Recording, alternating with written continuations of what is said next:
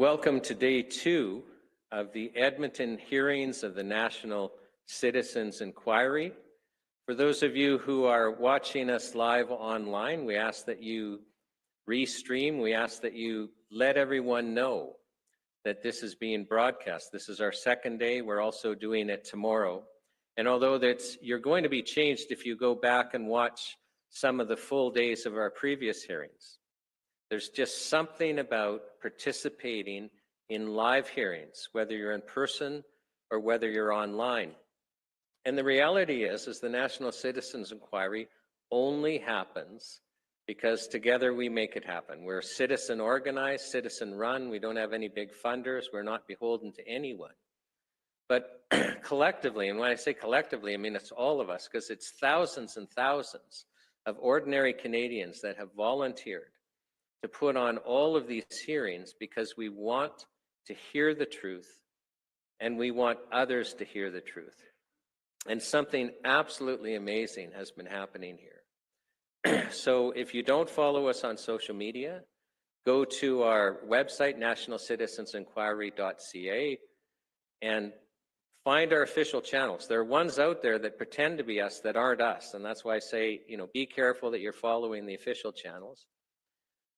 Like us, resend out our posts, get the word out, speak to people. When we put materials out like This is Canada, print them off, get them out, get the word out. We're in an information war, as I'm going to be discussing this morning. And it is truly time for you to start participating in getting the word out. Now, yesterday, I was sharing that we need to be grateful and understand that we're part of something bigger. What's happening here is not just 4 commissioners and some lawyers and some witnesses and a bunch of volunteers you don't see behind the scenes just making this work like clockwork. That's not what's happening here at all. What's happening here is collectively we're hearing witnesses speak truth in a fair platform where they're free to speak the truth, and there's something here that allows them to speak differently. There's something here that's giving their voices power. We all know what that is, and I just want us to appreciate that we're part of something bigger. And I also need to remind you of something that you understood long ago, but most of you have forgotten. When you were a child, like when you were brand new, before we had sent you to school and educated you, before we socialized you into a reality that isn't real, you understood, and I'm speaking to you personally, you understood at a fundamental level that you were here for something really important. You didn't know what it was. You didn't have, oh, I'm here to do this, this, this, but you understood that there was a reason why you were here. And as your life went on, things got in the way. We sent you to school. We started teaching you about things that aren't true, giving you a reality that was decided by others for you to come to believe in.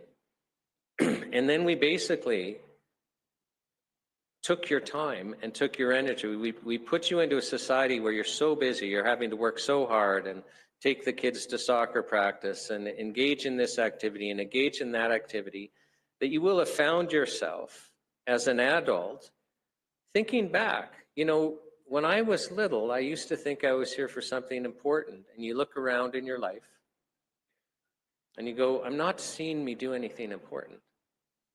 I guess I must have been wrong. You weren't wrong. You are here for something tremendously important. You are here for this moment that we are sharing together. You're here for what your destiny is. Every single one of us has a destiny that was written for us before we were even created, and you're here to fulfill that. And I want to impress upon you the importance of you understanding this and starting to step up. We are at an inflection point. Right here, right now. A lot of us For a long time, we thought, boy, things are wrong, things are going south. We've thought, for those that are religious, praying that there'd be a mighty moving of God. It's here. So things are happening now, and God is moving now. We're not waiting anymore. And the issue is are you going to miss it? Because you're here for this moment, and you have to understand this moment. And this is difficult for you because of what's happened over the last couple of years.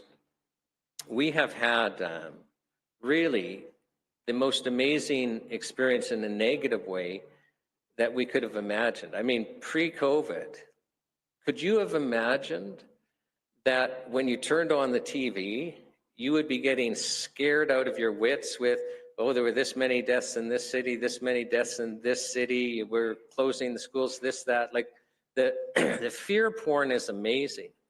There are just thousands of people that are smarter than anyone in this room, that their whole life purpose is to determine when you turn on that TV, even just for a few seconds, to actually affect your mind.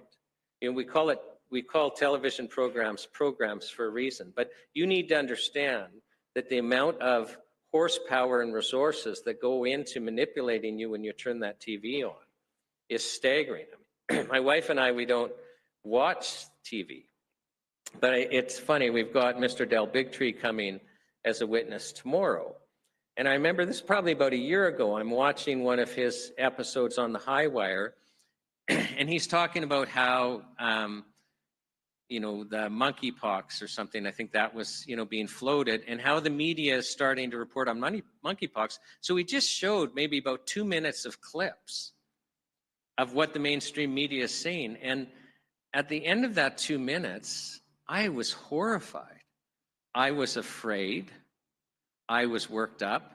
I had been moved into a state of fear. I'm in fight and flight. I have to now be realizing, actually, I need to keep a connection to my rational mind. And I knew it was fake. I knew it was fake while I was watching it. But the reason why I'm sharing this with you is to understand how powerful that medium is. And to understand that, when think back to the COVID experience, we were subjected to a type of programming, a type of psychological warfare that up till then had been unprecedented for us. I remember we made about a decision, I don't know, 1 or 2 months in, my wife and I, we were just not watching TV anymore because this is when COVID was going on, because it was making us too afraid. And it literally took about a month for us to settle down, like from the programming. And again, the language is deliberate. It's television programming. We're told what's happening. It doesn't matter, the programming still works. Wasn't it terrifying to be locked down? Wasn't it terrifying to have to wear masks? Wasn't it terrifying to basically watch all our institutions fail us? These hearings are in Alberta, and sometimes when I'm lecturing in Alberta, after our 2023 hearings, I would ask the audience, I would say, put up your hand if in the middle of the COVID madness, like when it was really dark, put up your hand if you honestly believed that the army would be going door to door, dragging unvaccinated people out of their homes and forcefully vaccinating them. Often, pretty well every hand in the room goes up. I've never been in an audience where less than half of the hands have gone up. And I'm just bringing this up to remind you of just how terrified we were. In Canada, a sizable portion of the population actually believed that the army would be going door to door, dragging people out of their homes. And why wouldn't we think that? In the province of Alberta, the opposition leader was publicly calling for the army to go door to door. We had our prime minister on television asking the question, how long? How long? How long will we tolerate them? Meaning the unvaxxed. This is our prime minister. And the level of fear until those truckers started rolling was tremendous. And, and they bought us. We haven't been locked down since. And we all want to just forget about it. We all want to go to Mexico on vacation. We all want to go to the lake in summer. We all want to just get into a routine where, you know, we're having a beer and a barbecue or watching our favorite TV show and really doing nothing except denying not only what happened, but what is happening now. And what's happening because you're in a state of denial, because you're just trying to get a reprieve, is that cell door is shutting more. And we need to wake you up because, as I said earlier, this is the time right here and now. And do you see an opportunity because of what's happening south of the border? I mean, we have Mr. Kennedy, who is now in charge of, you know, our equivalent of Health Canada in the United States, who's basically dedicated his time there to having real science, to having transparency in that organization. We've got Dr. Jay Bhattacharya, who is going through confirmation hearings now. Maybe they're done. I've kind of been out of the news cycle getting ready for these hearings and participating in them, to become head of NIH. And you know that there's going to be transparency, and you know that there's not going to be funding for biological weapons research. We have an opportunity to see the narrative being changed. And we're seeing, you know, with what Mr. Musk and this Dodge unit is doing, basically an exposing of how much the government is using our own resources to basically manipulate an agenda that we haven't participated in consenting to. And it doesn't matter what you think about what's happening there, or it's fake, it's real, that doesn't matter at all. What you can't deny is that there's an opportunity because the narrative is going to be changing. And because that narrative is going to be changing south of the border, it's going to be changing north of the border. And this is a God-given opportunity. And this is not happening by accident, but it's happening by design. And if you don't participate in it, we lose. This is our moment right now. It's not down the road. It's not down the road, it's right now. And that's what you need to understand. You know, we're learning just how corrupt our system is. But I need you to understand basically that the system is designed to enslave you. You know, everyone's thinking, oh, if we elect a different party, if we change a leader, if we just get MPs or MLAs to be responsive, then it will change. And there's a fundamental misunderstanding of the government structure in Canada. And there's a fundamental misunderstanding because you are deliberately not taught about our system. You know, there's a couple hundred people in this room, and there will be thousands and thousands and thousands watching this on live stream, and we won't even know how many because different organizations are live streaming this. Likely, I'm the only one in this audience, and of the people, thousands and thousands watching live, I'm likely the only one that's read our Constitution. And it begs the question, because every one of you will have gone through elementary school, you will have gone through high school. Probably the majority of you have gone to university or college. And yet the system that is choosing what you are to believe and understand has kept you from ever reading our Constitution. You'd think we'd start with kindergarten. Hey, there's this section, there's that section. You'd think definitely by high school we would actually be looking at the text that defines our government system. But in Canada, it's hidden from us. It's right there. You can go to the Department of Justice website and print it off. But ask yourself the question, why haven't I been encouraged to read it? Why haven't I been encouraged to read our Constitution? The next question you should ask, and this is an important question, because form matters. Form matters. Why is it that our Constitution is just a series of statutes passed by the British Parliament?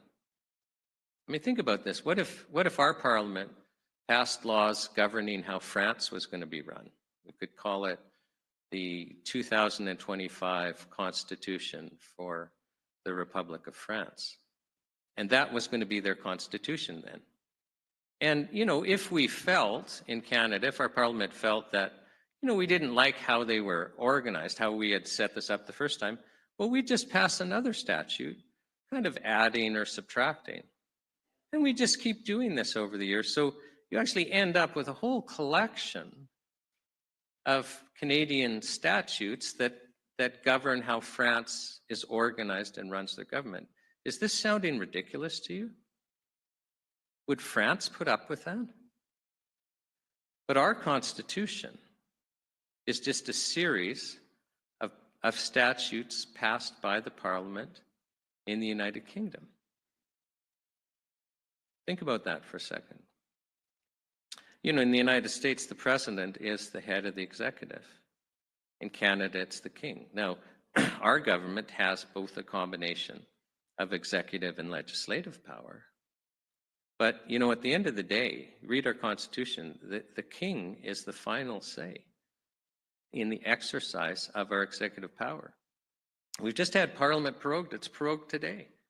And many in Canada disagree with what our Prime Minister did because we view this proroguing as really not being in the interest of Canadians that had elected a Parliament to do parliamentary business, but we view it as a convenience for the Liberal Party to select a leader. Well, it was the Governor in General, the King's representative, that made that decision, that holds that power. So it's the King's representative that we're experiencing live today has decided Parliament that we elected is not sitting. Doesn't matter what the reason is. Do you understand the power there? And the King's representative at any time can put Parliament on hold. Do you understand that? Do you understand where the power is? And we'll say, oh, no, but convention is our elected leaders do it. Well, why does the text say otherwise?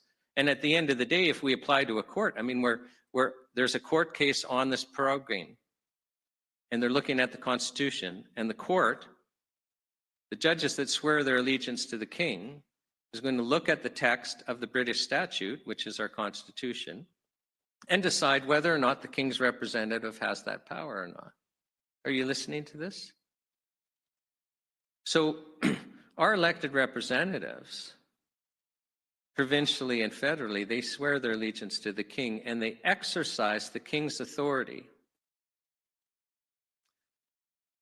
Do you know what the most powerful committee in Canada is? If I say Privy Council, have you ever even heard that term? Do you know what the Privy Council is? Do you think the federal cabinet is really where the power lies? Who's the most powerful person in Canada? Is it the clerk of the Privy Council? Have you even heard that term before? Do you see the problem here? Now, we call ourselves a democracy. Do you understand this is programming? Because, wow, are we easy to control?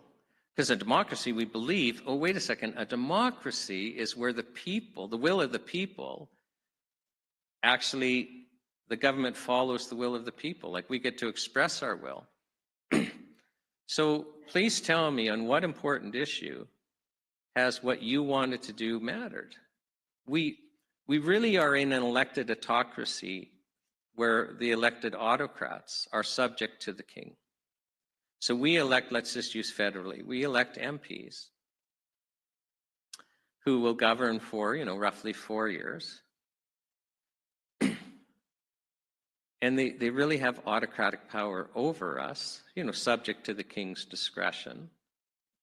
And they're not responsive to us at all. We can't force them to do anything. And we're finding ourselves we're experiencing this power structure and we're feeling helpless. All that's happening is we're starting to see the world that we live in.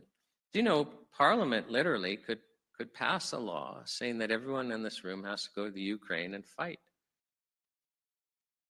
Like, they hold the power of life and death to us. And it could be treason if we refuse, and we could be shot because we'd be in an emergency situation that they would have the media convince us all that we need to do this. They control our health care, absolute control. Do you know you don't have personal choice over what you're allowed to use to treat yourself when you're sick? You know, anyone here has a heart attack and has to be rushed to the hospital from this place? The only treatments available are going to be chemicals that had a patent when they went through the process, because we've structured our laws to make it illegal to treat serious health conditions with anything that isn't a novel chemical. And this is all by design. You know, prior to the existence of Canada, there was only one class of people that didn't have the right to choose how they were going to treat themselves when they were sick, and they were slaves. And now we can add Canadians to that. Banking, I'm going to get to that in a moment, because I want to make the point of just how out of control things are here, and how you must step up the plate and you can't be in a state of denial. Our system, I think, has become worse than feudal, you know, and it's funny because it's all conditioning. I remember being taught in school and then, you know, taking some classes in university about, you know, medieval Europe and the feudal system, and just thinking, wow, can you believe that? They didn't own their land. They didn't own their land, and they had to work for a feudal lord that basically got a good share of the crops. I mean, they had to have enough crops to survive and all of that themselves and reasonably thrive, or the system wouldn't work. But I used to think, man, am I ever glad I don't live in that time? Well, you know, if I lived in that time, I would spend less time working for my feudal lords than I do in Canada. I would actually have more spare time, and I would likely have more of the fruits of my labor than I do here,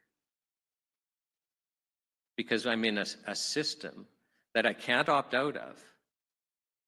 That, you know, if I'm going to survive and raise a family, I have no choice but to participate in, that takes over half of my time, takes over half of my wealth, just supporting the king. And where I have really no control over my life. In my opinion, we are worse off in Canada in 2025 than feudal serfs in medieval Europe. But we believe we're free. That programming, that messaging, that we're in a liberal democracy, that we have freedom, that our government is representative to us, it's a lie. There's assumptions in our governing system that one assumption is you should be ruled. You should be ruled. Why do we need the British Parliament to pass a Charter of Rights and Freedoms for us? Put it in a British statute that we have some rights. Why in Alberta do we need an Alberta Bill of Rights?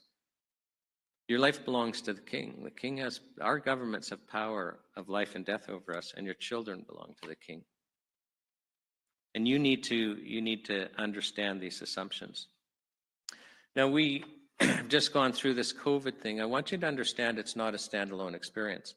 But for those of you who watched the testimony of Dr. David Martin yesterday, wasn't that sobering? Because he was showing us the patents, and his slideshow is marked as an exhibit. Anyone, once we get his page up, can review them and see his testimony. But COVID-19 it was patented before we even ever heard about it. The vaccine, remember, he showed the patent that was filed for the vaccine 2 days after the patent was filed for I'll call it a virus, but he says it's not a virus. Well, let's just call it a bioweapon. And he explains how, well, wait a second, the bioweapon patent, I mean, nobody's going to see that for months and months and months. So how can another company be filing a vaccine for the bioweapon unless there's collusion going on? And he showed us how there was collusion, how basically it was government funding to create this. Now, we all watch TV. They told us, oh, this new virus has emerged. Well, we've got to learn about it and try to sort out what to do. Let's just, shut down for 2 weeks to flatten the curve. They should have said biblical 2 weeks so we'd understand that didn't mean 14 days. But the message was, we know nothing about this. It's new. We're caught by surprise. But the reality is, and you can't deny it looking at the patents, Well, there was no surprise here. They created it. They patented it. They created the vaccine and patented it. Because remember, we got to find a solution, and Operation Warp Speed, and all these companies are busily working away in the public interest to create a vaccine that had already been created. Now, so do you understand that was just basically a war game? It was a psychological operation to get us to take the vaccine. But at least I was comforted when he told us that David Martin told us that there were 2,700 more patents on 83 different pathogens. Isn't that frightening? Now, President Eisenhower, when he was giving his farewell speech as president, he famously warned us, because he warned the world about the military-industrial complex, and that's the complex that brought us COVID. He warned us about that, and he says nothing happens by accident. And I want to share with you parts of the Bank Act. And I just this morning, because what I'm supposed to talk about in openings doesn't come to me till the morning. So just this morning, it's like, oh, yeah, I'm supposed to talk about the Bank Act. So I go to the Department of Justice website, and I just basically copy from the Bank Act, Section 21. So anyone can go here, not making it up, Department of Justice website, they have consolidated acts, find the Bank Act, read it. So Section 21, and the heading is Sunset Provision. And I just need you to understand, so banks are pretty important in Canada. You know, we have our mortgages with them, and, you know, they help with our investments, and, you know, they help in major financial markets in ways most of us don't understand. It's pretty important. And not just anyone, you can't just open a bank. They're regulated by the federal government, because one of the British statutes, that's our constitution, says that the federal government has jurisdiction over banking. So they've passed the Banking Act, and so you have to apply for a license to become a bank. If you're a foreign bank and you want to operate, you have to, you know, go through this act, and there's certain things you have to comply with. So when I'm talking about the Banking Act, I'm talking about the act that basically allows the banks to function. It gives them their authority. You can't do banking without complying. Sunset provision, Section 21 of the Bank Act.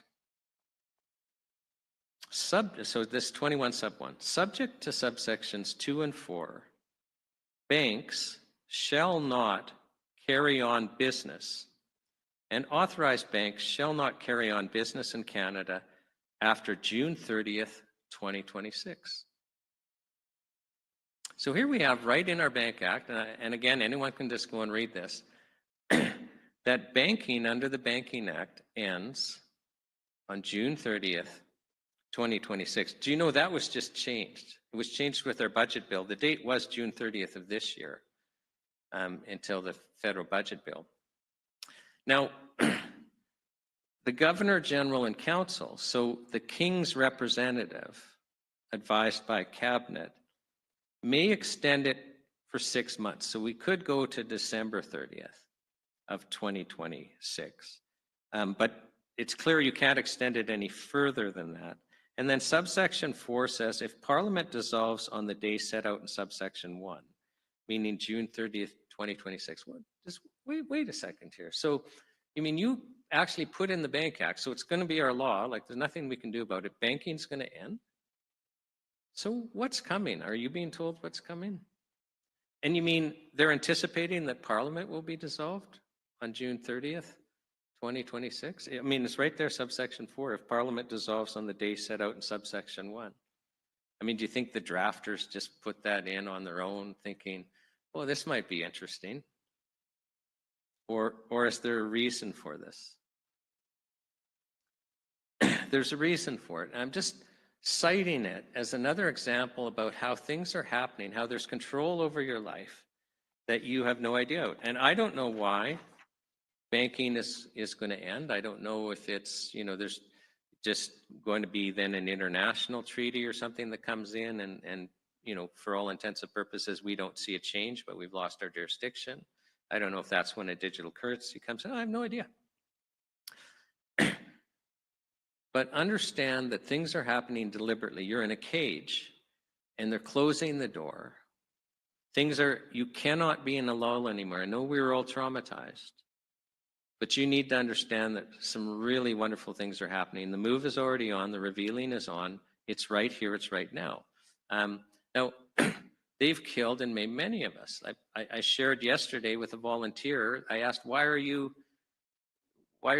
volunteering for the National Citizens Inquiry? And I shared the story, as soon as I asked that question. And the person's here, by the way. The person's in this room. When I asked her the question, I could physically see her body tighten. And instead of looking at me, she looked down, and there's hesitation. The canter of our dialogue had just been broken.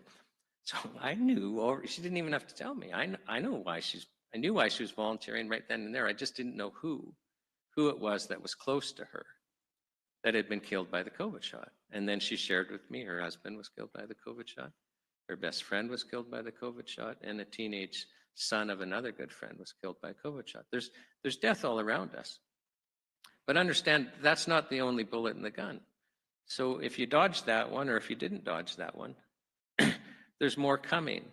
I'm going to read something to you that I hope it disturbs you terribly. It disturbed me when I read it. But we're experiencing something actually worse. The scale of the death we're experiencing from COVID is actually, I think the numbers are going to outpace the Holocaust. And I want to read to you a book written by Dr. Miklos Nizheli, who was a pathologist, a Jew, sent to Auschwitz, in the boxcars. But he was selected by Dr. Mengele to perform autopsies because he was a pathologist. And this happened right at the end of the Second World War. And he survived, and he wrote a book on it. But he wrote in the book, what does it look like after they open the gas chamber door? Like after it's done. And that's what I want to read to you. So I'm going to give you the context. So, he's explained how Mengele personally would select who's getting marched to the gas chambers and who's going to the work camp. And then they march in and they get into the first room where they're told to undress, but tie your shoes together and make sure everything's together with your name so there's no confusion afterwards. You can, all find your stuff. You see the psychology. They're not going to kill me in the next room. We've all got to be able to find our stuff. But they all get undressed. They all go in the other room. Doors locked, lights go off. And then these tubes that go to the ceiling. And at the bottom of the tubes, it's grated. And they actually drop. It's not a gas. It's a solid. But once they drop it down, the gas starts coming out. And then they wait a prescribed period of time for the gas to do its work. And then they open the doors. And so here's his description. And this is the first time he experienced this. And he says, the ventilators, patented exhaler systems, quickly evacuated the gas from the room. But in the crannies between the dead and in the cracks of the doors, small pockets of it always remained. Even 2 hours later, it caused suffocating cough. For that reason, the Sondo Commando Group, which first moved into the room, was equipped with gas masks. Once inside the room, or once again, the room was powerfully lighted, revealing a horrible spectacle. The bodies were not lying here and there throughout the room, but piled in a mass to the ceiling. The reason for this was that the gas first inundated the lower layers of air and then rose, but slowly, towards the ceiling. This forced the victims to trample one another in a frantic effort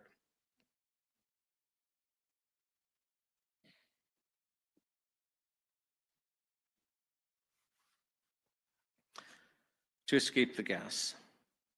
Yet a few feet higher up, the gas reached them. What a struggle for life there must have been. Nevertheless, it was merely a matter of 2 or 3 minutes' respite. If they had been able to think about what they were doing, they would have realized they were trampling their own children, their wives, their relatives. But they couldn't think. Their gestures were no more than the reflexes of the instinct of self-preservation. I noticed that the bodies of the women, the children, and the ages at the bottom of the pile, at the top the strongest. Their bodies, which were covered with scratches and bruises from the struggle which had set them against each other, were often interlaced. Blood oozed from their noses and mouths. Their faces, bloated and blue, were so deformed as to be almost unrecognizable. Nevertheless, some of the Sonder Commando often did recognize their kin. The encounter was not easy, and I dreaded it for myself. I had no reason to be here, and yet I had come down among the dead. I felt it my duty to my people and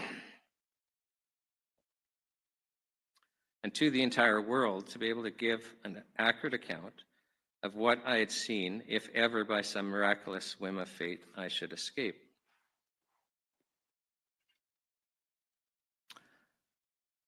Now understand that most likely way more people are going to die because of this COVID event than occurred in the Holocaust. And I want you to understand that this has been a continuous thing through history. What I just read to you is horrific. But you know, I shared the story of the volunteer in Calgary on Monday, and somebody called the next day saying, "Can I come and testify? My 24-year-old daughter who took the shot, literally in 6 weeks from diagnosis, died of a turbo cancer, and the death was horrible. It was horrific." We're going to show you some pictures where we've scheduled her to testify before Dr. Macas so that when he testifies about turbo cancers, you have a personal face beforehand to make that real. What is happening to those suffering because of this and who have died is no less horrific than what I just read for you. And you have to understand that we're not in a war of bullets and bombs anymore. We're in a war for our minds, and the main weapon is the media. Remember, I shared with you before just how effective they are. The main mechanism is the media, and the second mechanism is our schools. I was going through some of the openings from the 2023 hearings, and one of them I asked the question. This is 2 years ago. So I asked, the question during an opening, is watching the mainstream media consistent with you being alive in 3 years? And that was 2 years ago. And I think that was an appropriate question, that we should renew. So now the question is watching the mainstream media consistent with you being alive a year from now? And I think you actually honestly need to consider that. We're in an information war without bombs and bullets. We have to do this peacefully. We have to do this peacefully. We're not going to get anywhere except doing it the peaceful way. I think literally Gandhi showed us how to defeat the exact same power structure. But why aren't we targeting the media in peaceful ways? I remember there was a protest against CBC where they plastered a whole bunch of pictures of people who had died from the vaccine. It was like a 1 or 2 day event. Why isn't that happening every day? Why isn't it happening in our local media? Why isn't it happening all around the world? Why is it that the editors and the reporters that are doing this, that we're not calling them personally, that we're not writing them letters personally, that we're not sharing our stories so that they can come to understand that they're on the wrong side and stop? It's called moral distress because we're all humans and we don't want to hurt each other. We can fight back in peaceful ways. We need to do that for the schools. We need to take back our schools. But do you understand? The moment, the opportunity is now. The narrative is breaking now, but it won't break. And it definitely won't break in Canada until we stand up. If you're in a tire shop and they got CNN on and they're spouting crap, say it out loud to the people there. Start figuring out, how am I going to, we know they're weapons, how am I going to get involved peacefully? But I'm indicating to you that we have to get involved. When you give a lecture or speaking like this, you often just find a face in the audience and you look around, and it just happens just subconsciously, and then you pick somebody. And today, just by fate, even though I was planning on speaking with her, we have Regina here. And Regina testified in our Red Deer hearings. I invite you to go and watch her testimony. Regina was involved in the Solidarity movement in Poland from the beginning. And, after the main leadership I'll call it arrested. She called it something else. But, you know, they're having to worry about taking care of the families and carry things on. She got arrested for handing out pamphlets that went against the government narrative. And she got sentenced to 3.5 years by a military tribunal. And it's funny, I was speaking to her yesterday just to clarify, you know, how long did you spend in jail? And she actually shared the prosecutor was only asking for 3 years. But because she was not going to back down, the court sentenced her for 3.5 years. And she served 1 year in prison before she was allowed to come to Canada as a political refugee. But you understand, she's setting an example for us, and she's sitting in this room, and she can look herself in the mirror and like what she sees. She set an example for us that we have to pay the cost. We absolutely have to. And the thing about it is we have an opportunity for the first time in centuries. We have an opportunity here in Canada to basically create a society and a government structure that is going to be responsive, or the alternative is for the cage door to be shut and for us to be called and controlled at will. So commissioners, with that opening, and I do apologize that it was no, I don't apologize for it being heavy. With that opening, I will close and we'll officially go on the record. So commissioners, for the record, my name is Buckley, initial S. I am lead counsel for the National Citizens Inquiry. I'm pleased to call our first witness today, Dr. Jessica Rose. Jessica, can you hear us? I can. Can you hear me? We can hear you. Jessica, can you state your full name for the record, spelling your last name? Jessica Rose, R-O-S-E. And Jessica, do you swear to tell the truth, the whole truth, and nothing but the truth, so help you God? Yes, I do. Now, just by way of introduction to the commissioners again and to the public, although I will note that we've entered as an exhibit your CV, which is Exhibit 38 in these proceedings. But just so that people quickly have an idea, I'm just going to go through some of your credentials. So you're a Canadian researcher with a bachelor's degree in applied mathematics and a master's degree in immunology. You also hold a PhD in computational biology and 2 postdoctoral degrees, one in molecular biology and one in biochemistry. Is that correct? That's correct. You were also accepted for a 2-month position as a senior researcher at the Weizmann Institute. And your most recent research efforts, although I know that you're very busy and they're changing, but you really have focused on the VERS system, and I know you're presenting to us today on that. And the VERS system is basically the adverse reporting system that people would report to in the United States for things like vaccine injury. That's right. Okay, now I know you've prepared a presentation for us, so I'm going to invite you to just start, and then I'll just ask you questions as needed. Okie dokie. Can everybody see that? Yes, we can see your screen. Great. So I will be showing some VERS data at the end. I was told I have 30 minutes, so it should be about that length of time. So the focus here is on children. So I'm going to weave in and out of speaking specifically about children whilst talking about the COVID shots, these gene-based therapeutics. By the way, thanks for having me back again. I'll just interrupt and say, Jessica, that we usually don't, allow people to just keep coming back, but we consider you the NCI in-house scientist. So we're always pleased to have you, and thank you for your willingness to update us. Oh, it's my pleasure. You keep me on my toes, so it's an honor and a pleasure. So yeah, I've been busy. I'm going to show you a few news updates, I'm calling them. First of all, on the subject matter of babies being mandated to be injected with these COVID shots, which makes no sense.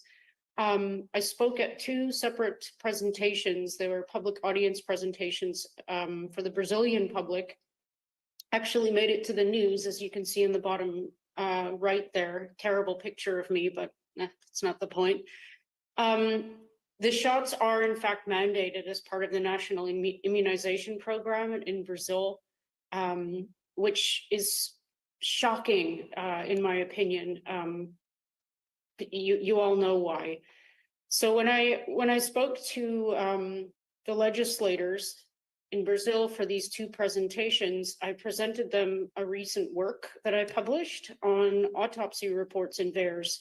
The reason I focused on that is because if we actually had that data, the specific autopsy data, cause of death for adults, then it would advance, the understanding of the dangers, and therefore maybe we could get these things off of the childhood vaccination schedule.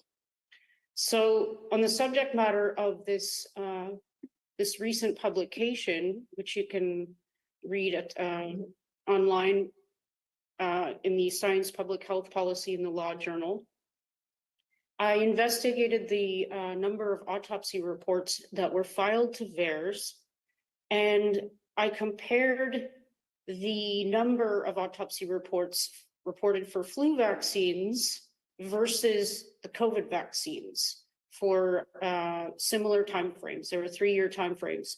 And what was really interesting is that I found a really red flaggy unexplained void in the data with regard to autopsy reports in the context of the COVID products. So although there were by absolute count more autopsy reports reported in the context of the COVID shots, when you normalize that to the number of death reports, it was 77% lower than for flu. And I think everybody remembers that autopsies weren't being ordered commonly because the claim was that we didn't have enough personal protective equipment in order to do them safely because SARS was so dangerous. That was the story that they gave us in the beginning. But I mean, why did that prevail? So the most important thing I found was that a lack of data in terms of autopsies, which can tell you cause of death in VAERS in the COVID context. And, we needed more autopsies, not fewer. So can I just interject, Dr. Rose? So here we're in this global pandemic where literally the world's been shutting down and we're forcing people to vaccinate. And you would think our #1 priority is to know about this disease. And the only real way to know is to do an autopsy. That is the gold standard. And in fact, I think you'll agree with me, in the real world, like even the non-COVID world, we're often amazed at how when you do an autopsy, you find out you didn't know what was going on at all. That's really, and that's why we have pathologists to tell us what's going on, both for live analysis and for death. So just from a public policy perspective, you think we'd be doing more percentage of autopsies because this was our #1 health concern. Precisely. This is what forensics and investigations into cause of death are for. It's exactly what you said. We could have and we should have been seeking the true cause of death. It would have been quite enlightening, and we would be much farther along than we are now in terms of the global understanding of the dangers of these shots, in my opinion. Here's news #2. I don't know if everybody knows the backstory on this infamous myocarditis paper that I penned with Peter McCullough in 2021. It was withdrawn without any clear reason. There was no suggested problem with data. There was no plagiarism. There were none of these reasons that are normally provided for the withdrawal or retraction of the paper. So that happened. I updated the paper. Peter McCullough and Nicholas Hulsher were the co-authors. We got it published. We rewrote it, updated. We got it published in Therapeutic Advances in Drug Safety a year and a month ago. And all of a sudden, an email appeared in my inbox, in our inboxes, that claimed after this is after peer review. There's no more review. There's no more reviewers. There's no more back and forth. There's a specific process that you go through when you get something published through the peer review process. And once it's done, once it's published, it's done. So the email was from 2 reviewers, go figure, your guess is as good as mine, that had 52 points of contention that have to be addressed by a certain date. And the weird part was that in the case where we didn't address these 52 additional points of contention, this is post peer review published state of a paper, they didn't indicate what would happen. So I'm anticipating that this paper is going to end up getting retracted again. And the weird part is it's known, it's accepted by the 3-letter agencies, by the sorry, were you saying can you something? share with us what the paper informs us of? Myocarditis reports in bears. It's a descriptive analysis of the myocarditis reports in bears. There's nothing controversial about it, nothing. So it's very weird because it's accepted and known by the regulatory bodies and the health agencies that myocarditis is absolutely an adverse event associated with the COVID shots, especially in young boys. This is the main finding of the paper, it always was. There's a deterministic link there as well. So it's very strange to me. My friend suggested that maybe it poses a so-called threat because it does link VAERS to myocarditis and causation. So perhaps maybe if that precedent is published and set, then perhaps people will accept that VAERS can be used to establish a link, causal or not, to other adverse events. Your guess is as good as mine. So news number 3, Kevin McKernan spoke about this in his presentation prior to mine. A lot of people are talking about this Yale preprint that demonstrates many things, but primarily important is that there's continued spike protein production in people's blood up to 709 days post-injection. This is a preprint that I'm hoping will get published. It will get through the peer review process. This is very, very important information.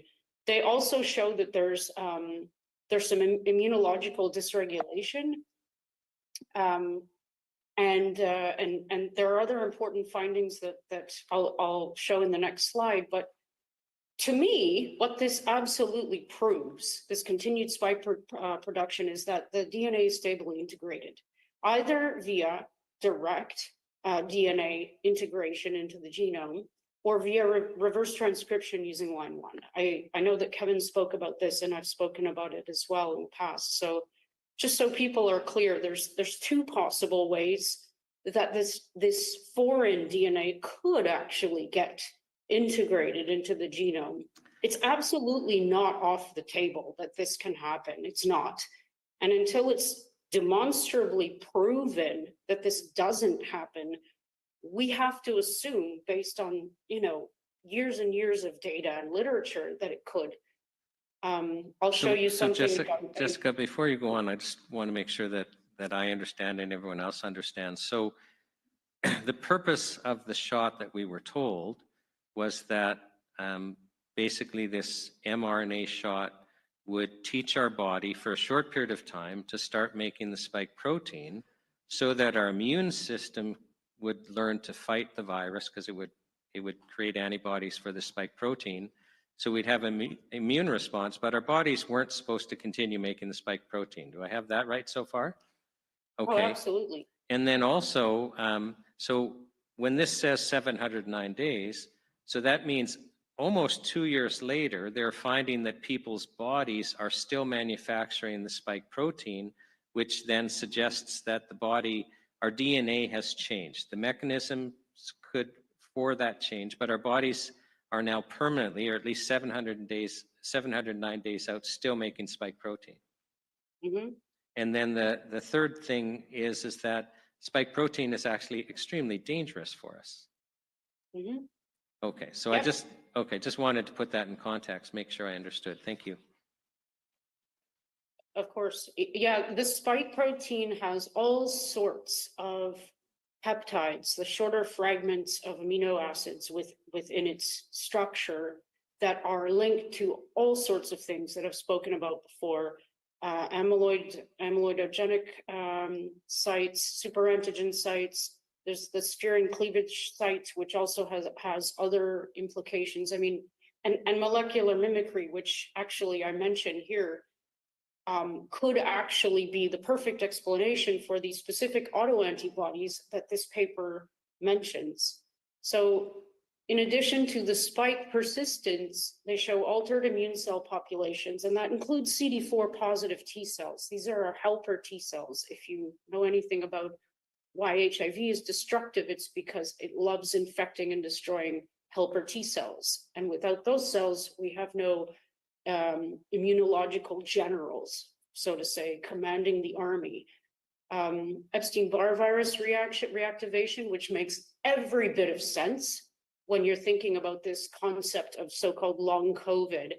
Personally, I think long COVID is just the reactivation of latent viruses like Epstein-Barr wreaking havoc, and specific autoantibodies. So molecular mimicry, I've talked about this before, but this is when you have an antibody response to a sequence of amino acids, like a peptide.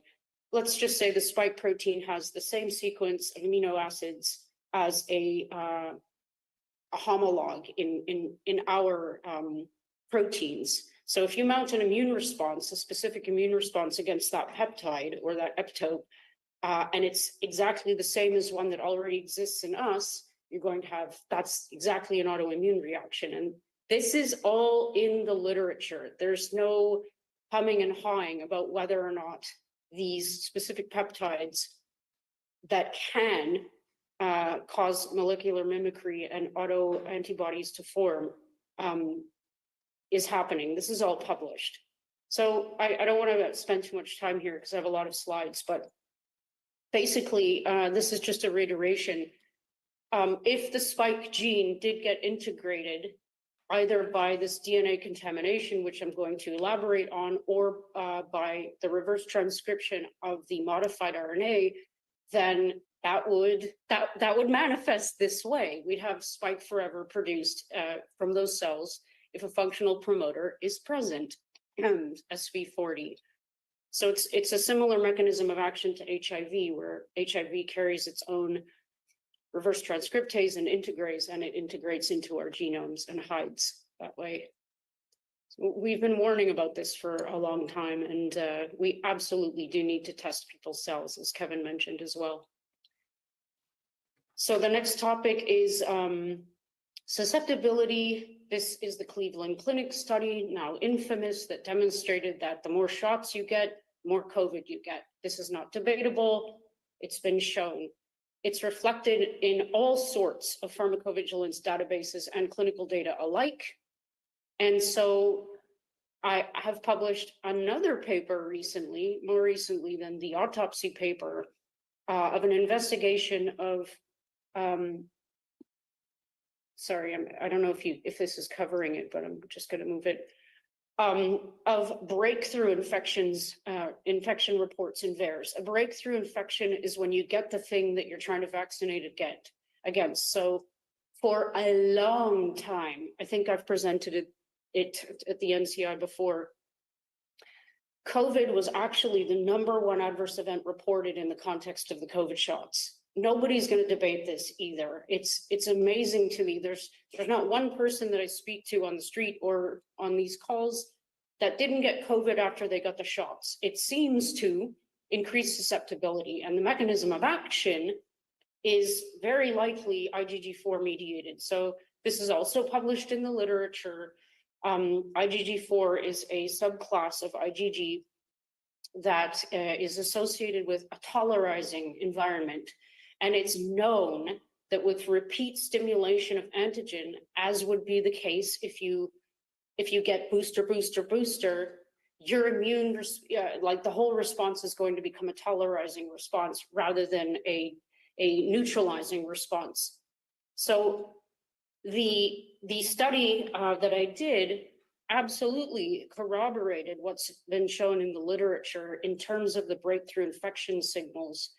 So in the context of the COVID-19 shots, they were significantly higher, these reports of breakthrough infections following dose 4, significantly.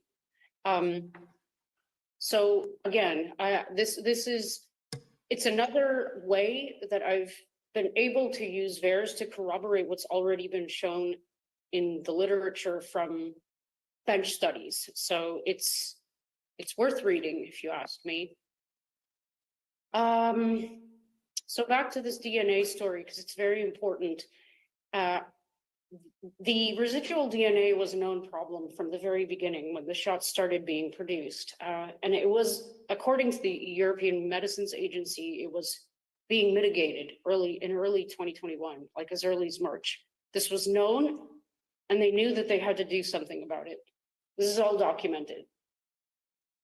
The way that the DNA got in, Kevin covered this, but I'm just going to remind everyone, is through the process 2 procedure.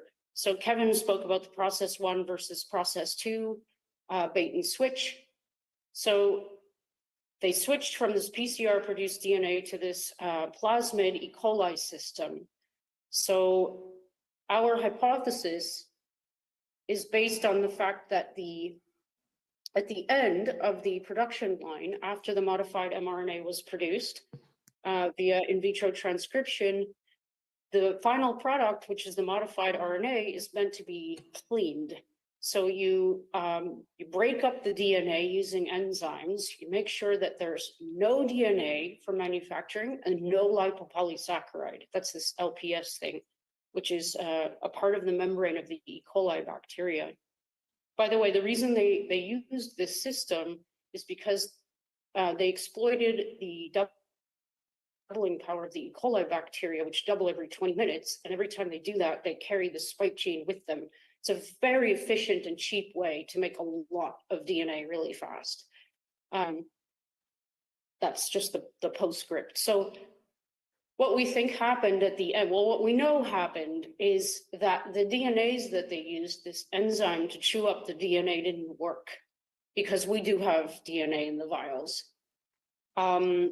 I'm absolutely certain the reason why they didn't work is because hybrids formed, DNA, RNA hybrids. So this is something that happens in nature. It's not something specific to this manufacturing or synthesis workflow. We have specific enzymes, ASEs, that break these things down so that there's no accumulation. And this is very important because if you do have an accumulation of these so-called R loops, these excised introns, then they can be potent inducers of DNA damage and they can cause cancer. This is all in the literature. This is known. This was an anticipatable problem, if you ask me, to predict. And so besides the fact that the only thing that was meant to be enveloped in the lipid nanoparticles or encased in the lipid nanoparticles was the negatively charged modified RNA, we think that there's DNA hybrids and also modified RNA, and that's how they got snuck into cells via this Trojan horse. I mentioned cancer in big red letters here because we know that there are upticks of cancers, rare cancers, cancers in young people, you know, not just emergent cancers, but like stage 4 cancers coming up in previously healthy people. So this could actually be a mechanism of action. And Jessica, can I just again, because you're a scientist and you you have knowledge that none of us do, and I just want to see if I've got it down to the street level correctly.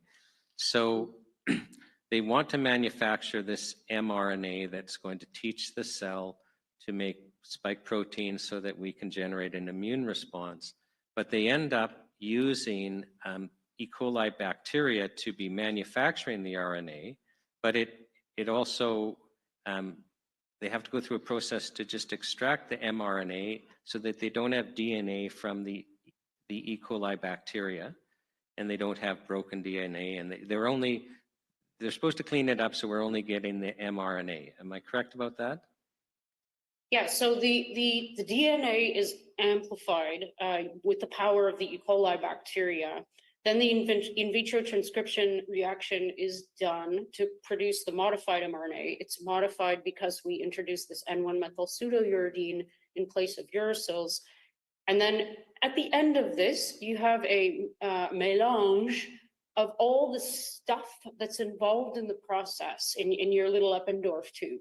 So you've got DNA, you've got some nucleotides, you've got some lipopolysaccharide because you broke up those bacteria along the way. So yes, you have to dissolve the DNA, so to say, break it up with specific enzymes and then filter it out. And you also have to get rid of that lipopolysaccharide. So they have ways to do this. The other point that's very important to point out is after they do this, we'll call it a cleansing process to produce a pure product, a pure modified mRNA product for eventual encasement in lipid nanoparticles.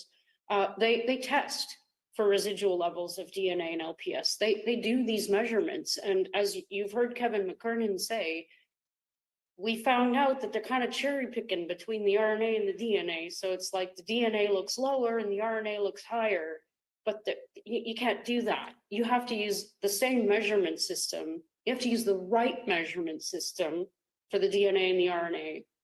Right. And make sure, absolutely sure, that you have this pure product. Right. That's where. And so where you're going though is the product isn't pure by any stretch. It's got all this DNA, it's got this DNA it's just filled with garbage, and all of that gets encapsulated in these lipid nanoparticles, and they're designed to go into the cell. So we're basically delivering DNA and DNA fragments that shouldn't be there into our cell, and the danger there is it could become permanently incorporated in our DNA, and the results are not predictable.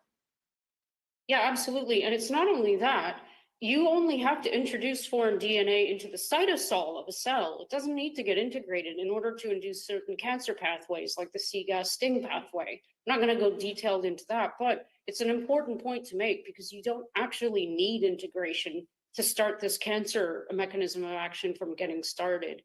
So just before I go on, it's a super interesting thing that you pointed out about, like, I've been looking at this for a long time, and I'm not a person who's actually designed lipid nanoparticles. This is 20 years in the making, by the way. And as far as I know, they didn't resolve any of the toxicity issues with the cationic lipids. However, the reason why this system, quote unquote, works, like when they put these lipids that they construct the lipid nanoparticles with, there's 4 of them, under specific conditions, because of the cationic lipids, the positively charged lipids that they use, and the negative charge of the RNA, let's just say, when you expose or impose certain conditions like pH and blah, blah, blah, they go whoop, and they're supposed to form into these approximately 100 nanometer diameter spheres. So you have kind of like this somewhat dense bubble with these negatively charged, genetic material inside. So they've done a lot of tests on this, and they've measured all sorts of things that have to do with charge and zeta potential, etc.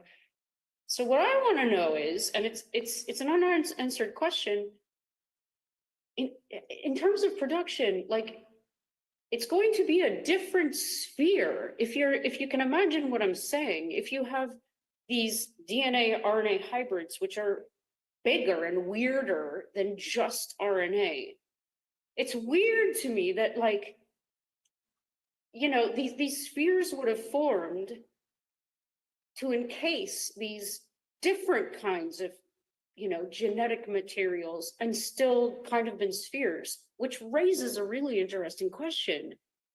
Did they form into nice spheres, or did they form into more like blebby structures? Because that's also published in the literature. Anyway, I'm going to leave that as a thought for everybody because I have a lot more slides. Recently, Kevin's very, very transparent. He's always posting all of his data. He uploads all his sequencing to the proper places. And he recently posted that it would be easy to solve the DNA issue if you just use this duplex DNAs thing, etc. So I just wanted to point that out because it's not like there aren't solutions, but if there isn't an admittance of the problem and the human effects of these problems and investigations, we're not going to get anywhere. So, you know, the DNA issue is potentially easy to solve, but the lack of transparency and deception is not so easy. And I want to follow that with a very important point that even if the DNA problem was resolvable at this point, a lot of people have been injected already. No solutions and no testing of cells are being really done at scale. And we still don't have a safe product because the lipid nanoparticles are highly toxic to cells. And they also, like we were told, they don't biodistribute to just about everywhere in the body. So they can dump this, whatever genetic material they contain, anywhere. And this is a really important point. I just want to hammer home that it's in the Moderna patent here that this integration issue of when you present foreign DNA to a cell is an issue. It's well documented. Nobody who's in these fields doing this kind of research doesn't know that this is a potential danger. That's why there's a warning in the patent. So it's not like we're making this up. It's not like we're just catcalling like, oh, no. There are specific known mechanisms of action for what we're seeing. So we're scientists, we're hypothesizing as to why this is happening. Is it A, is it B, is it C? And this is a plausible reason.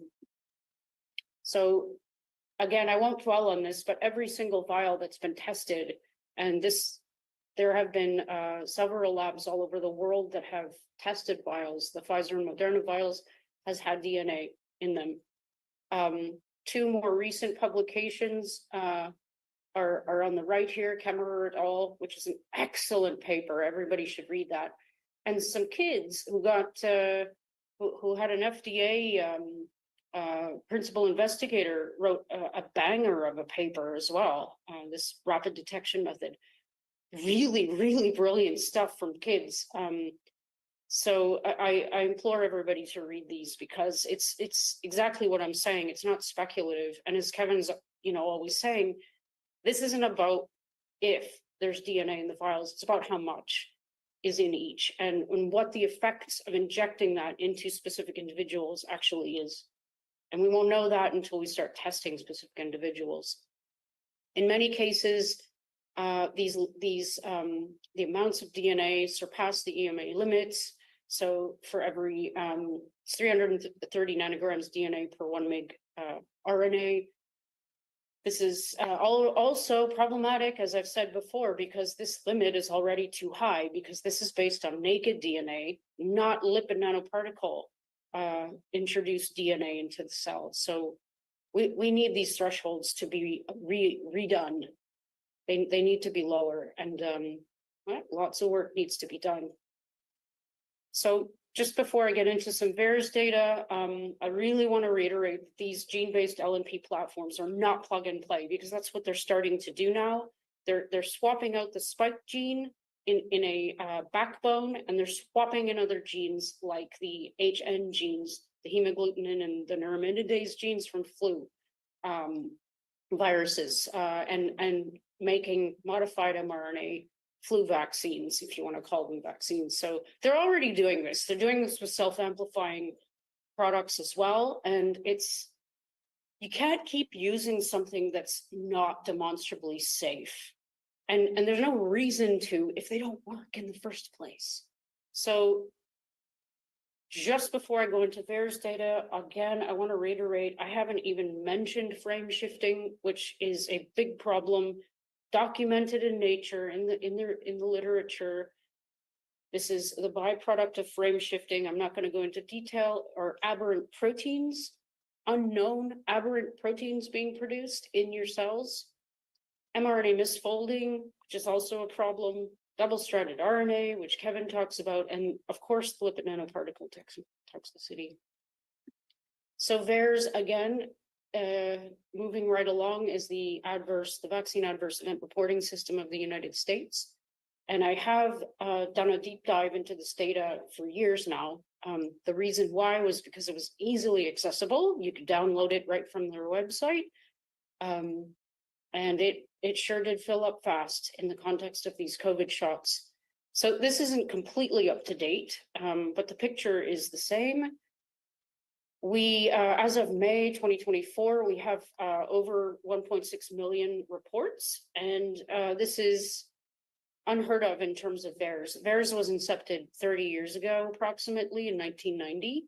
And for all the vaccines combined, all the adverse event reports associated with all the vaccines combined, you can see in the blue bars here on the graphs on the bottom, it's not even comparable, remotely comparable to what we're seeing in the context of only the COVID shots as of 2021. So the red bars are the COVID adverse event reports, and the blue bars are all the vaccines combined with adverse event reports. On the left here are the total reports, and on the right are the death reports. So any adverse event that you pull out as a standalone has this profile, and it has yet to be explained by the owners of the data. I'm hoping now that Robert F. Kennedy is the Secretary of HHS and Jay Bhattacharya is head of NIH, that we're really going to get some answers finally pertaining to this data. And just to demonstrate again that this isn't because there were more COVID shots that we're seeing this boom in reporting, I compared a time-matched experiment with the influenza versus the COVID shots. I picked 462-day time frame just because, you know, that's how many days I had of data at the time. And indeed, there were 2.3 times as many COVID shots distributed or administered to the public in that time frame when you compare it to the influenza shots. However, or just before I get to the however, you would think that this would mean that there would be a proportional increase in adverse event reporting if they weren't more dangerous, if they weren't causing more harm. It wasn't 2.3 times more, it was 118 times more, as you see on the far right. And even more concerning, and makes sense to me, is that there were 6.2 times as many types of adverse events reported in the context of the COVID shots. So in my opinion, that absolutely speaks to an immunological dysfunction, because everything is based on the immune system. I can't even believe they only teach one course in med school, but so be it. So the VAERS data still hasn't been addressed properly, despite these huge red flags. And it's a pharmacovigilance database. It's a system that's designed to emit safety signals in the form of data such that they can be analyzed for causal effects. That's what they've always done. There are 3 primary ways to determine causation, which you can do using VAERS data. It's what the 3-letter agencies have always done.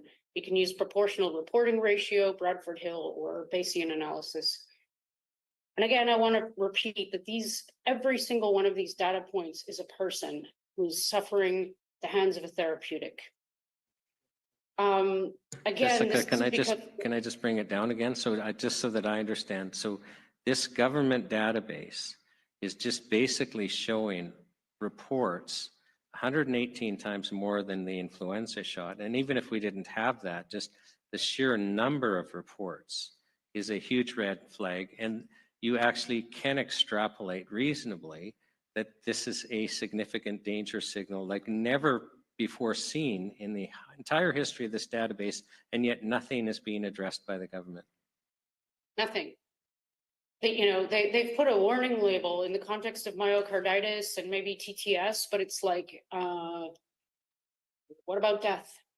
last time I checked, we had a cutoff for the number of people who are allowed to die in association with a therapeutic. It makes no sense. Well, it makes no sense to a sane person who cares about other people. So it's not because more shots were doled out. This is definitively demonstrating that. I took the number of adverse event reports in the context of influenza from 2019 to remove the 2020 bias because 2020 was a mess, and the COVID-19 shots in 2021, and normalize this per million doses administered. And there's no comparison. On the left, you see the adverse event total. On the right, you see death. So in terms of death, there's 70 times more. So this is really, really demonstrating that the COVID-19 injectable products are deadlier than the influenza vaccines. I haven't had any opposition to this. It's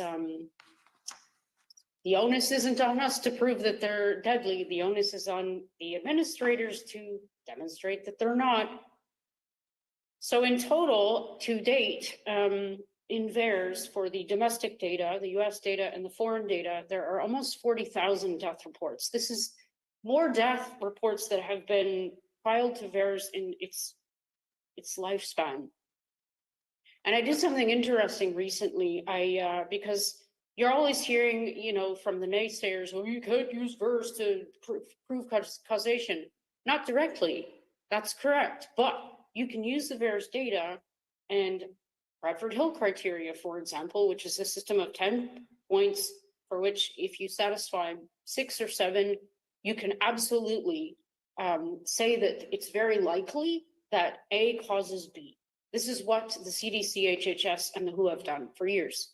So I integrated this into an algorithm to test whether or not I could determine a probable cause of death based on the doctor's notes. So I'll just remind everyone, there's a free text column in the VAERS data per VAERS ID, which is each person that files a report.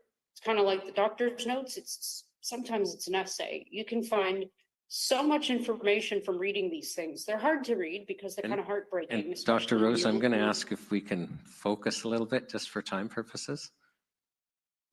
Oh, sure. Yeah.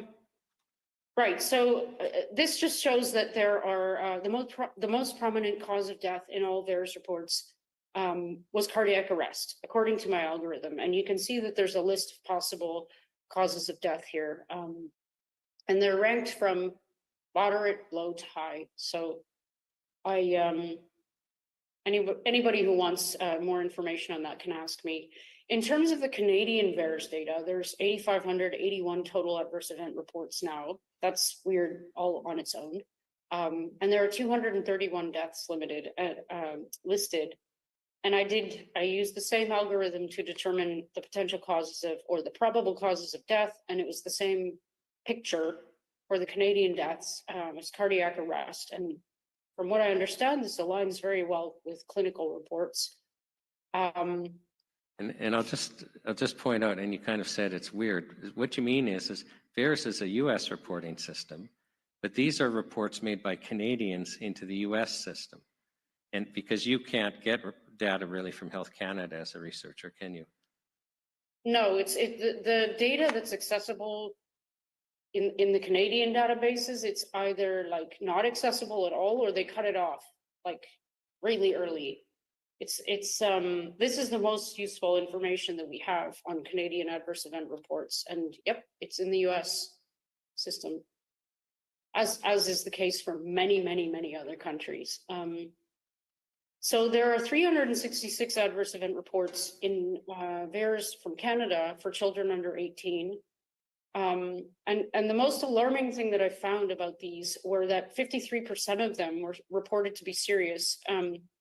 And according to the VAERS handbook, 15% is the upper limit for the percentage of serious adverse events in any given set of data. So this 53 is way up there. 9 of them died. One of the serious adverse events types is death, and four were under 2. It's kind of dreadful. So getting toward the end, no matter what adverse event you select, like I said, there's a signal in VAERS. So I want to just focus on cancer and then I'll be quiet. This is the same plot that I described before, except for cancer. So these shots are cancerier, more cancery than the influenza vaccines. And what's probably more disturbing is that the signal is increasing as time is progressing. And the reason why that's really disturbing is that the administration frequency's gone down. But despite that, we're seeing more reports. So this kind of lends to the idea that there are delayed effects being linked back to these shots, perhaps because they had no history, because they're young people, who knows? And this is only for the modified mRNA shots. This is normalized for 100,000 adverse events. In the Canadian context, the percentage of cancer reports was quite low. But again, this is leaves rustling in the wind data. This isn't a Canadian government database. So now I wanted to respond to something I heard Kevin mention in his presentation. This is really interesting. It's a new finding pertaining to whether or not we see more cancer in the context of the Pfizer shots because of perhaps a link between the SV40 fragment that he found, DNA fragment, and perhaps the link to P53, which is this guardian of the genome, tumor suppressor gene. So I pulled out the number, or I calculated the percentages of cancer reports for the COVID injectable products as per manufacturer. I separated out Pfizer and Moderna, and then I pulled out the ones for Janssen and Novavax, which are the non-modified mRNA products. And it's really interesting because 2.1 times more, there were 2.1 times more in the case of the Pfizer-BioNTech product. So it, again, you can't say that, oh, well, this solves, but it doesn't counter the hypothesis that we've generated. It actually supports it really well. So it's another win for VAERS, if you ask me. So yeah, is it because of SV40? It could be, because the Moderna shots don't have the SV40. This is my last slide. Just to, second last slide. I think that we need more than a moratorium on these products. We need to recall them. I mean, the AstraZeneca product was recently recalled because of this TTS. It can happen. The associated signals can be linked to the product, back to the product. It would be devastating, I'm sure, because people would I don't know how people would feel, but it's better to stop it before it gets way too out of control, if you ask me. And yeah, so it happens, it has happened. And I just want to punch one more point home, that the critical quality attributes like this DNA contamination thing and the potency, which refers to the so-called dose, needs to be addressed. I'm going to shock everyone by saying a fact right now. We have no quantifiable idea of dose. The 30 micrograms of genetic material that is RNA that is supposed to be injected in terms of a Pfizer shot and 100 micrograms in terms of the Moderna means nothing, because you don't know how many or which lipid nanoparticles infect which or how many cells. You don't know how much genetic material is being dumped into those cells. You have no idea. And when I say you, I mean you general. Nobody knows how much of that genetic material is being translated into spike protein. We have no data on this because there's no way to know. No good data. There are estimates that it's about 2%. Anyway, I won't bore you with that, but the point is that we don't have any idea per person, per cells, per person, because we don't know where the LNPs go, how much spike protein each cell is making, and that's the dose, that's the potency. How much of the prodrug is actually being manufactured for this immune response to ensue. So are the children safe? No. not as long as they're being injected with this stuff that causes so much damage in adults. I mean, children are one thing, babies are another. I mean, children are not finished developing. Babies haven't even started. They were never at risk for SARS, for hospitalization or death. This is so well documented. Nobody ever denied this. So there's no reason to inject them with this crap, especially considering the fact that there's so much data that demonstrates that they have very specific harms. And we haven't really, we haven't even quantified what dose means. I mean, it blows my mind. That point really blows my mind. So with so much definitive injury demonstrated in government pharmacovigilance databases in adults, there's no reason. This is my final slide. It's the same as the one I've always presented, but I added a little point on testing people's tissues and also making sure the blood supply is clean, free from spike, for example, because it is harmful. This is where you can find me, and I thank you for your time. I hope I didn't go over too much. No, thank you, Dr. Rose, and I'll pass you on to the commissioners for questions. Dr. Rose, welcome back to the NCI. It's a pleasure to see you again. I'm interested in any views you might have on the recent release in Japan of the self-replicating mRNA virus vaccines. It's a horror show, if you ask me. I've really gone deep into those products, and I don't like anything about them conceptually or practically.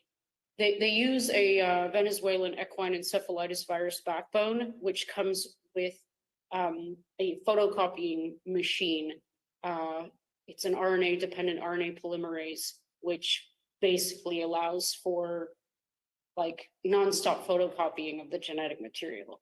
So in this backbone, they extract some of the guts of the Venezuelan equine encephalitis virus that's responsible for construction of the virus, and they insert in this Japanese product the spike genes, which basically means they're saying that this is great because you can quote unquote lower the dose because you have injected the ability for this genetic material to be photocopied autonomously once it's introduced to the cell. So you can start with a quote unquote lower dose of 0.1 micrograms. However, there's no data to indicate when and if this replication turns off. It's absolutely going to be at the expense of the cell. I mean, besides the fact that no matter which cell is producing this foreign protein is being targeted for destruction by the immune system, the metabolic expense of constantly churning out these templates for follow-up production of protein, I mean, that's no good for anyone. And I have to say one more thing, point of concern. There are no experiments that demonstrate that there isn't a danger with recombination with another type of alpha virus. So let's just say they're also trialing this type of product for flu in the United States. Let's say somebody has an active alpha virus infection of some kind going on in their cells. They get injected with the self-amplifying thing, which has this backbone of this equine encephalitis virus, which is also an alpha virus. And just by some chance, those two things get into the same cell. So replication is ongoing in this native alpha virus. And there's something that's called template switching that can happen.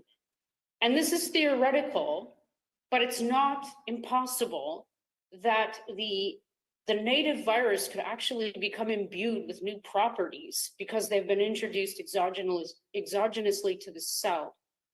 Whether or not you're going to have a replication competent virus, et cetera, there's a lot of things that would need to happen in order for a disaster to ensue. But here's the point.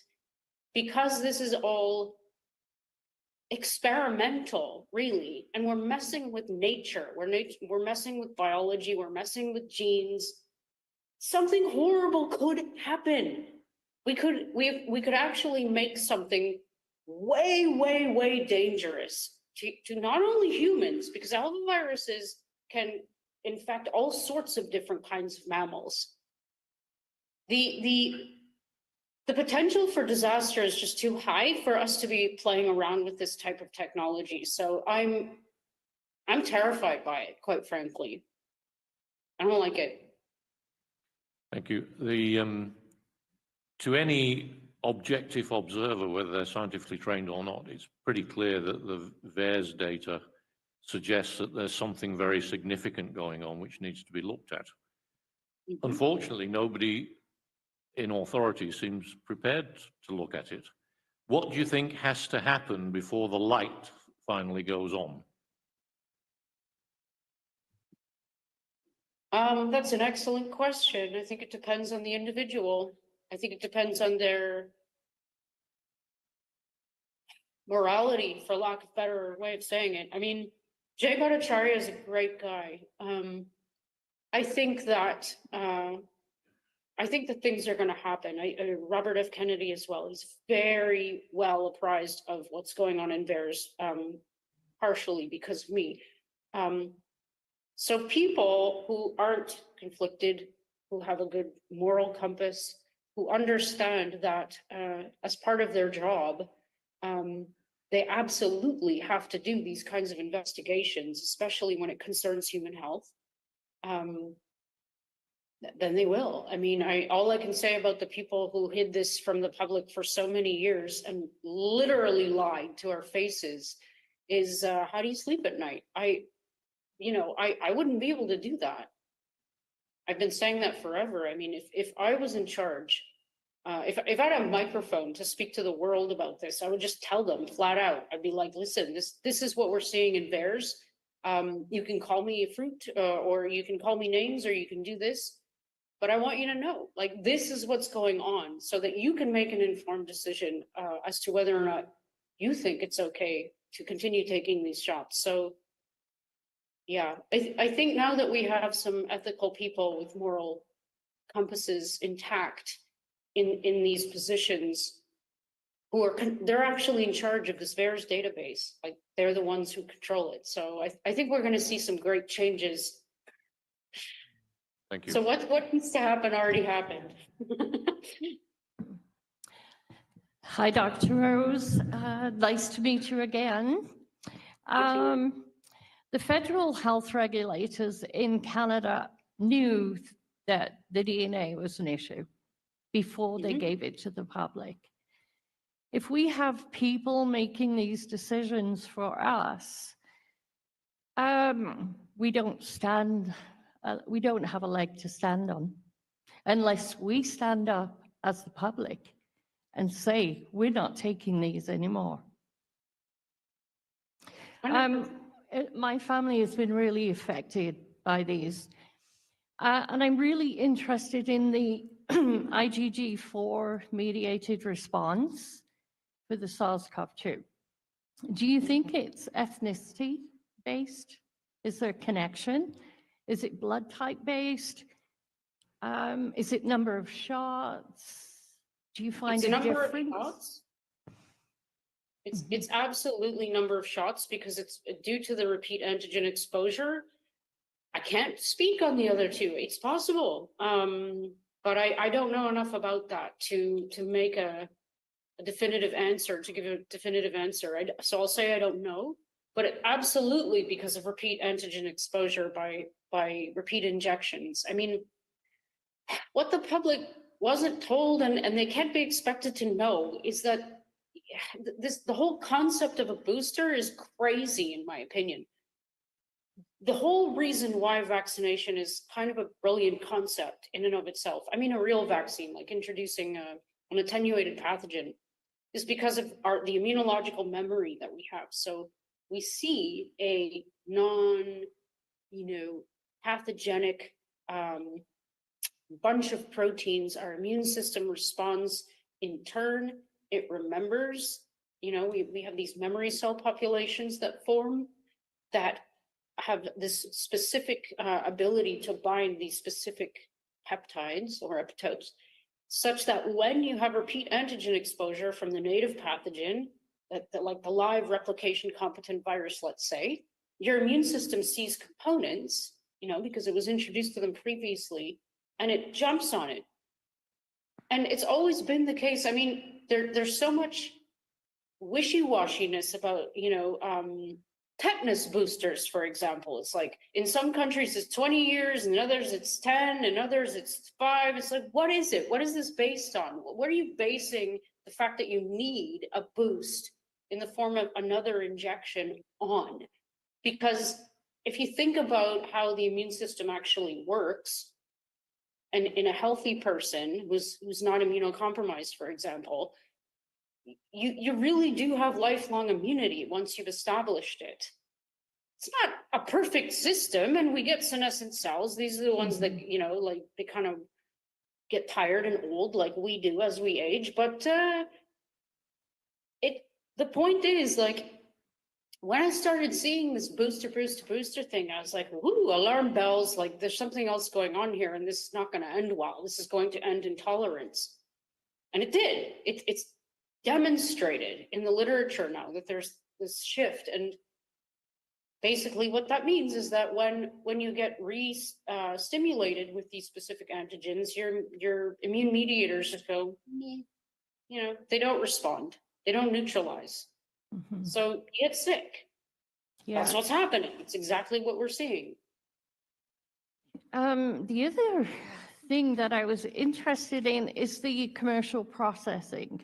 So they changed the process of the shots, and they started using a resistant E. coli, right, for the plasmids to produce the DNA.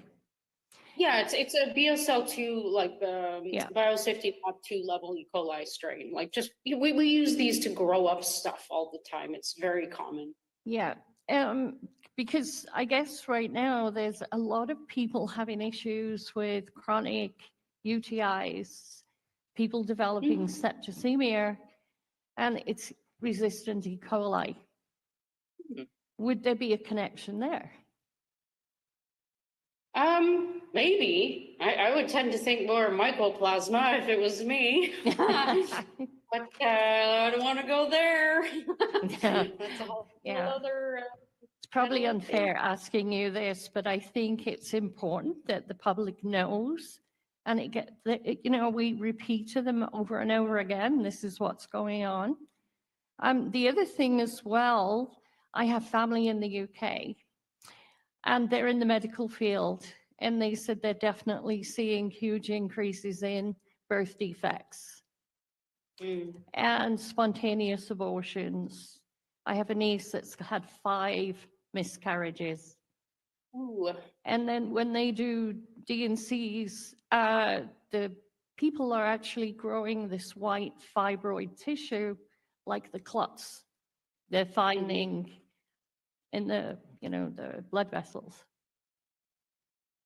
There's no records here of any of that, or no data. Yeah, you don't find what you don't look for. I'm absolutely sure that the doulas are seeing stuff that would horrify most people. That's really sad to hear. Yeah, going back to this molecular mimicry issue, there's at least one paper that demonstrates a long list of pentapeptides, which are peptides that are 5 amino acids long that have perfect human homologs that are related to fertility, human, like oogenesis and all this stuff. So in other words, if you have antibodies formed, induced by the presence of these foreign peptides introduced via these shots that are also binding or able to bind human proteins associated with healthy, fertilization processes.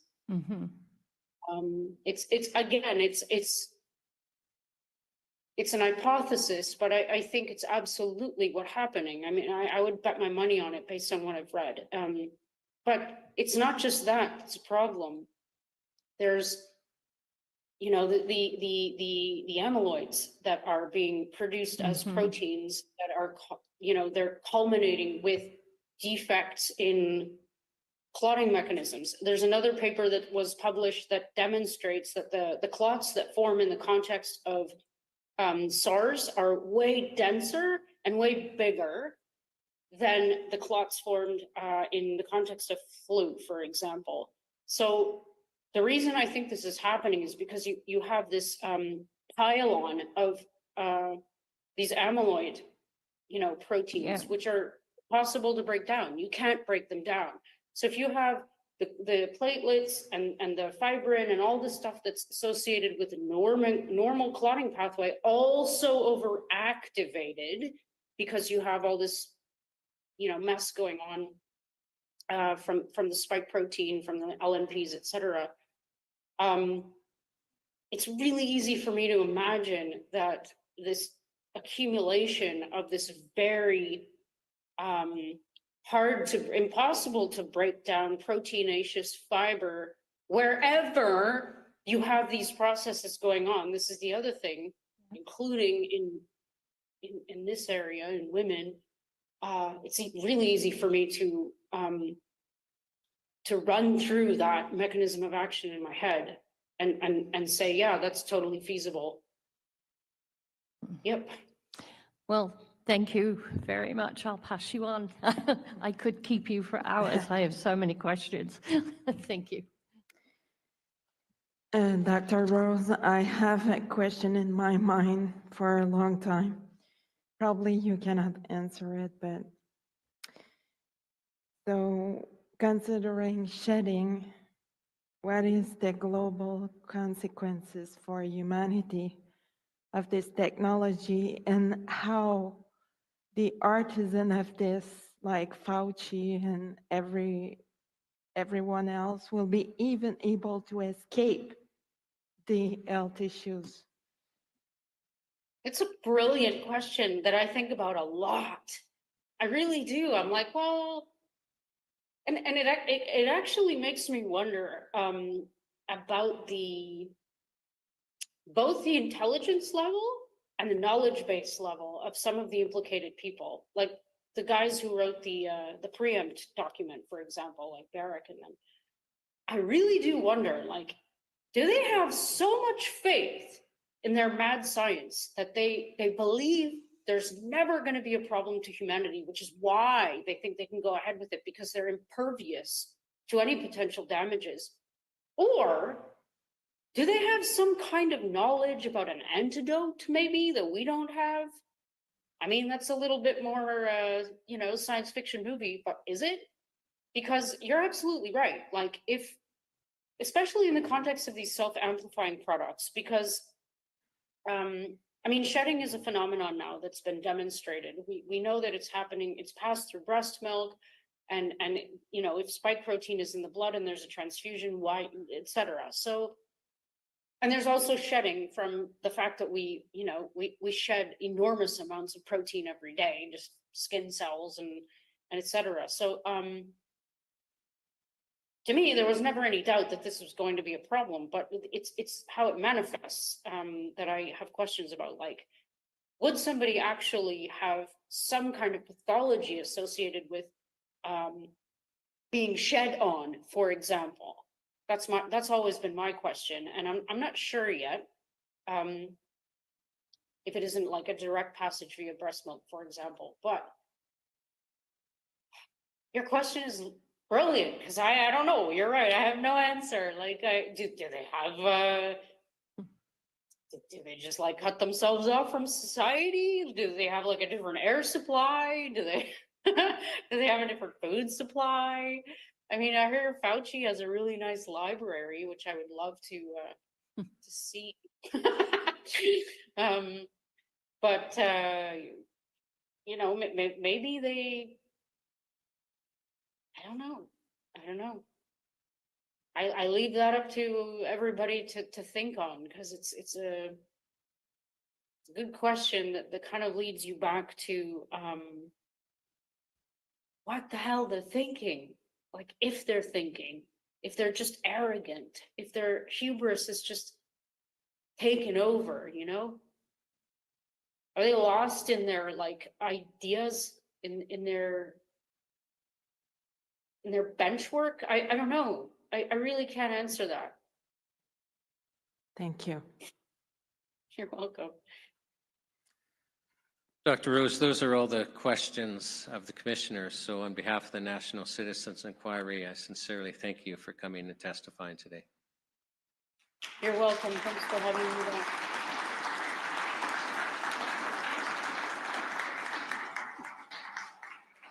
They're for hair. And Commissioners, Mr. Lenhart's going to attend and call the next witness.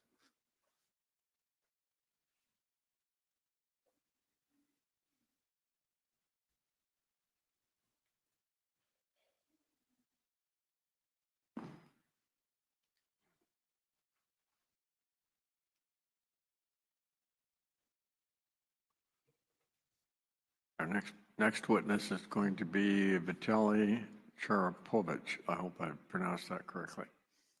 It's going to be virtual, so.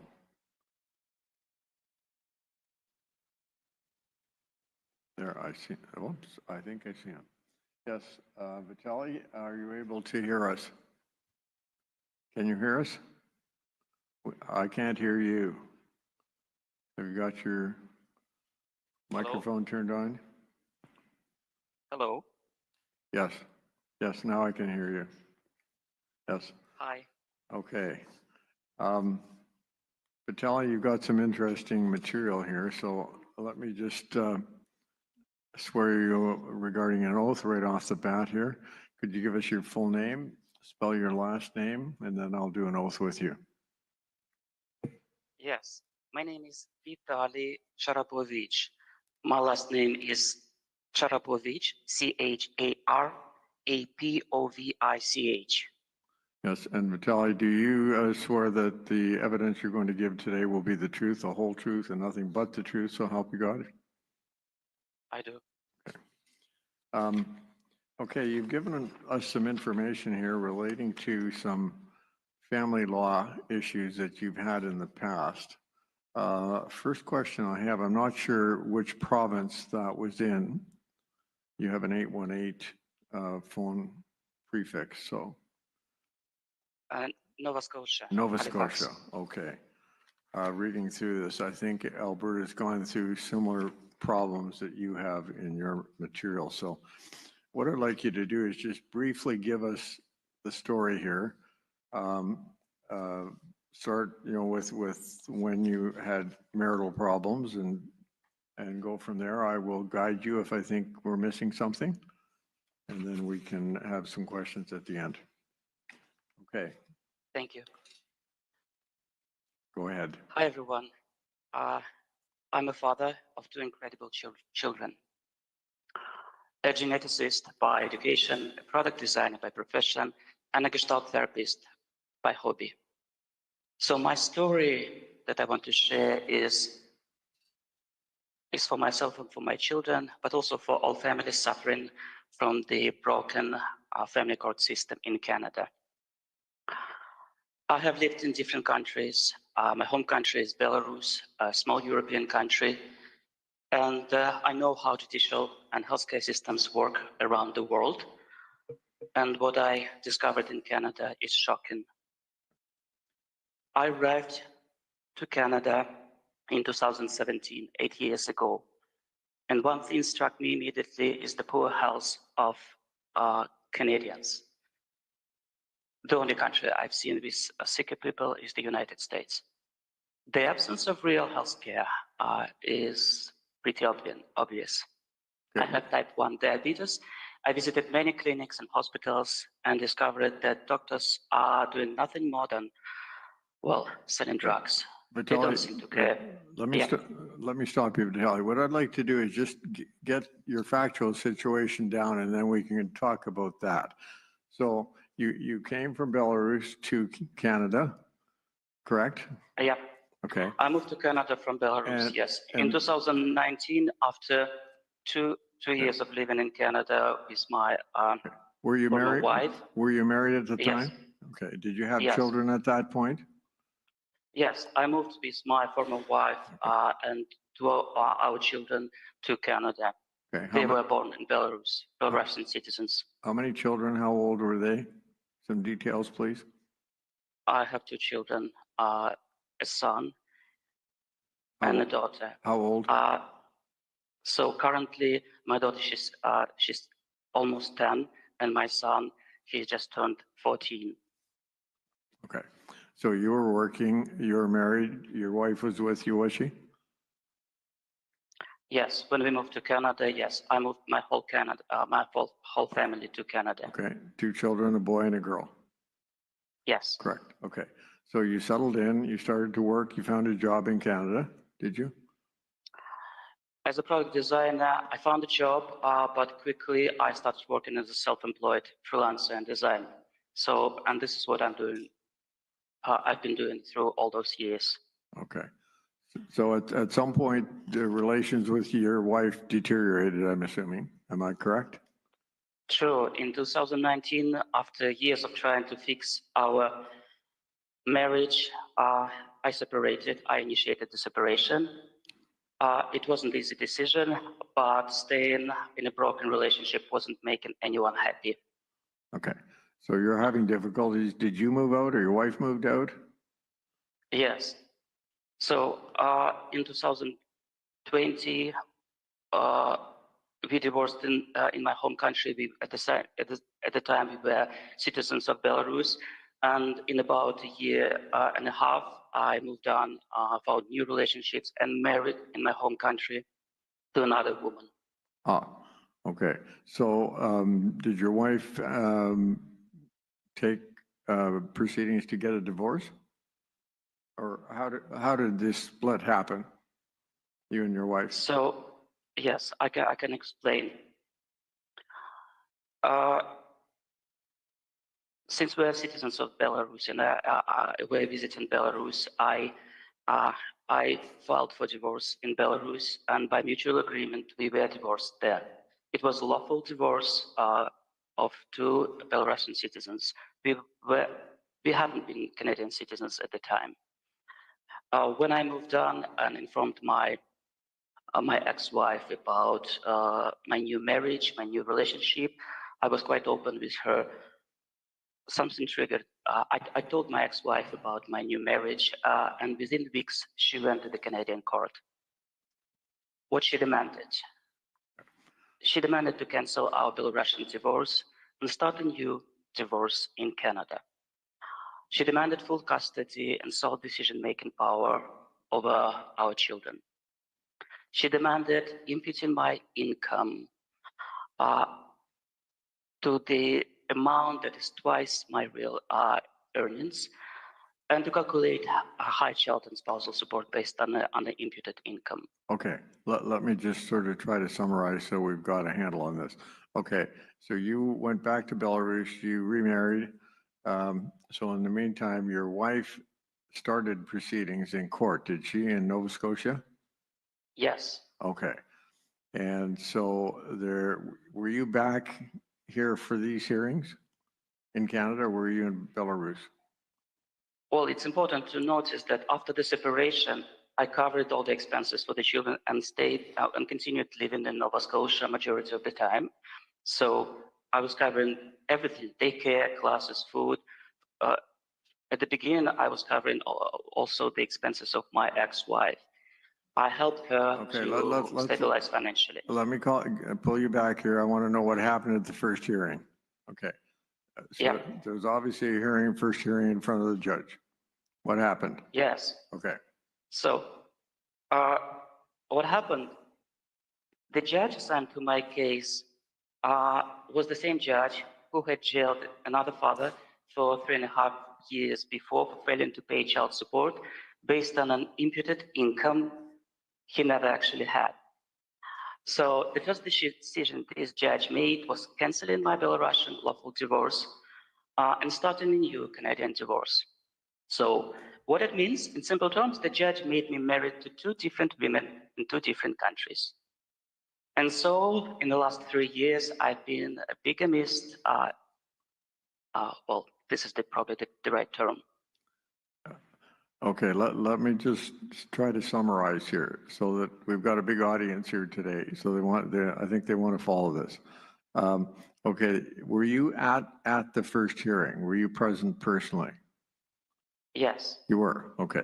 And the judge was there and your wife, okay? So Yeah. the judge did a couple of things, I'm assuming now. I'm not a divorce lawyer, but you know, I sort of know a smattering of a bunch of fields. So I'm assuming now he made an order with respect to the children, okay, custody of the children. He gave them to the wife, did he? That first hearing? That was the second hearing. In the second hearing, she gave the custody, the primary care, and the decision making to my ex-wife.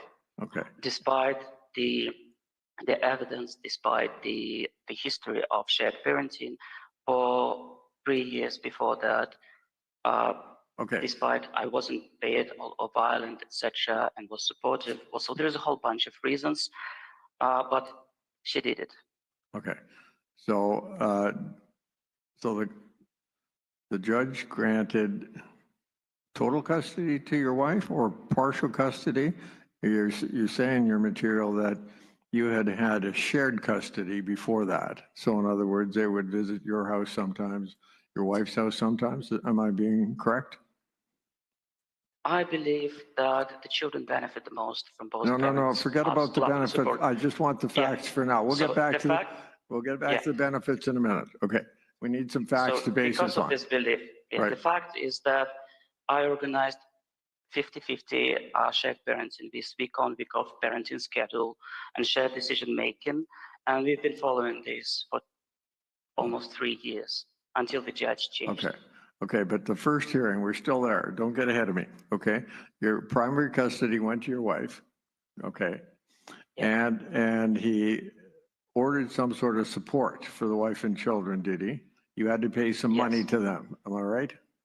Correct. Okay, and what was that?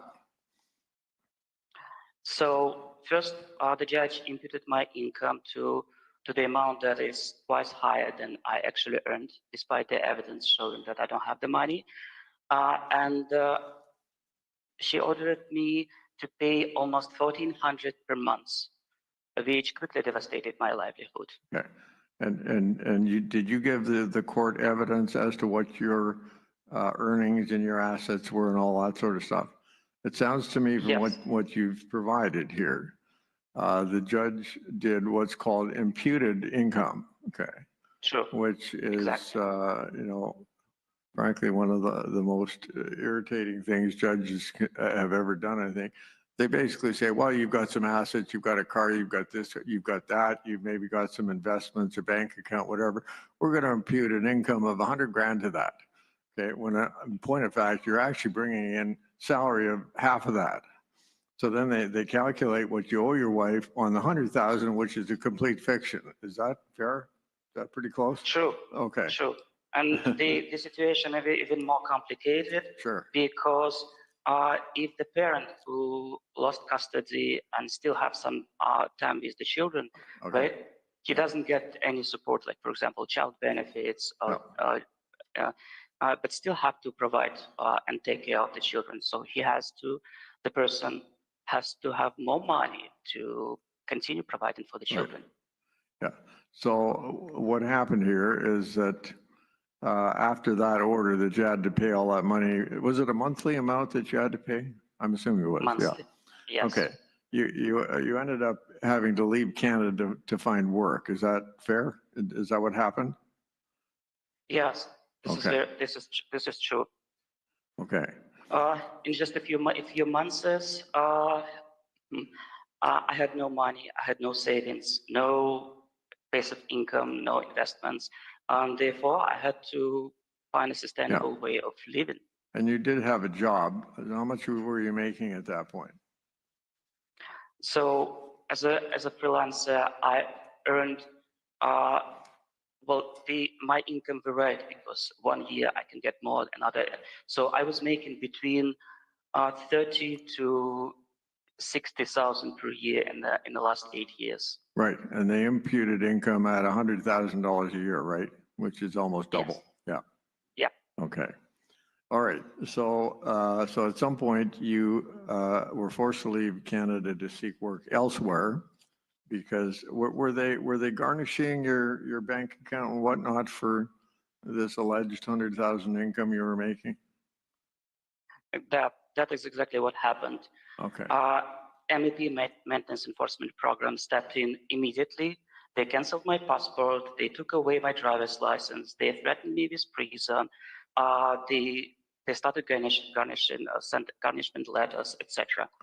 So last time I was in Canada in January, I found job, full-time income, and they took my all earnings from me, leaving me $123 for the whole month to live on. Okay. I think in your material here, it says that they canceled your passport and your driver's license. So, Sure. but you did manage to leave Canada to seek work somewhere else, even without a passport, or how did that happen? I was luckier than most of the Canadian parents in the similar situation because I was still a Belarusian citizen. I had my Belarusian passport. Okay. So you were out of Canada then for how long? So I left in spring 2023, and I managed to get back in July 2024. So for about a year and a few months I've been away. Okay. And so meanwhile, for that whole period, your wife was in Nova Scotia with the children, correct? Am I right? Yes, this is true. All right. Yes. Okay. So was there another court incident after that? Did you have to go to court after that when you got back in 2024? Yes. The decision that granted primary care to my ex was just an interim decision. I then appealed it. The final hearing was scheduled for January 2025, so it happened recently. Okay. So meanwhile, your wife had been working. She had the children with her while you were away out of the country. Is that correct? Yes. Did you have contact Yes. with the children during that time or not? Yes, I called them every day. I sent them presents. I communicated with the school and so on, whatever I could do. And it lasted for about 6 months until my ex completely cut me off the children. Okay. In your material here, it says that after you returned to Canada, maintenance enforcement immediately contacted your employer and started garnishing almost all your salary. Is that correct? Is that Yes, this is true. Okay.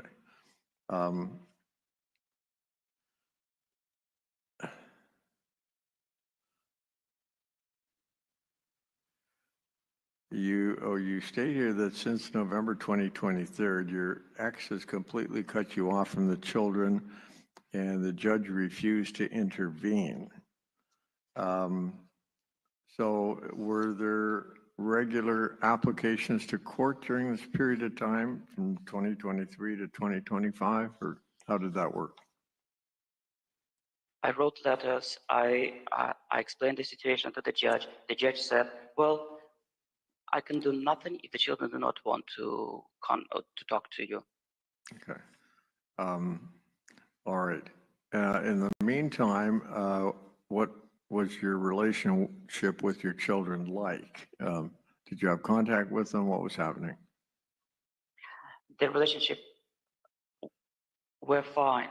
We were talking. My daughter was showing how she plays. We are playing together over the phone until my ex started exhibiting what's called alienating behaviors. In the end, the most terrible, horrifying things that she has done to the children is that she told them that I abandoned them, and I even want to kill them to avoid paying child support. And how old were they in 2025? Sorry, 2023? How old were the children in 2025?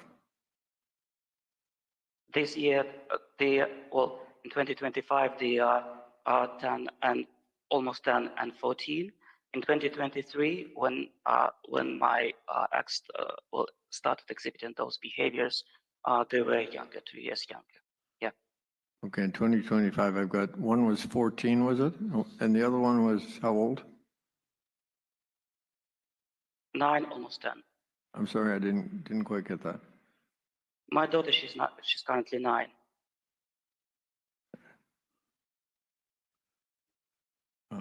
Okay, can you say it again a little bit slower? I'm a little Yeah. hard of hearing. Yeah. My daughter, she's 9 years old. 9 years old? Yes. 9, okay. And the other child is 14? Yes. Okay. All right. So, and how was your relationship with your children in 2025? Was it good or was it strained? Was it, how would we put it? When I returned to Canada, they refused to talk to me. My ex always stands behind them, and she says that she's only following their desires. But my children refuse to talk to me. I had 2 instances when I talked to my children. My son once told me that, well, his Christmas wish for 2024 was to see me dad. And he, when I asked him, is there something I can do for him? He said, yes. Throw yourself off the building. And my daughter, she, in front of my ex, told me that I'm their enemy, and she refused to talk to me and spend time with me. Okay.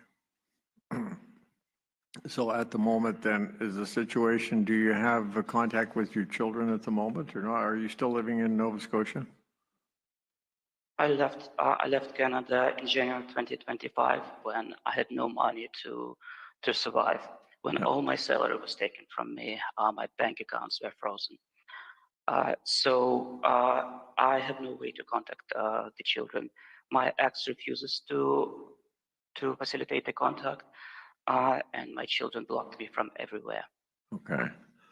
And is there something still pending in the court at the moment relating to all of this? Yes, the judge waits for our final submissions and then he will make a decision. Okay. So can you sort of briefly tell us then what you feel the problems are with the legal system to this point in your saga? So the Canadian family court system is on one hand broken, on another hand, I have the feeling that may be intentional. In my case, it's just one example of how it destroys families, rewards high conflict parents, encourages and supports parental alienation, and financially ruins self-represented litigants and overall participants in the court. Just a few examples from what you just heard, probably. I will summarize it and bring more details. From my case showing the Canadian court as it is nowadays. So first, the judge can change custody based on unproven, exaggerated claims of another party. The family court is not a criminal court, and the discretion of the judge is almost unlimited. In my case, for example, the judge sidestepped civil procedure rules and had no problem with that. Despite 3 years of successful shared custody, the judge granted my ex-wife primary care and decision-making authority on an interim basis. And an interim, supposedly temporary, meant for years. Now it's been 3 years. No psychological assessment, no voice of the child report, no evaluation of parental alienation, just based on the claims of my ex, empowering the aggressive party. Second, the court imputed an unreasonably high income, ignoring financial evidence. So this impute doubling my actual earnings, despite my clear financial records, what it did, it forced me into severe financial hardship and made it impossible to meet children to meet child support obligations and to survive, especially if I have a poor house and higher medical expenses. The Court of Appeal is a separate story. I appealed the decision, but they refused to intervene. They said that the lower court judge has all the discretion to do what they see fit. So no particular analysis of the errors and mistakes and problems in the lower court has been conducted or explained. The judge rejected expert reports confirming parental alienation without any justification. So I submitted 5 expert reports, including from Dr. Lynn Steinberg, a recognized expert in the parental alienation. The judge dismissed all the reports, claiming, and they did not interview the children because my ex did not allow it to happen. So my ex refused to allow the children to be assessed, and the judge dismissed the opinions. And now the judge, I had no idea how the judge was going to assess the psychologically complex phenomenon, but that's what he did. The court dismissed audio evidence of alienation. I've made recordings of my ex openly brainwashing and programming my children, including saying that I want to kill them. What the judge said when I tried to present it as evidence, the judge said that the evidence can be harmful to the children and to the justice. During these proceedings in front of the judge, were you represented by a lawyer or were you represented by yourself throughout all of this? Or was it part lawyer, part you? That's a good question. At the beginning, I had the lawyer, but it cost me a lot, and I used all my savings and the money for this first hearing, and then I had to represent myself. In the last hearing, I was represented. I was self-represented. Did your wife have a lawyer through this or through part of it? She had and has a lawyer, and she has a special arrangement that she explained to me. The arrangement says that she pays nothing to her lawyer until the lawyer wins. This is the arrangement prohibited in Ontario, as far as I know, but fully allowed in Nova Scotia. Do you feel that you might have benefited if you had used a lawyer? I'm not suggesting that you should have been required to, but do you think that that was a factor in all of this or not? No, I think the system rigged the way that lawyers don't actually help voltages doing business. In the first hearing, I've been assured that, well, all the requirements of my ex are nonsensical, and I shouldn't worry about it. And then the Russian divorce has been cancelled. In the second hearing, again, it was weird. Why would the judge change a normal parenting, shared parenting arrangement beneficial to the children? But the judge did, broke the fragile balance. And I had no money and no actually belief that the lawyers actually helped. Okay. Do you have any thoughts on how the whole system could have worked better? I do. And there are a few things that definitely can improve the system. And the way it works now, it is very harmful to the children and to all Canadians. And I can talk more about it, but I will first say what can be done. Well, first of all,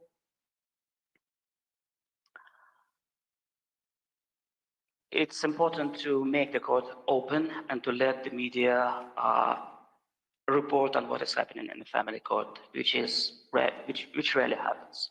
Second, the shared parenting should be the default. And this default should not be easily changed. There should be beyond reasonable doubt evidence presented to the court in order for the court to change this arrangement. What happens now? It appears that the court is usually using one side, just choosing one side and refuses to hear the other side. I can compare it with medical procedures. Well, children need both parents. The parents are irreplaceable.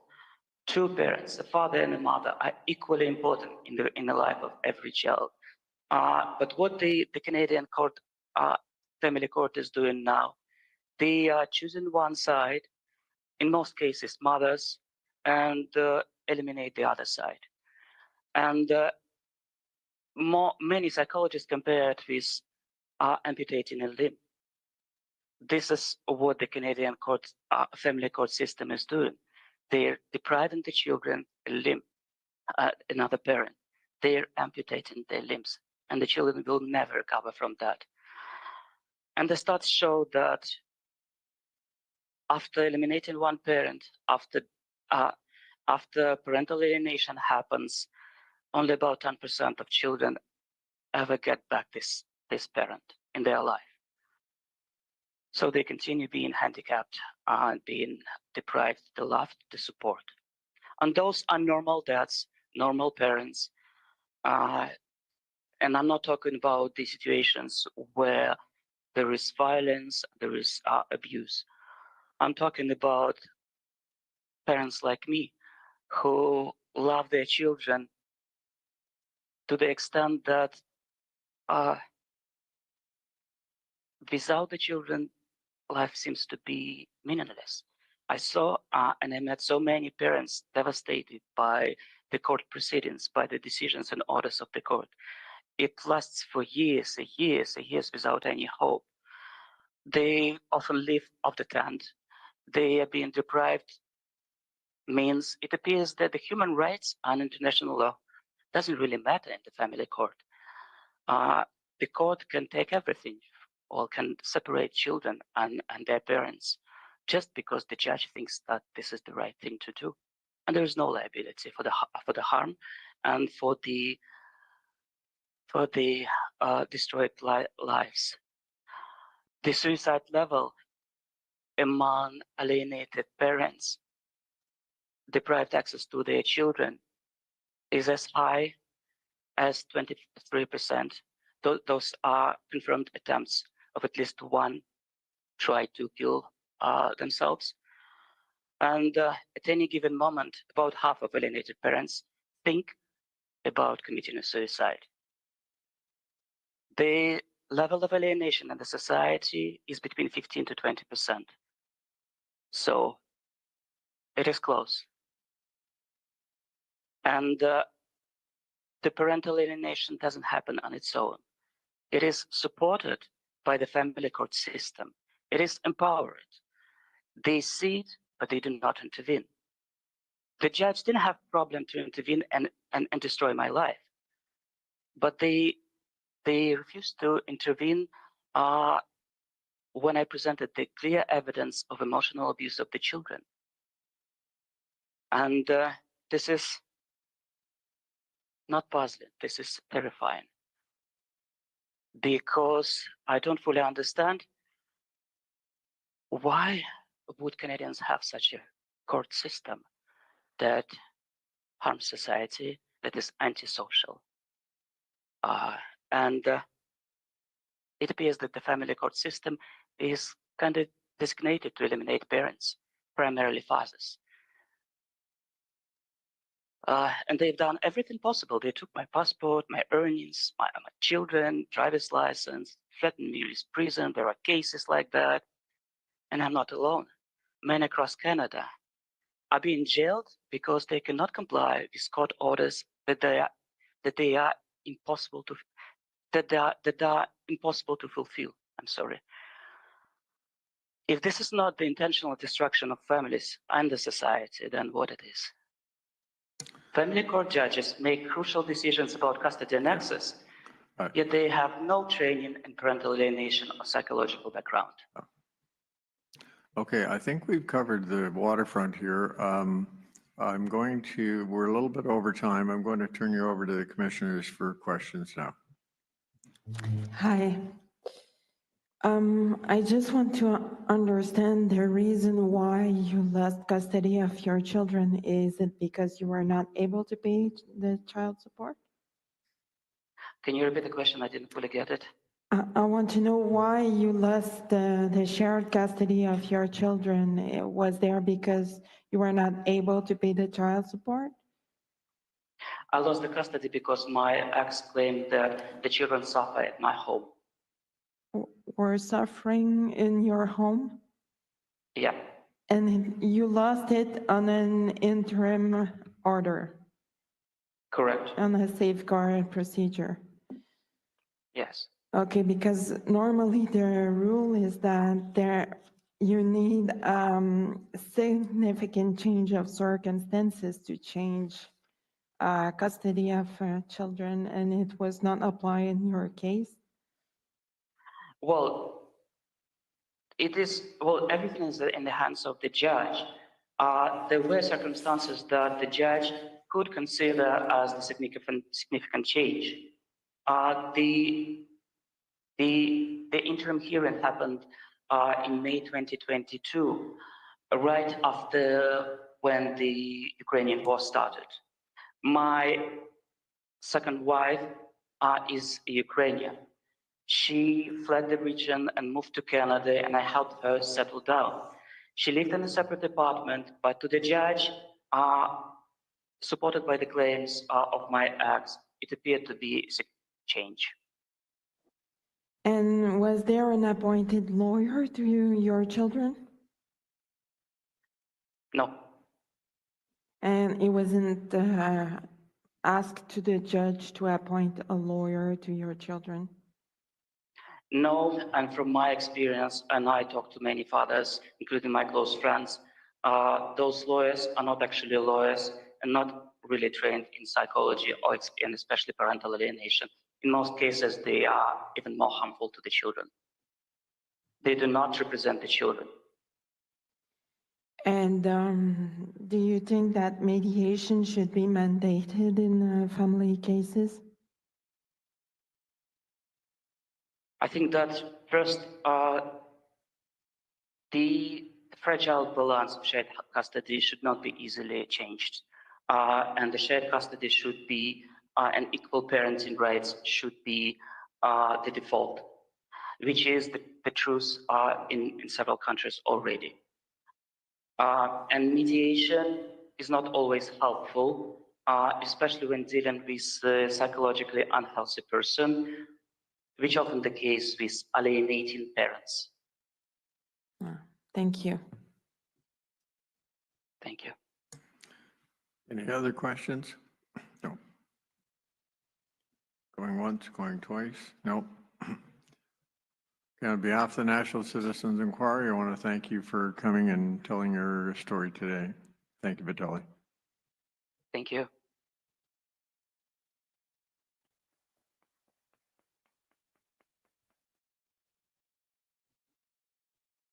Commissioners, we're going to take a 10-minute break and then resume.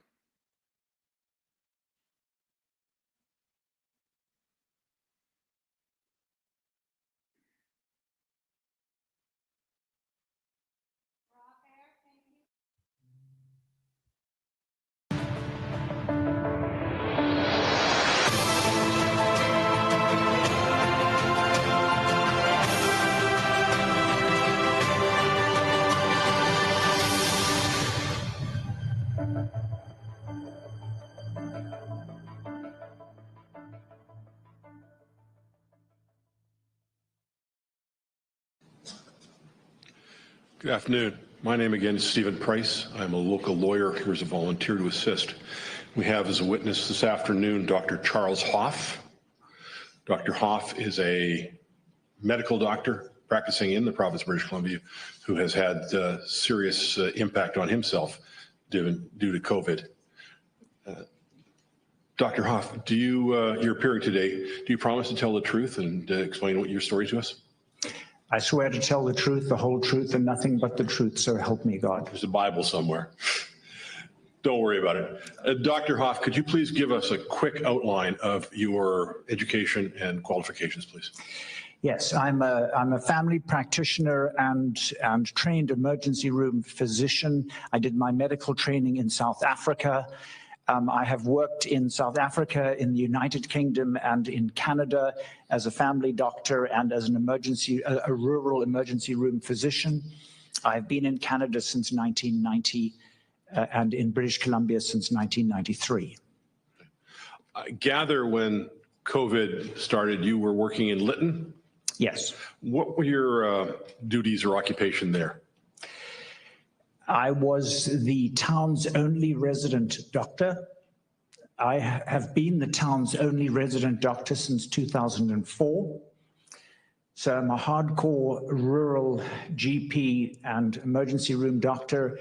And so I did more emergency room shifts than anyone else. I did have other doctors that would come and assist me to give me a break, but I was very dedicated to the protection of and the health care of our community.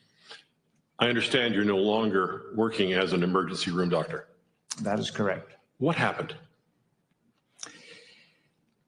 I think, let me go back to the beginning and weave that into the story, because I think my testimony of what happened to me and my patients in this pandemic reveals a great deal of what has gone so seriously wrong.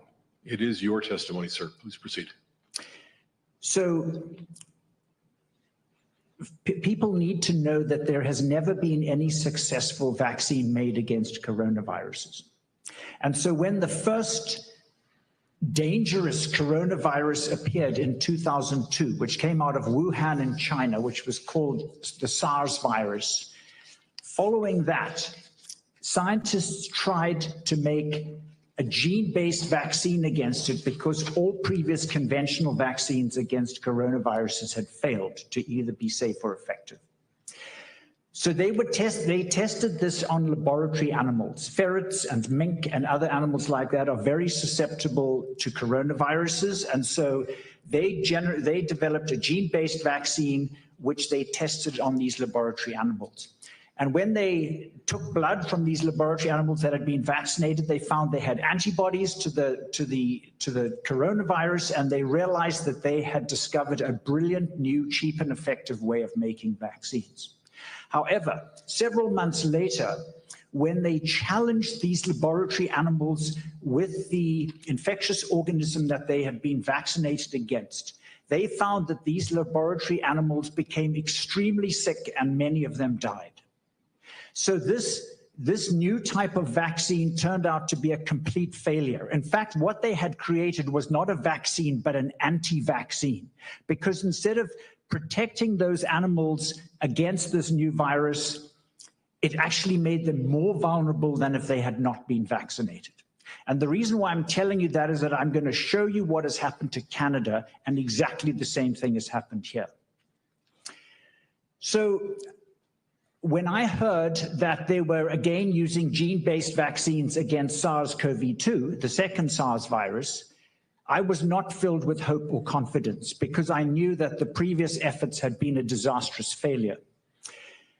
So, and when I heard that with the new vaccines, they weren't even doing animal trials, I was even more concerned.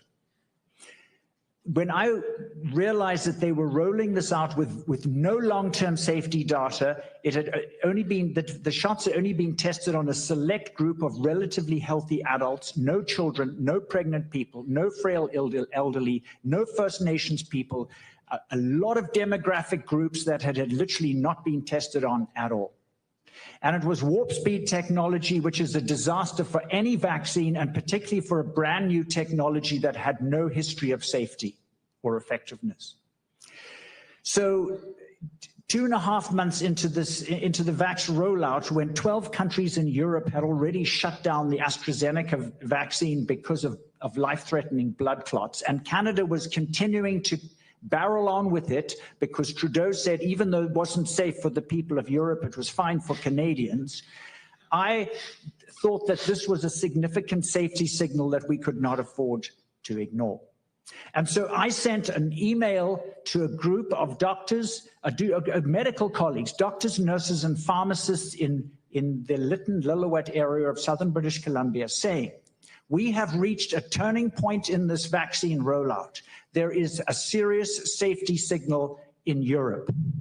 And for any healthcare practitioner to administer these shots without informing the people of the risk of harm, there is a serious liability issue for those people because there is no informed consent.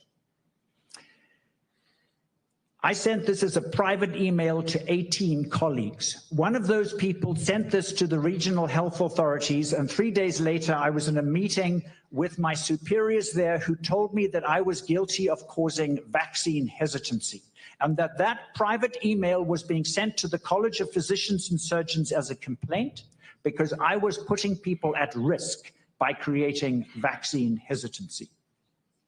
And I was told that I was not allowed to say anything negative about these vaccines in the course of my work as an emergency room doctor.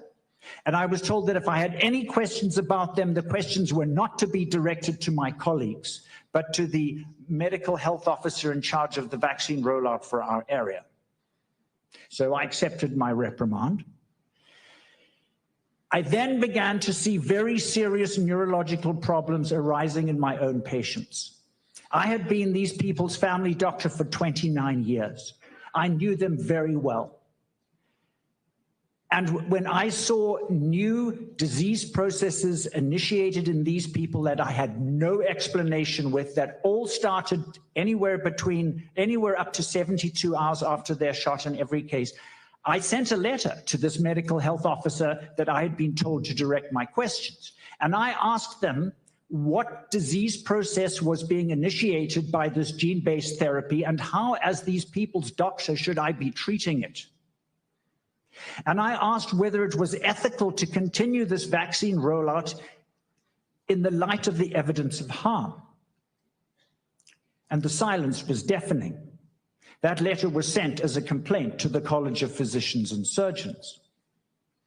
So I then drafted a letter to Dr. Bonnie Henry, where I essentially I set out the number of people that had been vaccinated and the number of people that from that group that had neurological problems. And I gave an exact breakdown of the risk of neurological harm. And it might interest you to notice that the CARES data, which is the Canadian Adverse Event Reporting System, records neurological injuries as the top category of injury. And that is exactly what I was seeing. I was also seeing lung and heart problems and skin problems and other issues, but neurological problems was number one. So I sent a letter to Dr. Bonnie Henry where I asked many of the same questions. She referred them, and because I was warned she doesn't reply to letters, I was told that I had better make it an open letter because it was just going to go straight into the shredder if it just went to her. So it went as an open letter and attracted international attention because at that point, the Moderna vaccine had not been incriminated for causing neurological harm, and all of my initial problems that I was seeing were all from Moderna.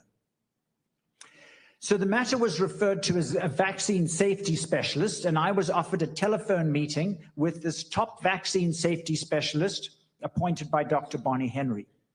And I asked this vaccine safety specialist all the same questions. What disease process has been initiated in my patients to cause all these problems? And she assured me that these were not from the vaccine, that these were all coincidences, or if they weren't coincidences, were from poor injection technique. In other words, the needle was incorrectly positioned in the deltoid muscle. And I said, but these symptoms are all over the rest of their body. It cannot be from a misplaced needle. That is logically and scientifically and medically absurd. But she assured me that these were not from the shot. These shots did not cause neurological problems. So I said, well, there is a crisis because my patients didn't have these problems before. Please, would you assist me to investigate what is causing this? And she said, no, she could not. The only thing she could do was to send me the link for the vaccine injury reporting form that they should be reported. And I said, well, I've already got the vaccine injury reporting form. I want this investigated.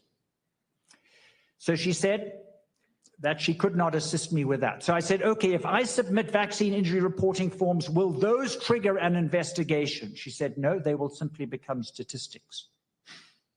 So I realized that at the highest level, that there was a denial of these safety signals, that they did not want to know about safety signals. That because this made absolutely no medical sense. Every doctor's highest priority should be the safety of their own patients. So I realized that I was essentially going to be on my own trying to figure this out. So about 5 weeks after I'd received my gag order that I was not allowed to say anything negative about these shots in the course of my work, a vaccine-injured patient came into the emergency room. And it was a Saturday evening. I was on call for the emergency room. The nurse phoned me at home and explained that this patient had come in and what their symptoms were. And I said to her, I know that patient very well. She had COVID. She and her whole family had COVID 5 weeks ago. And it was a very minor illness for all of them. And now she is far more sick from the vaccine than she'd been from COVID. Please, will you tell her she doesn't need her second shot? She has natural immunity, and the evidence for that is that when she got COVID, it was very mild. That means she has natural immunity. Please tell her she doesn't need her second shot. And I explained to that nurse the evidence from Duke University in Singapore that was done in the first year of this pandemic. That was very important research, and I'm going to go through it quickly now because everyone needs to know. When this new virus appeared, no one knew how long natural immunity would last. And the health authorities tell us it's a couple of months. Well, these researchers realize that when you've got a brand new virus, you can't know how long natural immunity is going to last because it's a new virus.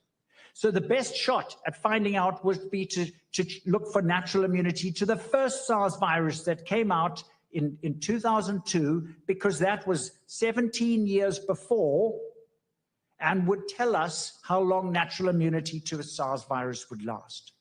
And so in Singapore, where there was a lot of that first SARS virus in the Far East, they recruited people who had recovered from that first SARS virus and asked them if they could take blood from them to see if they were still immune.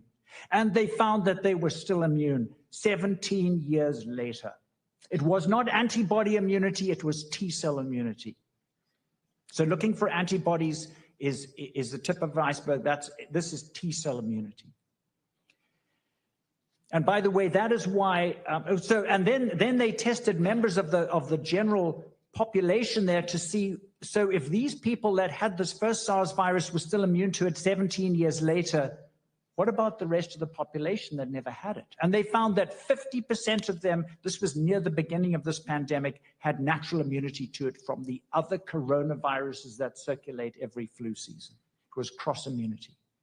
And then they tested those people who had natural immunity to the first SARS virus to see if they were immune to COVID, and they found that the natural immunity covered COVID. And so the relevance of that those two viruses, the first SARS virus and the second SARS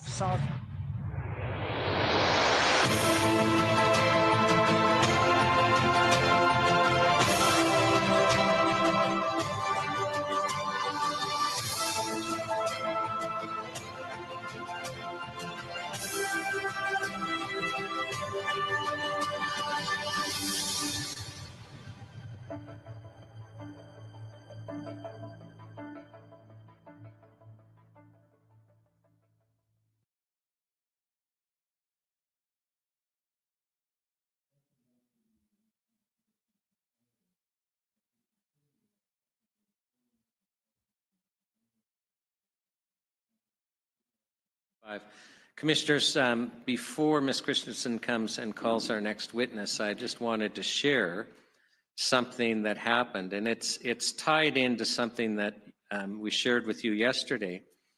But it turns out that earlier today, while we were calling witnesses, a lady by the name of Selena came to watch our hearings. And I'm told that Selena, the age guess from the person telling me what happened, which was Teresa, is that Selena is probably 70 to 75, and in fact lives in a care home, just so we understand her level of ability. And she parks at the business next door, and she's walking from her car to come in because she wants to hear the stories.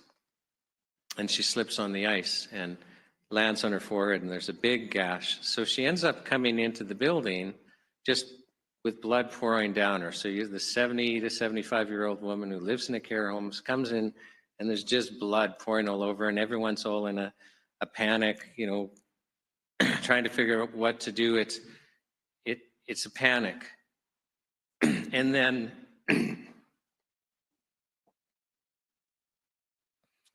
this person steps in and says, I'm a medic, and he takes over, and there's calm. He starts compression, 911's being called for the ambulance to come and take her to the hospital. And so just at the right time, we have the right person step in, and so now we've got, you know, Teresa there, we've got Selena there, and we've got this other person who I can't mention, because this is the person that is under a court order that we didn't call yesterday as a witness. For those of you who weren't here yesterday, we had planned on calling a witness to speak about some child apprehension issues, you know, when a parent won't consent to medical attention. And we discovered that there's a court order that's really prohibiting us from naming the person, allowing any information at all. But what happened, and what's so beautiful, is this person I can't name, who's a medic, is helping Selena. They're sitting there together, and now they start talking. Well, he shares his story. She came here to hear a story. He came here to tell a story. And now they're good friends.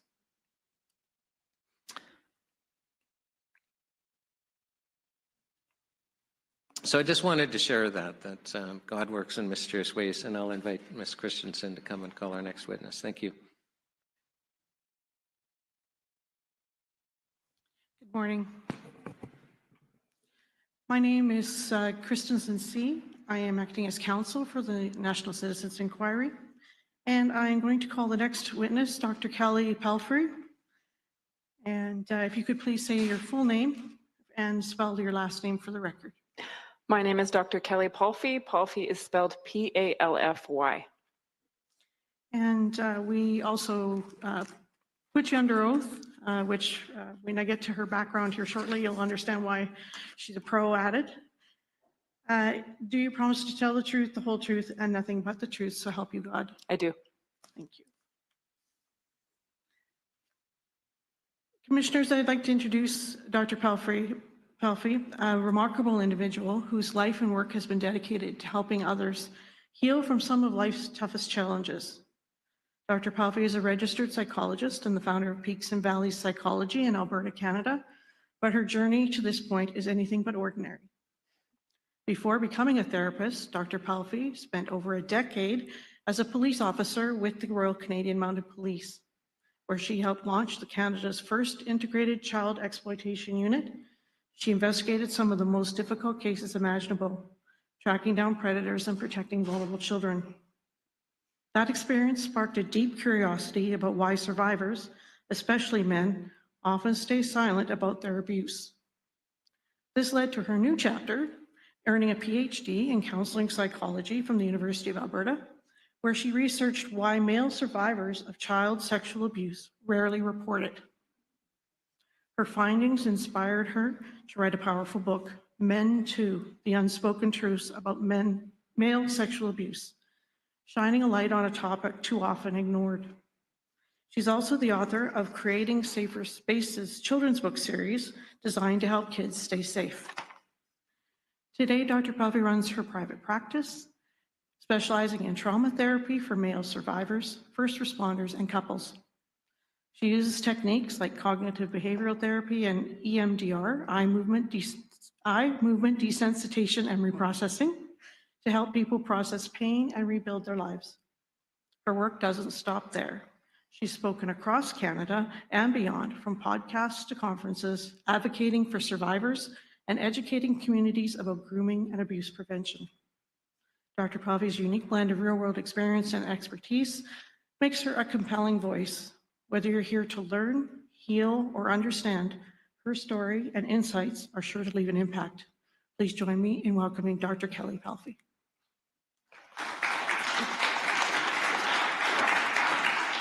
And for the record, we are entering her CV at E025 and her dissertation at E027, and her PowerPoint presentation is E062.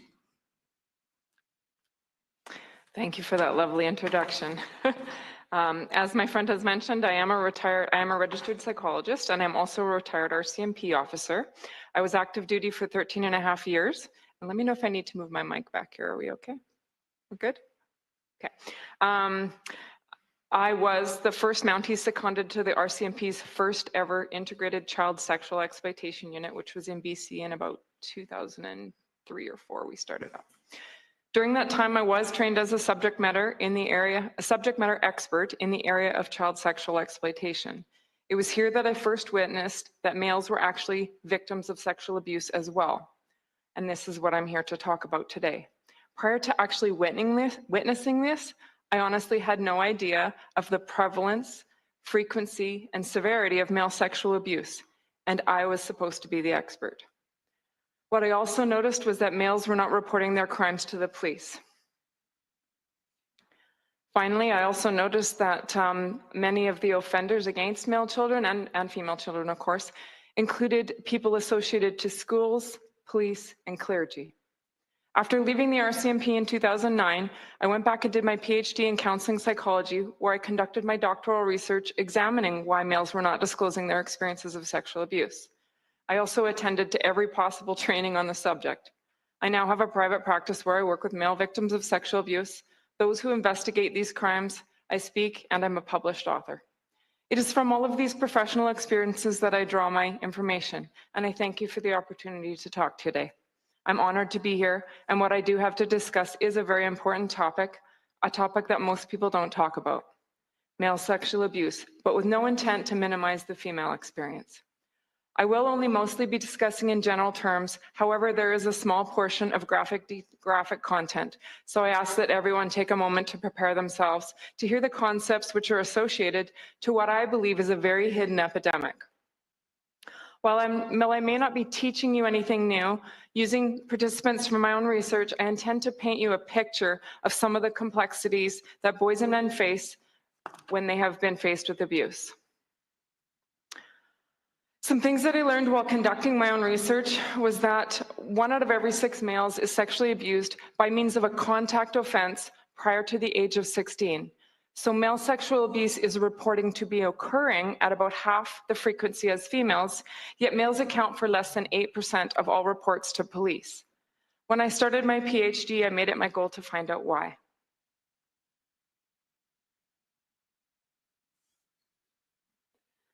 According to the RCMP website, there are over 700 sex offender registry sites to accommodate the 43,000 high-risk sex offenders who are living outside of custody, so not in jail, in Canada.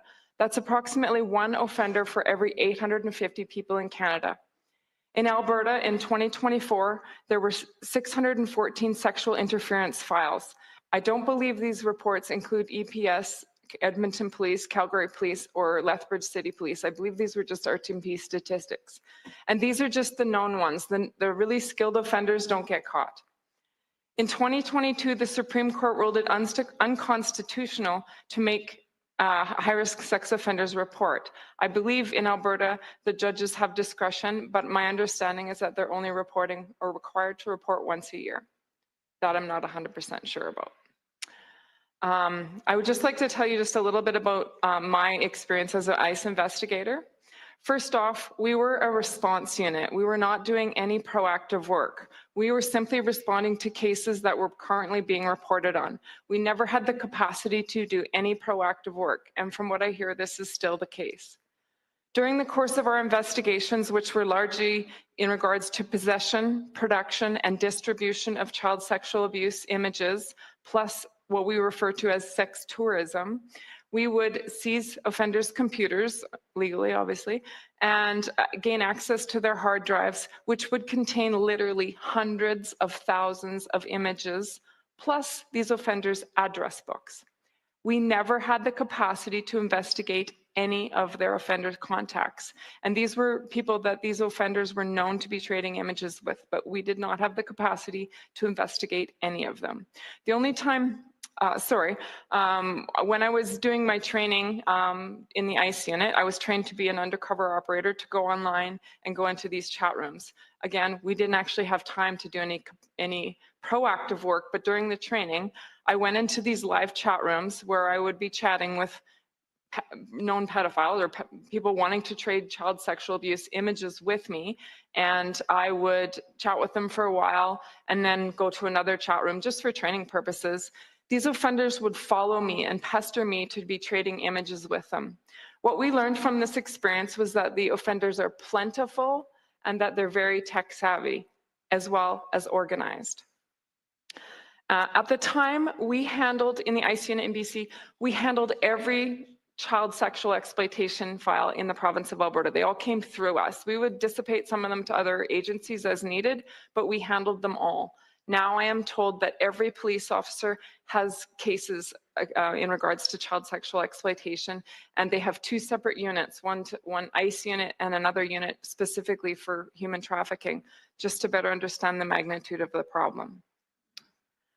To better understand the complexities associated to male sexual abuse, I'm going to share with you about two types of sex offenders. Because unfortunately, pedophiles don't look any different than anybody else in society. They don't run around with any telltale signs on their forehead. We don't recognize them, but we do understand the ways that they think and operate. So the first type of offender we talk about is situational or opportunistic. And as the name implies, this type of offender will offend against any either sex and any age whenever an opportunity presents itself. So we refer to them as indiscriminate. The second type is a preferential child molester, and these type do have an age and gender of preference. So they are required to create their own opportunities. And this is the type I will be concentrating on. Research shows us that 94% of child sexual abuse is perpetrated by someone the child knows and loves. You might be questioning, well, where is this happening then? Oftentimes, the process begins right in plain sight.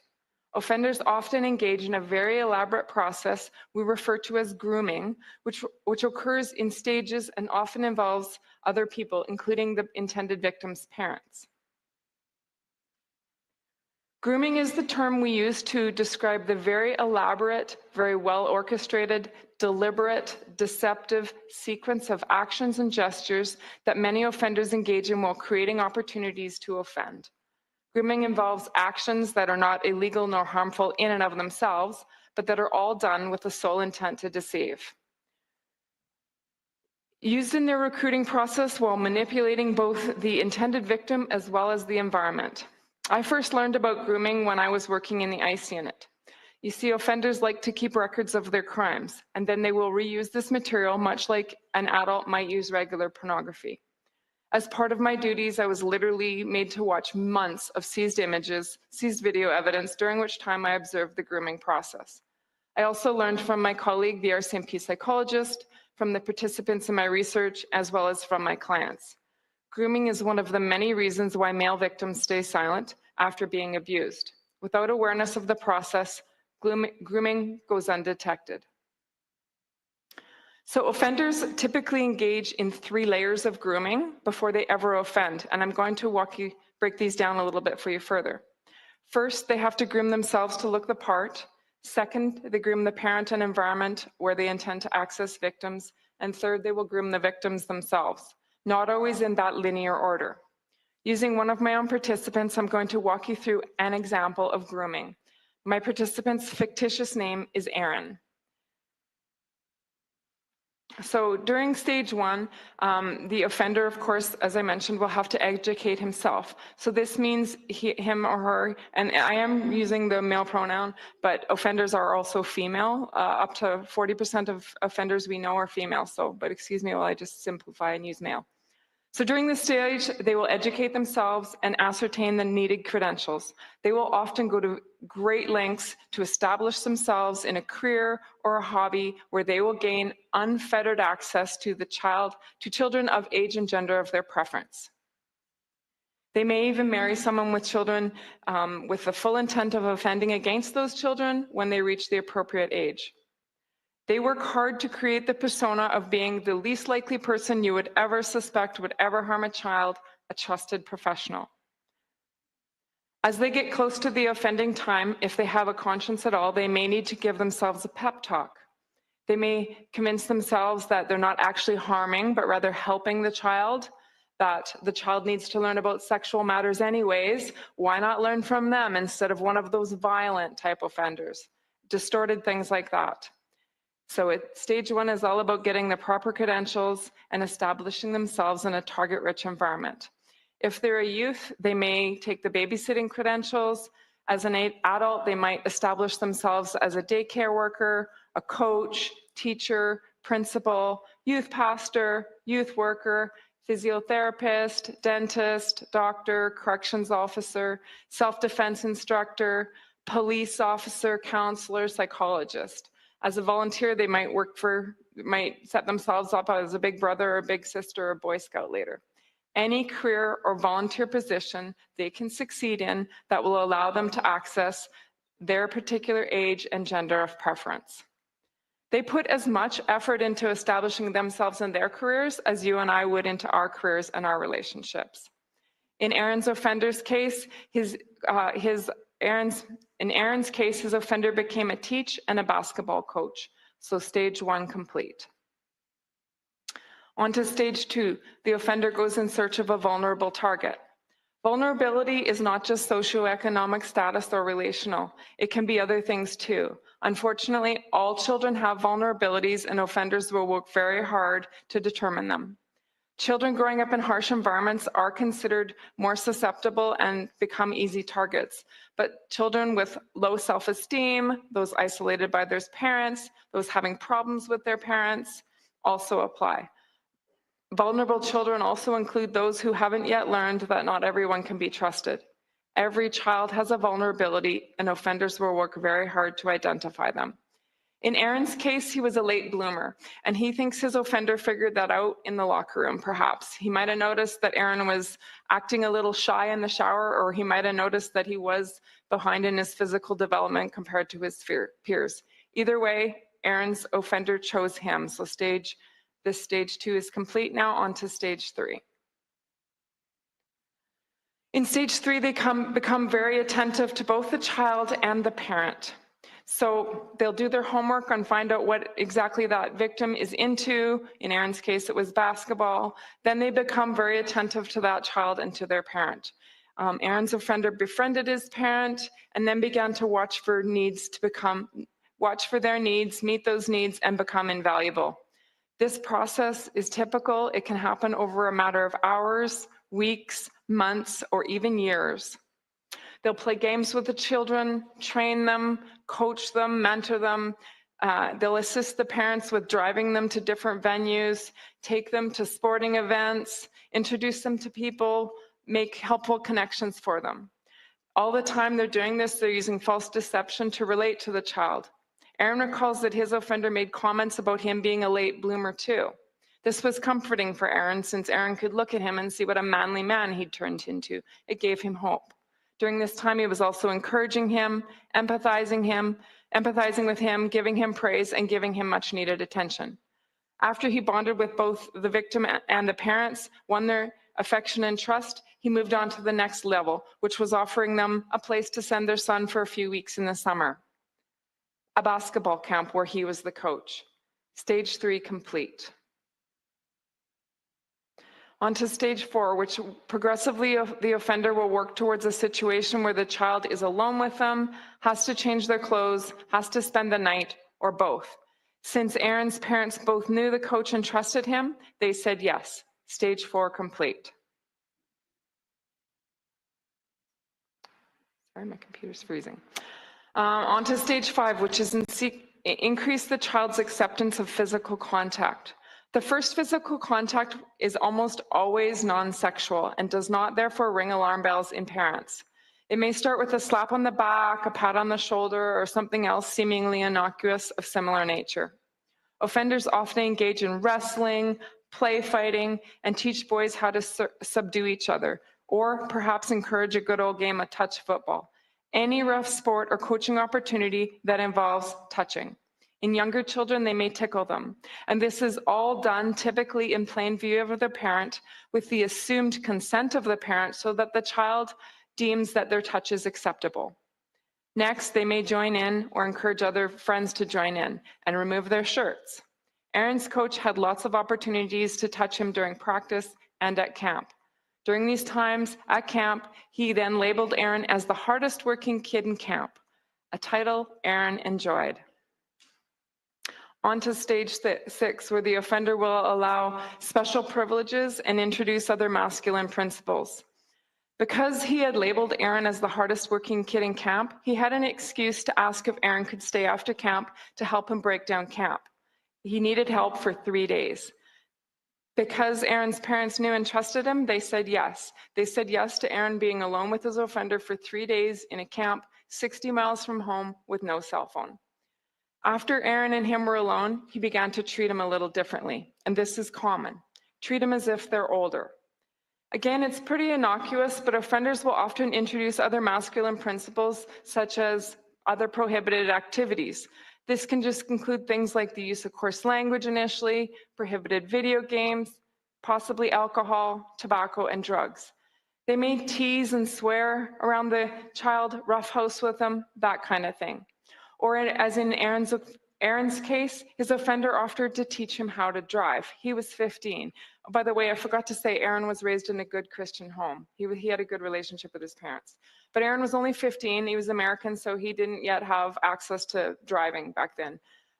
So Aaron's offender offered to teach him how to drive and then let him drive the camp truck alone. Offenders will do anything that they believe the child might be in trouble with for their parents if they are found out. And after the boy participates, the offender makes them agree not to tell.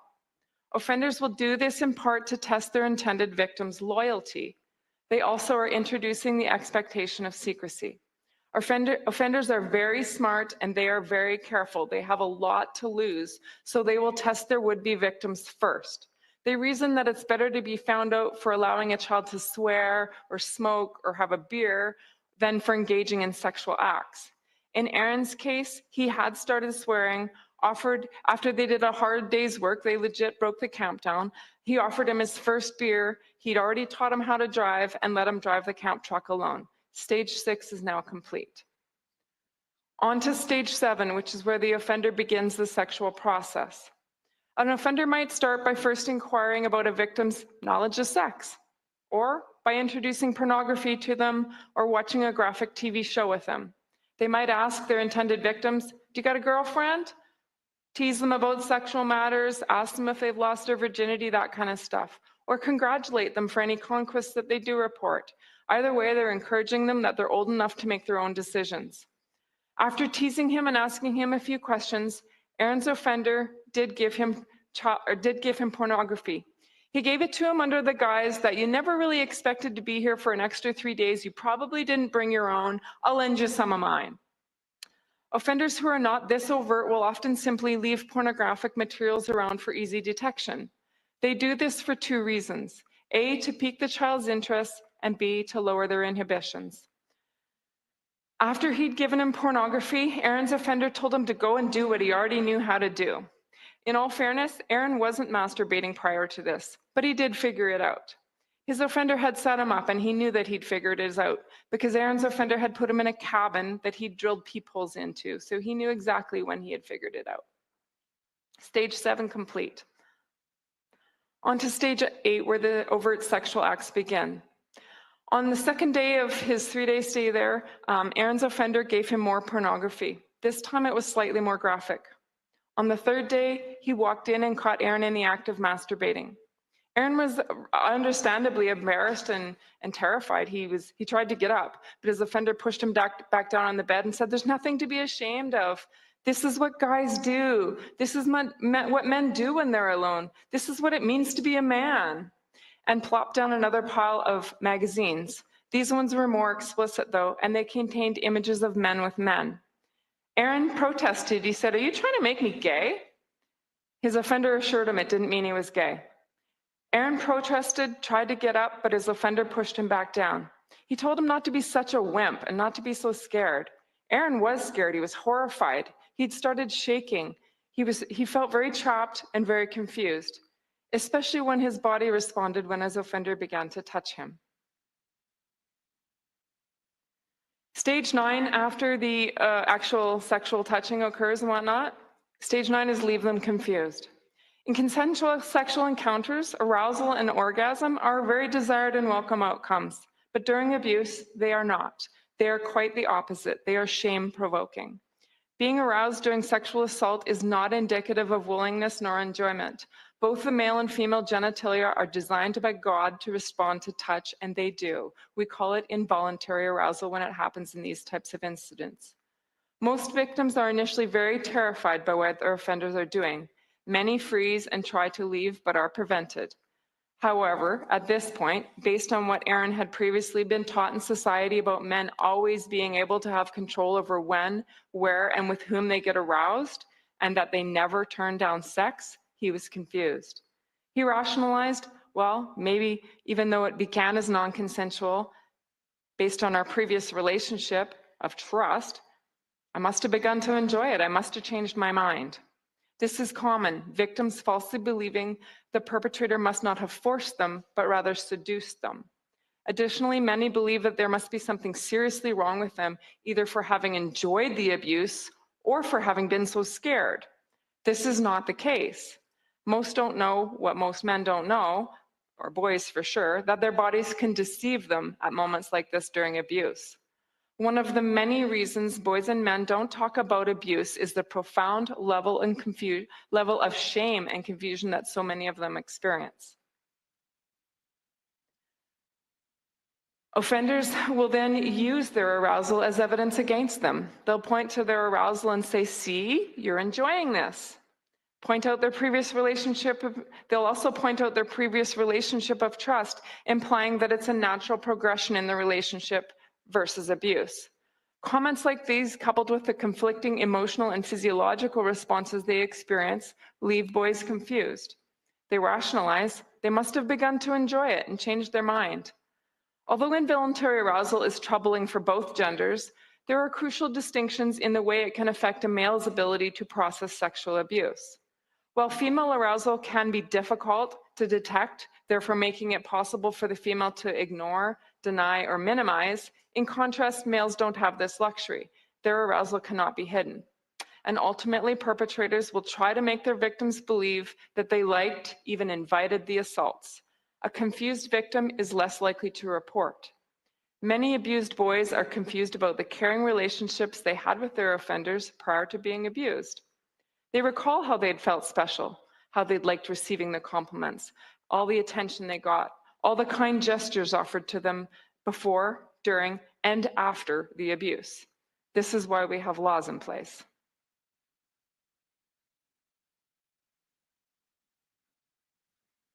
For boys who are abused in this manner, it is often their first sexual experience. Many are ill-equipped to talk about it. Many victims questioned if they invited or liked the abuse, then feel shame. The fact that their offender had established a loving relationship with them, which leaves the victims confused, is a purposeful part of the grooming process. It is orchestrated by the offender with this in mind, to make the victims believe they were willing participants, to leave them confused. Confused boys stay silent. They do not want to risk being blamed.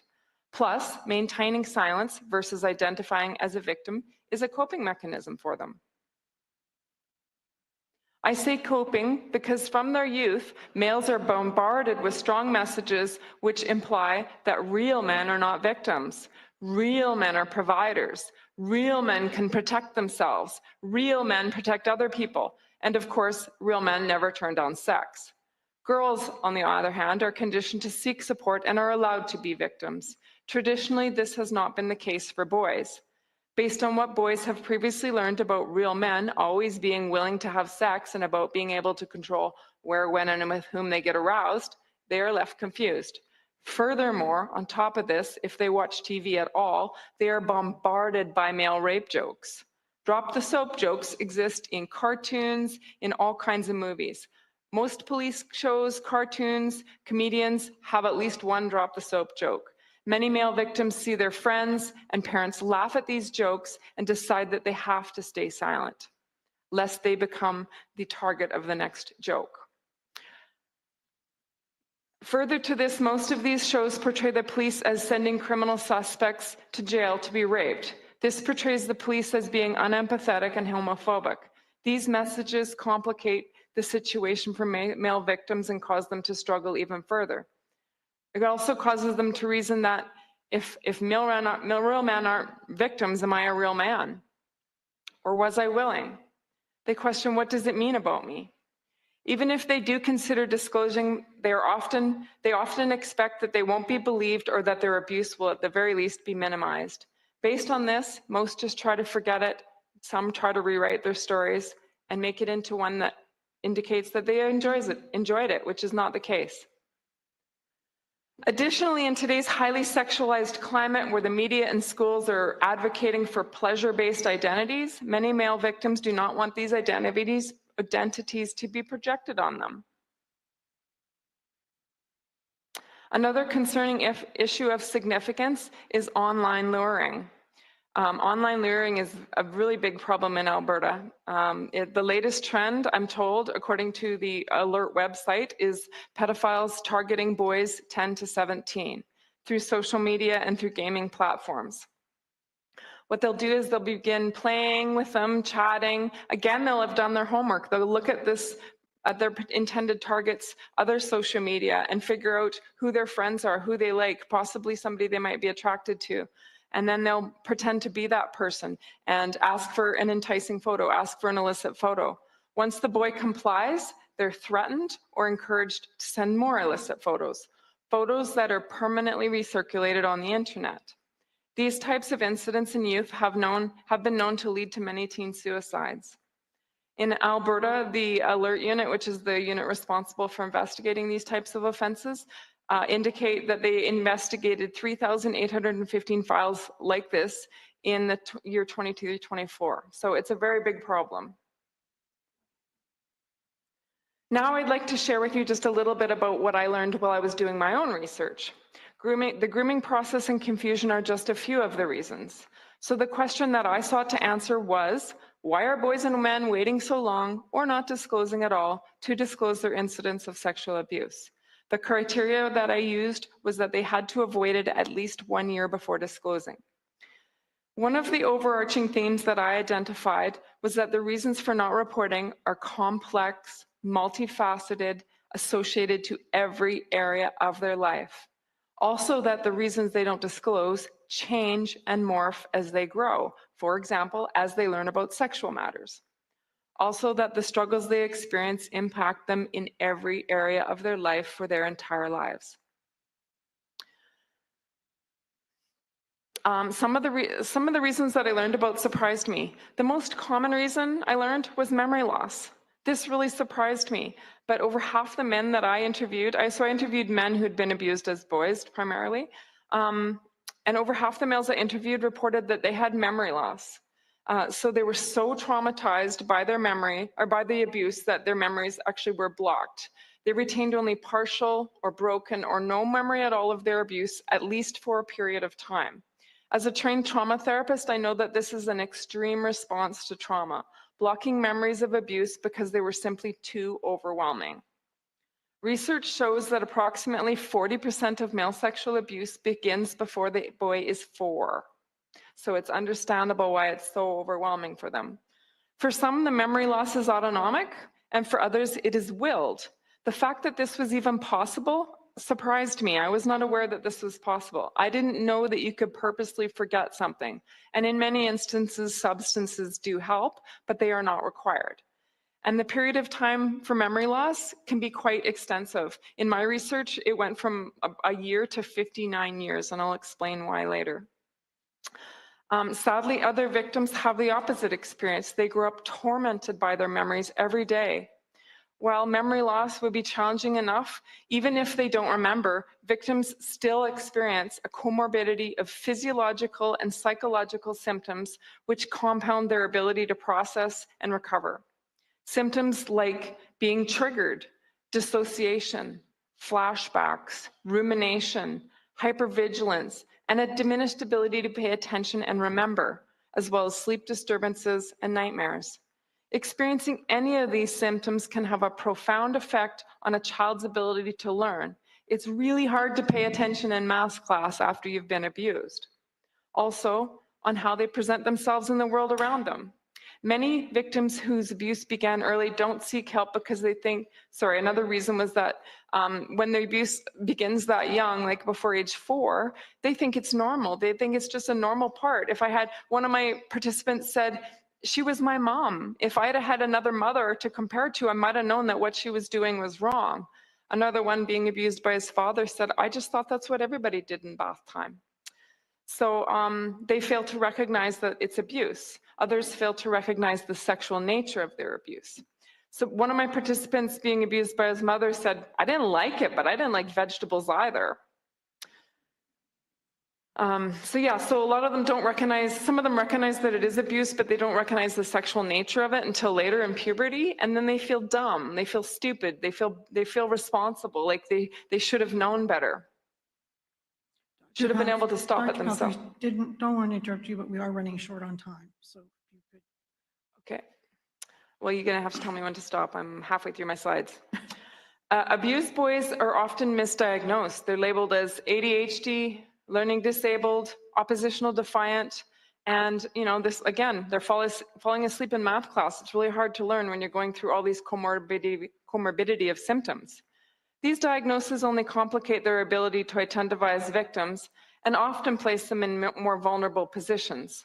Sometimes they're forced to return to their abusers for support, and oftentimes are subject to other abusers. Parents and teachers may see these symptoms, but they typically chalk it up as hormones or just boys being boys. Oftentimes when boys are raised in families that are more conservative or avoidant, they're taught that sex is a taboo subject, so they choose not to disclose their abuse. Others fear being in trouble. During the grooming process, they've done things they shouldn't have, and their offenders, of course, tell them that they're going to be in trouble. Many simply try to ignore it and hope it won't affect them. Many are too young to know all of them are too young to know the full impact of their abuse. Others fail to recognize that their symptoms are associated to their abuse. The second reason that they don't report also surprised me. They thought nobody would believe them, especially if their parents remained friends with their offender. This reason saddened me. Boys staying silent to protect their parents. Parents often verbalize, they sit around the dinner table and talk about their own stresses and stuff like that. And these boys make the decision that they don't want to burden their parents further. They believe their parents can't handle anything more, that their parents couldn't handle the truth.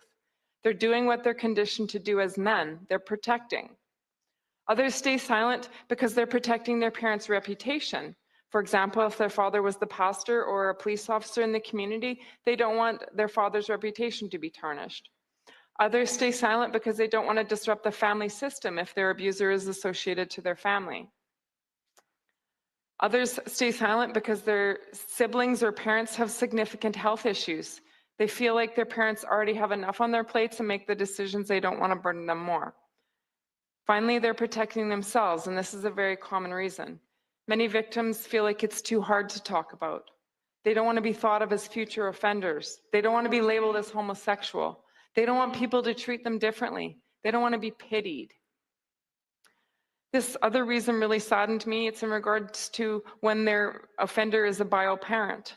Oftentimes, their non-abusive parent turns a blind eye willfully. I mean, they do this out of reasons of self-preservation and also because there's a neurobiological process that goes on the brain associated to willful blindness, which I'll skip over, that, just convinces the parent, they convince themselves they're not seeing what they're seeing. Alternatively, children also stay silent because their non-abusive parent is emotionally unavailable. Oftentimes, the child's being reared in a home where that other parent has mental illness, physical illness, depression, that kind of thing. In cases where the abuser is a parent, victims also often stay silent because they fear things could be worse in foster care. What if I'm separated from my siblings? What if they get abused? Fear was a very, very common theme amongst the men that I interviewed. They also worry if their parent is the abuser, who's going to support the family if dad goes to jail? Who's going to pay for college? That's a valid fear for a kid who wants a new life for himself.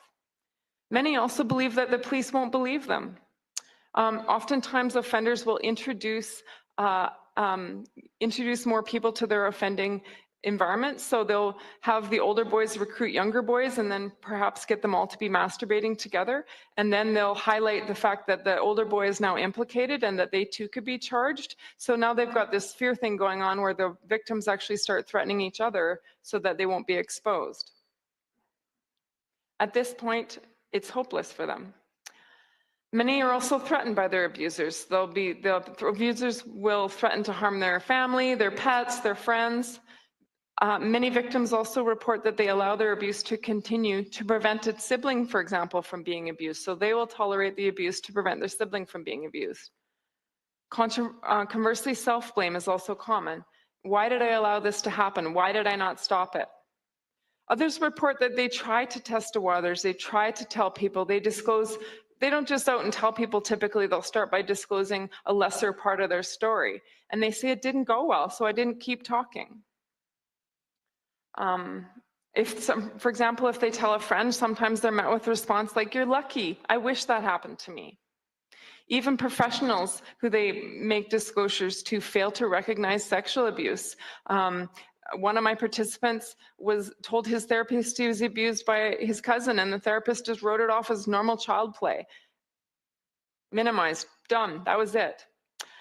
During my time in ICE, when I was file coordinating the RCMP's first sex tourism file, we presented to Crown. We had over 300 charges against one man, and Crown told us that the general public couldn't handle it, told us to pare it back, which makes sense, okay?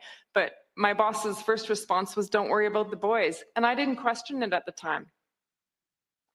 Aaron, my participant, when he went to his counselor absolved him of his sins and told him to never talk about it again. See, pedophiles set each other up. They'll get each other into the position where if a child would go to disclose on one offender, there's another offender working in the area where he would report to. They'll cover for each other. They're organized. Understandably, many boys just try to forget it ever happened. Many feel too ashamed, too unworthy. Others say they recognize there just isn't any supports for men. Male sexual abuse typically ends when the victim ages out. So when the victim becomes outside that offender's age or age of preference, so they outgrow the age of preference, or when the victim learns about sexual matters and puts a stop to it himself, or is physically strong enough to stop it, or it doesn't stop. Oftentimes, these types of situations will continue into adulthood. Knowing all of this, there's a couple other things we need to be concerned about. In both Canada and the US, males in the general population are typically 3.5 times more likely to commit suicide than females. Males with known histories of child sexual abuse are 13.5 times more likely to complete suicide and 30 times more likely to die of an accidental overdose. I believe these numbers are indicative of a hidden epidemic. Research out of Iceland supports this. Researchers in Iceland explored the consequences of child sexual abuse on the health and well-being of 14 different men. Each reported that they had been sexually abused during their childhood, and each had lived with a profound sense of depression. None of them disclosed until well into their adulthood, when they hit rock bottom and were faced with the choice, either reveal what happened or kill myself. I believe at least part of the reason for the higher numbers of suicide and accidental overdoses amongst males is because boys and men do not have the same supports as females when it comes to navigating abuse. The accepted statistics of 1 in 6 that I gave you earlier that's associated to males, I believe this to be inaccurate due to underreporting. I suspect the numbers are far closer to that of the female statistic. As you can see for males, it is a bit of a self-fulfilling prophecy. They're not reporting because very few people recognize that it's even a problem. Males don't have the supports they need in part because they're not reporting their abuse. There's a saying amongst the male survivor community, no one talks about it, least amongst the victims, least of all the victims themselves.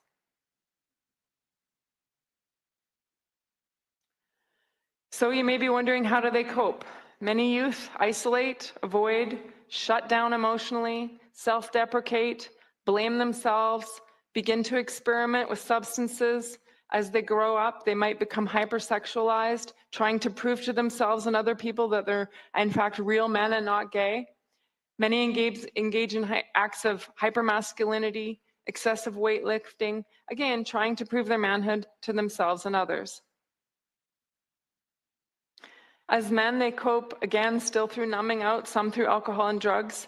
Sadly, many become addicted, and this can easily lead to a life of crime. Our prisons are literally filled with male survivors. Over 75% of the inmate population is believed to be a male survivor of sexual abuse. Others stay excessively busy. They distract themselves. They become workaholics. They choose avoidance. They avoid intimacy with their wives. They do this so they don't accidentally disclose their abuse. They also avoid parenting duties because they don't want to accidentally offend. Some continue to engage in acts of promiscuity and hypersexuality, again, to prove themselves. This easily leads to infidelity in a marriage. Others, engaging in extreme sports, weightlifting, all kinds of venues where they're just continuing to try to prove themselves to themselves and others. And of course, anger is a big part too, right? I believe that domestic violence is probably related to this. Like I mentioned earlier, a lot of victims simply just try to deny it or minimize it or bury it. This doesn't work, unfortunately. And sadly, many complete suicide. When I was writing the first book that I wrote, the one you mentioned, I was being pushed by my publishers to publish, and I knew there was still some spelling errors in it, and I wasn't happy with that. So I asked a couple of my friends to review my book, a fresh set of critical eyes, because I couldn't see it anymore. What I hadn't considered or thought of at the time was that both of them had lost sons. I was only thinking of myself. After both of them finished proofreading my book, they both told me that they thought their sons had completed suicide because of instances of abuse in their childhood. One had been abused by his biological grandmother, and he did tell his mom, and although she did protect him, they never talked about it. He had an accidental overdose around the age of 30.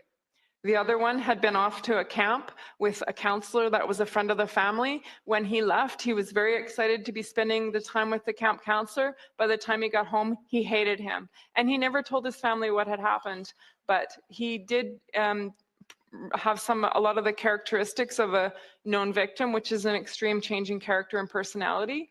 And a few short years later, he did complete suicide. Sadly, most parents do recognize that abuse happens to boys, but they don't think it's possible that it would ever happen to their children.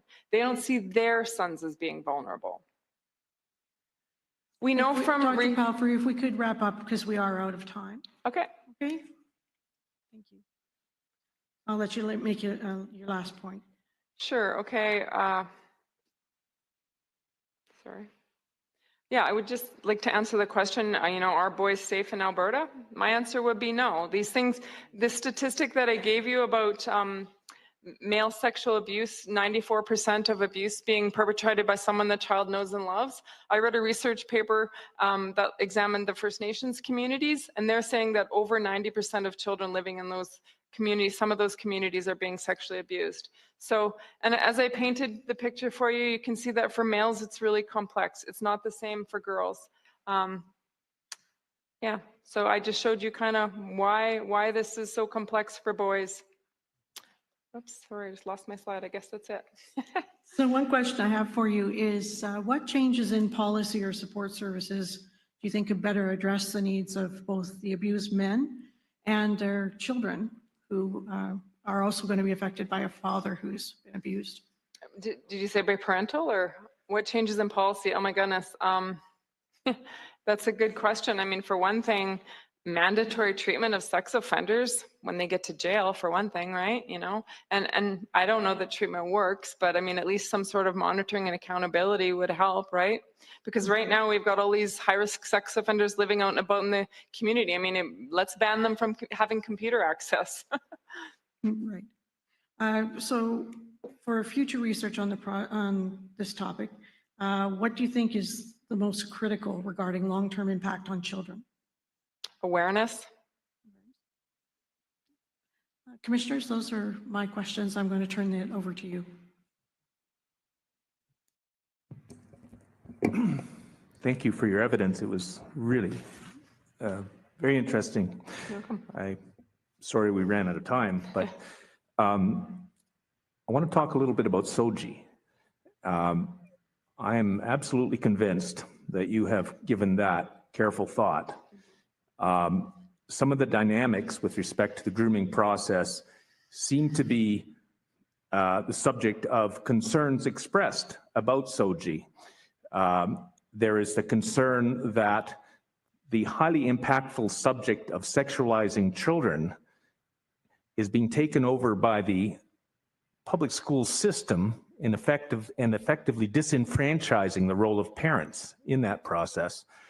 There's also the concern about what's called gaslighting or confusion of children by such nonsense as being trapped in the wrong body and therefore questioning their own self-worth and identity. With those dynamics engaged, critics of SOGI, of course, are labeled in the most egregious defamatory imputations. In other words, back off. It becomes a battle over the kids. So on the concerns about grooming and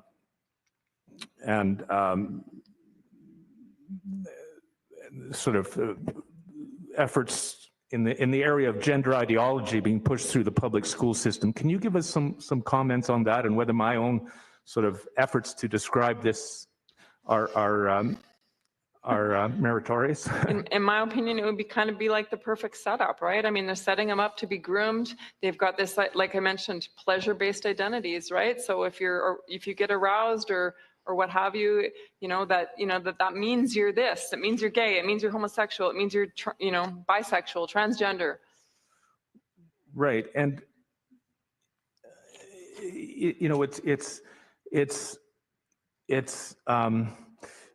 the grooming process, although I understand you've just broken it down into these various stages, but it's a continuous sort of fluid process where I see certain elements. There's the deceitful nature of it, the pretext that it's being done for another reason. So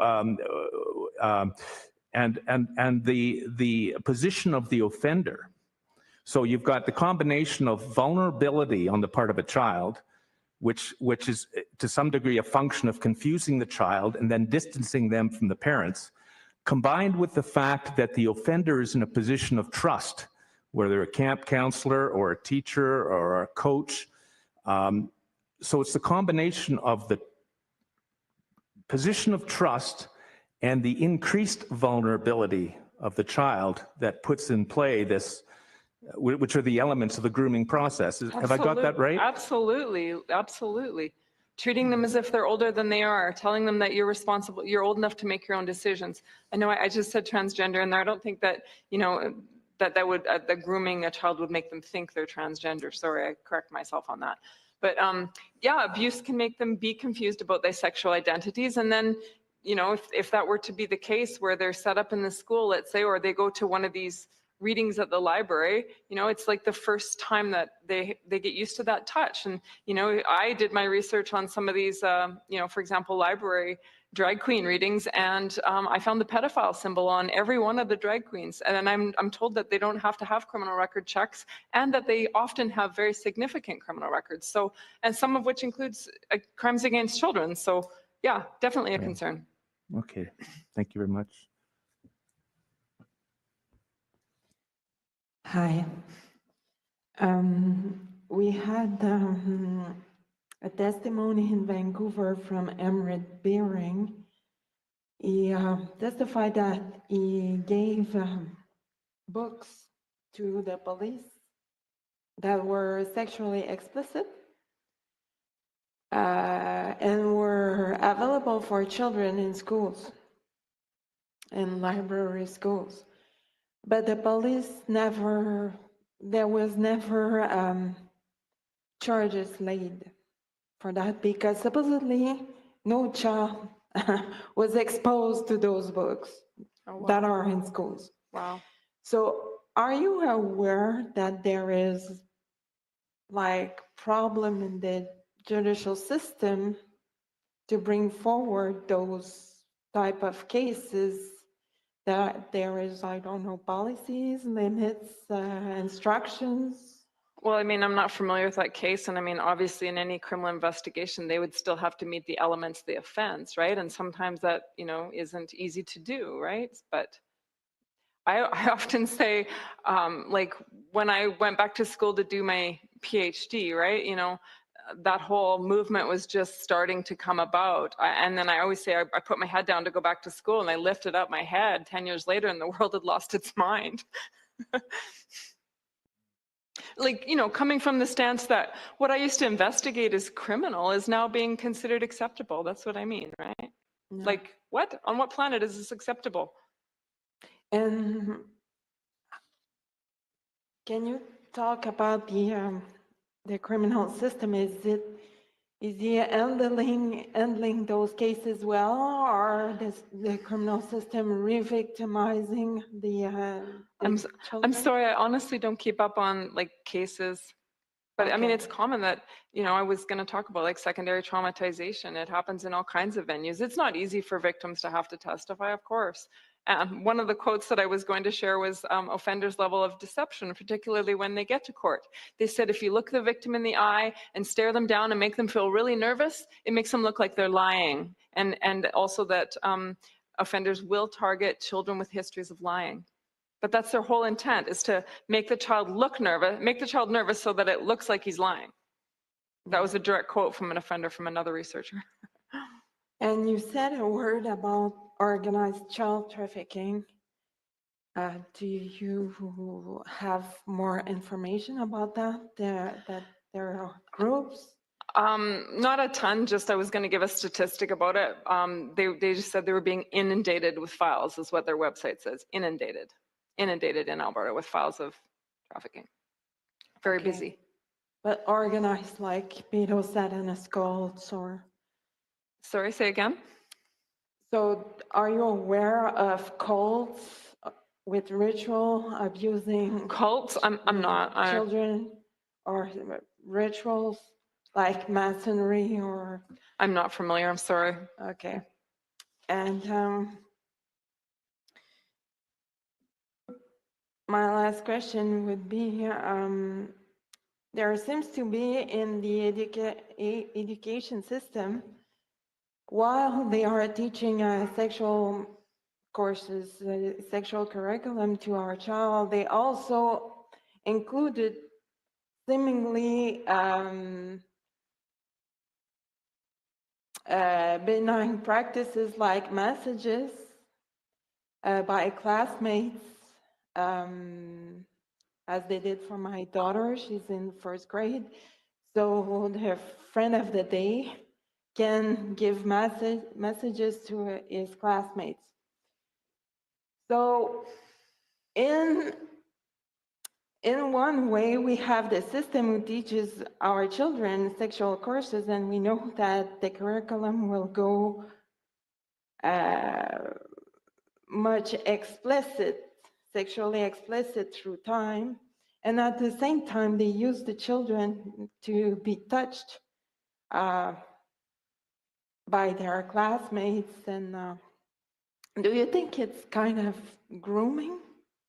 I'm not familiar with what you're referring to, but you know, anytime you got your hands, again, it's anytime you got a child getting used to the idea of being touched, right? And what do you think about the fact that they consider that a child of 6 or 7 years old can consent to those touches, messages, without parental knowledge. They are alone at 6, 7 years old and they can consent to be touched. When I was a police lady, we would have been investigating them for that, right? Thank you. Welcome. I mean, you know, like, well, just to clarify, like in Canada, we don't charge children under the age of 12. I think that's still the case, right? But we would certainly be looking into where that child learned how to touch like that. If you're talking about children touching each other, right? Like that would have been ringing alarm bells back in the day when I was a police lady. Thank you. Thank you, Dr. Pelfrey. You're On welcome. behalf of the My NCI, pleasure. over to your testimony.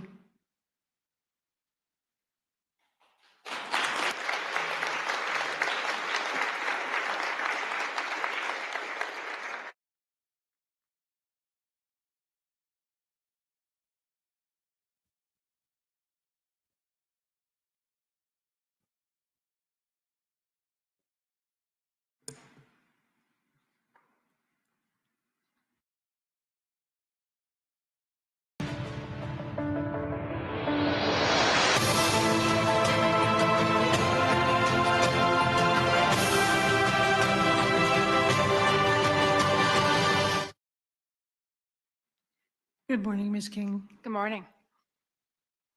With you, Commissioners, I'd like to call the next witness, Ms. Sally King. Could you state your full name for the record and spell your last name? My name is Sally King, K-I-N-G. Do you promise to tell the truth, the whole truth, and nothing but the truth, so help you God? I do. So, Commissioners, I'd like to introduce Ms. King. She brings a wealth of personal experience and expertise to our conversation today. Ms. King's not only an adult adoptee, but also a dedicated advocate for children in foster care and adoptive families. Having experienced the system firsthand, Ms. King has faced significant challenges, including being dragged through the ringer by social services twice since adopting her daughter. In 2020, Ms. King authored a powerful and eye-opening book, In Search of Serenity, where she shares the deeply personal and heartbreaking journey her family has faced, revealing the abuse they endured within the foster care system. The book is an in-depth look into our real-world consequences of how children are treated, a topic that is often overlooked. But rather than just sharing the story, Ms. King has turned their pain and their family's experience into a mission to help others. As a parent coach, they work tirelessly to support other families who are adopting children from the foster care system. She's completed numerous courses focused on raising children from hard places and healing the deep trauma that so many children in foster care endure. Ms. King and her family have done the hard work, taking a multifaceted approach to healing, including neurological and physiological interventions to help their daughter recover from damage caused in utero and throughout her time in foster care. Their journey is a testament to the dedication, resilience, and love it takes to counteract the lasting effects of trauma. As someone who's witnessed the deep flaws in the system, Ms. King is passionate about advocating for the rights of children in care. Her work sheds light on the systemic issues that prevent these children from being treated as individuals with inherent rights and dignity, ultimately contributing to the cycle of trauma that many of them face as they age out of the system. Please join me in welcoming Ms. King, who will share her story, her work, and her call to action to reform the way we care for vulnerable children in foster care.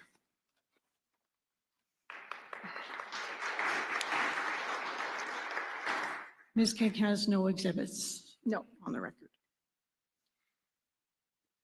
Can you share some formative experiences from your own time in foster care that influenced the way you view the system today? I mean, I was adopted fairly young. Like I was in foster care and I was adopted fairly young. But the interesting part about it is that it affects you. People say, well, you don't remember. Well, it affects you for the rest of your life. Even as an adult, I'm 60 years old and there's still things like, there it is again, dang it. And it you know, it's interesting, the person that spoke just before me, you know, I say I raise my biological children very differently than I'm raising my daughter because she is very vulnerable. Our daughter's Indigenous, and so she's being raised in a white home. She doesn't look like us. She doesn't, you know, she's a different color skin, and you don't know where you fit in. I was raised in a white home, but I still didn't feel like I fit in. I was very tall, I had curly hair, they all had, you know, they looked very, and I always knew that, right? And you're always different, you're always separate, you're always standing out, and it affects you, and it affects you in everything, and things you don't even think it will. That can be a trigger. And, you know, I always say when I give a lot of talks is that, you know, foster kids are disposable. They're the great unwashed. And if you're an Indigenous foster child, it's even worse. And so we've worked really hard to raise our daughter so that she can be a strong, proud Indigenous woman. And that's what I always tell her. You're going to grow up to be a strong, proud Indigenous woman. And her situation is not ideal. Even though we love her and she's in a good home, her situation, it's not ideal. So it's very, very important to recognize that these kids are different, that, you know, they say that the kids who need the most love show in the most unloving ways. And that's exactly what, I mean, they're the ones that need it. And I always tell people, you know, when I'm coaching parents, you know, you don't give them a timeout, you don't send them to your room, you never turn their hurting away, because if a kid's acting out, they're trying to tell you something. And sometimes it's very hard to get that out. But if you give them time and time to process, our daughter's an artist, so she has to go and paint, or she has to go and sculpt, and then she'll come back and she'll go, okay. So what ways do you think your childhood experiences in foster care shaped your values and your passion for advocating for children in similar situations? The one thing about social services that I really, I mean, there's many things that I really loathe, but is the child is never the important part. They have no rights. All these people are making decisions for them, and they have absolutely zero say. They're forced to do things that they shouldn't have to do. They're forced to do things. You break the bonds of a child in the first year of its life, you change them forever. And it's true. But it takes, and then it makes you different. It absolutely makes you different. It makes you think different. And you're always feeling like you don't fit in. You always feel like you're different. You always feel like, so they become very vulnerable to grooming, to any kind of attention. And it's something that we have to keep an eye on all the time with our daughter. And because I look back on my childhood and go, like, I remember being 10 years old and camping in BC and the United States, and this couple was grooming me. I look back now, I was 10 years old on a dock at this lake we were camping at. And they go, oh, why don't you just come into town with us? And I'm like, okay, because they were really cool and they were really good looking. And I felt so awful. I thought they like me. And something made me ask my mom first. I have to ask my mom, oh, you don't need to ask your mom. I'd have freaking gone. Like I could have been gone. But this is the kind of thing we do. Like we're always looking for love, right? Always. And it affects, teenage years are rough, you know? So what inspired you to foster and eventually adopt an Indigenous child? And how did that decision resonate with your own experiences? Well, you know, it's funny. I thought I was fine. I thought, oh, I've got this. I was married. I had 2 biological sons, but we always wanted a daughter. And this little girl came to us. It was a phone call we received one day about this little girl. And so we went and met her, and I fell in love instantly, and so did my husband. And I thought I was fine. I thought I got this. And then social workers came on the scene. And it was so incredibly triggering for me. I can't tell you the amount of nights that the policies and the procedures by social services, how many times it brought me to my knees. Like I was just, it broke, there was nights it broke me. It was so bad. I have watched my mother die of cancer, and I searched a beach looking for my father's dead body and found it, but that wasn't as bad as dealing with social services. It was horrific. From your experience as a child in the system, yeah, were you aware of the social workers and what was happening behind the scenes? No, the only thing I remember is my mom saying that one time I fell off a bunk and I got a big bruise on my head, and she was scared about the social workers. And so they were aware of it, But we were kept pretty insular. Like, and in those days, I'm old, so they didn't really talk about it. Like, I'm very open with our daughter now. Like, we talk about it all. It's on the table, but we didn't talk about it. So, and I always knew, and I always wondered, and I wanted to know what my name was, and I wanted to know stuff, but she would just give me the little sweet little answer that, you know, my mother loved me. Takes far more love to give up a child you can't raise. You know, that pert little pat answer that doesn't do anything, just FYI. Right. What do you think the key issues are in our foster care social services system where children are concerned that need immediate attention? Immediate attention is the child needs to be first. We need to look at our daughter was the fifth of 6 children. I also was the fifth of 6 children, and she was the fifth of 6 that have all gone into care. Why are we constantly giving more and more and more chances to someone who's still on the streets, still actively engaging in addiction? We're making children we're making them foster forever. And they go from foster home to foster home. The foster home that our daughter was in when we met her, they were an older couple. They were in their late 60s, early 70s. And so they only took babies. So had we not come along, she would have gone to another foster home. It's not good. It's not good. And then the unscrupulous, constant social workers in your house. They're in your house every month. And I get it. They got to watch. They got to check things out. But taking a child, and they didn't do this to our daughter because she was young enough and I pushed so hard for an adoption. But like even when we did the home study, they wanted to take my biological boys, who at the time were 10 and 12, into a room with a door closed. And I'm like, no. I don't care who you are, what numbers you have behind your name, letters you have behind your name, you're not taking my children into a room alone. That's not cool. And I had to really be the difficult one because I was constantly pushing back on the rules and constantly pushing back.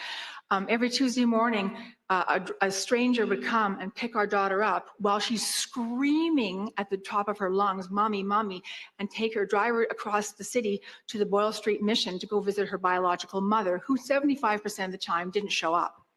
And if she did show up, there was supposed to be a 2-hour visit. And if she did show up within about half an hour, she's tweaking and needs to go. So you've now put this child through this awful trauma for no reason. And she would come back mad at me because I didn't save her. I mean, I've got this 2-year-old that I'm trying to put into a car seat and they're arching their back and screaming and she's growling, that kind of, and we did that every Tuesday. And she was messed up for days after and she couldn't sleep and she wouldn't, and when she came home, she would never want to go to me because she was mad at me. So she'd go to my son and he would rock her for half an hour and then she'd look at me and she'd start to cry and then I would wear her for the rest of the day and she would have, I did everything with her. And we would just get her leveled out again. And then it would happen again next week and next week. And 9 times out of 10, mom never showed. And I begged the social workers, I says, can't we wait till mom gets there? Like and then take her? No. I says, you're traumatizing her for nothing half the time. No. So eventually mom gave up guardianship and she lost it. And there was no involvement from a father at all? Yes, there was. He was trying to get her also. Again, they were both in active addiction, and he was also apparently quite violent. And he wanted her, and then he finally signed off because he got somebody else pregnant and he moved on. So he agreed to sign off on her. And then I really wanted to meet Serenity's mother. I said, why can't I meet her? Well, no, the driver. I said, I need to meet her because I, in my heart, knew that she was going to come to us. And knowing that I wanted to know what my birth mother was like, I wanted to meet her, I wanted to love on her, and I wanted to reassure her that her baby was going to be okay. And I wanted to be able to, when Serenity's 12, to say to me, Mom, what was my mom like? That I could tell her and not lie to her. Do you think that there should be changes in the foster care system specific for kids of different cultural backgrounds? Or do you think the system is so broken, it all needs I think it should all burn to the ground. Sorry, I said what I said. Yeah, no, that's a fair assessment. There's a very, very big push on the Indigenous piece. And I got to tell you, an 18-month-old doesn't give a crap about being Indigenous. And she doesn't care that I haven't taken my 12 hours of Indigenous training per month. They don't care. They just want to be loved. And when you adopted her, you went to the tribal council who We were did. fine with you taking her. They actually were. We ended up, that was a big push though. That was a massive fight, and that was a lot of fighting and a lot of me pushing hard. Like they wanted to get the adoption through because they were done with me, and that was perfect. That's social services. Yeah, because I was a thorn on their side. I pushed every boundary because it was just like, I'm putting this child first, and you don't see this. Like, she was very, very ill when she was little. She, unbeknownst to us, social services didn't bother to tell us that her mother had tested positive for MRSA. Do you know what that is? Yes. That is the superbug that kills people if, Superinfection. yes, from over. So anyway, she had it, and she was getting these boils all over her body, and she was like a year and a half old, and I'm having to run her to the stollery 2 or 3 times a week to have boils last. So now we have medical trauma too. Awesome. And I have to phone social workers and let them know I'm going, because I don't have any jurisdiction to say, no, we're not doing this, or no, we're not going to, this is like, and it was 3 times a week, and it was constant. And, you know, they'd say, well, do you need respite? No, I don't. Respite is when the foster parent needs a break. And so they give a child to a complete and total stranger, because that won't damage them at all. Sorry, I'm a bit sarcastic. And just to clarify, for the medical treatment, yeah, when she was your foster child, yeah, you didn't have that guardianship power. So no, for so medical decisions, etc. She was 4 before we got her, when she was 9 months old, but she was 4 before we had a legal adoption. And that was really not even, it was hard to get an Indigenous child adopted. It was very, very hard. And so I pushed, and that's why I said, I want to go to the, like, I said, let me go to the band. No, no, no. They wouldn't let, we got this. But then they said they spent a year trying to get a hold of the band, and they couldn't get a hold of them. And then when my husband and I phoned an advocate because I'd had enough, within the hour, they got a hold of the band, oddly. And then we went up to the band and to her reserve, and they actually did a blessing and blessed the adoptions and signed off on her. But she was 4 at this point. And since you've adopted her, does she have any contact with any of her biological No, she was having contact with biological sisters, but that went sour because they are still in, one of them especially is still in care and is very messed up. She was 16 at the time, and they were threatening to sue me, and they were going to take her away from me because they didn't like that we were her parents, right? Because they felt, because they were biological. So we nixed that. Right. We ended that. On a personal note, how do you manage the emotional challenges of revisiting your past in foster care while you're working towards systemic change? Well, I have a very good therapist, not gonna lie. It's a lot. It is a lot. Like, I mean, I wrote my book In Search of Serenity because I had no idea how damaged I was by it, because I had just shoved it all down. And then I was being triggered by social workers, and I had this little peanut that was so terrified and so scared and just wanted me. And so I had it was a real come to Jesus moment. Like, I gotta deal with me, because so I started therapy, and I was able to work through my stuff. And the biggest thing that we want as adoptees is to be heard. We don't get a voice. My oldest son, when he was 11 weeks old, had a grand mal seizure in my arms. And it was terrifying, and he kept having seizures. And we were at the Children's Hospital in Calgary. We lived down there at the time. And they said, we need a family history. Awesome. I had to fight social services. I had to fight the post-adoptive registry. I had to get the Fifth Estate did a story on me, because I've got a 6-month, 11-week-old baby in the stollery, or in the hospital having seizures. Who are we protecting here? I couldn't have a family history, and they said they were hesitant. They needed a family history because they were hesitant to medicate him because he was so tiny and his brain was so small. But if there's a family history, then okay, we might have to look at it. Well, it was nothing on my husband's side. So I had to, in the end, at my own expense, hire a private investigator to find my birth family and find my birth mother. So that's part of one of the flaws in the system, is that foster parents and then adoptee parents don't actually have access to medical history. No. So you. I knew that my mother was a secretary, my father was a truck driver. They weren't, by the way. I've talked to so many adoptees and they have the same story.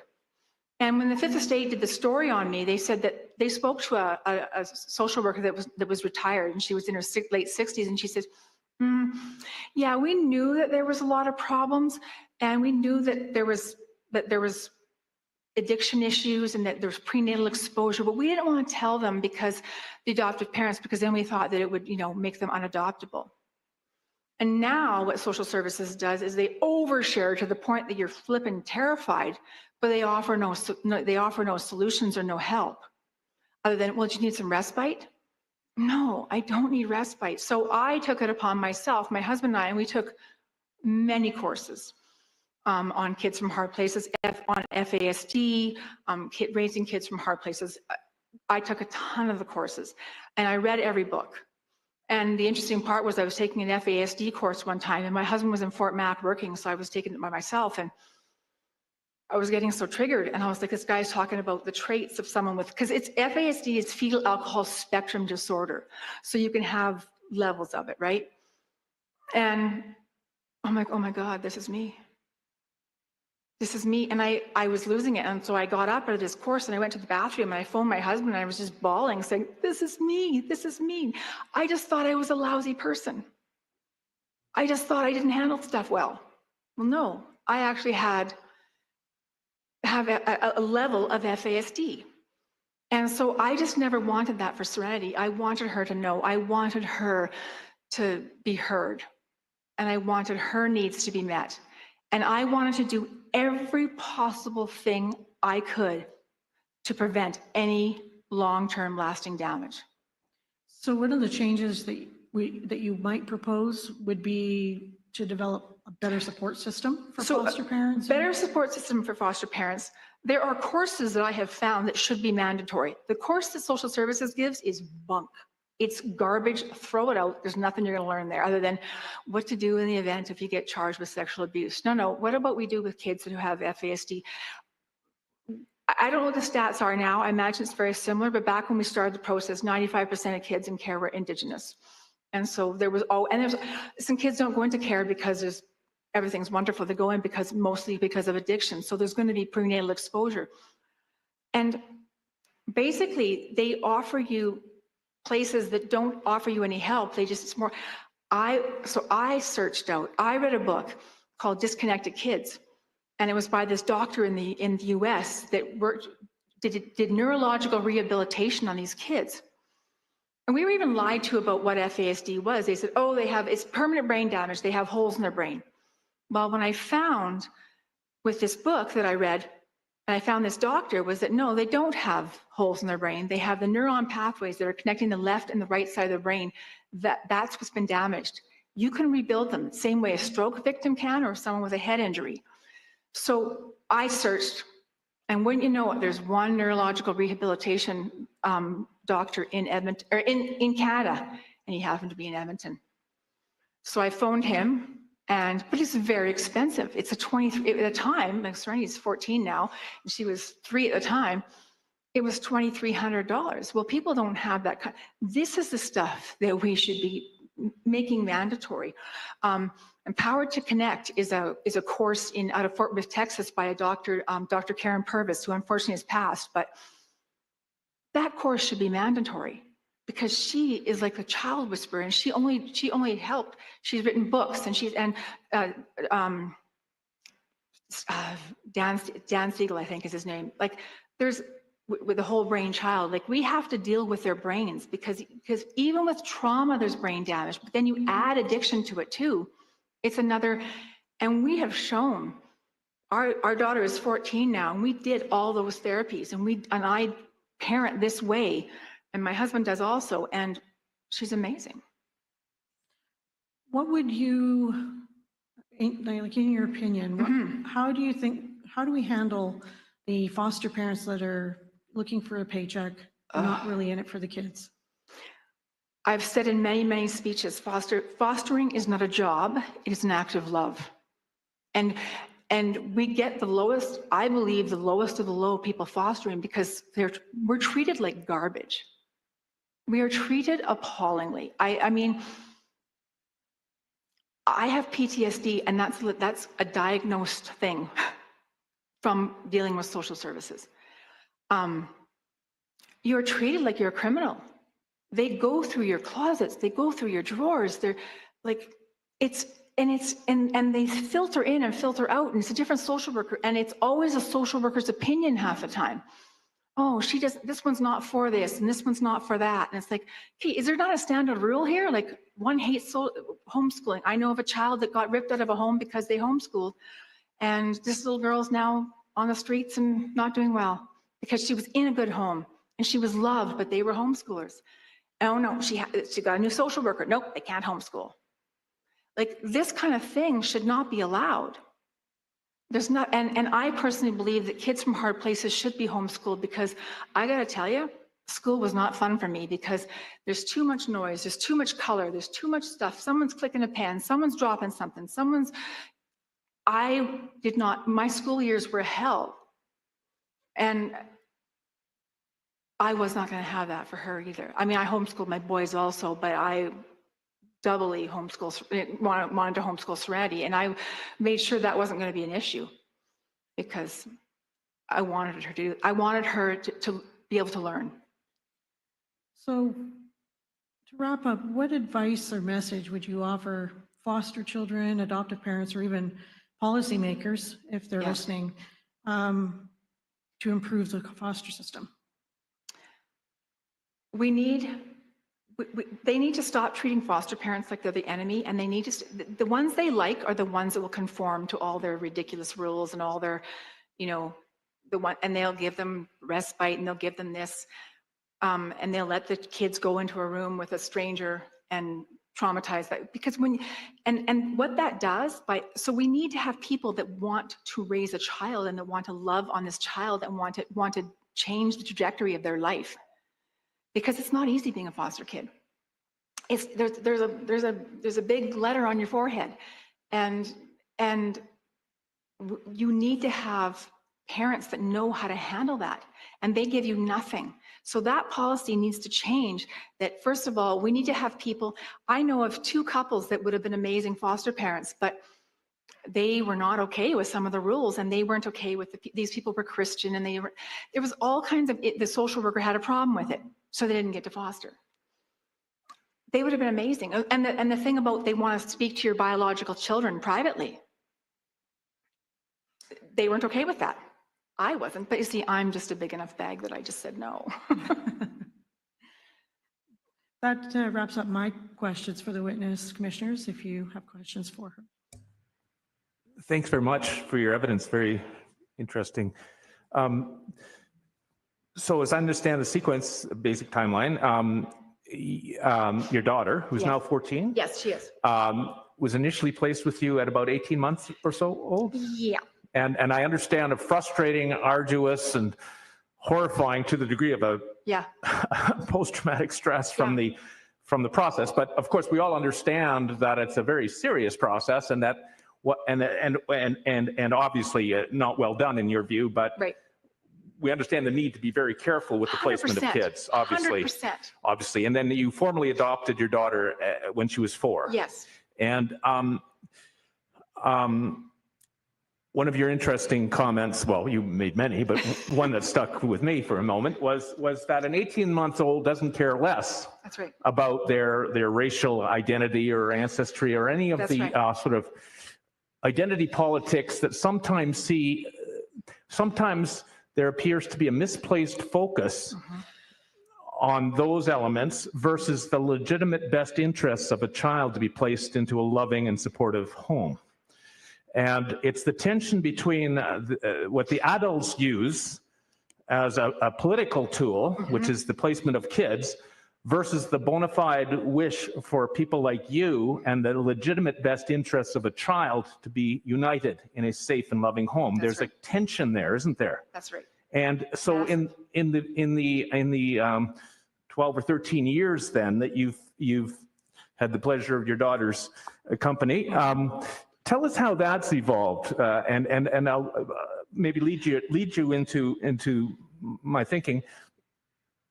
In that 14 years, have you and your daughter sort of allowed for her to revisit her cultural and racial ancestry in ways that you feel to be productive? Can you explain that process? So I will just tell you that when she was a year old and she was going to the Stollery, I had my social worker threatened to take her out of our house because it was 2 weeks before Christmas. My husband was in Fort Mac. I had a 10-year-old and a 12-year-old that I was homeschooling. I had a sick, terrified, traumatized baby, and she threatened to take her out of my house because I hadn't done 12 hours of Indigenous training that month. It's 2 weeks before Christmas. That didn't go well. That was a bad conversation, and it ended very, very badly for her in the end.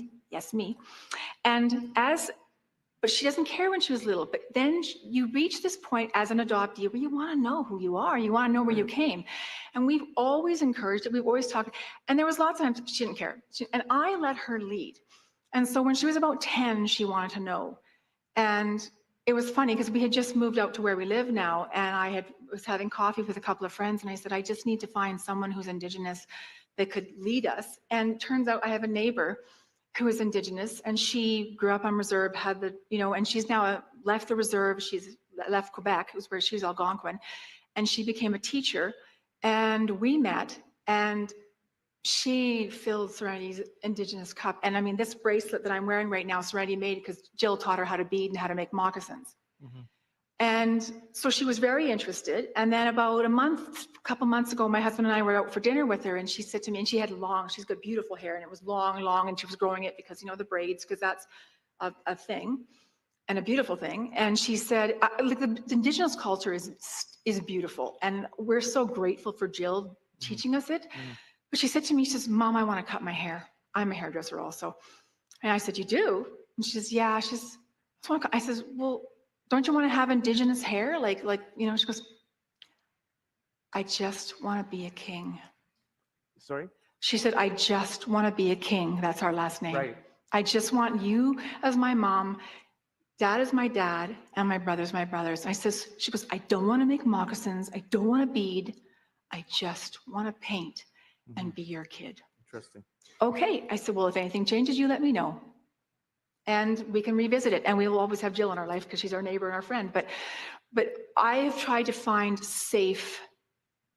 Marching off to a powwow as a white person is not always safe, especially when you don't know anybody, you don't have any connection there. Like, what are you doing there, right? So they would, you got to go to the powwow. Well, they don't know us. Are they expecting us to come? Like, it's awkward, right? It's hard, and she hated drumming because she's got sensory stuff, so it was too loud, so she never liked it, So we take it as we come, but it's never off the table. Right. That makes sense? Yeah, it makes great sense. Thank you. Hi. Hi. You said that as a foster parent, you had no parental authority, so you were not able to choose for medical treatments for your daughter. So what about vaccines? Well, there's a story there. My husband and I signed a contract saying that we would vaccinate her. We didn't. The MRSA ended up being a gift because she was flaring. And so they'd call me and they'd say, you haven't vaccinated her yet. I said, I know, I'm totally gonna, but she's flaring right now with the MRSA. I just felt with her brain already compromised. I felt with her, we don't vaccinate, period. So I just felt that I'm gonna put one more thing in her bucket for some more problems. So I just couldn't do it. She had vaccines until she was 9 months old, because that's until we got her. And her mom did crystal meth, heroin, and alcohol when she was pregnant with her. So I wasn't adding more drugs to her system. And when she was 5, she ended up with epilepsy. And the doctor actually admitted to me that it was probably a combination of what mom did and the vaccines that she got. And so she was medicated for epilepsy. She was having up to 50 seizures a day from 5 to 10. Do you think, but I understand you did not vaccinate her, No. even though the social workers now would be probably more on you to They would be have- very on me. And I mean, we were I knew I needed to get social workers out of our life, which is why I pushed so hard because I know that now with the COVID vaccine, they wanted all foster parents to be vaccinated and all the children to be vaccinated. And if you don't do it, The kid's gone. You can lose the That's child. right. The other thing is, I'd like to know about the incentive, like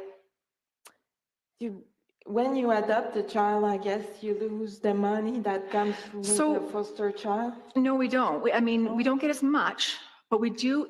They have what they call supports for permanency, which is really what they brought in. And I don't know when they brought it in, but they brought it in because these kids have high needs. They need therapies. They need stuff. And people were not adopting or giving the kids back because they couldn't afford to do the therapies. So they give you something called supports for permanency. So you get a certain amount a month. It's not a lot. Like it's about, I think the base rate is about $850 a month.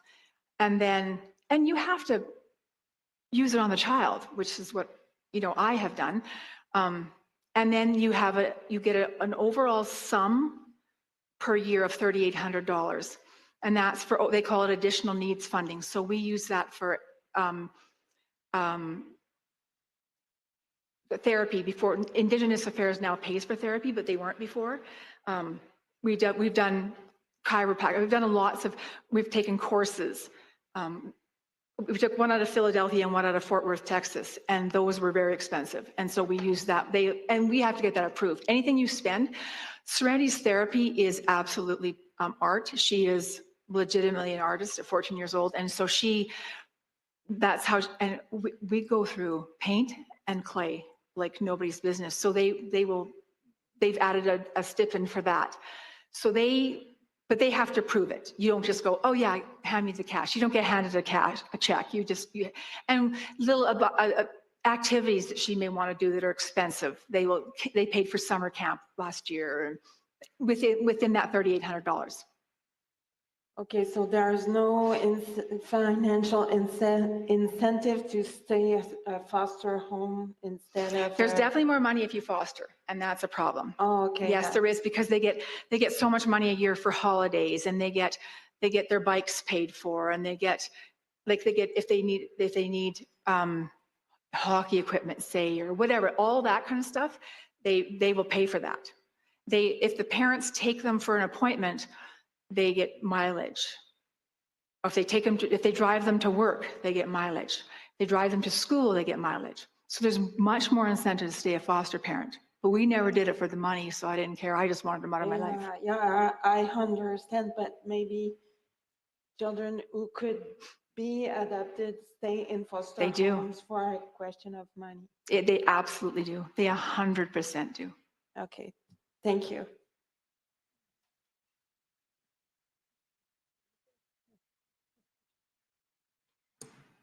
That sums up your testimony. Thank you for coming today to answer questions for the NCI. Well, thank you very much for having me.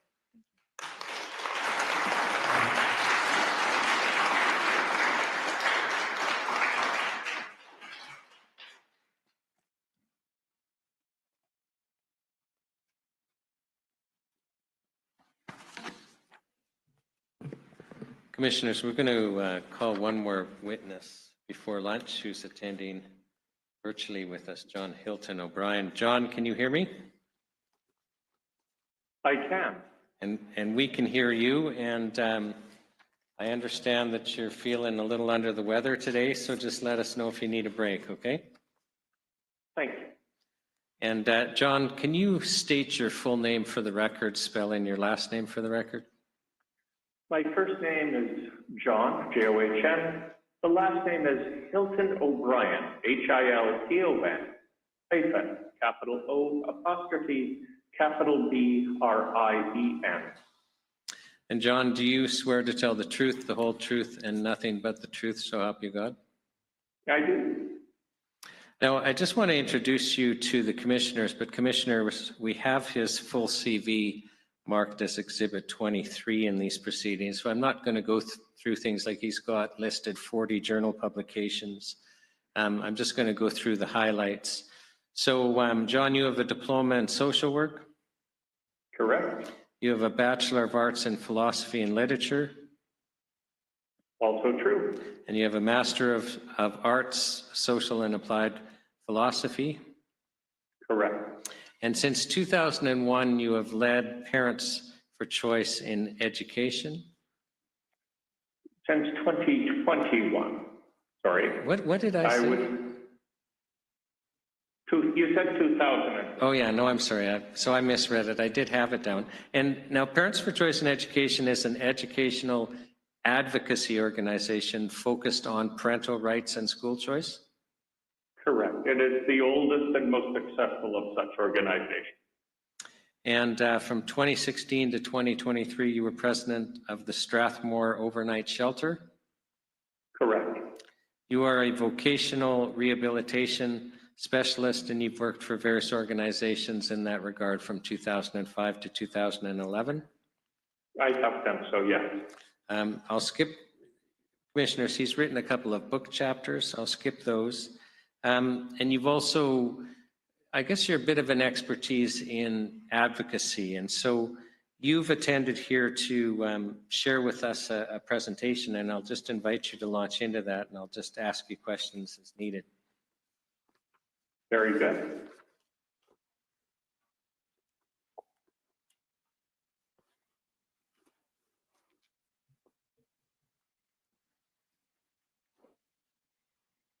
So the question is whether our children are safe in our schools. So let's do what we can to answer that. I'm going to talk about 5 items. I'm going to talk about violence per se, critical race theory, gender ideology, and secrecy, and the challenges that these pose, particularly to the parent-teacher relationship. And finally, I'm going to talk about how money and power have a bearing on the issues we're seeing. Under violence, we're going to talk about violence in Canadian schools and whether children are sexually abused in our classrooms. So recently, there have been some news items about some violence in Ontario's Algoma School Board, which has been the poster child for violence, saying that they've seen a dramatic increase in violence, up to 1,200 incidents over the 2022 to 2023 school year. That being said, while I completely understand the concerns about it, this is not the worst violence we've ever seen. Students have outright killed teachers over the past 50 years. Brampton, Toronto, La Loche. La Loche is quite recent. That's only 9 years ago. And the worst violence was a little earlier in the early days of the public school movement at the public schools proper. Places like Eton. There were 4 riots that were quite famous that occurred during the late 18th to early 19th centuries, and those required calling out the militia. Public school violence then was ended with proper prosecution, even-handed enforcement, and some options for dissatisfied students. I do notice that in the case of the public school riot, a sense of entitlement among the students was listed amongst the causes. But a question we have to ask ourselves looking at Algoma, where the administration has made no move to prosecute any of the students involved, and the sense is that teachers are left unprotected, is this. The people who are closest to the administration are their employees, the teachers, the staff. And if an administration will not protect those people, how can anyone trust them to look after their children if violence is directed at them? That is a reasonable concern for any parent, and any administration must understand this. It would be prudent if, when we're seeing a large amount of violence as in the Algoma schools, especially where there's allegations, as at Algoma, that it's really a small handful of students, we need to consider charging them under the Youth Justice Act. So let's talk about sexual abuse. There is one city that sets the standard for sexual abuse reporting in North America, and that is Chicago. Chicago has an Office of the Inspector General, which has a specific unit that looks into sexual abuse. Every year, and this is since 2018, over the past 7 years, they investigate at least 400 cases of alleged abuse. Last year, they closed 300 and a few of those cases that they opened last year. They substantiated 7 cases of actual sexual abuse, plus 49 cases of sexual harassment, grooming, and failure to maintain boundaries. Things where they could not prove that there was actual sexual abuse, but it was highly inappropriate and unethical behavior. Now remember, this is the best place in North America. If we extrapolate that to Canada's population, we should expect over 100 confirmed cases of sexual abuse of students by teachers, and close to 750 cases of lesser issues such as grooming. John, can I just ask you, what would be the time period? So when you're referring to the Chicago report and then extrapolating, is that like on a year-on-year basis? This is every year. Okay. This was just last year. So you're saying now, extrapolating to Canada, 100 confirmed cases a year and 735 cases of lesser sexual crimes such as grooming per year. Correct. Okay, thank you. And I am basing this on the rel populations of Chicago and Canada.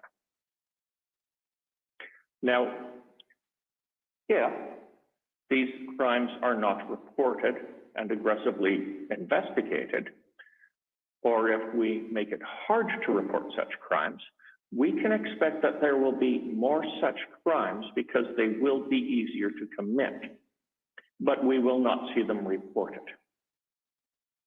At the moment, we are seeing very little reporting out of Canada.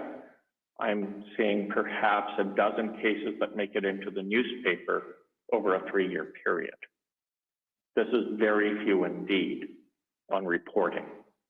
The fact that they're not reported in your newspaper does not mean that the crimes did not happen. It just means that they were not investigated and they were not reported. Can I ask you, John, so when we're looking at the Chicago public schools, that's just the ones that come to their attention. Is there any research to indicate, what percentage of cases are reported so that we'd have some idea of an overall figure? There is some research out there, and there is a book. I've included the report of the OIG in the documents attached to this. It's Exhibit 2, I believe. And in it, they mention a book that has done a study on sexual abuse in American classrooms. And they hold up Chicago as the premier place where reporting does take place. We have no way of knowing how many crimes of this nature are unreported. Nature of the beast. But this is as good as it gets. The second best place is New York City. New York City has an independent group run by the New York Police Department, which also does investigations of crimes of this nature. They do not go as deep, and this is partly because they do not have the close relationship with the school board that the Inspector General of Chicago Public Schools does. So for us in Canada, one thing we might recommend is to consider an external investigative body focused on schools in the way that New York City does. Right, because we're in the situation where basically probably every school district just determines their own policy and may or may not even be looking for abuse. As far as I know, there is no equivalent to the Office of the Inspector General in any Canadian schools. Okay, carry on, please. So let's talk about critical race theory. By the way, just going back for a second, I am not telling you about this estimate of 100 or more confirmed cases of sexual abuse of students by teachers to alarm you. I'm not saying this to sensationalize. I'm saying that this is the baseline that we can expect from humans being humans. If we do better, then we are doing very well. This is what we should expect, and not through, and that is if none of our school boards are failing us. So turning to critical race theory, I want to talk about power imbalances and about something called participatory action research. So part of the reason for using critical theory in a classroom is because you're trying to do anti-oppressive practice. You're trying to acknowledge and not exacerbate the power imbalance between teacher and student.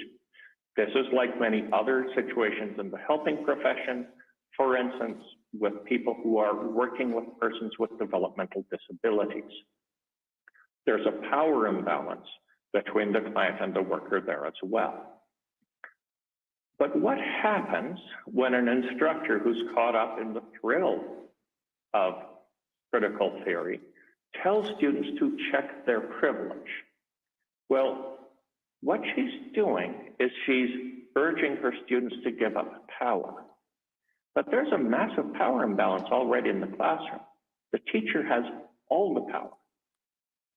There's really not a scrap left to the students themselves. We're transferring power from the student to the teacher. This is the opposite of anti-oppressive practice. I would suggest that it may be an unethical way for a teacher to practice. For the purposes of this commission, however, we can note that this can reasonably be expected to create a closed system where people don't report outside because you kind of need the teacher's permission. And this is not unlike what happens in an abusive family system. And this is the social work background talking here. John, can I just, before you go to the next slide, some of the commissioners and some of the people viewing might not actually understand clearly what critical race theory is. So when you see on your slide, check their privilege, I'm thinking that's to a white student, probably a white male, saying check your privilege. Can you share with us what, just a Reader's Digest version of what critical race theory is? Critical race theory is a view of the world which comes partly from lawyers who were very frustrated by what seemed to them to be, how to put this, a slowdown in the advance of human rights in the United States with regards to minorities. And what it does is it encourages the practitioner to try to sort all people into groups that are oppressor and oppressed. So of course, classically, white people are the oppressors. However, it's worth noting that people practicing critical race theory are also lumping Asians into the mix, for instance, and Jewish people. And I would have to say that it is historically inaccurate to lump Irish people into the oppressor category. The oppressor category really is just about saying these are people who have more power than other people. And the oppressed, of course, are people who have less power. And we're talking then about oppressed groups, which allows people who are all about critical race theory and diversity, equity, and inclusion to say how, oh, I don't know, not Whitney Houston, but a certain talk show host who happens to be Black, but is a billionaire, is a member of an oppressed minority. She dines out on it quite a bit. And so there are some tremendous inaccuracies, even though it's helpful to someone in practice to remind yourself, I think I have more power in this relationship than that person. It prompts you to think about power imbalances, but you cannot be forcing that on other people in groups because your assessment may be wildly inaccurate. But most of all, when you're a teacher, it's already inaccurate because you have all the power in the room. It does not matter whether you are a member of a historically oppressed or powerless group, you have the power in this situation. And it is up to the teacher to acknowledge the power imbalance that is vastly in her favor. Great, thank you, John.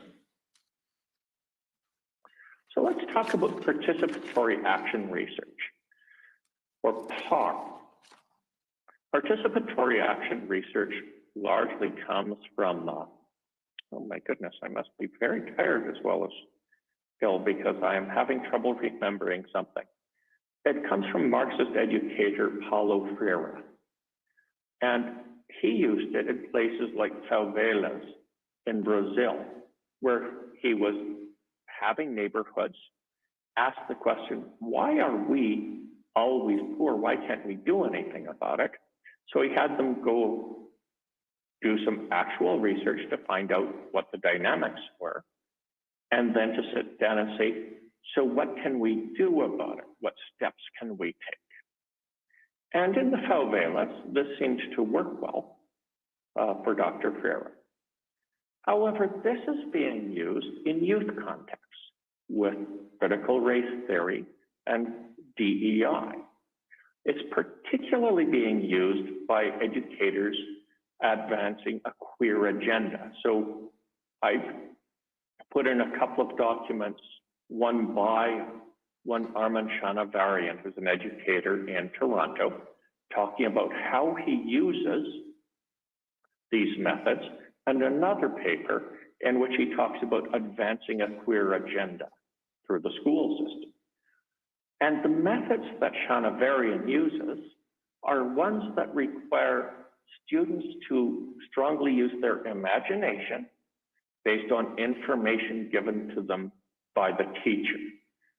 Unlike what Freire does with PAR, which is problematic enough, this does not require any actual research on the part of the children.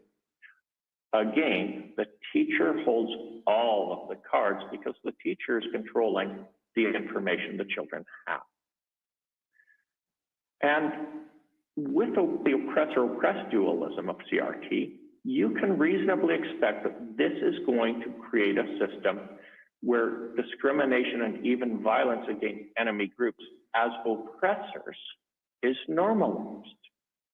One of the other pieces that's in your set of documents of evidence from this is a column I wrote for the Epoch Times where I interviewed a family where a young Jewish student was pursued through his school by a gang of Islamic students. This was a case of violent racism, and it was justified by the use of critical race theory and possibly through participatory action research, although the incident that I report on there does not directly tie back to the use of participatory action research. The use of imagination in these exercises can be troubling in another way when one is imagining oneself as a child as a member of an oppressed sexual group. And this can create other issues. And with that, I need to talk about gender ideology and secrecy policies. So there's half a dozen slides here. I'm going to talk about the issue of sexualization of children. I'm talking about a tool called the PRISM Toolkit. I'm going to talk about gay-straight alliances, also referrals to gender clinics from schools, secrecy policies, and expertise for teachers.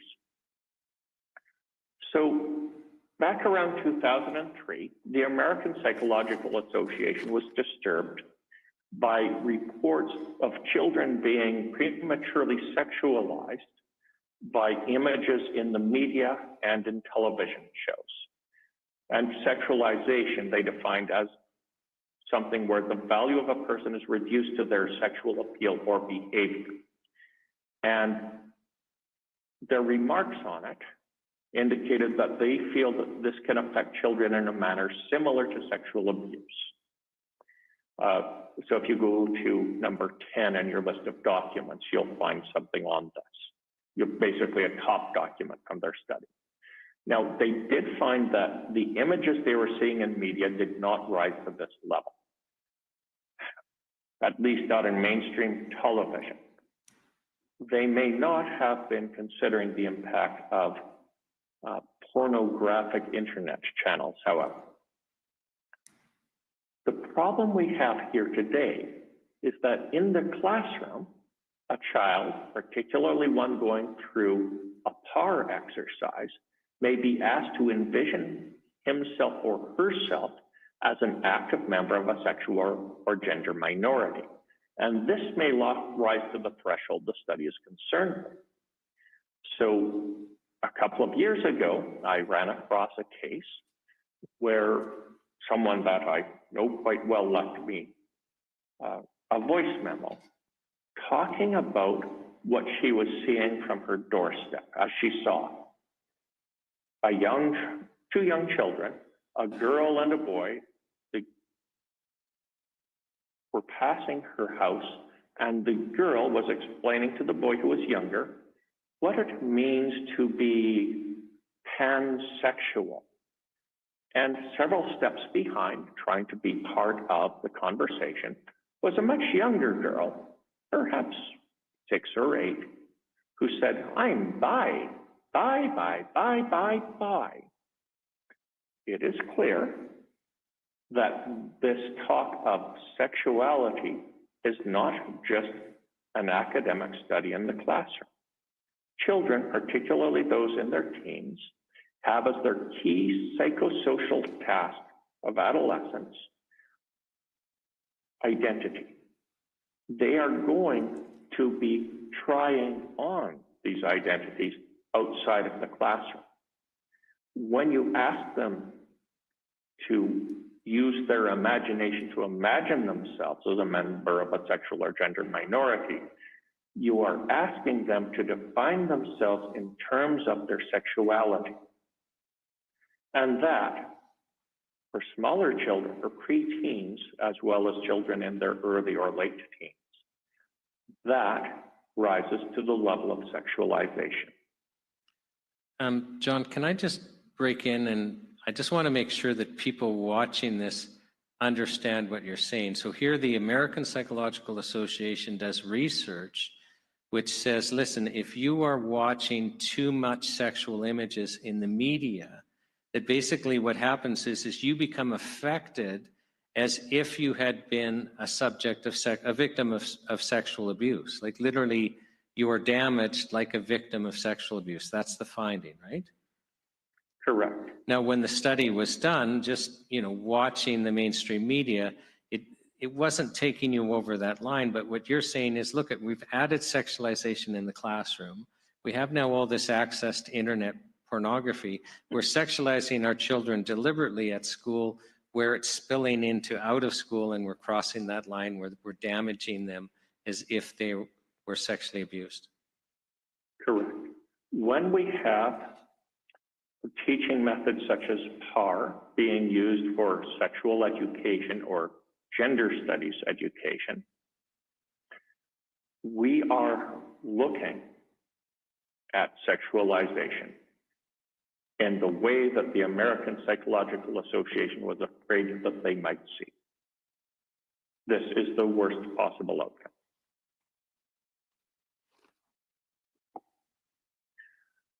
So with that, we are seeing a plethora of toolkits and resources being provided for teachers for use in the classroom. As the material is provided directly to teachers for them to use, it is very difficult for any authority to prevent its use. And now I'm going to talk about one of those resources. The PRISM toolkit. It's produced by the Alberta Teachers Association. They're a pair of documents, one for elementary school, one for high school. Between them, they amount to a little under 200 pages. Both of them start out with statistics and legal advice, and they point out that teachers must seek parental consent from parents if and only if the primary stated purpose of the lesson is about gender or sexuality, which is to say that when we think that teachers are supposed to ask for parental permission when they're going to talk about sexuality, that is not true. That is a myth. The law says only when it's the primary and stated purpose of the lesson. So most of the two PRISM toolkits then move to provide examples of lesson plans in which the contents are about gender and sexuality, but the primary and stated purpose is something else.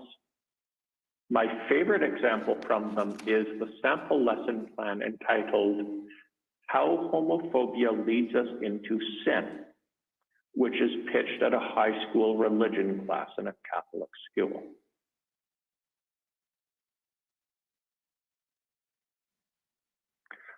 PRISM is not the only resource out there. It is merely the most prominent in Alberta because it's maintained by the Teachers Association, and it is frequently the subject of workshops at teachers' conventions and in training.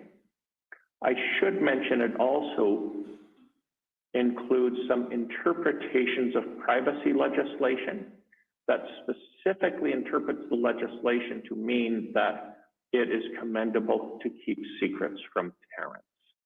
And that will become another theme.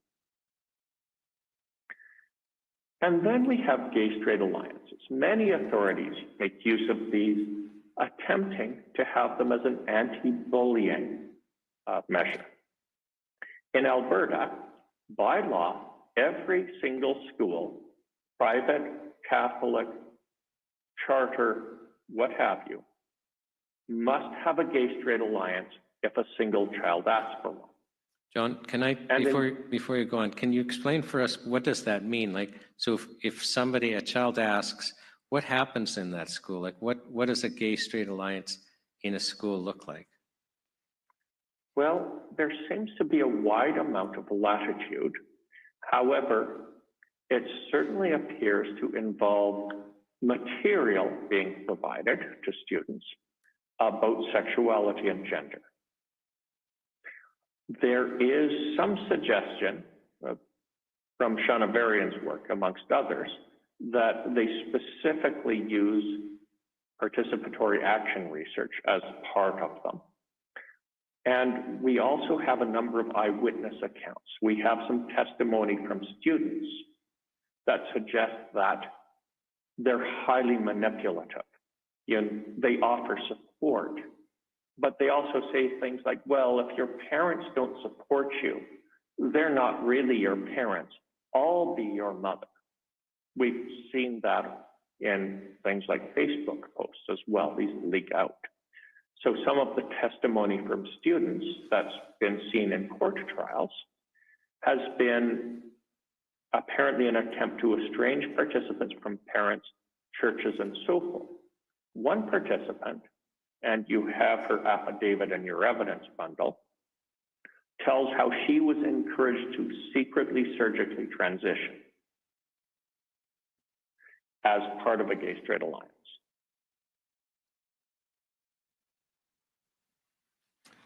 Okay, carry on. Thank you for explaining that. So, in 2023, I discovered that Alberta Children's Hospital had a gender identity clinic, somewhat similar to the famous Tavistock Clinic in Britain, about which so much has been written in official reports. It turned out that while top surgery did not usually occur until age 18, it could be referred to as young as 16, and the clinic boasted that Alberta Health Services had never declined a request. Most alarmingly, the clinic said that parents did not need to be informed for the referral to be made. Fall of last year, the Alberta government passed legislation restricting this practice. This does not mean, just because my example is in Alberta, this does not mean that there are not gender identity clinics in other provinces, especially if they are not prominent. I'm not sure anyone would have known that in the general public that Alberta had such a clinic had it not come up almost by accident. John, can I ask you, because I haven't read that specific piece of legislation, so is the system, as AHS, for example, restricted from sending Albertans to other provinces for transition surgeries? Like, so is it, are they basically stopped, or is it just we're not doing the surgeries here now because of this change? I believe that it is, we are not doing the surgeries here, but that does suggest we are not paying for them. Okay. Either. So that would tend to make it more difficult to refer out of province unless the other province is willing to pay the funds to have treatment for an out of province patient.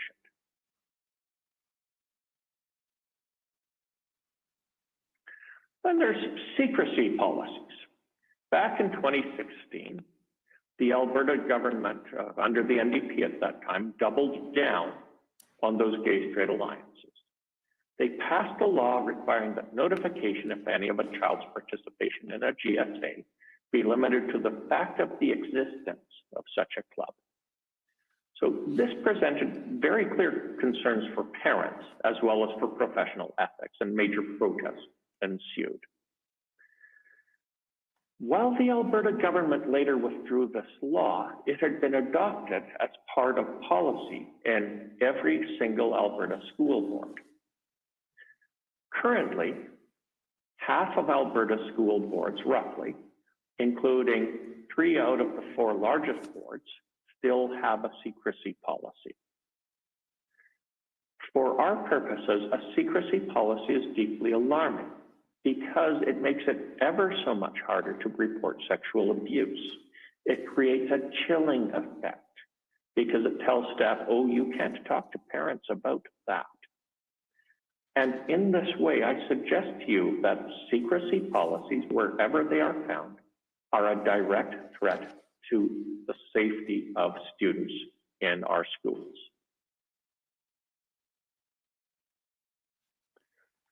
And then there's another problem. When we have people talking about working with children who are members of sexual or gender minorities, we're talking about doing psychosocial intervention. That is part of the deep identity of a person. It's complicated and it's dangerous because it is psychotherapy at that point. it's no longer really even psychosocial, it's psychotherapy. There's a lot happening inside. Now, I happen to possess a degree in social work. And social work does, in fact, do psychotherapy. It's a core competence for the profession. In order for the Alberta College of Social Workers to allow me to do psychotherapy, they would insist that I go back to graduate school and complete, at the least, a master's degree in social work with specific courses that would be likely to extend the program of studies from 2 years to 3. After that, I would need to complete 3,000 hours of closely supervised practice time before I could become an independent practitioner. The requirements for messing with the inside of someone's skull are very stringent. Teachers do not have that background. In fact, many teachers who are dabbling in gender ideology in the classroom, who are running gay-straight alliances, will count themselves fortunate if they had an afternoon workshop at a teachers' conference. As a matter of professional ethics, teachers need to acknowledge that they do not have this expertise. They should avoid using any methods that deal with sexual and gender identity because it is beyond the scope of their practice. Similarly, when a school board says that they are going to hire a mental health professional and they hire someone who has, say, a bachelor's degree in psychology, they must understand that they are not entitled to give out a license to practice psychotherapy. We are not going to bridge that gap through employees who are not, in fact, qualified psychotherapists, whether they have master's degrees in social work or licensure as chartered psychologists of the correct type.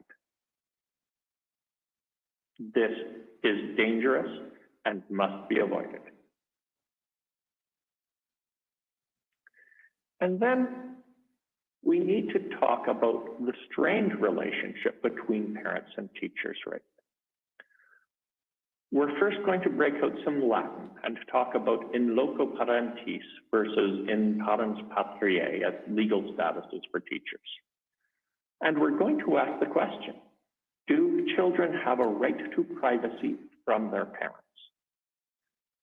We'll ask who's deciding those ethical issues, and we'll talk about the real rights claim to be discussed here.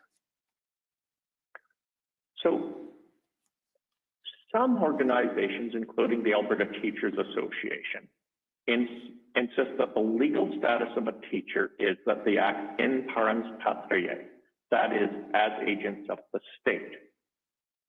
This is the status given to a prison guard, which does sound like my junior high school. It is also the legal status given to a child welfare worker who is investing abuse in the home and seizing children. And they oppose this doctrine to what they call the old way of envisioning the relationship, which is in loco parentis, which is simply Latin for agent of the parents, which is typically how teachers view themselves as operating, or more to the point, how parents believe that teachers should operate. If we allow organizations like the Alberta Teachers Association to insist that teachers act in parens patriae, this would dramatically change teachers' ethical obligations.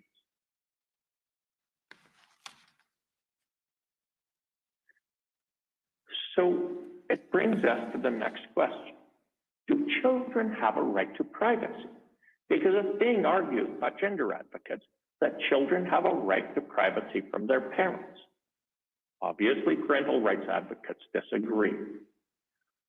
What I'm going to tell you as an ethicist is that the validity of a rights claim depends on the answer to three questions. Whose right is being claimed? Against whom is the right claimed? And who is making that claim? The right to privacy argument calls for the right of the child to be exercised against the parents by agents of the state. I say that this is an inversion of human rights doctrine. You see, the treaties that we signed, like the Universal Declaration of Human Rights, envision that the parents exercise the rights of the child against the state, not the other way around. And most importantly, we need to pay attention to the effect of this argument. The doctrine specifically calls the teacher and child to keep secrets from parents. And since we're talking about reporting as something that keeps children safe from sexual abuse, we must acknowledge that any doctrine that insists on keeping secrets is an invitation to sexual abuse. This argument is an argument to make children unsafe in our schools. And John, before you go to the next slide, I mean, I just want to emphasize, I mean, you're talking about secrecy about sexuality.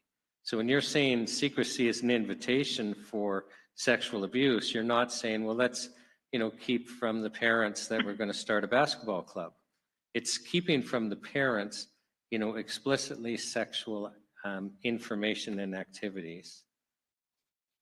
Correct. And it has raised other ethical questions for teachers. Consider, under these secrecy policies, a small town in rural Alberta where the nearest neighboring settlement is hidden by the curve of the earth. And, well, there sometimes isn't anything else at all in the way, of course. And there is a teacher in that town, and the daughter of the parents who live next door is attending the Gay Straight Alliance Club, and the teacher knows that.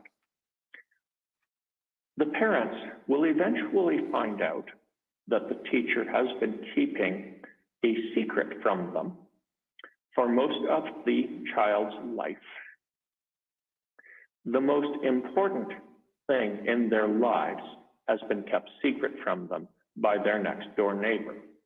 In a small settlement, this is an invitation for disruption of social cohesion, shall I say. And when I say that, I do it knowing that if you were to go on Wikipedia right now and ask for data on murders in Canadian schools, you will find a long list of teachers murdered by parents. Fortunately, not recently. But a loss of social cohesion is dangerous here. But underlying all this is a question the philosopher Jacques Derrida asked. You hear about deconstruction once in a while.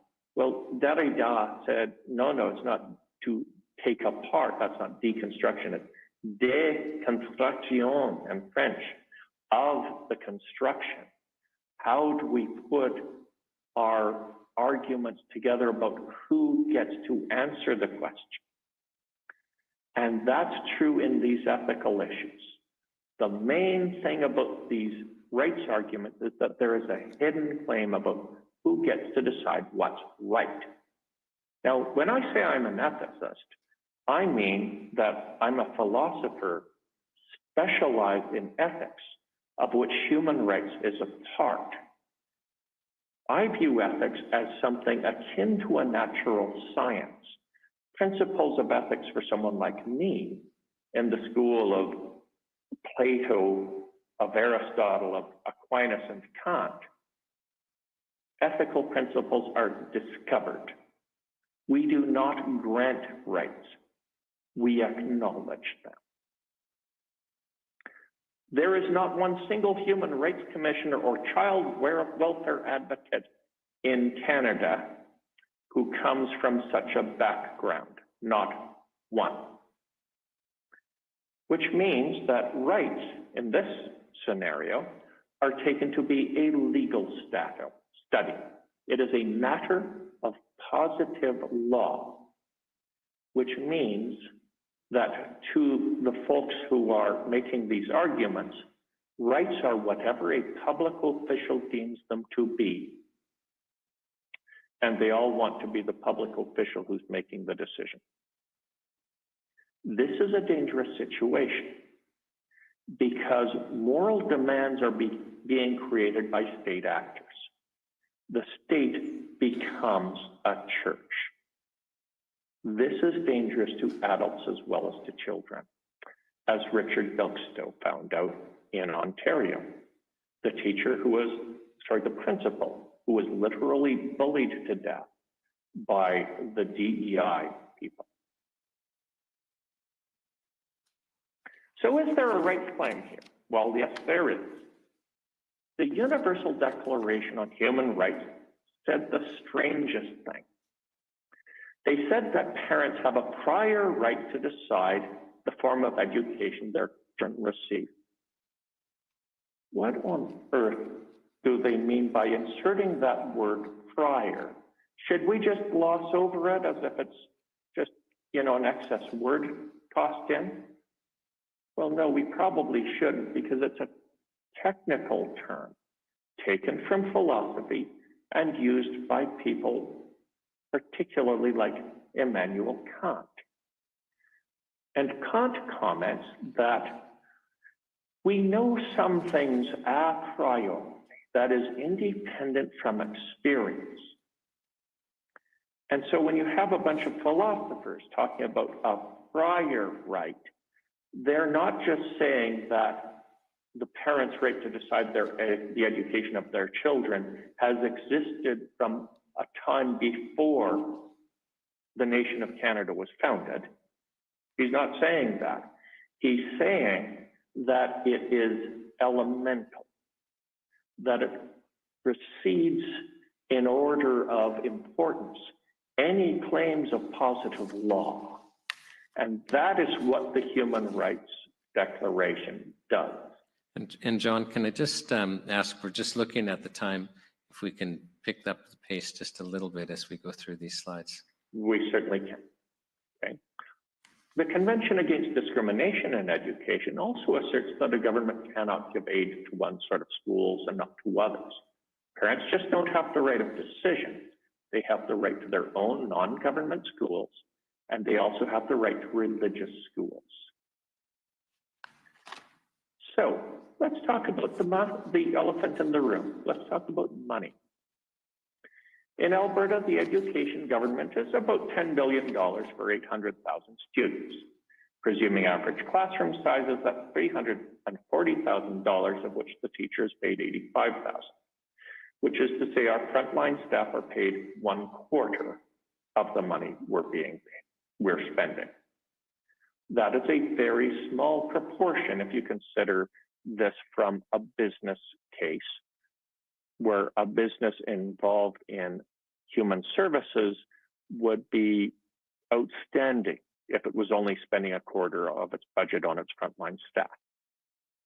The rest of the money is going to a bureaucracy, plus a welter of organizations that access the money through contracts and grants. Now, grants are problematic. They can change the purpose of an organization. Back in 2007, Ed Stelmach launched a royal commission into the number of agencies, boards, and commissions in Alberta because he literally could not find how many there were. He found there were hundreds, of which he cut back some, and half the budget of the province was going out in grants. Alberta is not unique. All provinces in Canada are like this. Organizations involved in DEI work are typically funded through government agencies. When you look at the ARC Foundation, which is responsible for the SOGI 123 advocacy work, you will find that out of $1.3 million, 700,000 and change comes from government grants, and half of the rest, 460,000, I should say, comes from non-receipted grants, people who are not eligible to get tax receipts, which may include international donors, and such donors are not disclosed. Okay, grants and contracts create a perverse incentive for elites to adopt increasingly esoteric policy options as they chase the grants. Human nature is what it is, and we chase the money because we must eat, and we fool ourselves, if we're smart, into thinking that this is the right thing to do. There's a recent book out from last year entitled "We Were Never Woke" by a fellow called Musa Al-Garbi. If you're interested in this subject, he's the person to read. So let us talk about unions and school board elections. In 2021, the Alberta Teachers Association spent $1.1 million as a third-party advertiser during the school board elections. They have announced plans to recruit and train candidates this year, which means their spending may be going up, in spite of new legislation regarding third-party advertising. A consortium of public unions spent $1.7 million to endorse candidates for Calgary City Council and every seat on the public school board at that time. In Ontario, the OSSTF spent $650,000 endorsing candidates in recent school board elections, and they won 58 seats out of the 88 that I saw them running candidates in. We have to ask, whose interests are represented? Certainly, it seems unseemly for a union to control both sides of the negotiating table. But that isn't the biggest problem. The biggest problem is that we continue catering to ever more esoteric policy interests, because the people elected in this manner need to reward their friends, and they reward their friends through grants and poorly monitored contracts, which will, of course, focus on the issue of the day, which will be DEI and gender ideology. And as we do so, the safety of our students is not going to be a priority. The priority will be the concerns of union management, not of parents. So we're going to conclude by talking about the Crown's dilemma, because this is a problem for our sovereign power. I'm going to talk about a crisis of confidence, state powers, and the relationship between the state and the individual. In Alberta, 10% of our students are currently in independent schools and home education. However, our charter schools are obliged to report their wait lists to the government. And those wait lists are 2 times the size of the schools. That data is not reported by Alberta's private schools, but anecdotally, it also appears to be about double. If these numbers are true, then approximately 25% of Alberta students have either left the public or government-run school boards or are actively trying to leave. The only reason our public schools are stable is that parents literally cannot leave fast enough. I did not produce evidence of it, but Ontario appears to be in a similar situation, and I think it will turn out to apply across Canada. Why is this? It's because parents have lost confidence in the government-run schools. The image in the background on this slide is of a mass protest that PCE ran back in 2016 against the secrecy policies. We did parallel ones in Calgary and Edmonton.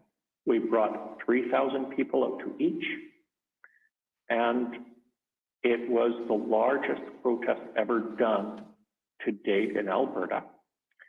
And any ones that are larger since have generally been done with people who were largely paid to be there. And Brian, I'm going to have to turn you over to the commissioners for questions, just because we're running out of time on our end. So you were just about at the end of your slideshow, and it is marked as an exhibit. And I will have all the other materials you forwarded to me marked as exhibits also for the commissioners to review. Commissioners, do you have any questions of this witness? Thank you. It's a very interesting presentation. What are we going to do about it? Well, I did offer a couple of suggestions for things that we can do, including, of course, the notion that we might consider having investigative bodies specifically for sexual abuse. One of the key problems we need to understand, however, is that there is a general problem we have in which there are sub-state actors, like these teachers' unions, which have appropriated to themselves, in effect, the coercive power of the state. And we're actually in a situation not dissimilar from some of the civil wars that our culture has experienced in the past, where the crown was weak and local actors had all the power. Until we reclaim the crown's power to the crown, we're in trouble. I imagine that this is what Mr. Trump is trying to do south of the border when he talks about reclaiming executive powers from a variety of his agencies, boards, and commissions.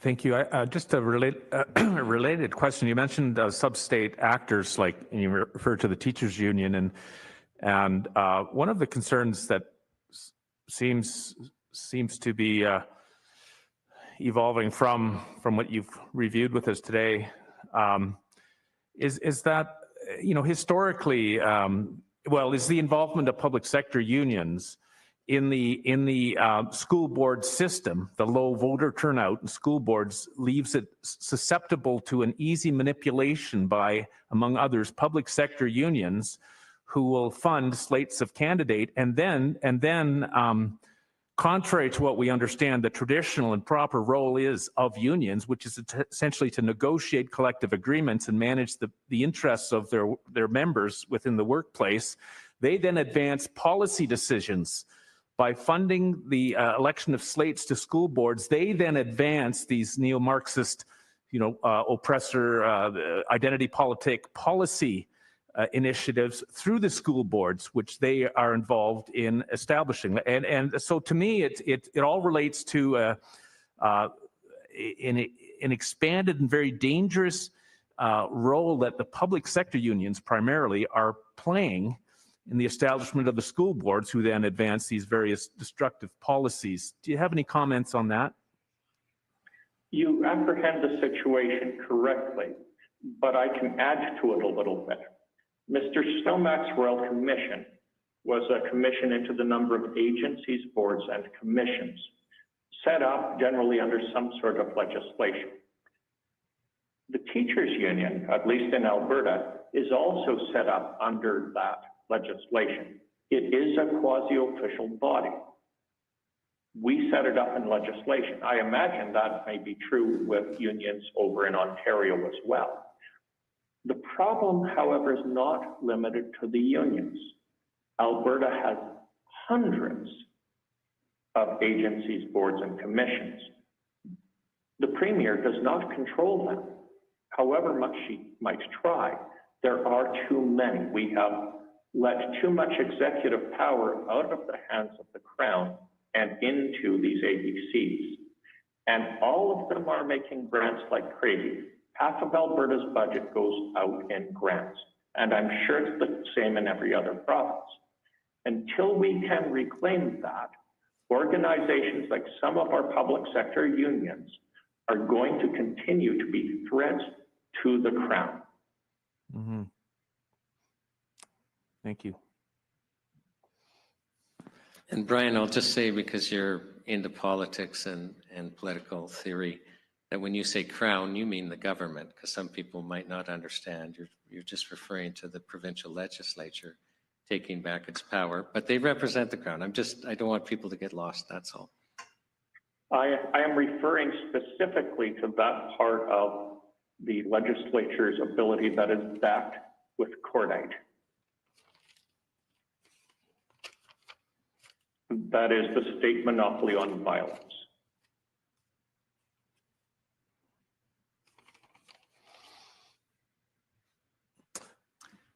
Ron, it looks like those are the questions of the commissioners, and especially knowing that you're, or John, I'm sorry, especially knowing that you're not feeling well today, we're very, very thankful that you attended.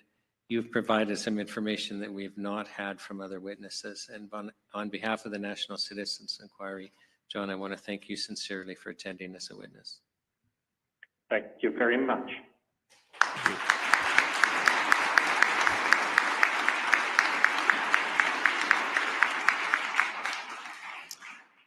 Commissioners, we were going to adjourn for half an hour for lunch. So we'll come back at 2:56.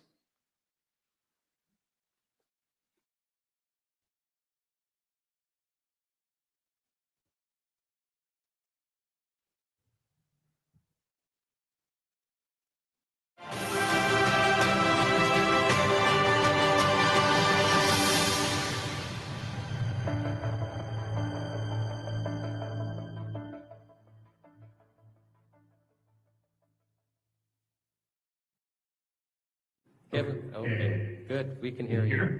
We can hear you. So let's start. All right.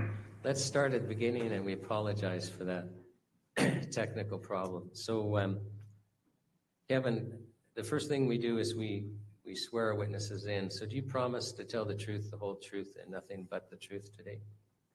Yes, I do. Okay. And I just want to have you state your full name for the record, spelling your first and last name. Kevin, Kevin, McKernan, Mckeran. And Mr. McKernan, I'm just going to introduce you to the people that are watching. So my understanding is from 1996 to 2000, you managed the research and development arm for the Human Genome Project at Whitehead Institute, MIT.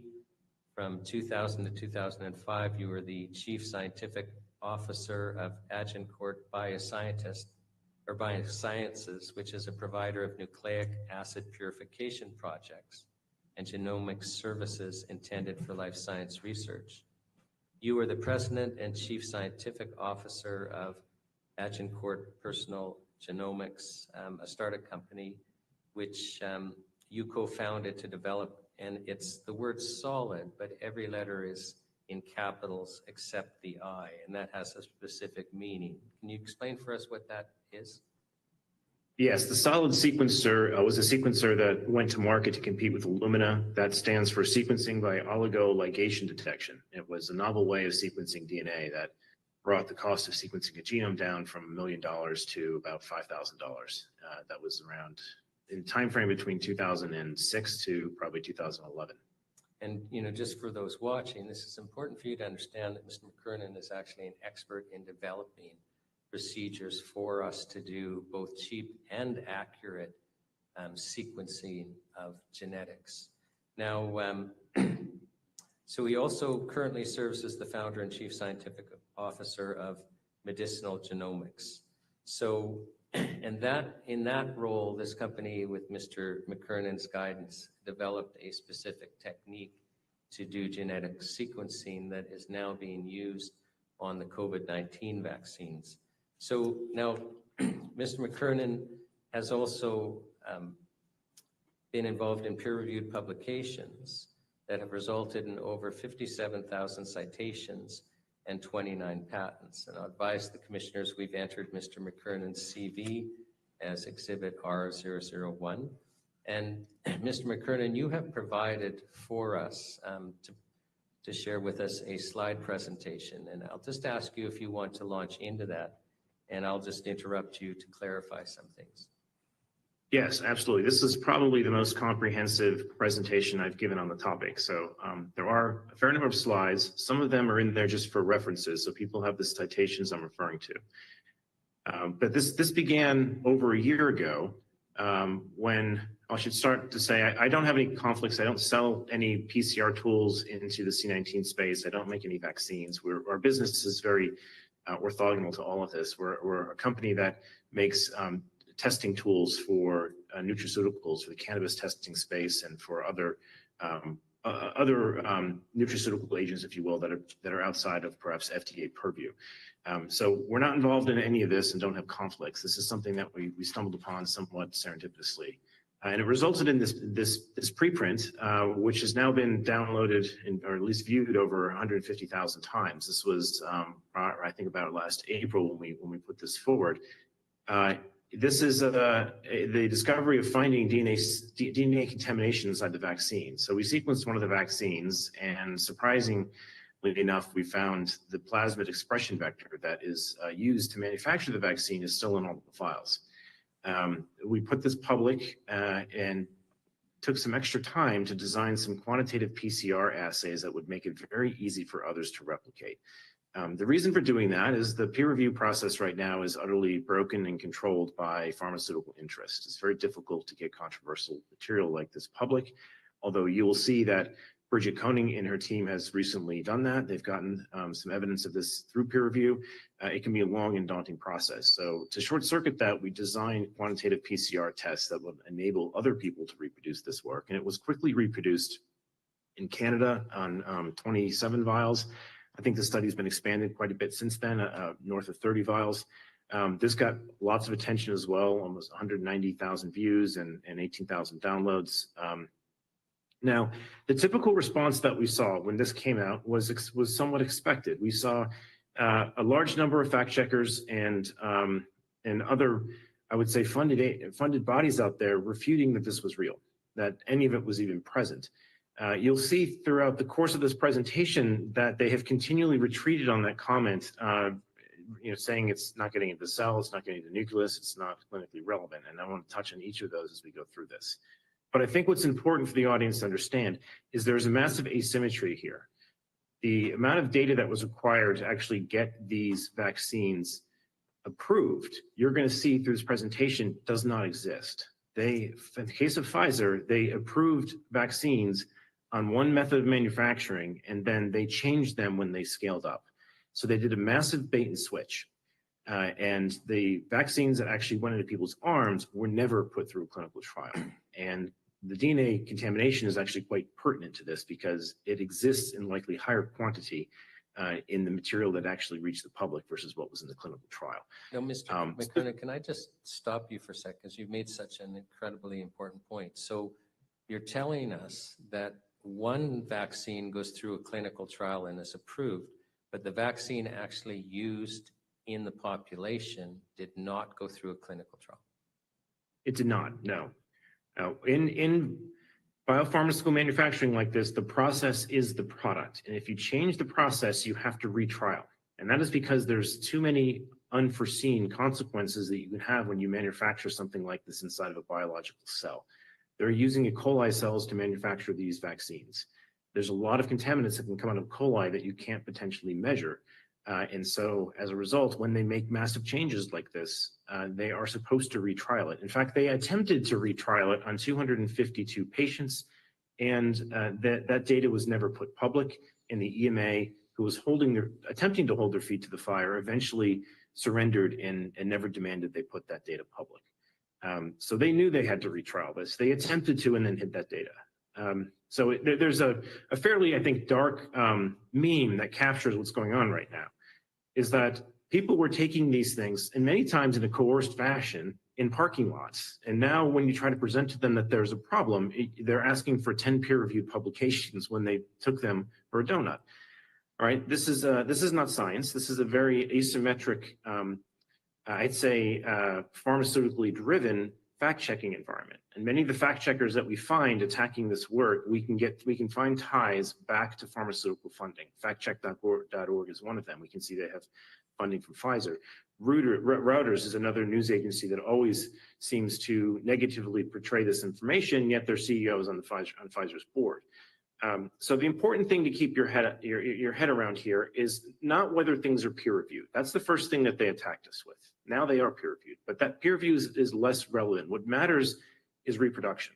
Half the papers that are peer reviewed out there cannot be reproduced. So all we care about is reproduction. And in this case, many people have now reproduced this. We have groups in Japan who've done some reproduction. We have groups in France who've done reproduction. We have groups in Europe with William Engel's group who actually sequenced this as well and shared his data and came to the same conclusions. And if you even look through the EMA documents themselves, you can see that they have an 815-fold variance in the amount of DNA contamination they're finding within the 10 vials that Pfizer cherry-picked and gave them data for. The EMA didn't measure this themselves. They asked the manufacturer to measure it and give them some numbers. All right, so we can even see variation in the numbers that Pfizer's offered, and that was Pfizer being able to cherry-pick the best data they had. All right, in addition to this reproduction story, Dr. Philip Buchholz has replicated this. He's done this with some slightly different methods. He's used our PCR primers that we published and carried on with using Oxford nanopore sequencing, which is very helpful. Dr. Sin Lee used Sanger sequencing down in Connecticut. He's reproduced this.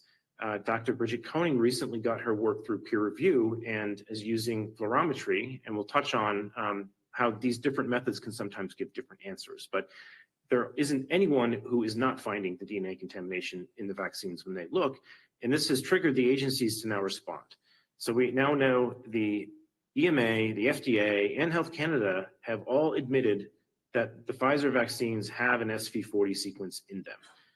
They're disagreeing on what it clinically means, but they've confessed it's in fact there. And they've also confessed that they were not improperly informed about it, but they nevertheless seem to still be running cover for the manufacturers.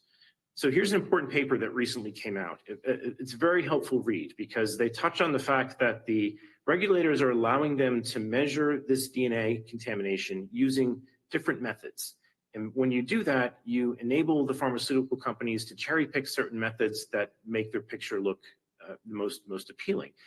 So in the case of measuring the RNA, they're allowing them to use fluorometry. But when they start measuring the DNA, they switch to using quantitative PCR. Now, quantitative PCR is known to undermeasure this problem. And I'll point you to some patents from Moderna that actually speak to that. So they're also allowing them to measure them at different parts in the process, where the RNA is getting measured in the final vial, the DNA is getting measured upstream in a different step, and they really should be making both measurements at the same point at the finished product with the same tool for both of them. The fact that they're not doing this means that they can bend the numbers by orders of magnitude, and the regulators are either unaware of this or unwilling to face the fact that this is an incoherent way to go measuring DNA and RNA. Now, an important point in this is that Pfizer could have measured both things with RT-PCR and qPCR using the same method for both because they provided the EMA with PCR primers to measure the RNA with qPCR. They chose to switch to fluorometry so they could inflate that number and use qPCR to deflate the DNA number. In the EMA documents, they have a ratiometric guideline. You have to have, for every 3,030 RNA molecules, you're allowed to have one DNA molecule. So if you know that, you can cherry pick different tools to game the system, which is exactly what they've done. So this is a very good paper. It's very worth the read. And I think it also highlights that when researchers use different methods, you can get different answers with DNA. And there's reasons for this. We have Substacks and papers written about this if people are interested in more details. One artifact that does come out of some of these measurement tools is that quantitative PCR measures one particular region of the plasmid, and so it's not the best tool to estimate the entire plasmid DNA contamination. So you turn to a fluorescent dye that binds to DNA. Sometimes that dye can bind to some RNA, particularly if it's modified with N1-methylpseudouridine. And so a technique that wasn't used in Koning's work was to treat it with RNAs to get rid of the RNA to see if there's any interfering signal. When you do that, the signal does come down a little bit, but it's still a log scale over the regulations that are in place. Now, the other thing that Dr. Arakawa pointed out was that while Dr. Koning's work may have slightly overestimated the amount, she didn't measure single-stranded DNA, which could pump the numbers right back up. All right, so the verdict's still out on what order of magnitude they're off, but they're off by at least an order of magnitude in terms of the amount of DNA contamination they have. And this will get refined as more and more people publish. So how did it happen? You asked me about this. What was this bait and switch that happened? Well, they did the clinical trial using a PCR product. They had a plasmid that contained the spike sequence. They then PCR amplified that region that they wanted to turn into RNA. And by doing so, they raised the spike sequence up 1 millionfold above the background plasmid and then turned that DNA into RNA, as you can see up here. When they went to mass produce, they skipped this step because they couldn't scale it up. So they just went with using E. coli to manufacture their DNA. And now when you lyse open those E. coli cells to get your DNA out of it, you have all the guts of the E. coli present, the endotoxin and the plasmid backbone and everything else to contend with. So this is materially a very different biological product, and under any other circumstance, this would not, you cannot take the approval of the process on the left and substitute it into the process used on the right. That would be a gross manufacturing failure. This is covered by Retzis Levy's work and Josh Gutzkow's work. They published about this in the BMJ, so this is not a conspiracy theory. It's been through peer review. And there's some mention in here of the 250 some odd people that they were supposed to run a second trial on. Of course, anyone who knows statistics knows that's not enough people to find a adverse event rate, less than 1 in 250 people. So it was a bit of a false trial, if you will, and they eventually threw in the towel and never reported the data. All right, so what was the actual fraud that went on here? This is a very important concept to capture, which is that when you are providing information to the FDA, they have regulations that tell you have to disclose every single open reading frame and every promoter in your plasmid. Now, if you take Pfizer's sequence, which they did hand the whole sequence of this plasmid to the regulators didn't look at it, but if you were to plug it into commercial software to annotate this sequence, the first thing it would annotate is this SV40 promoter. It automatically annotates that by default because it's a known sequence used in many vectors and is frequently used for gene therapy because it's a nuclear targeting sequence. So the question that we've always raised is how did the plasmid map that was handed to the regulators have this omitted when software tools by default annotated? What that tells us is somebody at Pfizer had to go in there and intentionally scrub it before handing the plasmid map into Pfizer or into the regulators. All right. Now, why would they do that? Well, there's several reasons why they would do that. The SV40 promoter brings back memories of the SV40 virus contamination that was in the polio vaccines that is still being debated in the literature as to how many cancers that caused many years ago. We don't have the whole virus here, but we do have a region of the SV40 virus that is a mammalian promoter, it is a mammalian origin of replication, and it's a nuclear targeting sequence used in gene therapy. So I can see why they don't want that hanging around for regulators to squint at. The second reason they may have done this is that they didn't need to have a mammalian promoter to make this work. They could have used a bacterial one. That's what Moderna did. So what is this promoter being used for? It's being used to drive this kanamycin resistance gene so that the plasmid can be used effectively for manufacturing. If you don't have an antibiotic resistance gene on your plasmid, the E. coli throw it out. But once you have an antibiotic resistance gene, you can then select by using antibiotics for only E. coli that are making your spike protein, or your spike DNA, I should say. So they didn't need to use SV40 to get this done. In fact, it was quite reckless to do that. They should have used AMPR, which Moderna used, which is only active in bacterial cells. Instead, they used a promoter that's active in both mammalian and bacterial cells. And so when this DNA gets into your cells, it replicates. And we have evidence of that now.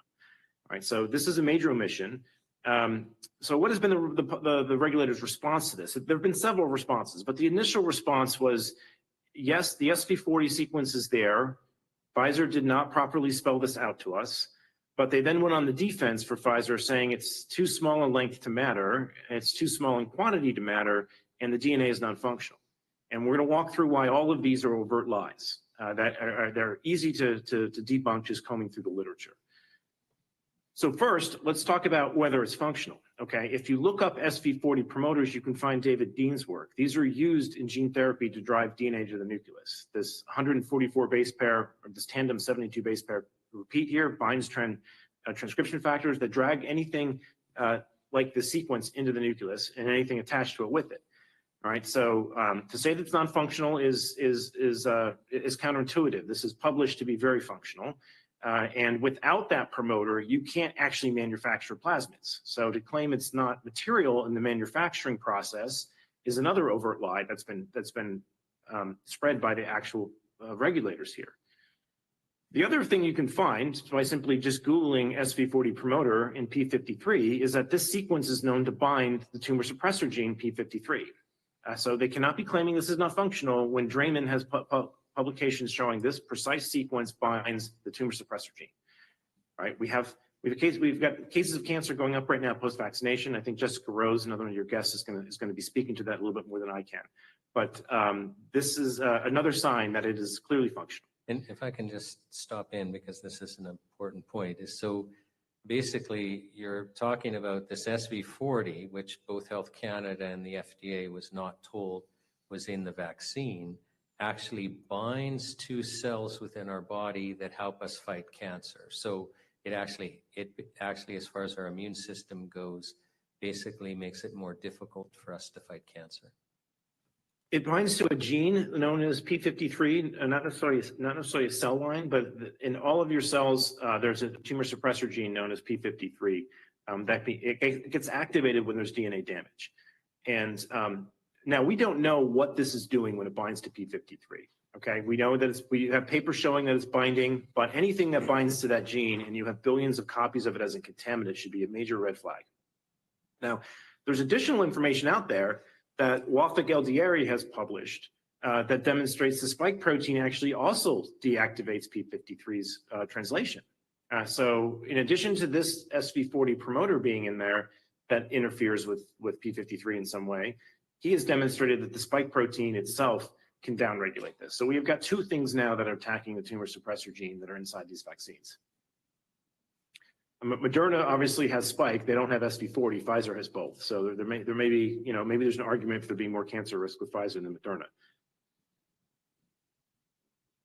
Okay, so I do want to touch on what do we have for guidelines about DNA contamination and where do they come from? All right, so most of this DNA contamination was derived from regulatory architecture that was trying to address people growing vaccines in eggs or in other cell cultures where there could be some genomic DNA that comes through. And back before the NCBIA Act, which is this is a Vaccine Injury Act here in the United States, the limit was 1,000 times lower than it is today. Once that act went into place, the pharmaceutical industry has bumped up this regulation 1,000-fold, and now it's up at 10 nanograms of DNA that's allowed. These are all based on naked DNA getting into an injection. Now, naked DNA in an injection has about a 10-minute half-life. When you put a lipid nanoparticle on it, that DNA gets trafficked right to the cell, just like the vaccine mRNA, and we don't know its half-life. There could be a persistence problem here, and this could be explaining why people are seeing spike-based nucleic acid in patients 30 days out in plasma. We've seen them, I'll touch on a little bit later. There's several different papers that touch on the persistence problem. The other thing to keep in mind is that 10 nanograms of genomic DNA is only about 1,000 copies of the human genome. But if it's 200 bases and it's broken up into small pieces, we're talking about 50 billion copies. And when you fragment DNA like this and wrap it in a lipid nanoparticle, it becomes more of a genome integration risk because it's the ends of the DNA molecule that have particular functional groups known as phosphates and hydroxyls. And those are what are used to insert DNA into the genome. So when you take a large piece of DNA, chop it up into pieces, what you're creating is genomic buckshot. You're creating stuff that can more readily integrate than if it's longer. Now, there are some papers down here that are important to have on the record. There's the Lim paper that speaks to what is the spontaneous integration rate of DNA if you were to transfect it like this. They have numbers near close to like 7% of cells getting transfected when they use plasmids like this. The other bit of information on here on the left is some work written by Keith Pettin at the FDA where they touch on this point that genomic DNA, they have a certain tolerance for, but if you make that DNA a much smaller molecule, a nanogram of that DNA means many, many more copies. Like a viral element may push these limits down to attograms, okay? So what we have here is very different from what the regulations were written for. They were written for naked DNA, they were written for large, high molecular weight DNA, and what we have is wrapped low molecular weight DNA that's very integration prone in lipid nanoparticles. The third thing we have that I'm gonna touch on is the DNA in here is not your average DNA. It has sequences in there that replicate themselves once they get into a cell. That makes these nanogram limits somewhat irrelevant if you can drive a truck through them, if you can throw something in there that's a plasmid that can replicate. Now, these aren't concerns that I have necessarily published. If you look at Moderna's own patents, they will tell you that any of this residual DNA is actually a risk for insertional mutagenesis. This is not some secondary pharmaceutical company. This is the people making these actual vaccines have written in their patents, if you leave DNA behind, it's a cancer risk. It's an insertional mutagenesis risk. All right, so this is not conspiracy theory that we get accused of being on the internet. This is coming directly from Moderna's own patent estate. Now, this could explain why we're seeing persistence of spike in various papers. This is the Crossan paper that talks about picking up nucleic acids for spike inside heart tissue 30 days after vaccination. Now, this paper did not differentiate between whether this was RNA or DNA. It could be, both of them could be contributing because the actual messenger RNAs from these vaccines seem to have a slower clearance rate as well. We also have papers from Gonzalez that has shown this in placenta 2 and 10 days out. And we have work from Castriuta who found this in plasma 28 days later. So this RNA or DNA is not disappearing in 48 hours as we were told. So can this lead to cancer? Well, we are always cancering. It's just when mutagenesis outpaces the immune system, you begin to notice it. So there's now a multiple hit hypothesis. I had 3 up here, but people keep sending me more reasons why these vaccines might cause cancer. But this is usually what oncologists look for. It's very rare that one thing causes cancer. You usually need multiple things to go wrong. But if you have an increased mutagenesis rate with double-stranded DNA, that may outpace your immune system's capacity to clear this. I'm going to touch on something known as C-gas and sting. This is cytosolic DNA that can trigger cancer. There's some papers on this that we'll put into the record. There's also the chronic insult to your innate immune system from the modified RNA. There's N1-methylpseudouridine. We've seen that there's lymphocytopenia, neutrocytopenia. There's an IgG4 class switch that goes on with these vaccines. So there's much more of this cell circuitry is getting dissected as to how these vaccines may in fact lower your immune response. So if you increase the mutagenesis rate and lower the immune response, you're in double trouble dealing with cancer. And then of course, as I mentioned earlier, there's publications that have come out now showing that the spike protein itself inhibits p53 and BRCA1. So there's many reasons to be concerned for cancer. And David Wiseman was just down in the Texas Senate pointing out the rapid rise in cancer that we're seeing in this particular publication. So the general rates of cancer have been going down up until the vaccine rollout, and now they're starting to rise. What can this be? We need answers. Now, back to where the regulators were at this. Earlier on, regulators pointed out that Pfizer gave them the DNA sequence, but did not specify the annotation of the SV40 region. There's another region they didn't specify, which is an open reading frame. So there's several files that Pfizer has committed here and that they omitted. But I just have these journalists on record here because they've done a great job covering this. That this intention to deceive is quite evident at all the regulatory agencies. They have all come out saying, yeah, we weren't exactly told about that.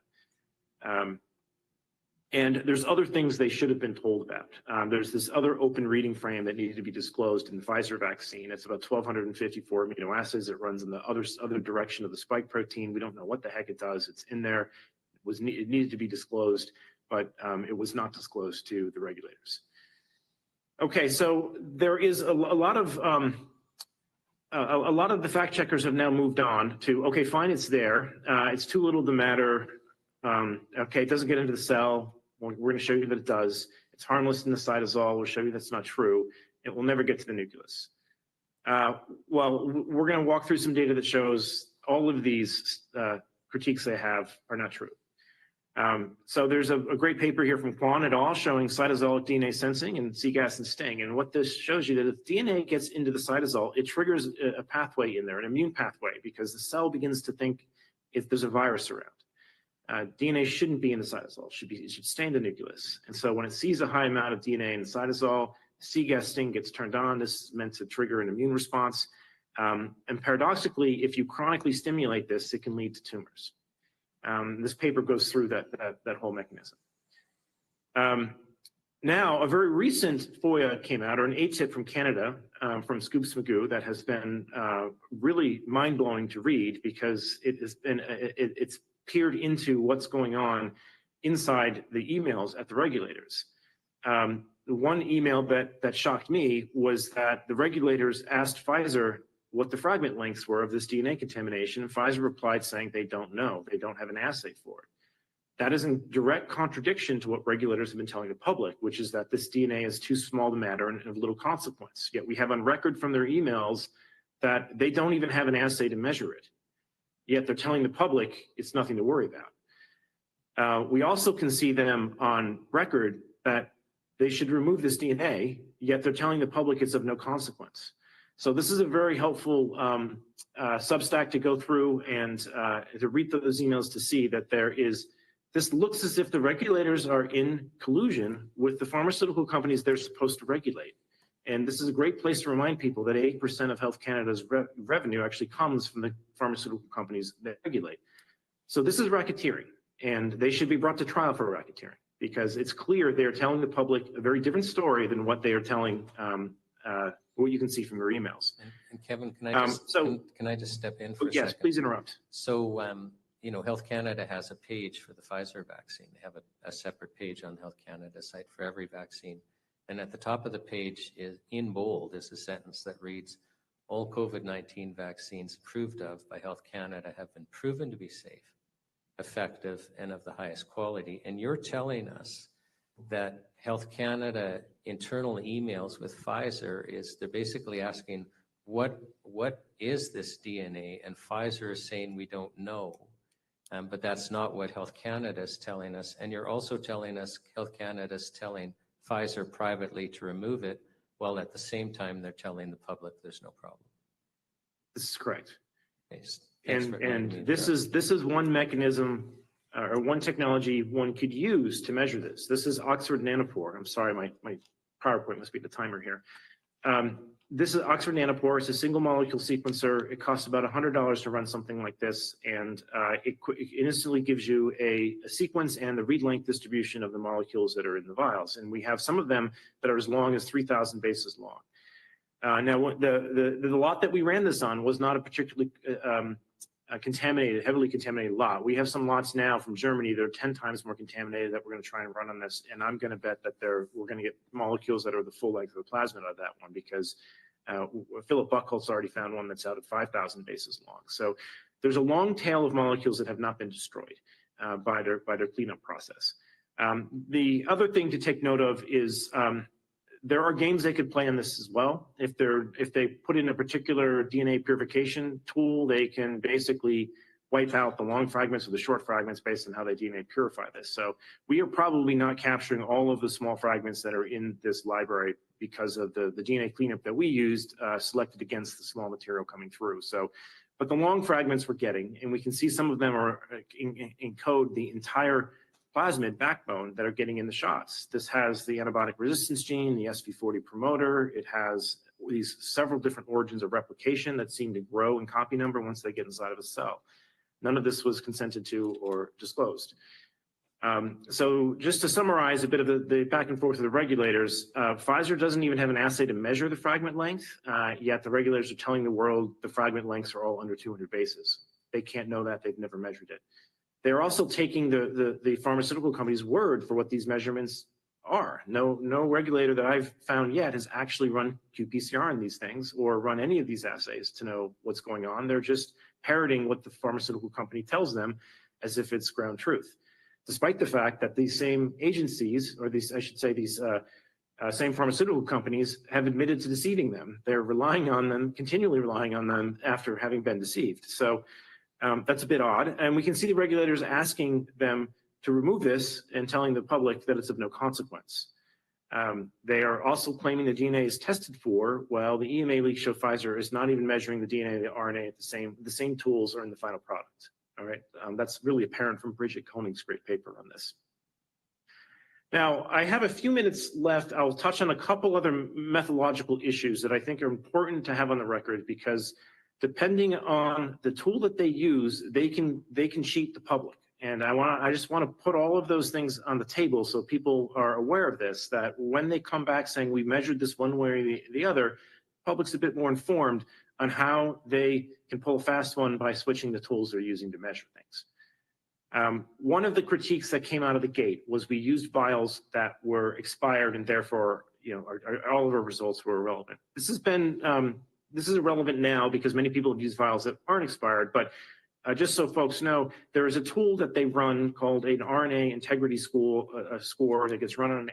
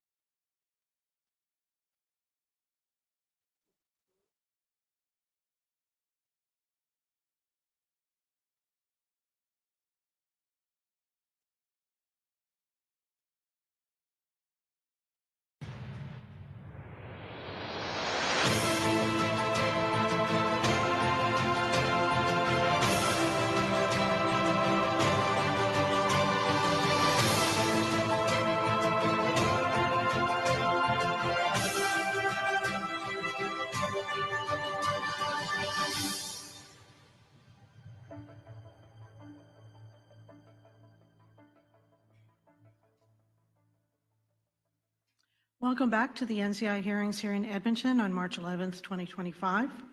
My name is Kristen C. I'm counsel for the NCI. I would like to call the next witness, Dr. David Speaker. And if you could say your full name, Dr. Speaker, and spell your last name for the record. Dr. David Jeremiah Speaker, S-P-E-I-C-H-E-R. Thank you. Do you swear to tell the truth, the whole truth, and nothing but the truth, so help you God? On my own Bible, yes, I do. Thank you. Commissioners, my privilege to introduce Dr. Speaker, a distinguished Canadian molecular virologist whose work has had a profound impact on the global discourse surrounding COVID-19 epidemic. Dr. Speaker's extensive background in molecular I cannot say that word, virology has equipped him with the expertise to critically examine the early pandemic response, particularly the development and deployment of the COVID-19 vaccines. Dr. Speaker has served as the laboratory director of 2 COVID-19 PCR testing facilities, overseeing vital efforts in the early detection of the virus. His work in this area laid the foundation for much of our understanding of the virus's transmission and impact.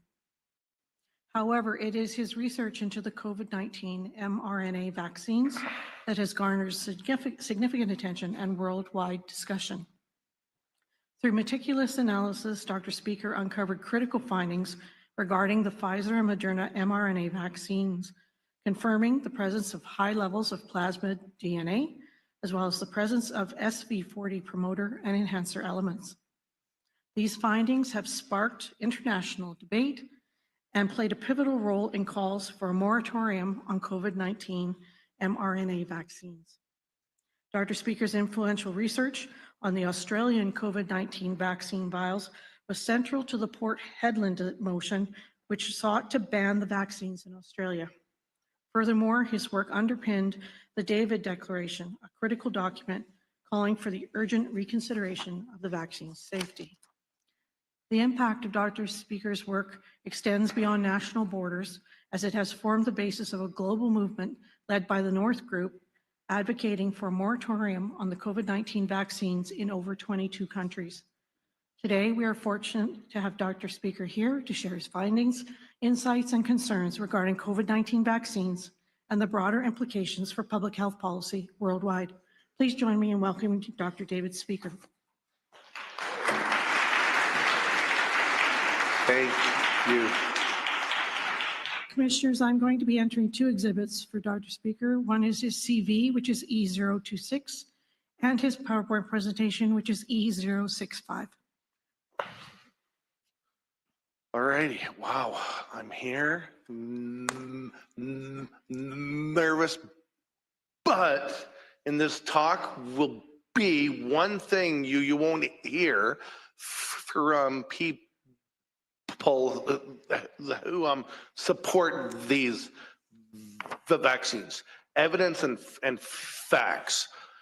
So Health Canada has said these vaccines are safe and effective. My slides aren't up there, IT, and that the COVID vaccines have saved thousands of lives. These shots remain at the site of injection. It only contains mRNA and a lipid nanoparticle. It's not bioengineered, modified mRNA, and will not enter the nucleus. It is fragmented and not bioactive, and these vaccines are not increasing cancer.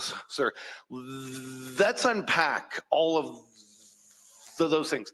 December 2024, Dr. Philip Oldfield, Maria Gucci, Dr.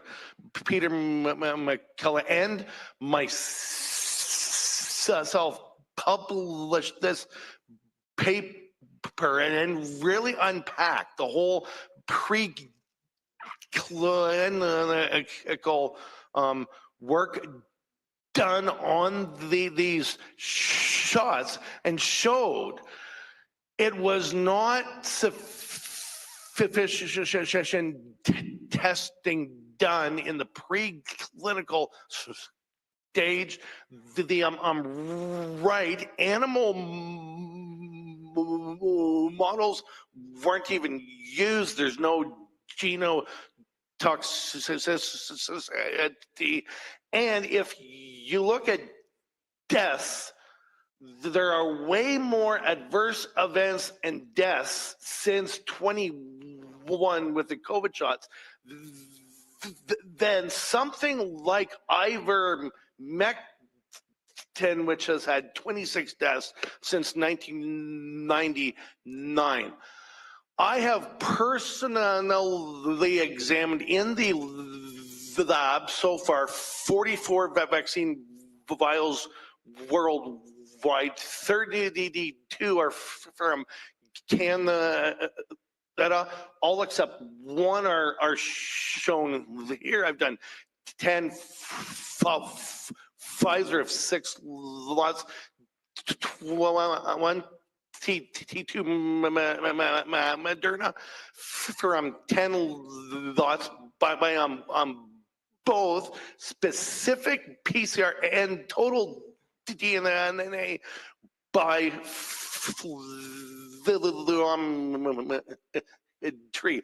Of our vials in Canada, the PCR show it is less than this 10 nanograms per dose.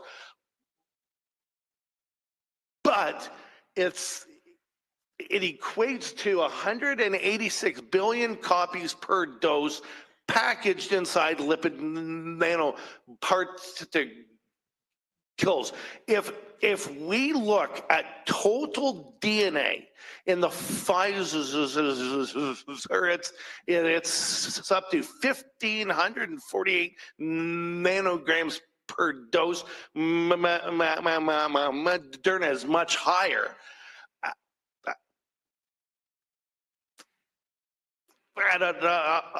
Up to 6,000 nanograms per dose. These are DNA fragments. Average size is 214 base pairs up to 3,500 base pairs. All of the Pfizers contain a SV40 sequence. It's not the full intact virus. It's a 72 base pair enhancer and promoter sequence, and the DNA is inside the lipid nanoparticles. If we look at this graph in orange, all of the early high adverse events are in the purple top Pfizer vials. Those vials are a PBS formulation. It got changed to a TRIS buffer. Same thing as used in Moderna. Now, I put out my first study on free print at 3:30 a.m. My son, who I love and was 9 at the time, he said, "Dad, if this saves people's lives, it must be put out." 6 hours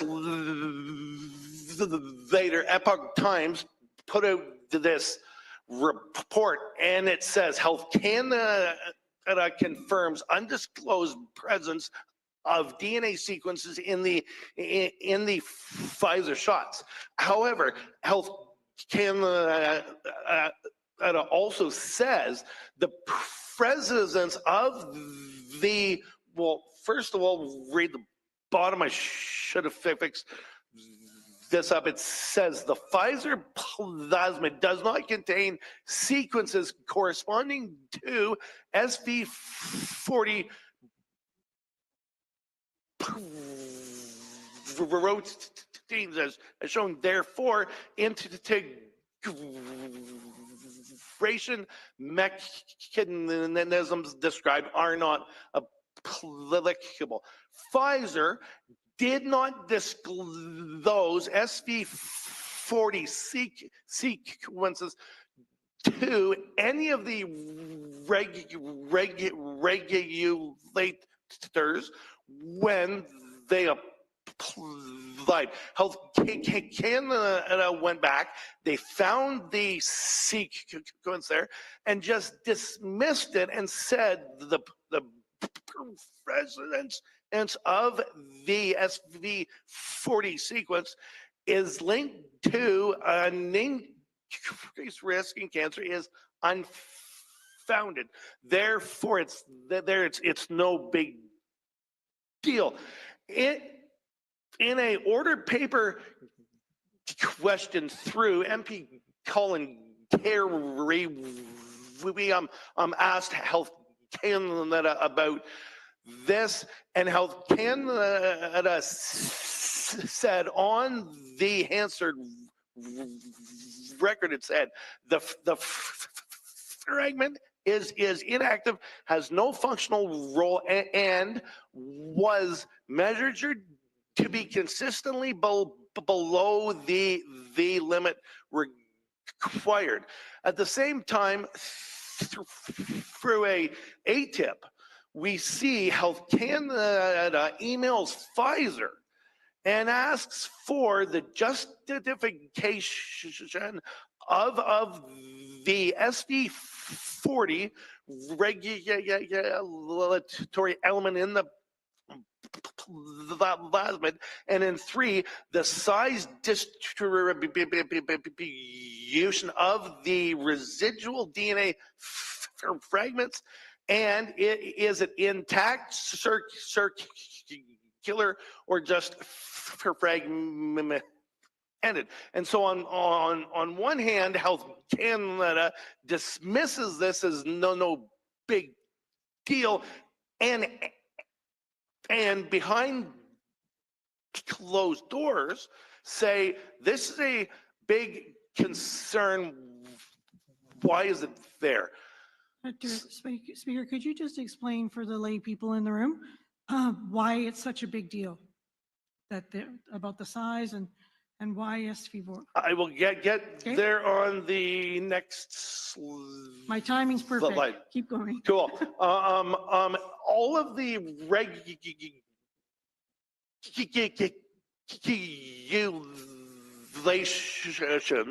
of the DNA in this plasmid can show up the slide. Thank you.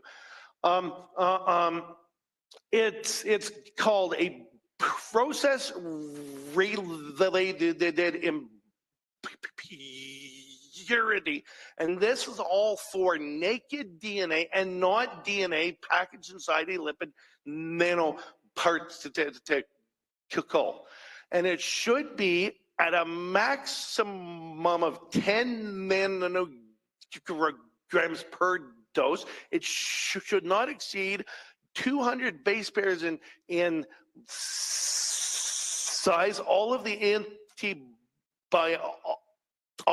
resistant genes should be disclosed. And the problem is, if you package this inside a lipid nanoparticle, it's 100 times more able to transfect into human cells. It'll directly enter human cells. These guidelines do not account for multiple dose.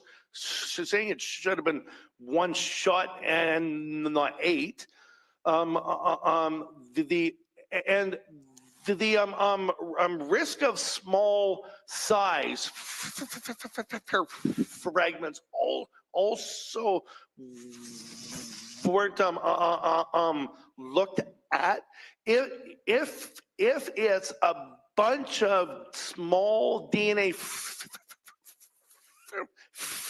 fragments, about 7 base pairs or so in size, and billions of them into a cell, it's like a shotgun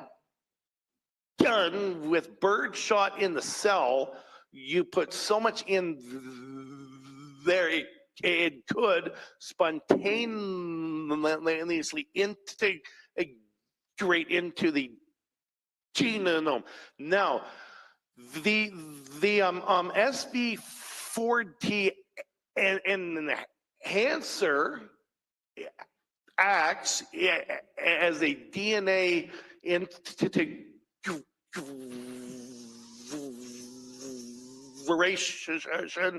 and to the SV40 promoter binds to these cells P53, which is the guardian of our genome and keeps our cells from turning cancerous. If you knock out this gene, the cells can easily turn into cancerous cells. Now, to your question, it's fragments, SV4T, and enhancers are there. So what? We've known since 1999, David Dean's research out of Rochester, that if you put 3 to 10 DNA fragments into a cell attached to a 72 base pair SV40 enhancer, that's 3 to 10 copies per cell, into a non-replicating cell which has an intact nuclear on the lobe, it's a barrier between the cytoplasm and the nucleus.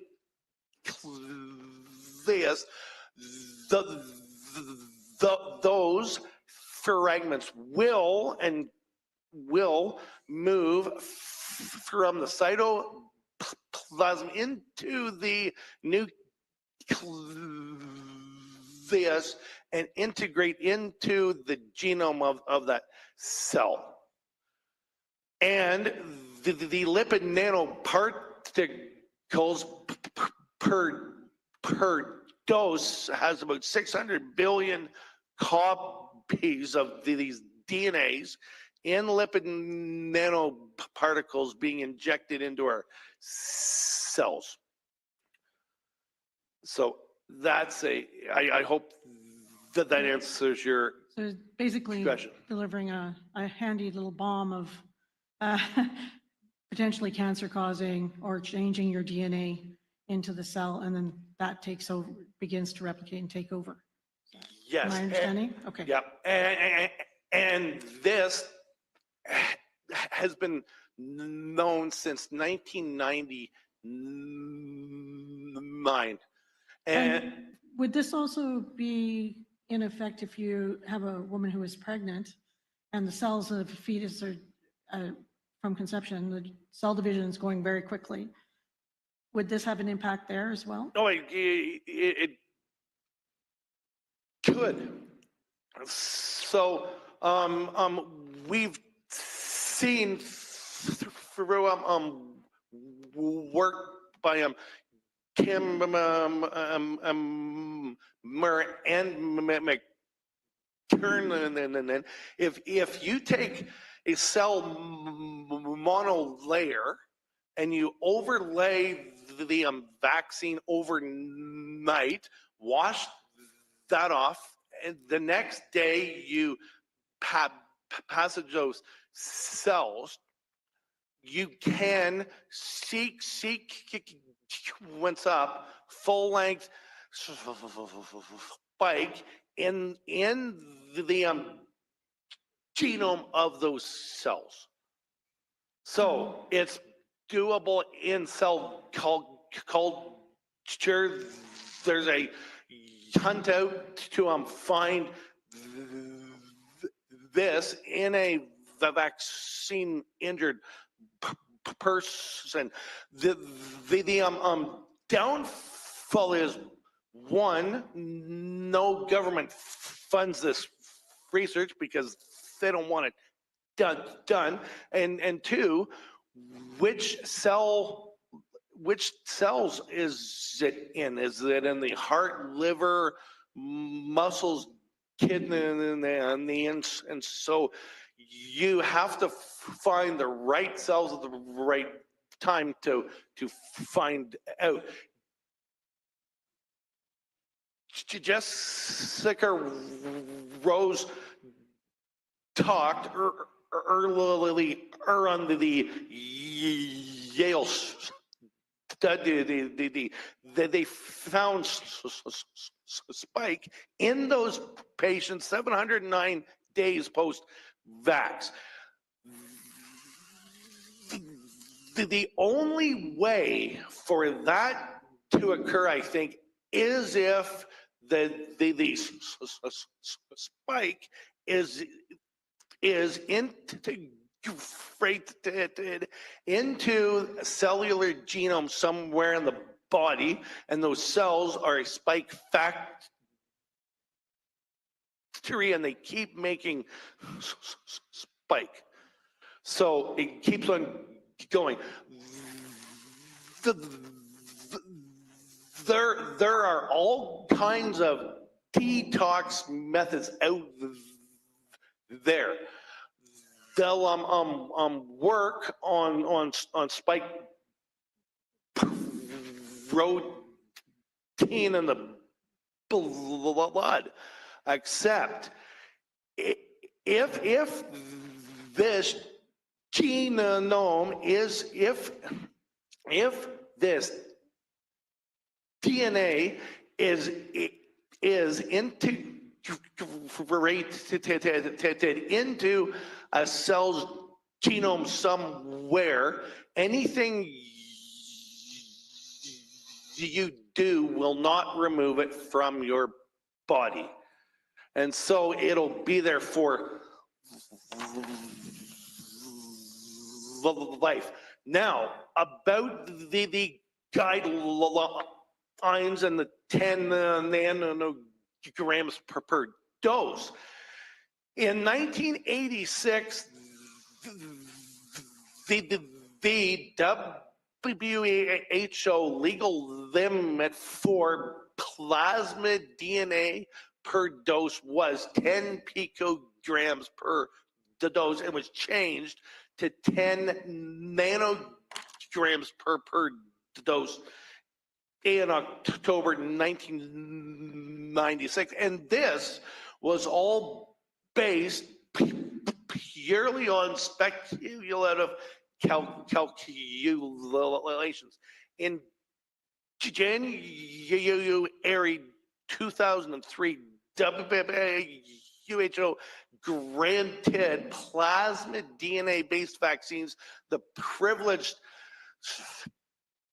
status for regulatory purposes, and therefore allowed for far less strict safety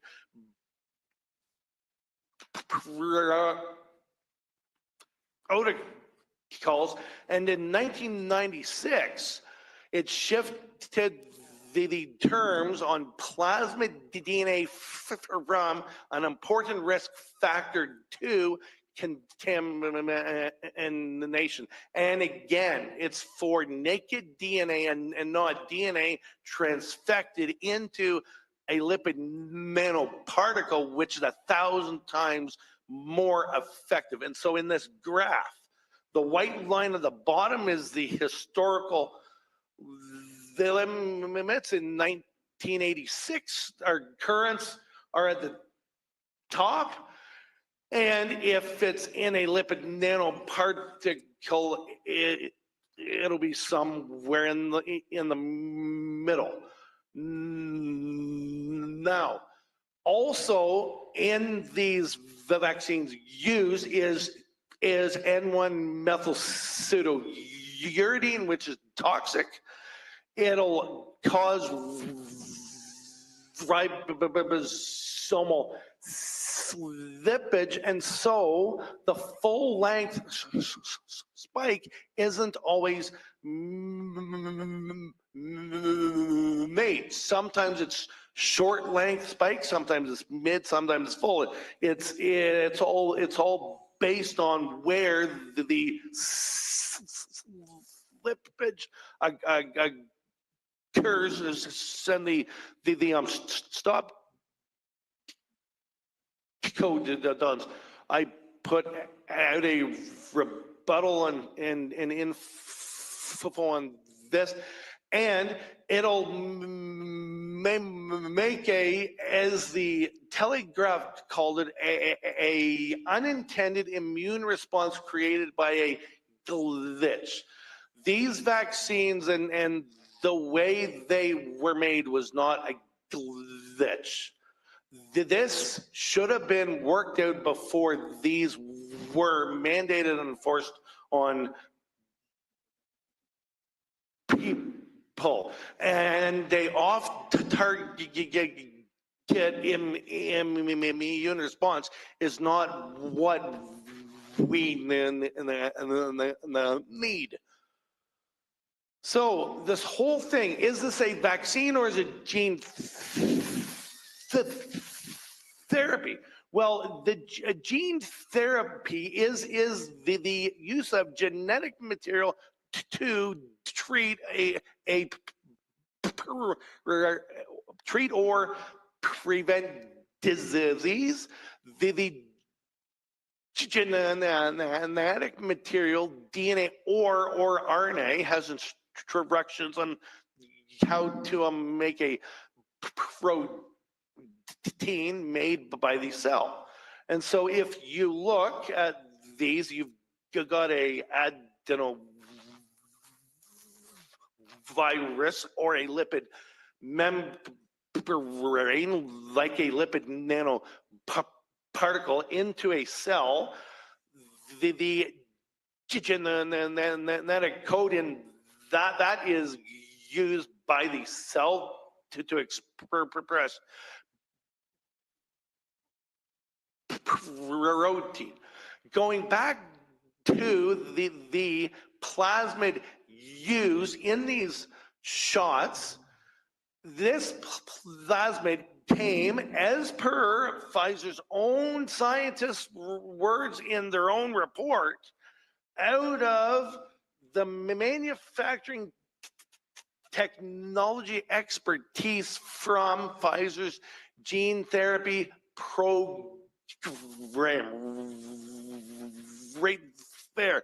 And their website says they are advancing the company's portfolio in biologics, vaccines, and gene therapy by developing things like this. So I'll let you make up the mind. Going fast because of time, I looked at the Australian vaccine vials. All of those were above the legal limit. And two, the middle one is a childhood vaccine. On the left is an adult, and both of them comparably have relatively the same nanograms per dose of the DNA in the shots. Total DNA on the right, the adults have more. TGA said we're a small sample size of a very short response, and we ripped apart all of their claims in a 14-page response. In January, well, December, this here came out. A high school lab, a high school group, and an FDA lab funded and done by the FDA showed there is DNA in the Pfizer vaccines. If high school kids can do it, the government can no longer dismiss it. It's there. It's obvious. There's multiple studies done worldwide. Now, what about the brand new JN1 boosters here in Canada? Ours is a KP2s. These are Irish vials sent to myself, tested in December. The JN1s in the middle have the same amount, roughly, of DNA as the purple top and the XBB vials. And so it's a plug and play system. The new shots are not any better off. So that's it there with both. There's all kinds of ways these things cause harm. There's these spike is toxic, LNPs are toxic, there's SV40 sequences. The more we look at these vials, the more ways in which we find it could cause harm. What about pregnancy and breastfeeding? Alberta's doctors have said the vaccine remains at the site of injection, and therefore there's no big deal. It's not being moved to doubt. We know in actual research papers as shown here, the mRNA given to pregnant mice rapidly crossed the placenta within 1 hour to spread to the fetal circulation system, and within 4 to 6 hours could accumulate in fetal tissue. If this is given to pregnant moms, just like mice, it could end up in the fetal tissues and affect the unborn baby. And here, research shows these mRNAs have been shown in milk. The Davidson report, I'm a co-author on that. It came out last month, showed these vaccines should be halted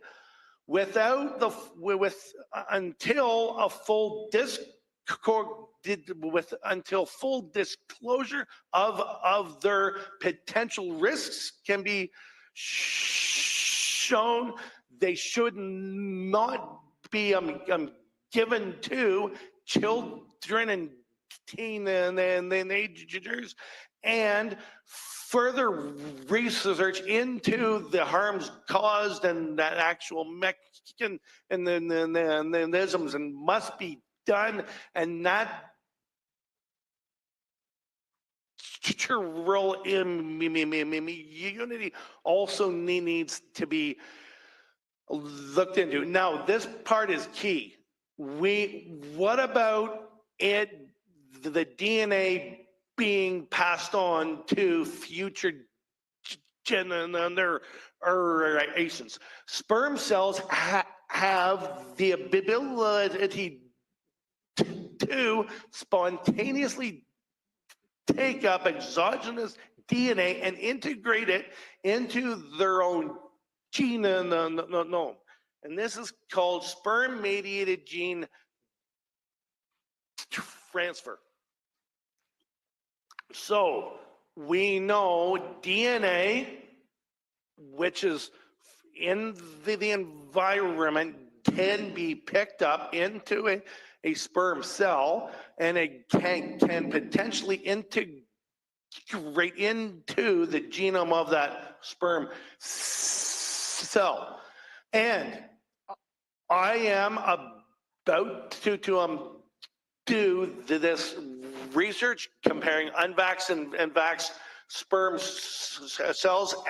Ethics has now been given. And if it's found, I hope I don't find a thing. But if I find there is DNA into a sperm cell, and that sperm cell fertilizes an egg. Every cell in that child's body could be a spike factory because all of those cells have the coding needed to make spike, and it could alter these shots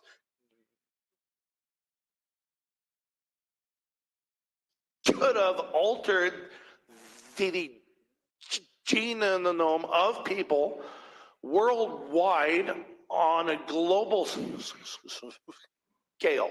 So does it do the same with the egg, or is it only sperm It cells? could do the same with the egg.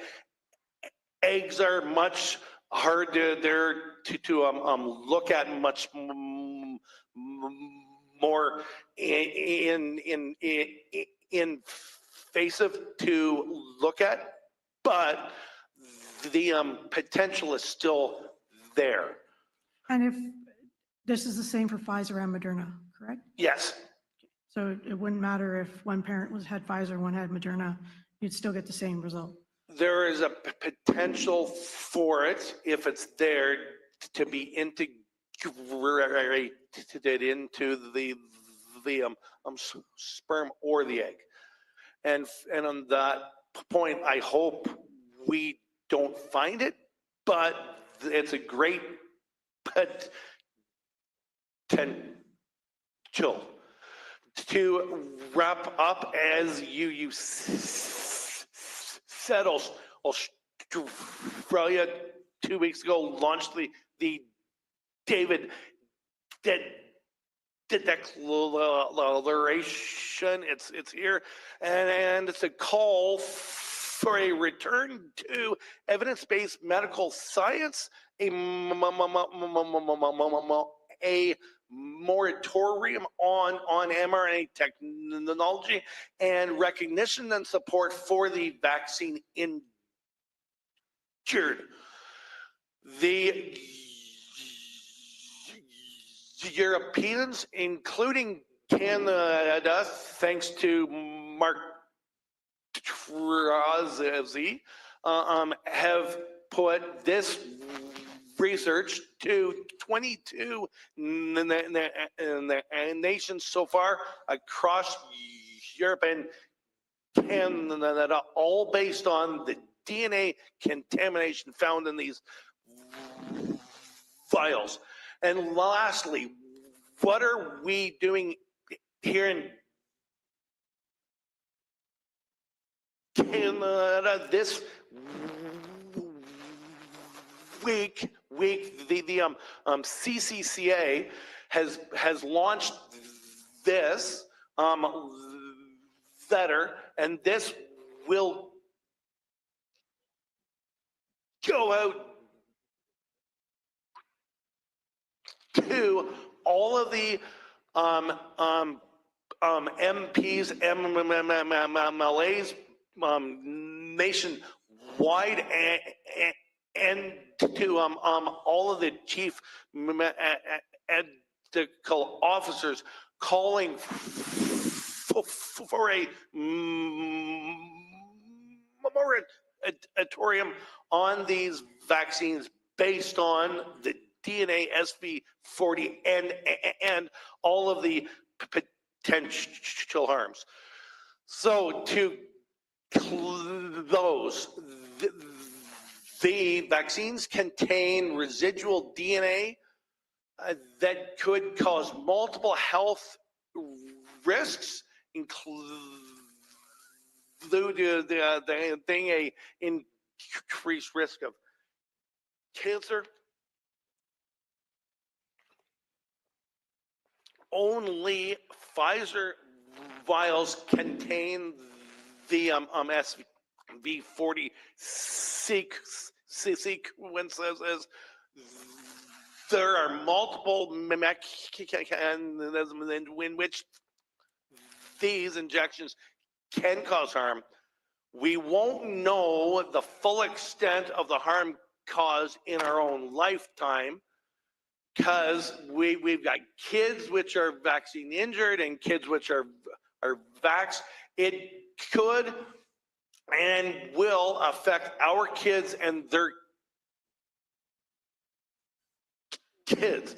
And if this DNA or the plasmid DNA is permanently integrated into germline cells, the human genome could have been altered on a global scale and passed on generationally. So, all for a bad cold, we could have altered the human genome globally, and it could pass on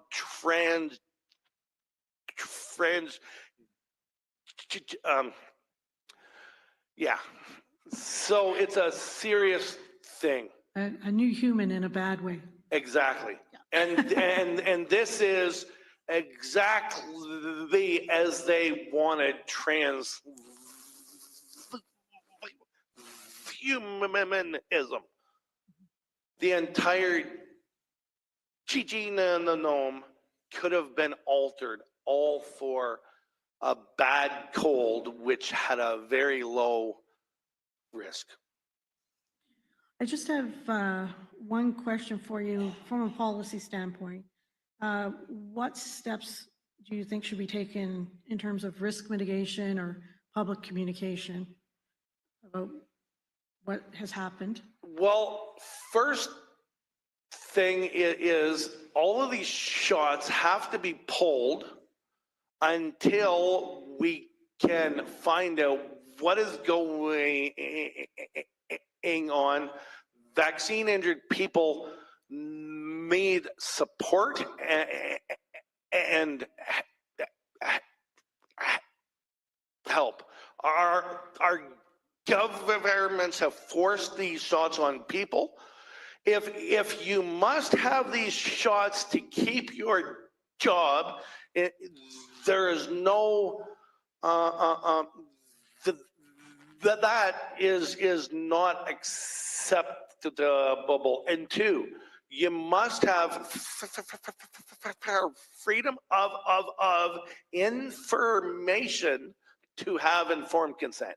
And therefore, if doctors and scientists like myself are being threatened and silenced, in access to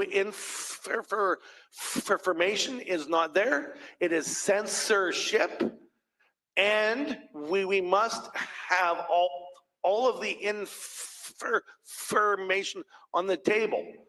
There are people out there who call us, we're sharing misinformation, and those same people do not show facts, will not engage in dialogue. These are facts I've shown, and we will engage with people because we must have all of this information at a government level on the table so that our own governments can make an informed choice of what to do. And it says in the Alberta report, AHS and Alberta Health, of their info, 2% was primary research. 2%. If you're not basing your decisions on the facts, that is a serious crime. Agreed. I agree with you on the vaccine injury because I represent military and veterans and who were mandated to take Moderna. They are being denied access to Veterans Affairs benefits for their injuries.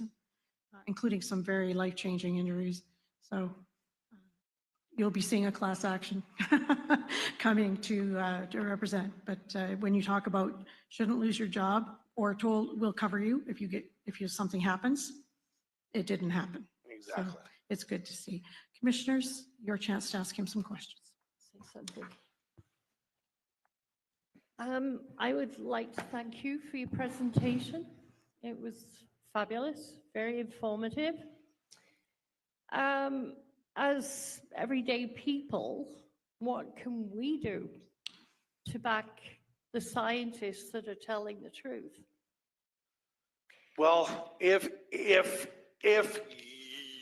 you are vaccine injured or know someone or have lost your job for it, stop remaining silent and tell your story. Because all of your stories need to be heard. We all have a voice, and it needs to be heard. Also, don't get any more mRNA shots.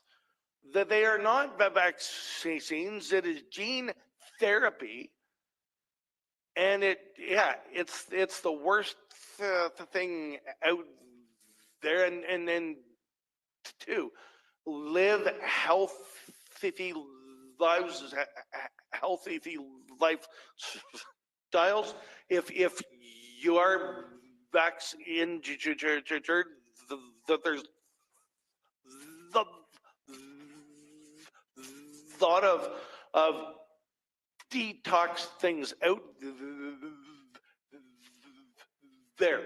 But from a lab side, there's no lab test that looks at spike protein levels in blood or urine, except one in Germany, and that I am working on setting up that test in Canada to help those who are vaccine injured. The other thing is, my family has been affected majorly with this. And I know lots of frontline workers in the hospitals, doctors and nurses, that know of injuries. And they will not admit to what they're seeing. They keep saying it's genetics. I know of 3 15-year-old boys who play hockey together. All of them have myocarditis.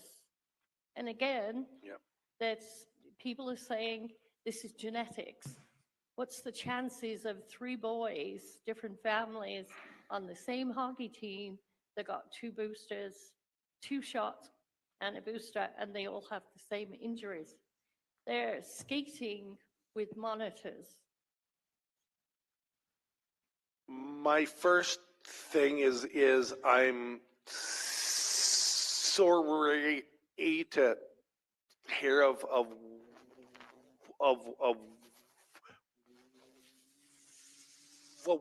what they've faced. This is not abnormal since these shots have been rolled out. This is becoming more and more common. I have a friend who's been vaxxed 4 times, can't even walk. He is in a long-term care home. He's only in his 50s, and the physicians can find nothing wrong with him and say at first it was mental and then it was neurological.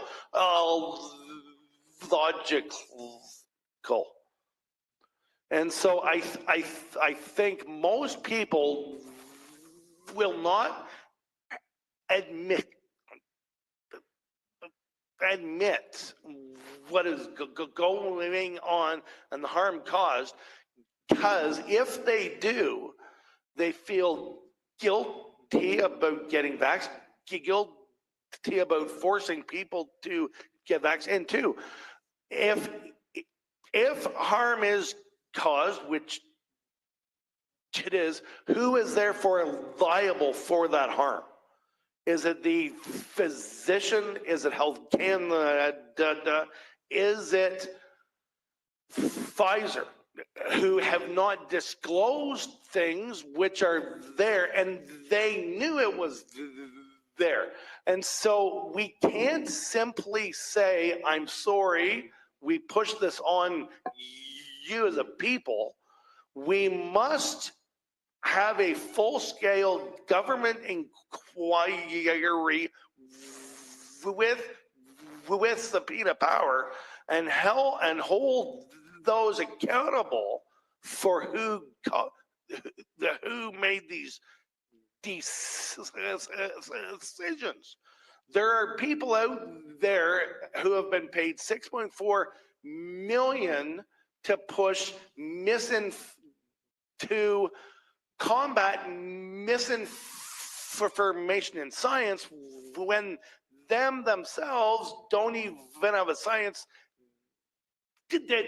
degree, and they're federal government funded, and will not show the facts, and we will not admit that things like this ever occur. And our governments must stop funding those people and stop listening to those people. I have one more thing that I'd like to ask your opinion on.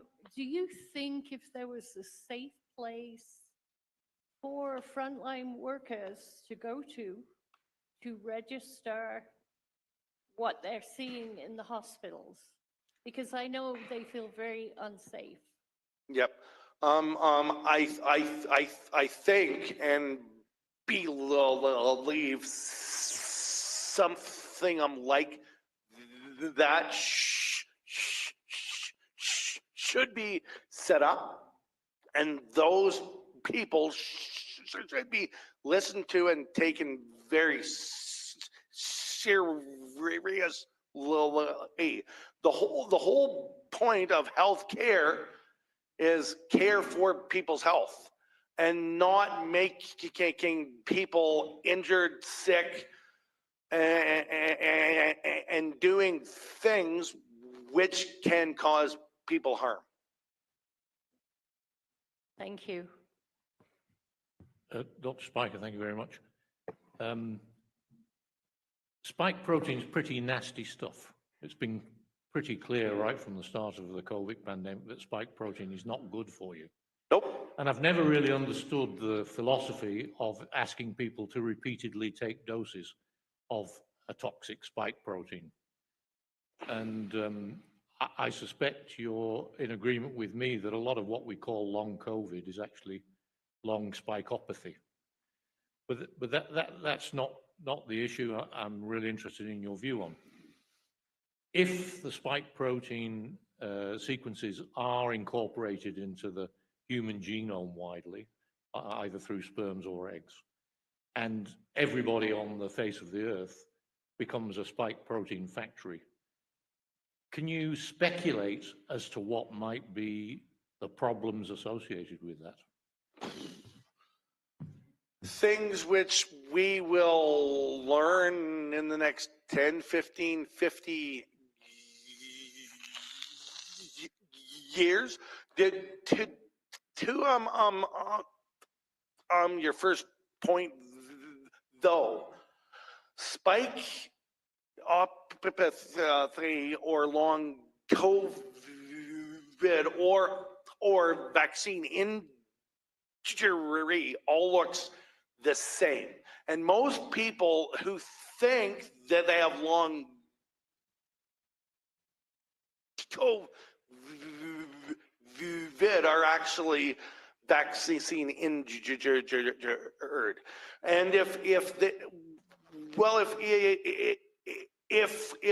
we look at all of these spontaneous abortions, which are going up, it could be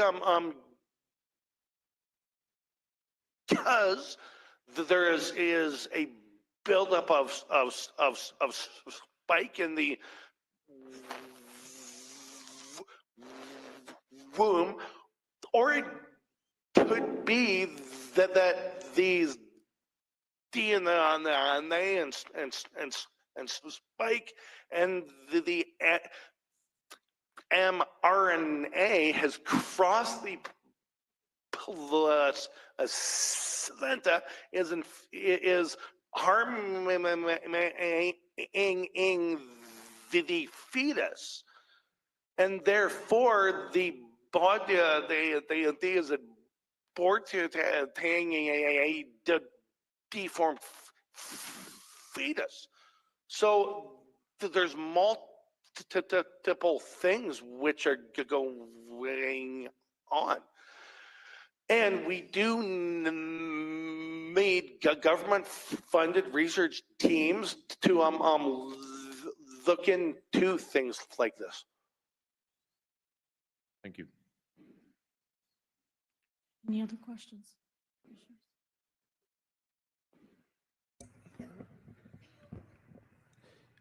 What about shedding? We've talked about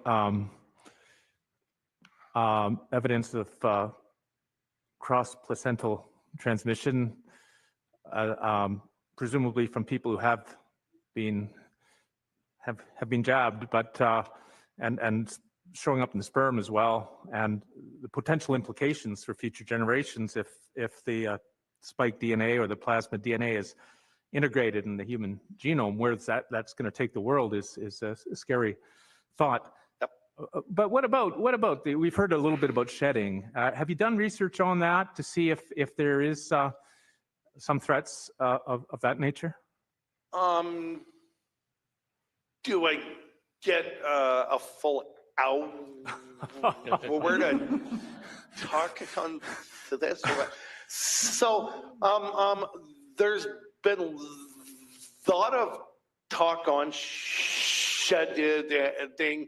The Timmer's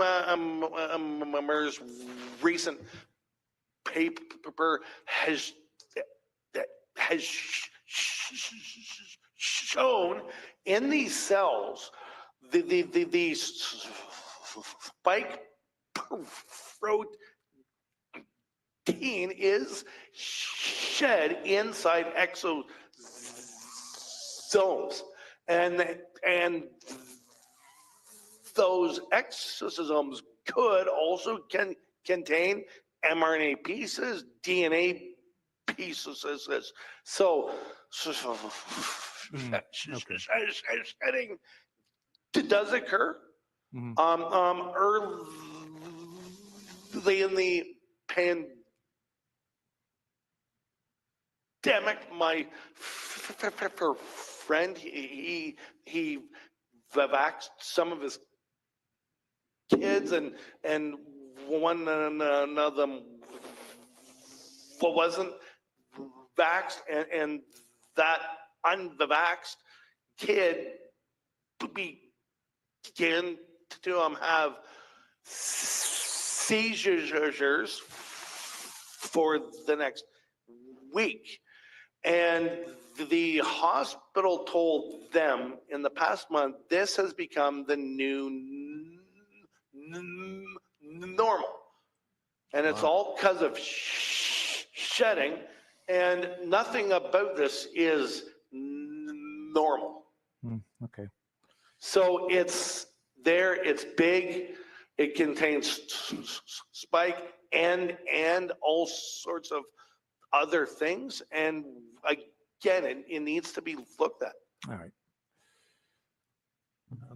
I know we're pushing the clock, but if I can ask you one more quick one. You talked about, well, we all know about informed consent. It's the paramount ethical principle in the field of healthcare. We know there was no consent. If there's coercion, there can't be consent. Sure.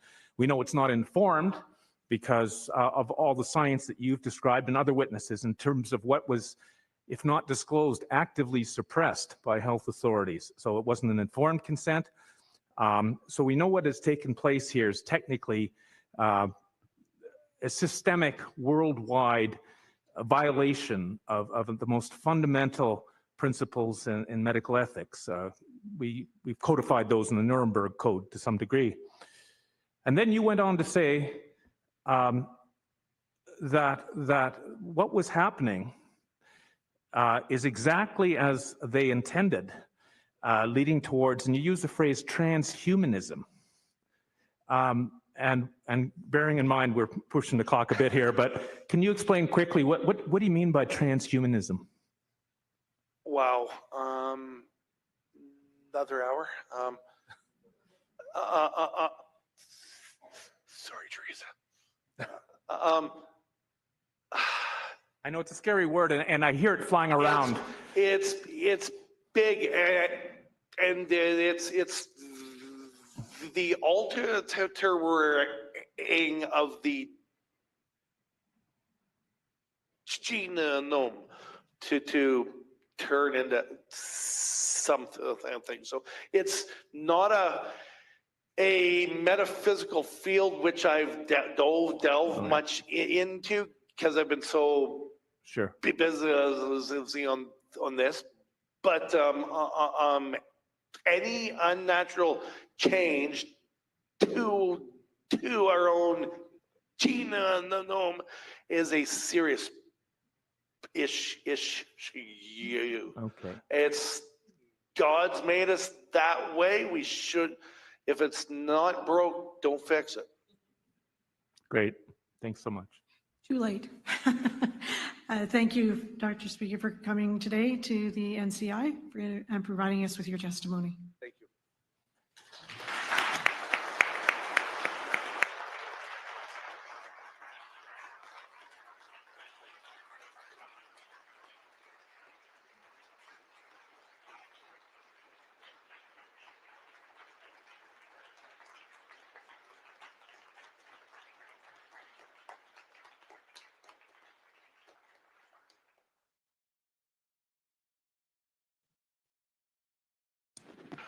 Commissioners, I'm pleased to announce our next witness who's attending in person this afternoon with us, Theo Fleury.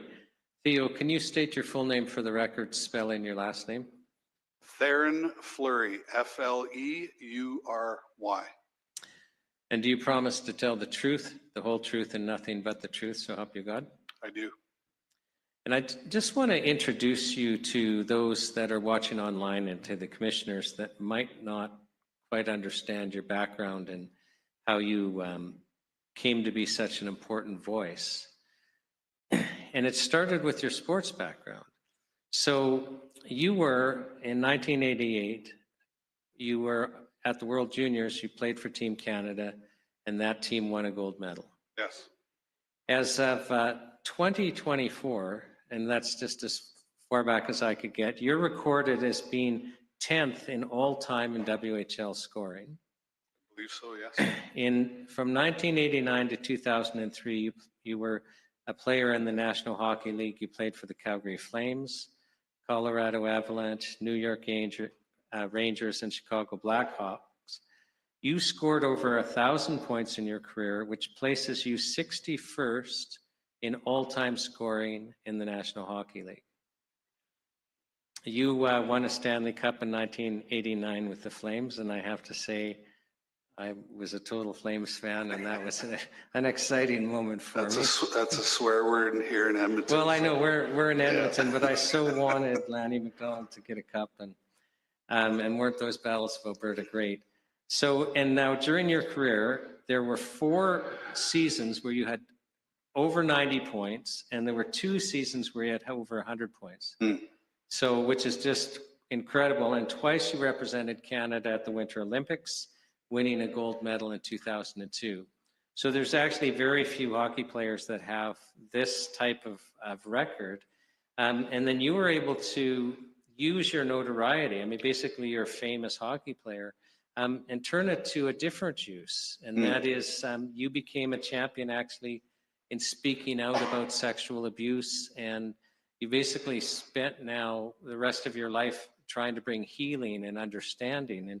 And so you wrote, you co-wrote a book called Playing with Fire, which became a best-selling autobiography, released in October 2009. And that's where you revealed to the world that you had been sexually abused. Yes. Now, since then, you've literally done thousands of speeches.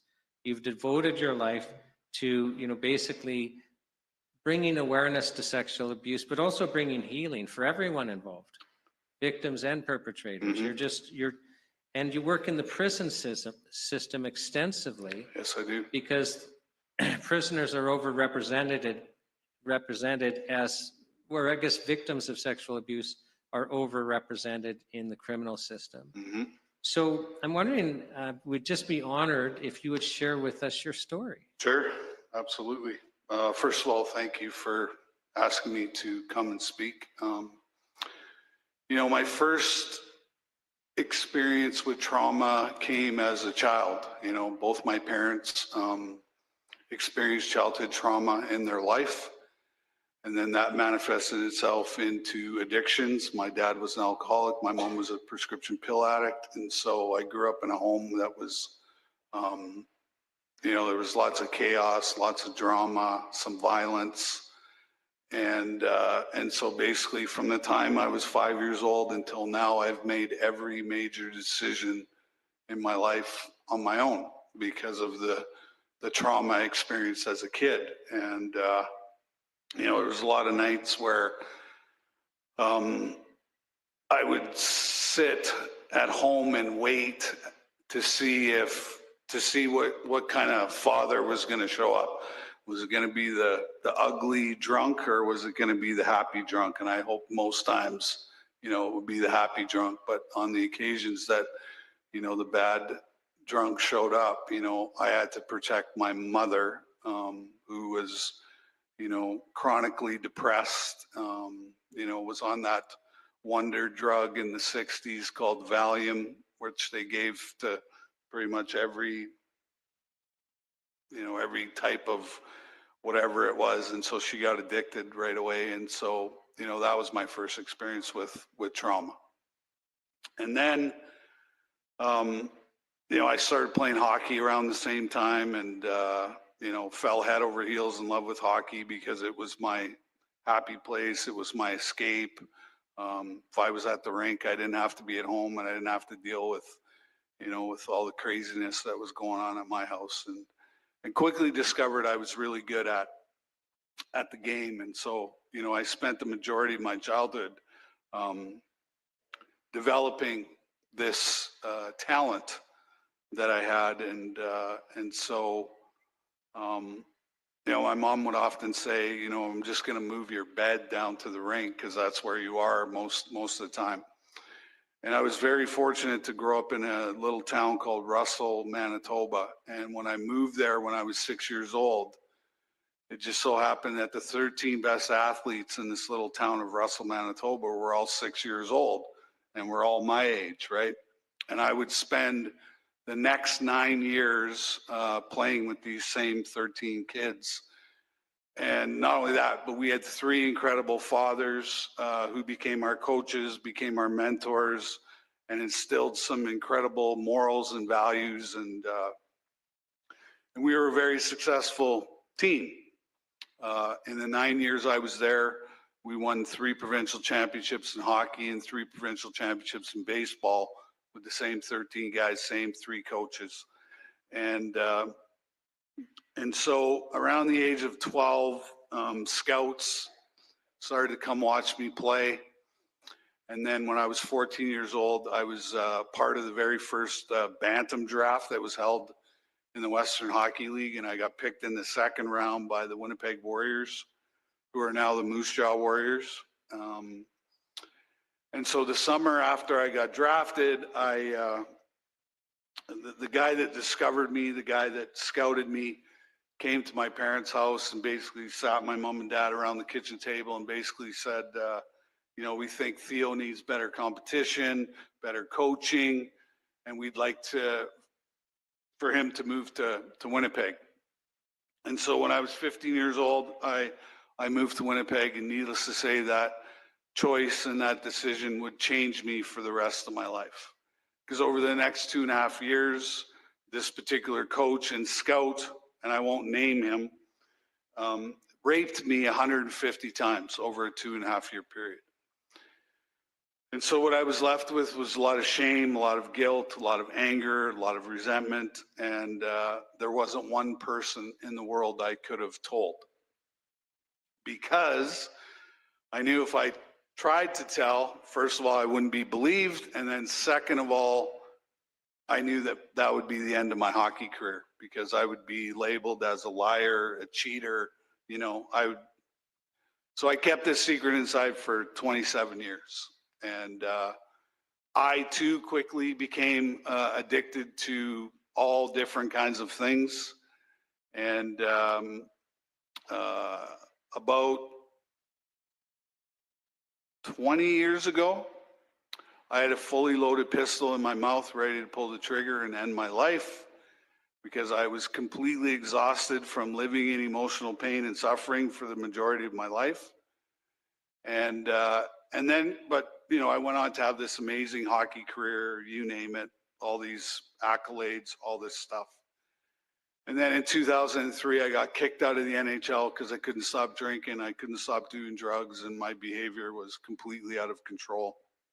And then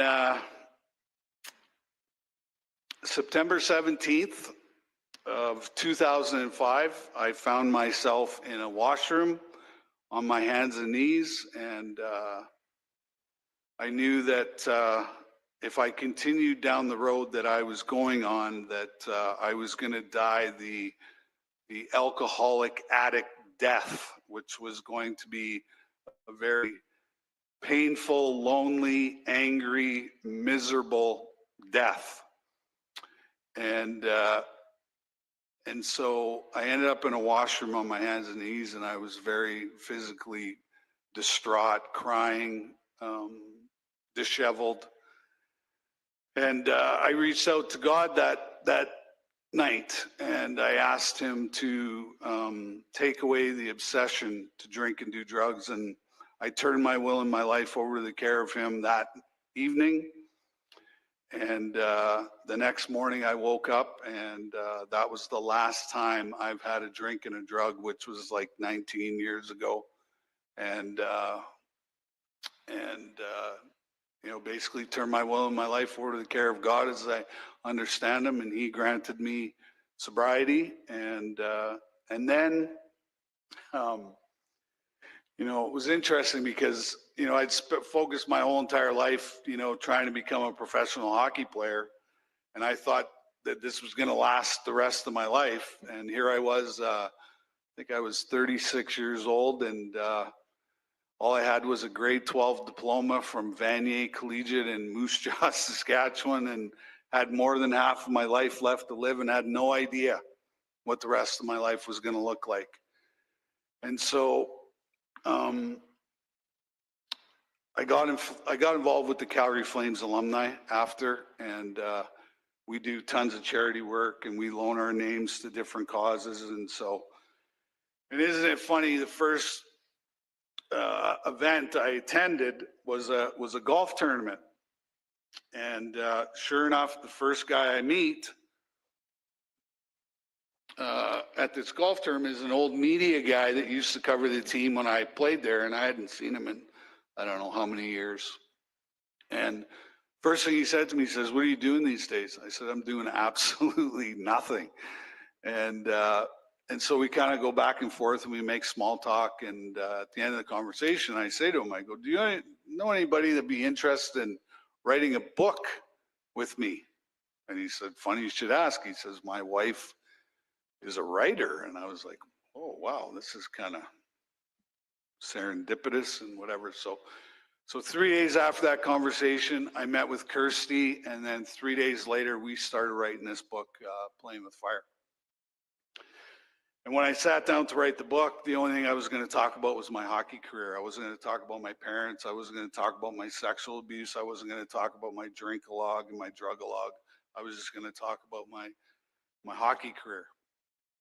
But early on in the process of writing this book, this lady who I was writing the book with, she made me feel safe, and I trusted her. And then all of a sudden, it was just like I was throwing up on the pages of this book that I was writing and telling the whole entire story from start to finish. And so 3.5 years later, we finished the book, and I tell the whole story from start to finish. And 4 days before I was going to Toronto to launch this book, like, I was scared and I was afraid because I didn't know how all of you were going to react to what was in this book, right?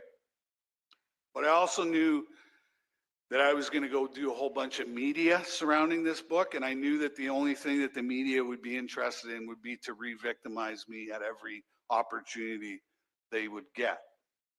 And so, me being a pretty smart and bright guy, I spent 4 days on my computer researching every single thing I could find on the subject of child sexual abuse, because I wanted to get a story of hope and healing and recovery and all these messages out to the public. And, you know, there was one shocking thing that I discovered in my research was this stat.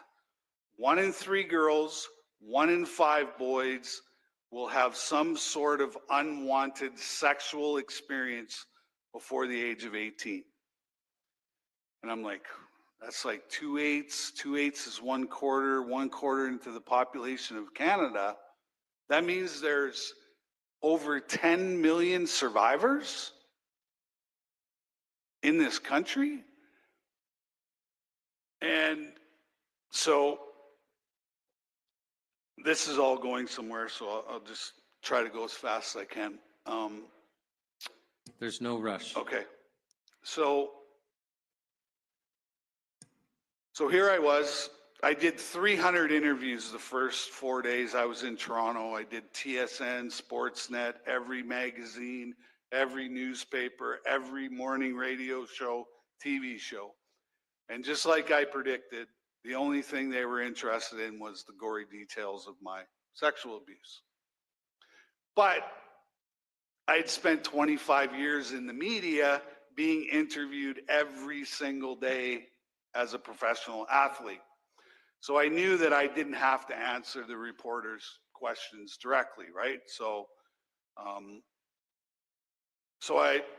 I took over every interview, and I had all this information. I had all this stuff about child sexual abuse. And so I got all these messages out there that, you know, this could possibly be the biggest epidemic on the planet.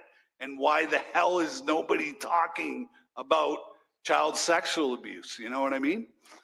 And so I got this incredible message out there. And then the next thing on the docket was the first book signing. And I can tell you that my expectations were like really low. I was like, nobody's going to read this book, you know? And I'm not Wayne Gretzky. I'm not Mario Lemieux.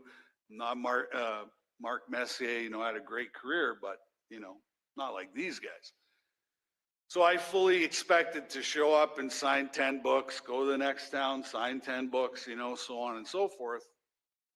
Well, I show up at the biggest Indigo chapter store in all of Canada, downtown Toronto, 3 levels. And I walk through the front doors of the bookstore, and there's 400 people standing in line with my book. And I'm like, what the hell are all these people doing here, right? So I sit down at the table and I start signing books. And out of the corner of my eye, I spot this guy in line. and he's got my book clutched against his chest, and his face is buried in the floor, and he's walking really slow, and his hair is greasy, and his t-shirt's dirty, and his sweatpants are ripped, and I'm like, huh, I wonder what's up with this guy. So I follow him all the way in the line. He gets to the front of the line, puts the book on the table, looks me in the eye, and says, "Me too. Me too." Now, you remember how I said I had no idea what the hell the rest of my life was going to look like? Well, that guy showed up at that book signing to deliver a spiritual message of two simple words: me too. Well, you know what happened after that? I got completely run over by people. Everywhere I went, 5, 10, 15, 20 people were coming up at every book signing, every speaking engagement, every workshop that I was doing and saying, "Hey man, I read your book. You told my story. Me too. Hey, I saw your documentary. You told my story. Me too. Hey, I read an article in a magazine. You told my story. Me too." So something that I thought was uncommon is very common. And in the 16 years I've been out on the road doing this, I've had over 1 million people, either directly or indirectly, say those words to me, "Me too."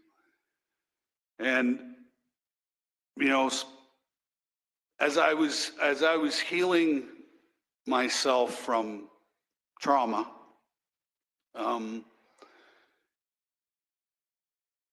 you know, there's that saying, you know, when the student's ready, the teacher appears. Well, I've had many, many teachers appear along the way. And some of the most brilliant, bright, smart people in the field of trauma, psychology, psychiatry. And I would basically Velcro myself to these people and say to them, "Teach me everything you can about trauma, mental health, and addiction." And so, basically I've been studying human behavior for the last 20 years. And I've come to the conclusion that every single issue we have in society starts with unresolved trauma. Every single issue in society starts with unresolved trauma. And, you know, I've done almost 1,000 speeches on the subject. You know, I've spent $1 million on therapy. I've done 10,000 hours of therapy. I've done every kind of therapy known to mankind. Not only because I wanted to get better myself, but I wanted to experience what was out there so that when people came to me and asked me for suggestions, I could say, well, try this or try this or try that or whatever it is. And then the pandemic happened. And I was as busy as I had ever been at any point in my life, and the world just completely shut down. And I fell into a deep, dark, ugly depression. And like I was having suicidal ideations and I could barely get out of bed. I stopped showering, I stopped eating, I stopped sleeping, and I was just like, what the hell is going on here? So I booked an appointment with my therapist, and obviously we had to do it on Zoom because I couldn't go and see her. And so she said, "Explain to me what's happening. Why are you in this state?" And I was just like, well,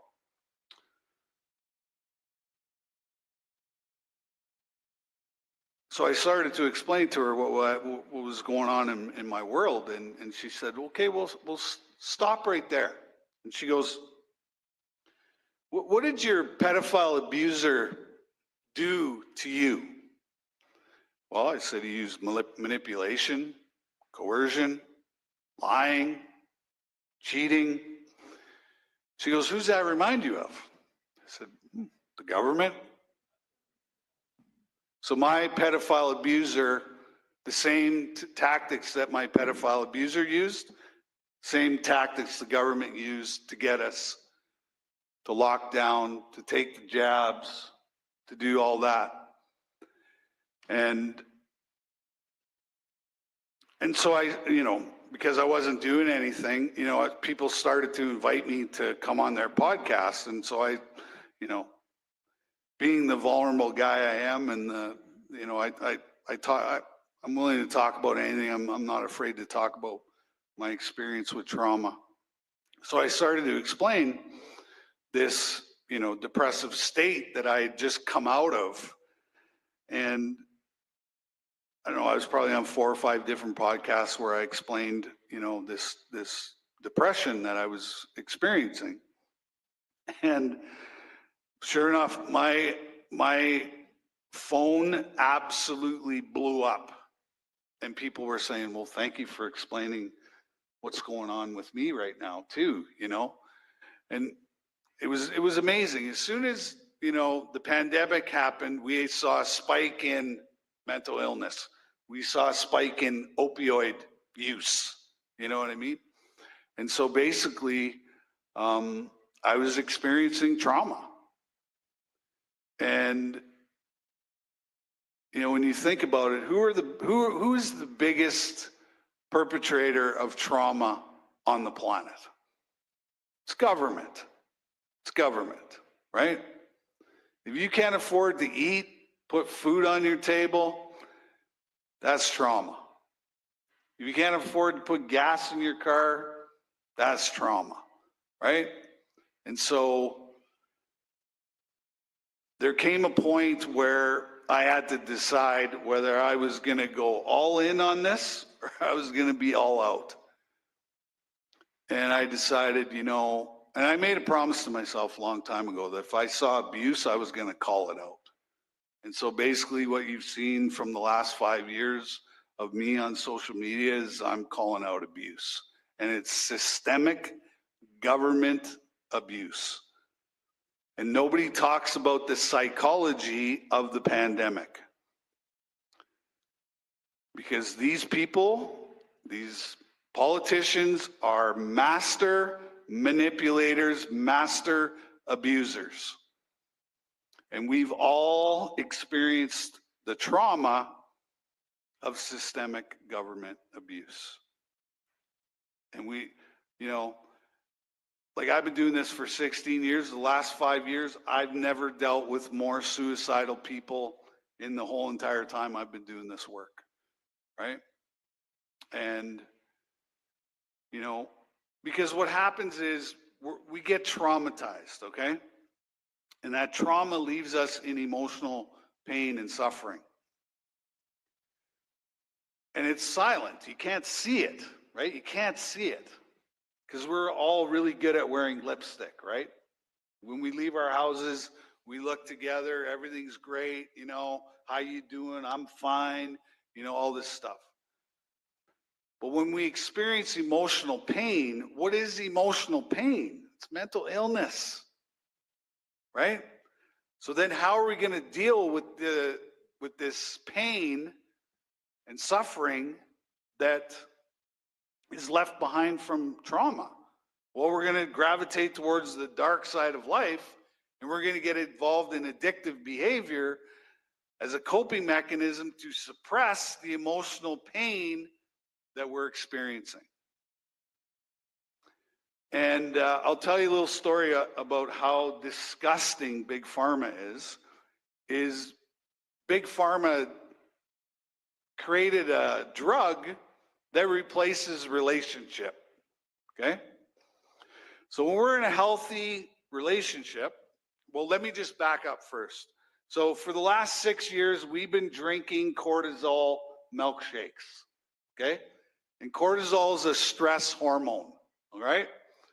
And it's like acid in your body, right?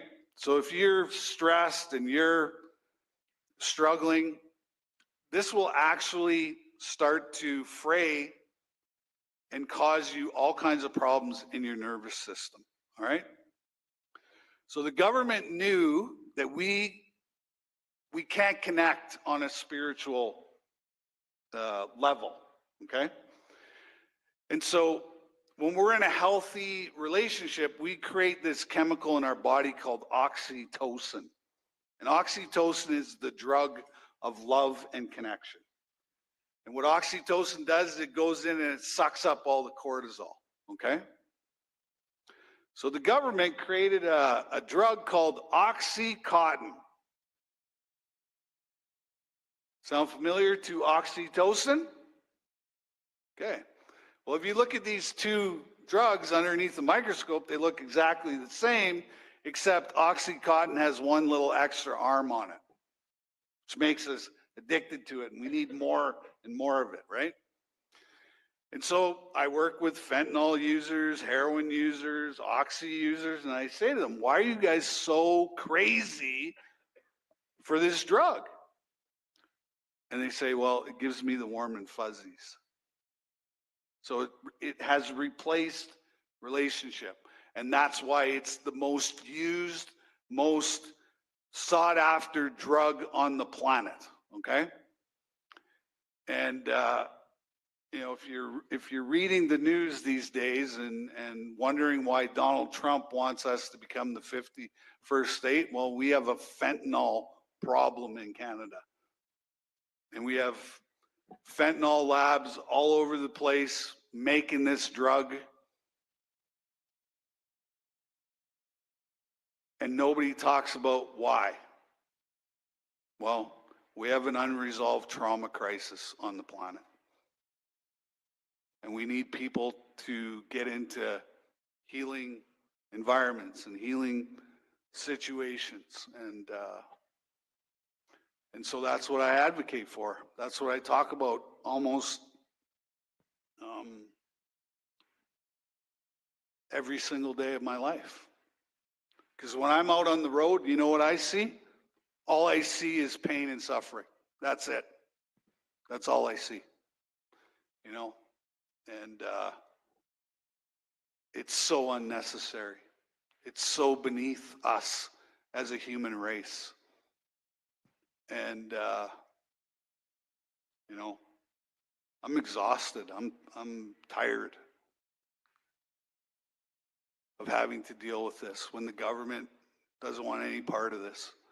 You know, when the government talks about, you know, ending the fentanyl crisis or ending addiction or whatever, they never once mention the word trauma. Theo, I want to go several directions with Sure. what you've said, and I actually have just been mesmerized by you sharing with us.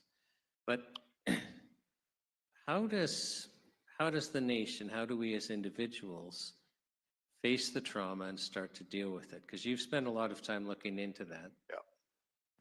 Well, the cheapest, most effective kind of therapy is kind of what we're doing today. It's called the NCI National Citizens Inquiry, where you get a bunch of people in a room, you get a bunch of vulnerable speakers, and you talk about the issues and you talk about the problems, and then you come up with the solutions, right?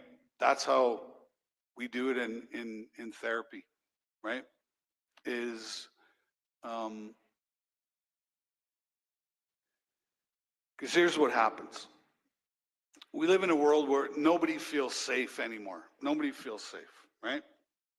And in the therapy world, if you don't feel safe, you're going to drink, you're going to do drugs, you're going to abuse your kids, you're going to abuse your wives, you're going to abuse society. That's what's going to happen. Because nobody feels safe. But what I've experienced is when you're vulnerable, is vulnerability creates safety, okay? And then once you have safety in a room, that's when the magic of healing happens, is when people feel safe and not judged and heard and hugged and loved and embraced, right? That's when the magic of healing happens. And, you know, it's a mind, body, and spirit journey. And I would say 99.9% of the addicts and alcoholics who don't make it don't find God. And the people who embrace a relationship and a conscious contact with something greater than themselves, those people make it. And when they make it, they help the next person do the exact same thing, right? Because like I said, 20 years ago, I had a fully loaded pistol in my mouth, ready to pull the trigger and end my life because I was in that kind of emotional pain and suffering. And I couldn't see any way out, right?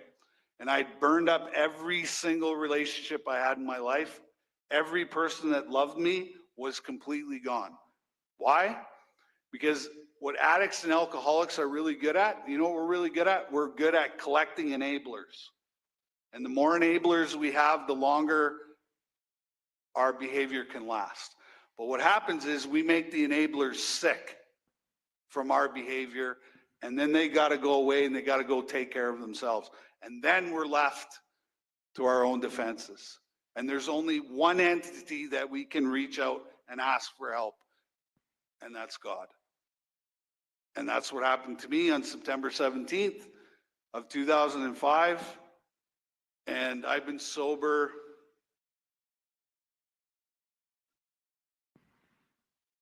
(7,110 days since I surrendered, and you know what I mean?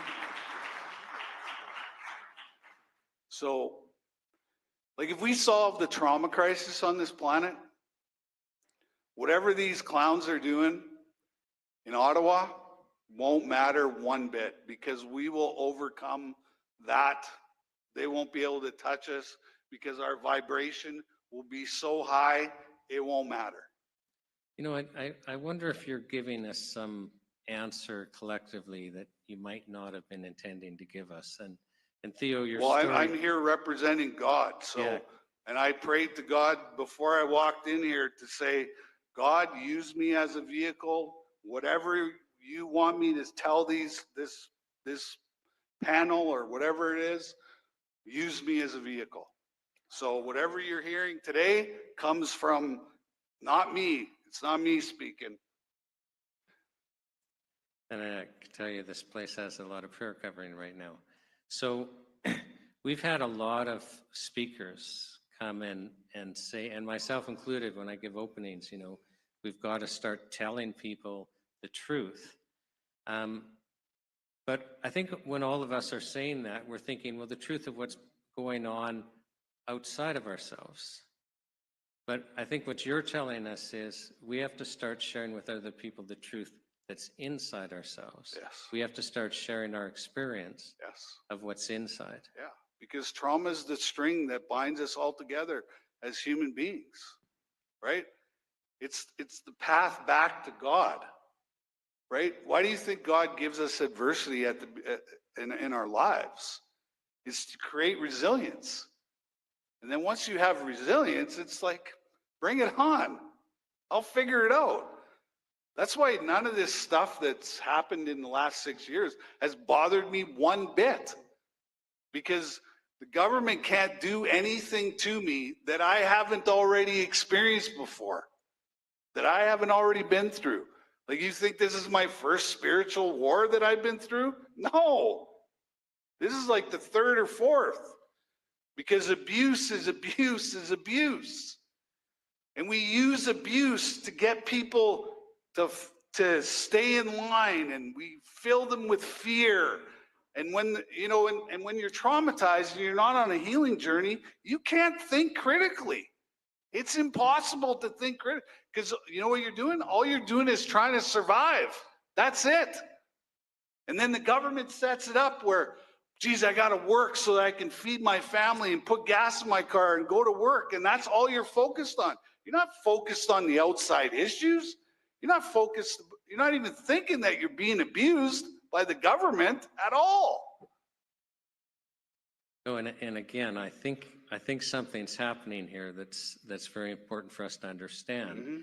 Because if collectively we're kind of stalled because we're being abused, if we don't recognize that actually we're suffering from mental illness, we're abused. If I can just share with you, sometimes when I lecture, especially in Alberta, I'll ask the crowd, I'll say, like, put up your hand if during the darkest times of COVID, you honestly believe that the army would be going door to door, dragging Canadians out of their homes and forcefully jabbing them. And Theo, some rooms, every hand goes up. Absolutely. And the lowest I've ever had Well, is Rachel half. Notley said it. Oh, I understand, and we could just go on and on, but I don't think we even appreciate the level of trauma that we have. No. And I think the gift that is coming through you today is to help us to understand, wait a second, we're all traumatized, and we have to start that healing. And what you've said is, well, we've got to start talking about the hurt inside of us. Yeah. Like and actually allowing, you know, like, because, oh, there's vax, non-vax. We have to create an environment where the vax can also talk about the pain that's inside of them, because it didn't matter what narrative you believed, this was as traumatic as can be. Yeah. Yeah, it doesn't get more traumatic than a vaccine injury where you're a healthy human being and then you take the vax and then all of a sudden you can't function, and that's trauma. That's it's trauma. We had one witness share with us, the term needle rape. Yeah. So that, there were a whole bunch of healthcare providers that may not be injured, or at least they don't know if they're injured, but they felt they had to take it. And what the nurses were saying to this paramedic was, well, we call it needle rape, but it's worse than a sexual rape. A sexual rape, we get tested right away, we know if we're hurt. Right. With this, we don't know if we hurt, but they feel that their body's been violated. Well, that would be an awful feeling. So I think all of us need to start sharing what's on the inside. 100%. That's the only way out, right? It's the only way out is honesty, openness, and willingness. That's it. That's how I saved my own life was, I tried everything on the planet to get rid of this pain, but I hadn't tried honesty. And I wrote the book. And I was as honest as I possibly could be. And guess what happened? I found my tribe because I shared the deepest, darkest secrets, right? We have a saying in 12-step, you're only as sick as your secrets. You're only as sick as your secrets. Well, guess what? I had a secret. I was sick physically, emotionally, spiritually sick, right? And if you look at the government, think they got a few secrets? And are they sick? They're very sick. Sick people, right? They're abusers, right? Do you know what pedophiles tell me in prison? Don't let me out of here. This is the only place in the world I feel safe. I go, why is that? They go, because the urge is greater than my own common sense. So even though I know I'm doing something bad and I'm hurting somebody, I can't stop myself. So why are we letting these guys out of prison? Doesn't make sense. But you're right. We need to become vulnerable. And we need to become people of faith. We got to get back to God, because that's the only way out of this. That is the only way out of this. Now, some of the people listening to this, because I think we've been taught from day one that God doesn't exist, and literally to ridicule. I know he exists. Oh, no, I know, and so I wouldn't be here. I know he exists too. That was my Bible you picked up. So, but I'm just wondering if you can share kind of some of your experience that gives you that confidence to say what you're saying. Well, I'd never reached out and had that conversation with God. September 17th, 2005, never had that conversation. The conversation was always, God, if you get me out of this one, I'll never do that again, right? Well, this time I was like completely naked, like everything, my whole entire life just was blown up, And, I said, hey, God, like, you can't put one more thing on my plate. Like, I'm full. Like, I would face way too much adversity for for any human being. So I go, first of all, let's make this deal. Don't put one more thing on my plate. And at the end of the conversation, I just said, hey, please God, take away the obsession to drink and do drugs. And I went to bed, and the next day I woke up and my prayer was answered. And like I said, that was like 7,101 days ago. So you're telling me there's no God? Like who was it that saved me? Who was it? Because it wasn't me, right? It wasn't me. And then I've been able to travel all across this great country in our Indigenous communities. I've been to 470 of the 633 Indigenous communities. But you know what happened? This is wild. You know, I think all great leaders have this attitude is when they go into a situation, they want to learn more from the people they're teaching than that, you know what I mean? And you know, I was in all these communities, and the amount of trauma in the Indigenous community is mind-boggling. And so here I was there to help them. Well, it got reversed because they introduced me to a little thing called Indigenous spirituality. And I can tell you, you want to talk about reconciliation? I believe that the Indigenous community in Canada has the greatest untapped resource of medicine on the planet that can heal the whole entire planet.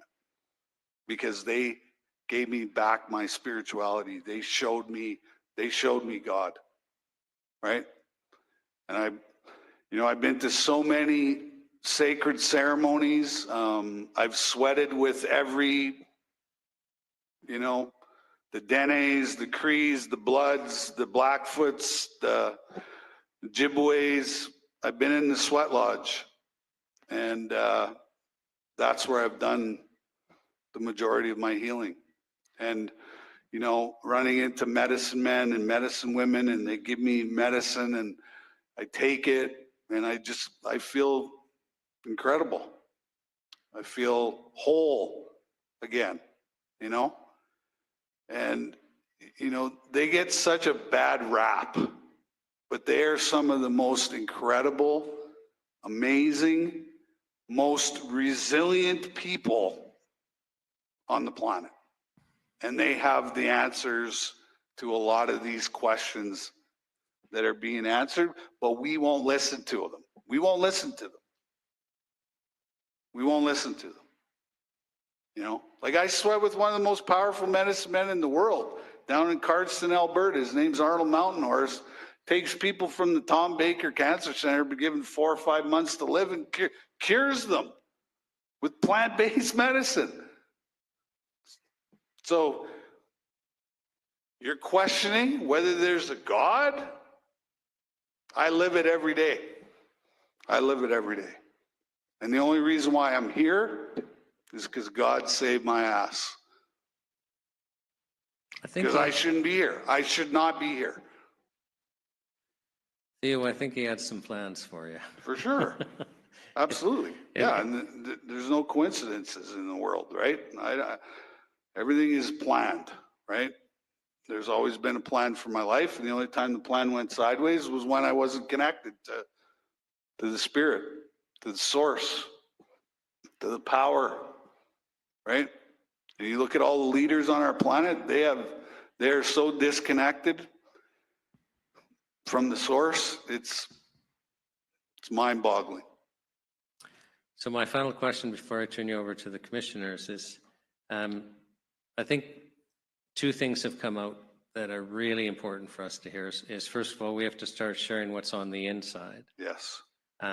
And we also have to understand that we're suffering abuse. Like I think what you've said about the government, let alone that, 1 out of 4 females here are watching and 1 out of 6, men here are watching have been subject to sexual abuse. Yep. And as I understand from having previous conversations with you, the hardest step is the first one, to just start talking about it.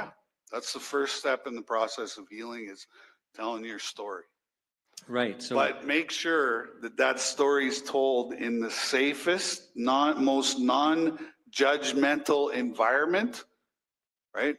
Family, probably not a good idea. That's been my experience. right. So, and this is good advice. So, Yeah.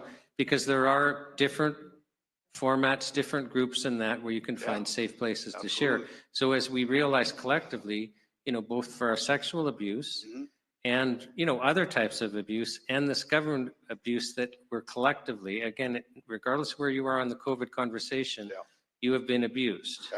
But we don't just go outside and start talking about it. We realize we're abused and we have to start figuring out of safe places where we can start sharing our story and also creating a safe place for others to share their story. Is there anything else that comes to mind? I mean, this is all pretty powerful. So I know if I were to become the Prime Minister of Canada, the first thing I would do is I would build 1 million sweat lodges. That's what I would do. That's what I would do. So that's number 3. With that answer, I will turn you over to the commissioners. Thank you very much. Well, let me tell you, Teal, you're no second fiddle to anybody, Wayne Gretzky, Mario Lemieux, or anyone else. And I'm overwhelmed by how inspiring you are. I've, of course, been following you a little bit, as most Canadians have to some degree. I'll just share a couple observations with you and maybe give you a chance to comment. And I don't know how many, if any, of the prior witnesses today you had a chance to listen to, but one of them gave a fairly comprehensive sort of analysis of the process of grooming. Oh, yeah.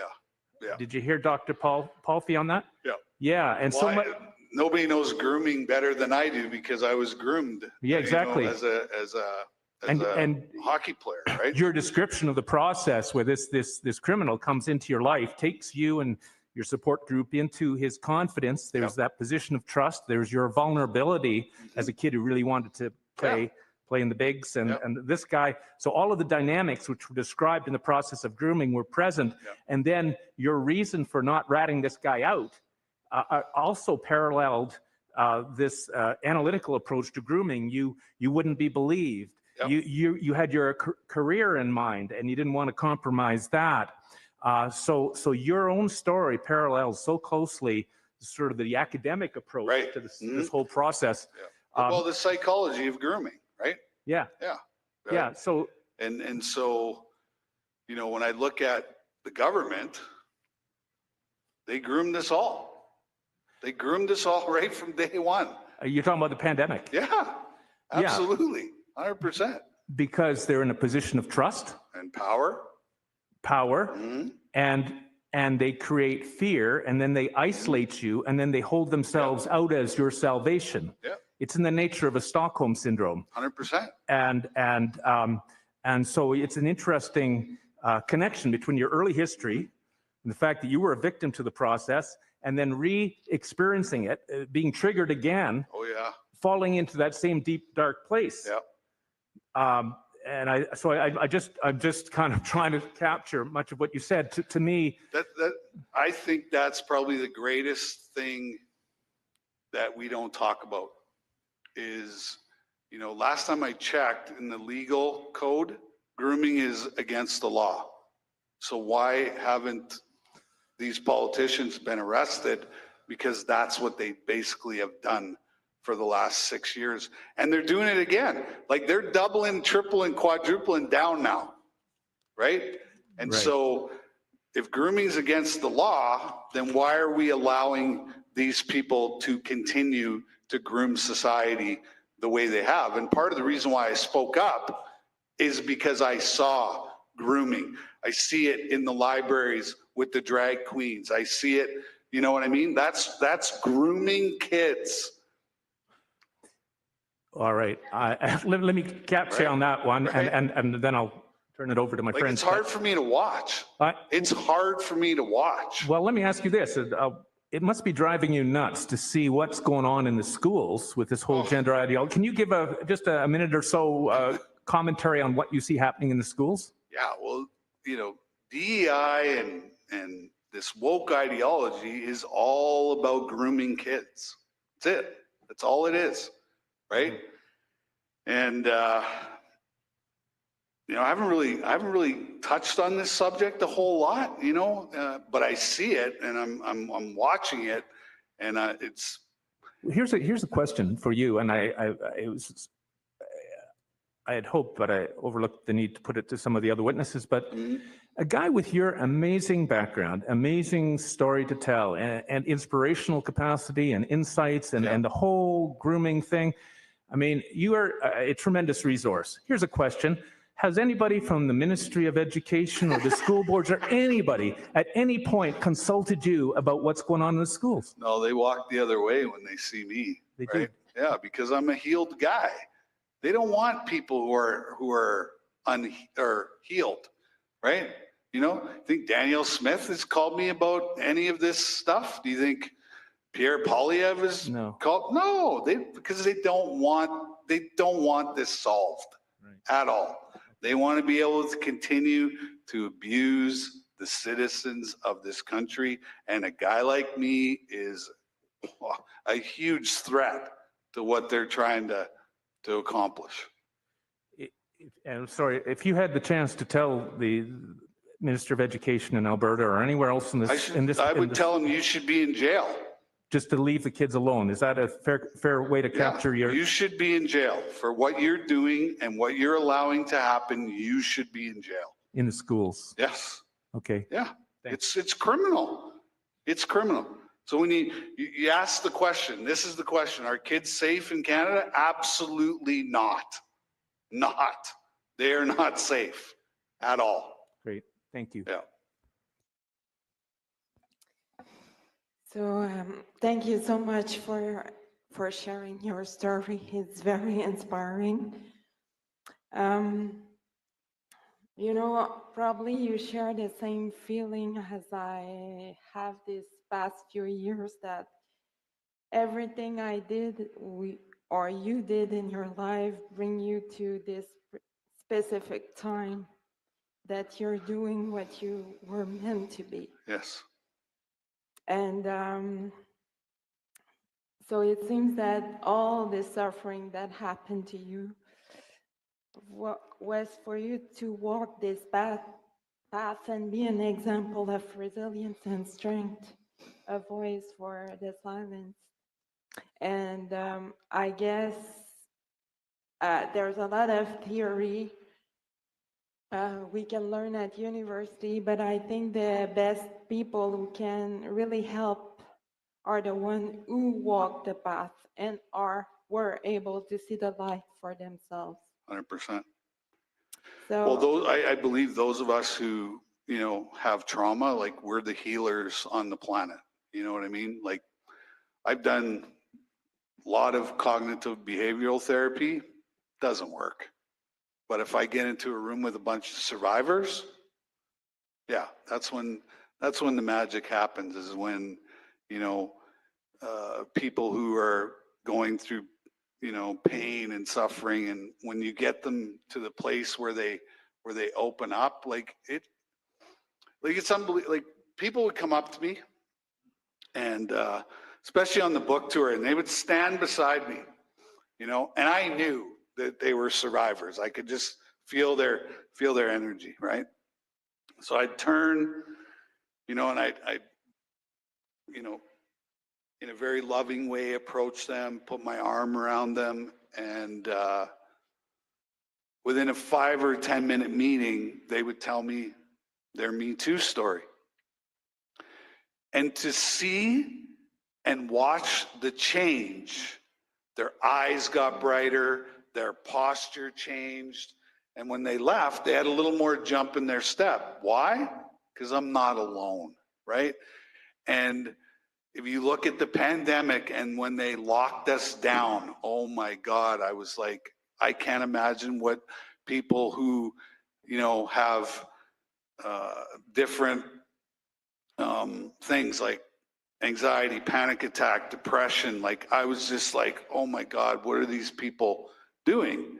And then, of course, The liquor stores, the dope shops became essential services. So you don't think the government knows exactly what they're doing, right? Churches were closed, right? Like all those things. Yeah, and it was so clear to me what they were doing and what they were trying to accomplish, right? And I think that thing we don't talk about a lot is the fact that everything is perverted, like the values. In your story, what is perverted is that hockey was a safe place for you, and it was your way to cope with what you Yeah, it was were. probably my first addiction. And then you were in the hands of people who turned what was so important to you like a nightmare. Mm-hmm. So you needed hockey, Mm-hmm. but at the same time, it was your curse. Yeah. Yeah. And it feels like in our society, we live that a lot. Oh yeah. Yeah, everywhere we turn, it's there, you know what I mean? But you know what? A double bind situation. But you know what I've discovered, and this might be kind of a sick and twisted, demented way of looking at it, but you know, I look at my parents as a gift now. I look at my abuser as a gift, and I really believe that my trauma is my superpower, right? Because without those experiences, I'm not at the NCI, you know, talking about, you know, my story and then connecting it to what we've been through in the last 6 years. So, you know, I really believe that, you know, if you look at it from a spiritual perspective, that this is always, that was the plan for my life.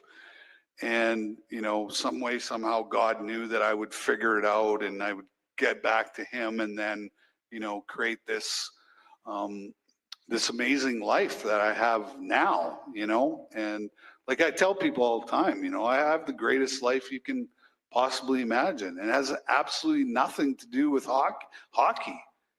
You know, it has everything to do with connecting to people on a spiritual level.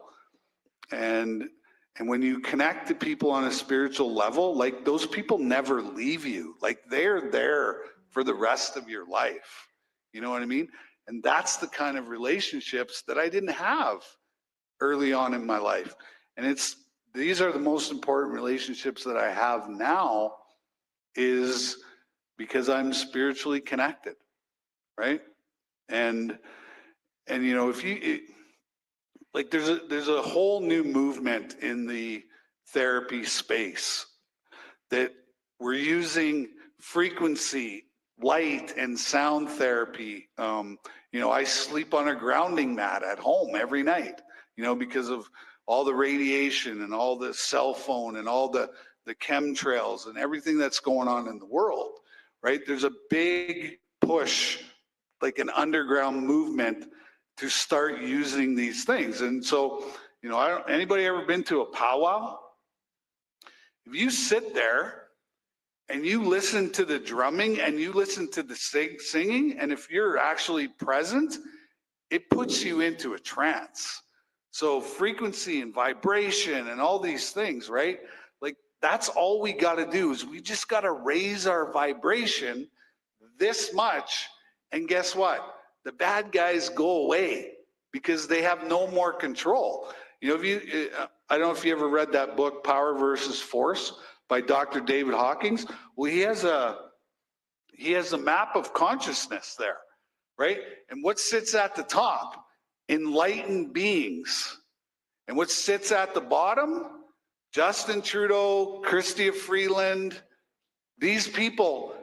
And so they suck us down to that level. And those of us who are able to rise above it, they don't bother us anymore. So collectively, as a society, if we start raising our vibration, this thing is all over. Like it's done with.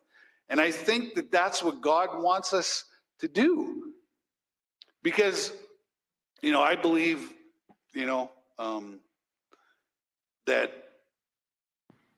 I have many lives to live yet, right? So, and what's the goal? The goal is to become an enlightened being, like Jesus was, right?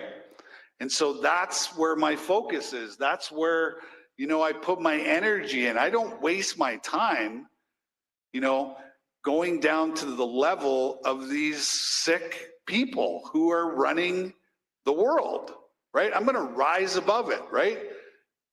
And I'm going to do everything within my power while I'm here now to try to raise the vibration of the people who live on this planet, right? And I think, who knows? I always say I'm going to try and live till I'm like 150, maybe 200, because I know that it's possible. It's possible because of all of this stuff, especially in the medical industry, that has been sort of suppressed and put down. But now I'm seeing it start to appear all over the place. And hanging out in the Indigenous community for as long as I have, I truly believe that that is possible. You clearly raised the vibration today. Thank you.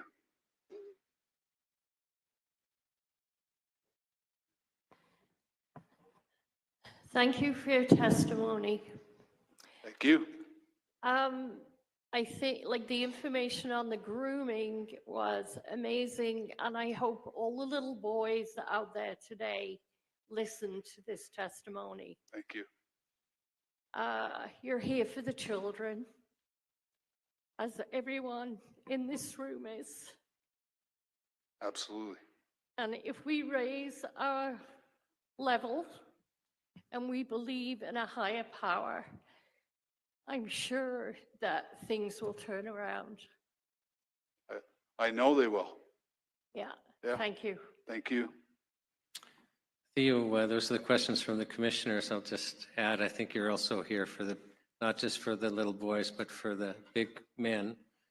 And well, I'm here for all the big men who haven't healed that little boy inside them. That's what I'm here for. So. That's where I'm going. Yes. And Theo, we're honored that you came.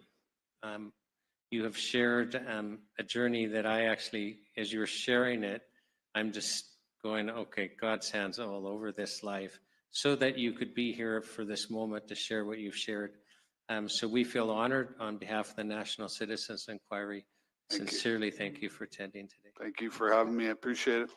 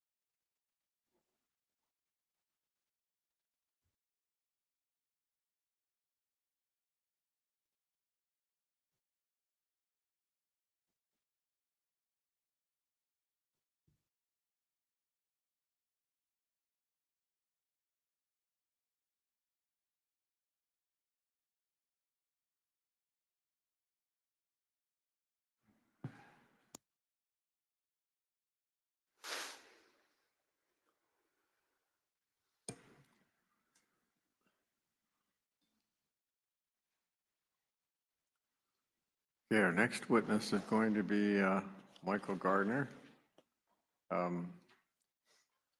Michael, if you could give us your first and last name, spell your last name, and then I'll do an oath with you. Yes, Michael Gardner, Gardner. Do you swear that the evidence you're going to give today will be the truth, the whole truth, and nothing but the truth? So help you God? I do. Okay.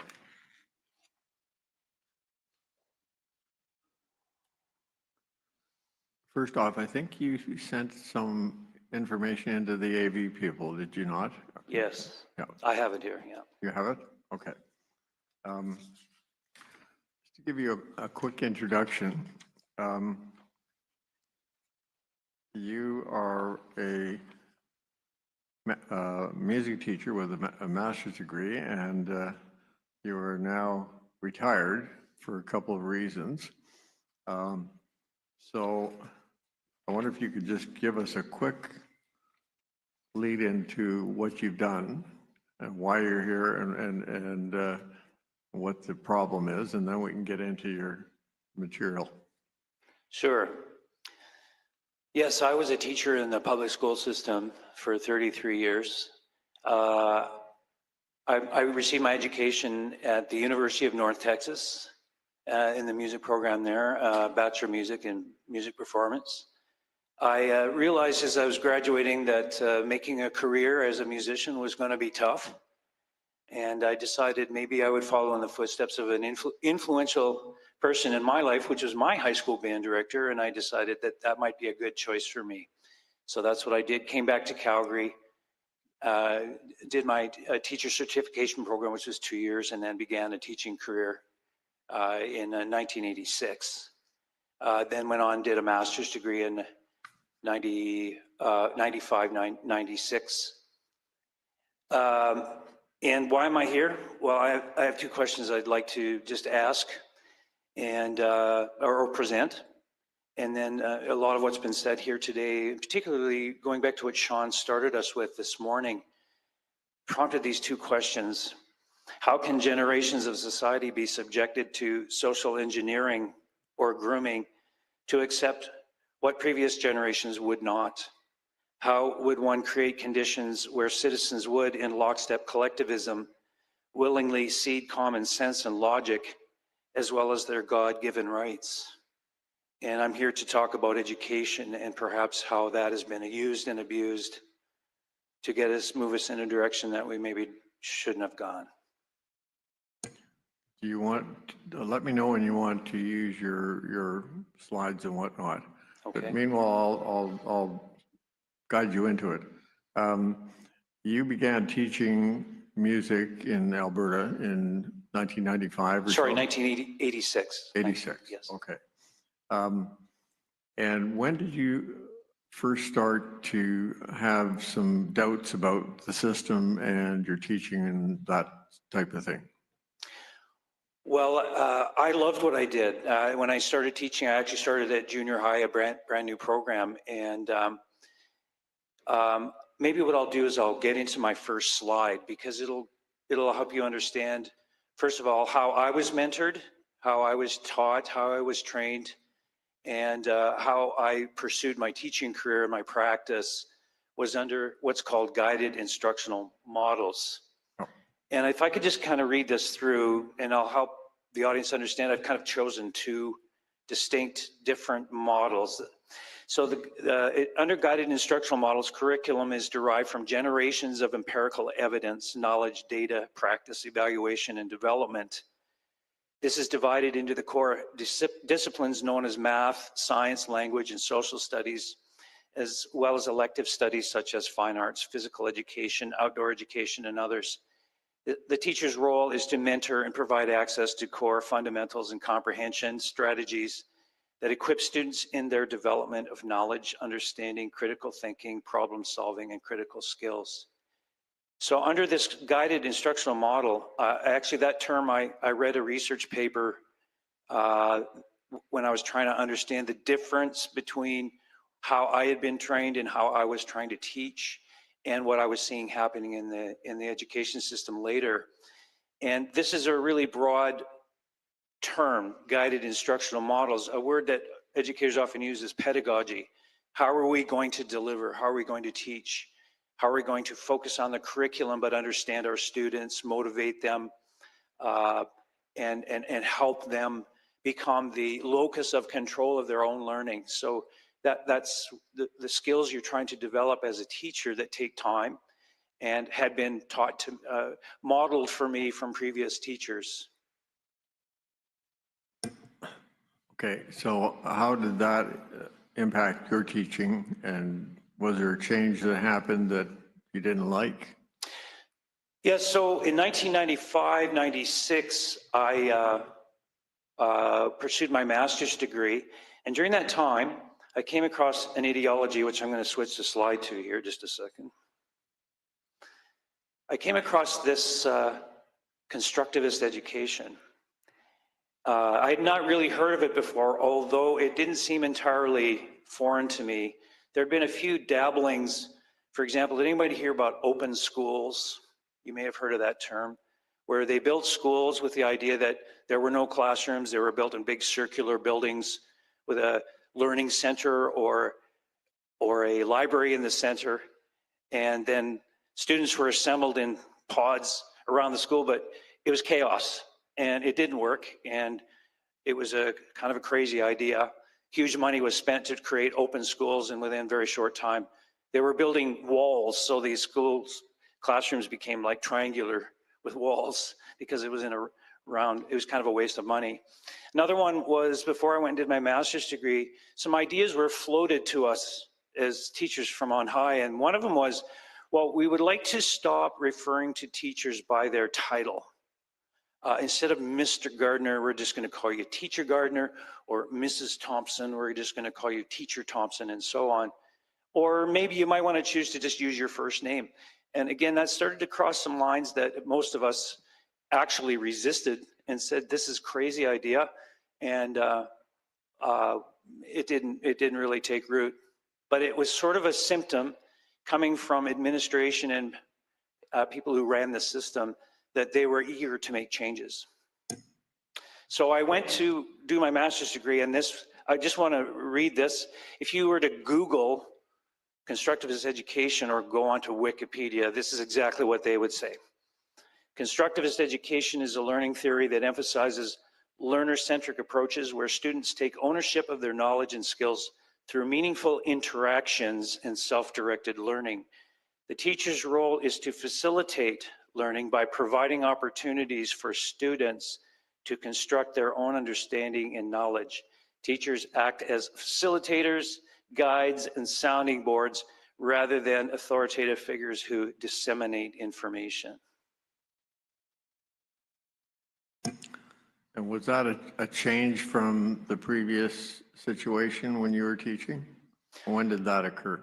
Well, so this was a philosophy that when I did my master's degree was, I would soon find out, a couple of years later, I thought, where else is this philosophy being taught? So I did a little bit of research. Every single university in North America and abroad, if you went to their Department of Education and looked on their opening page of mission statement, this is what you would find. And they would all use the term constructivist education. So when I was being presented with this in my master's degree, I'd already had 10 years of teaching experience.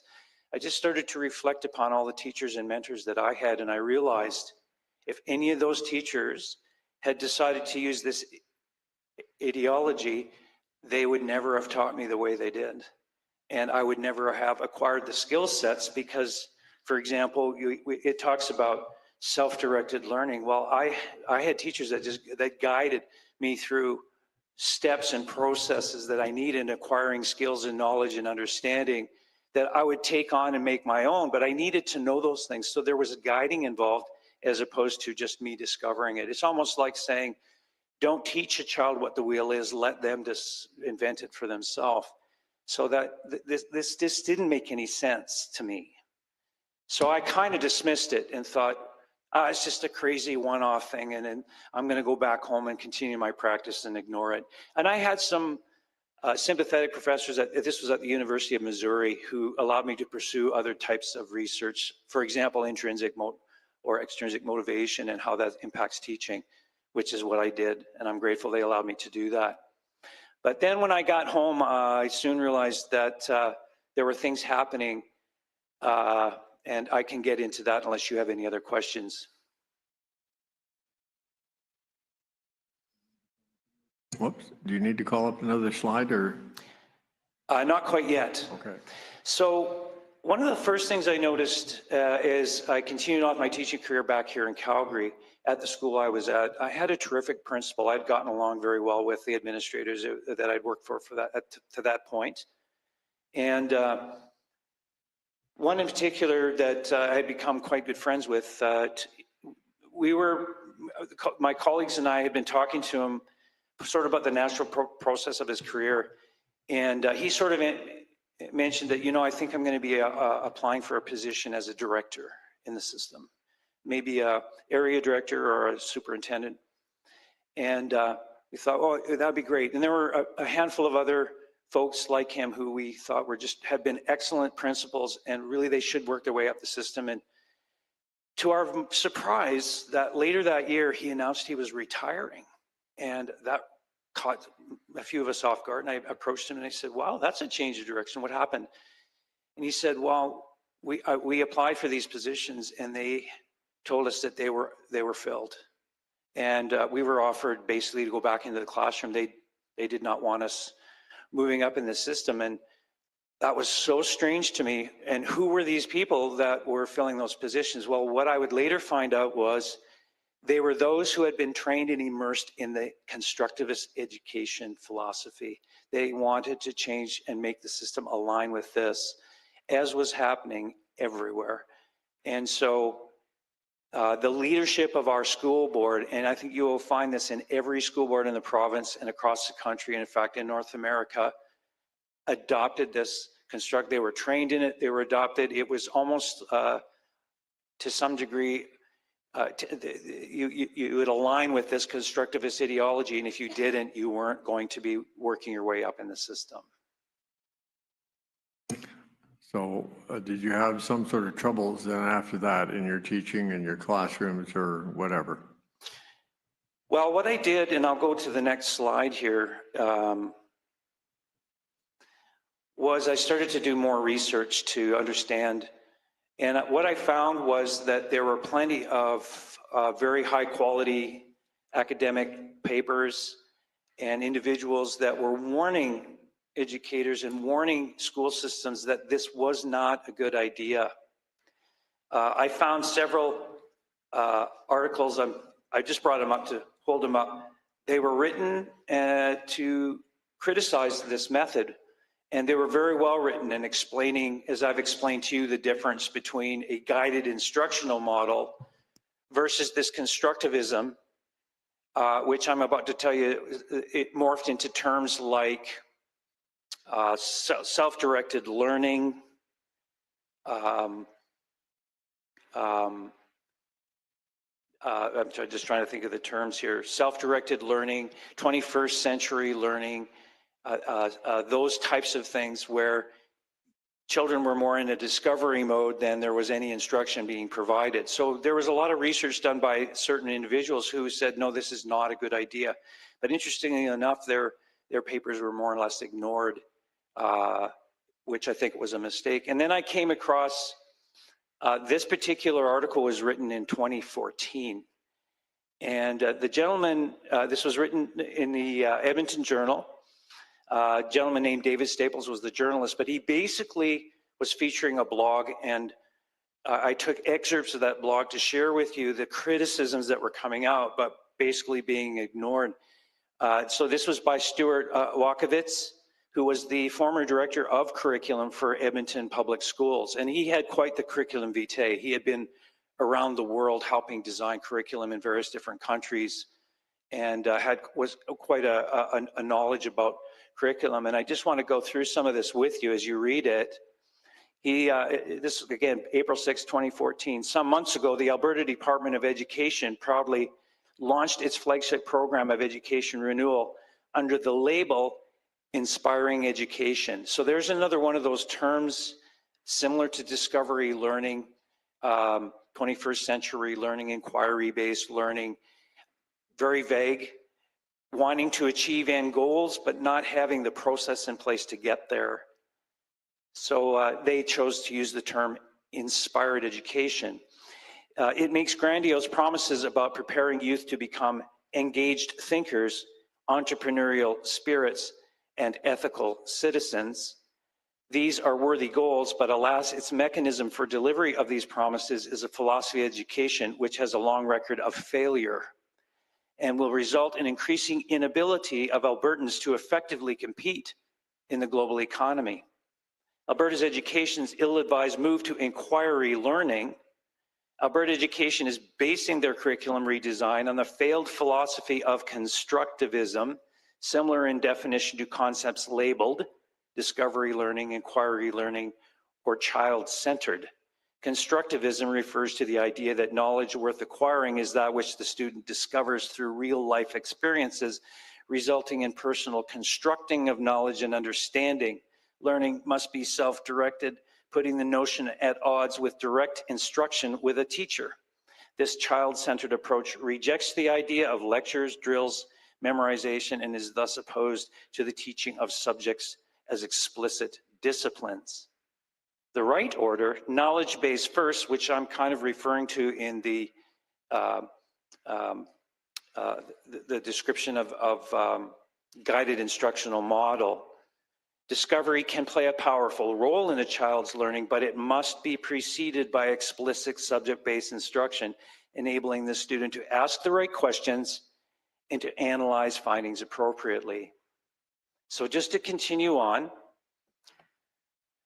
Dr. Tran Davis, now that name may ring a bell with some of you. Dr. Tran Davis was noticing a rapid decline in math achievement in Alberta. And that was her area of specialty. I believe she lived in the town of Camrose. And she was actually one of the people who was involved in Parents for Choice in Education in the founding of that. So she became very active in petitioning the government, creating awareness that this was going on in Alberta. She explains in her letter to parents some of the negative results consequent from the implementation of constructivism in Alberta, and particularly math curriculum since 2003. She writes, from 2003 to 2012, Alberta's average PISA scores declined 32 points, the second biggest drop in Canada. To add to that particular study carried on to 2023, and it focused on 15-year-olds or 10th graders, and they concluded that they had declined in their academic standing by as much as 2 years from what they were in 2003. The rate of math illiteracy almost doubled from 7.4% to 15.1%. 1 in 6 Alberta 15-year-olds now do not have the math skills, as PISA puts it, to participate fully in modern society. The number of students achieving excellence, PISA level 5 and 6, dropped from 26.8 to 16.9%. Alberta's grade 6 math PAT scores also decreased from 70% to 56%, while Alberta's TIMSS Trends in International Mathematics and Science Study 2011 score was 27.8% for grade 8 fraction questions. Random guessing scores would be 25%. So she demonstrated, and the statistics were showing that this decline was happening. Now, personally, in my school, I can tell you that we all saw, particularly as 2000 arrived and on, a decline in what our students were able to do when they entered the high school level. And we're having to make adjustments for that. I had a very good friend who was a math teacher. In fact, he was known internationally for his skills as a teacher and a mathematician. And he would talk to me year after year and say, it's just getting harder and harder to deal with the fact that students have less and less fundamentals in math, algorithms coming into school and trying to get them through the curriculum. So I just want to finish this part, 5 main drawbacks of Alberta education's inspired schools. And I put constructivism there because that's what it is. Reduced thinking and problem-solving skills. Inspiring education is calling for a reduction of knowledge outcomes across the curriculum. In fact, they wanted to stop, in fact did, and this came from the Alberta Teachers Association, Alberta Education, they wanted to stop provincial achievement tests at the grade 3, 6, and 9 level. And in fact, they did that for a short period of time. There was outrage against it from both teachers and parents, and they reinstated the grade 6 and 9 later on. Redefining the meaning of curriculum, the loss of choice. As a result of the earlier implementations of aspects of constructivism in schools, many students no longer know how to write or read handwriting. In my area, music, what I was noticing, and I was getting pressure from administrators in the system. In fact, the person who was in charge of fine arts across the system I would learn to discover she had no training whatsoever in any fine art. So when we discuss curriculum, I would get things like, we think you should start offering courses that are more fun. You'll get more students to enroll in music. And I would come back and say, no, students aren't enrolling in music because we've stopped teaching those fundamentals at the elementary school level, and they're just not interested by the time they reach our level. We need to be getting back to what we used to teach for fundamentals in music education at the elementary level. And so there was this constant pressure to continue to water down. And in fact, something happened in 2009. A colleague of mine, she taught strings at the school that I was at, the strings program, came up to me one day and says, Mike, have you checked out the Alberta Education Curriculum website for music recently? And I said, well, no, I know nothing's really changed since 1985, but what's going on? She said to me, they are proposing drastic changes to our curriculum. And we looked at it and were appalled at what we were saying. They wanted to take our 5-credit, 125-hour per semester courses and turn them into 1-credit, 25-hour modules so they could do things like drum circle, singer-songwriting, maybe learning a few notes on the guitar. In fact, you won't need a trained music person to teach music at all. Just somebody who can facilitate, and these great band programs and choir programs, and I mean, they would disappear. That's what would happen. So we put the word out. We fanned out to all our colleagues, our music teacher colleagues in the system, and fine arts in general. And parents got word, industry people like the certain music stores, businesses who sold musical instruments and printed music, they all recognized this would end the type of music education that's been offered for a long time in our school system. Michael, I want to just highlight something here. So if you could pull that slide, the last slide you had. Yeah, that one. And then I'm going to ask you to go back to the previous one. Number 2, and it talks about students no longer knowing how to read or write, handwriting. There's some more specifics in here. It's a reduction of knowledge outcomes across the curriculum. If you can go back to the first slide. This one?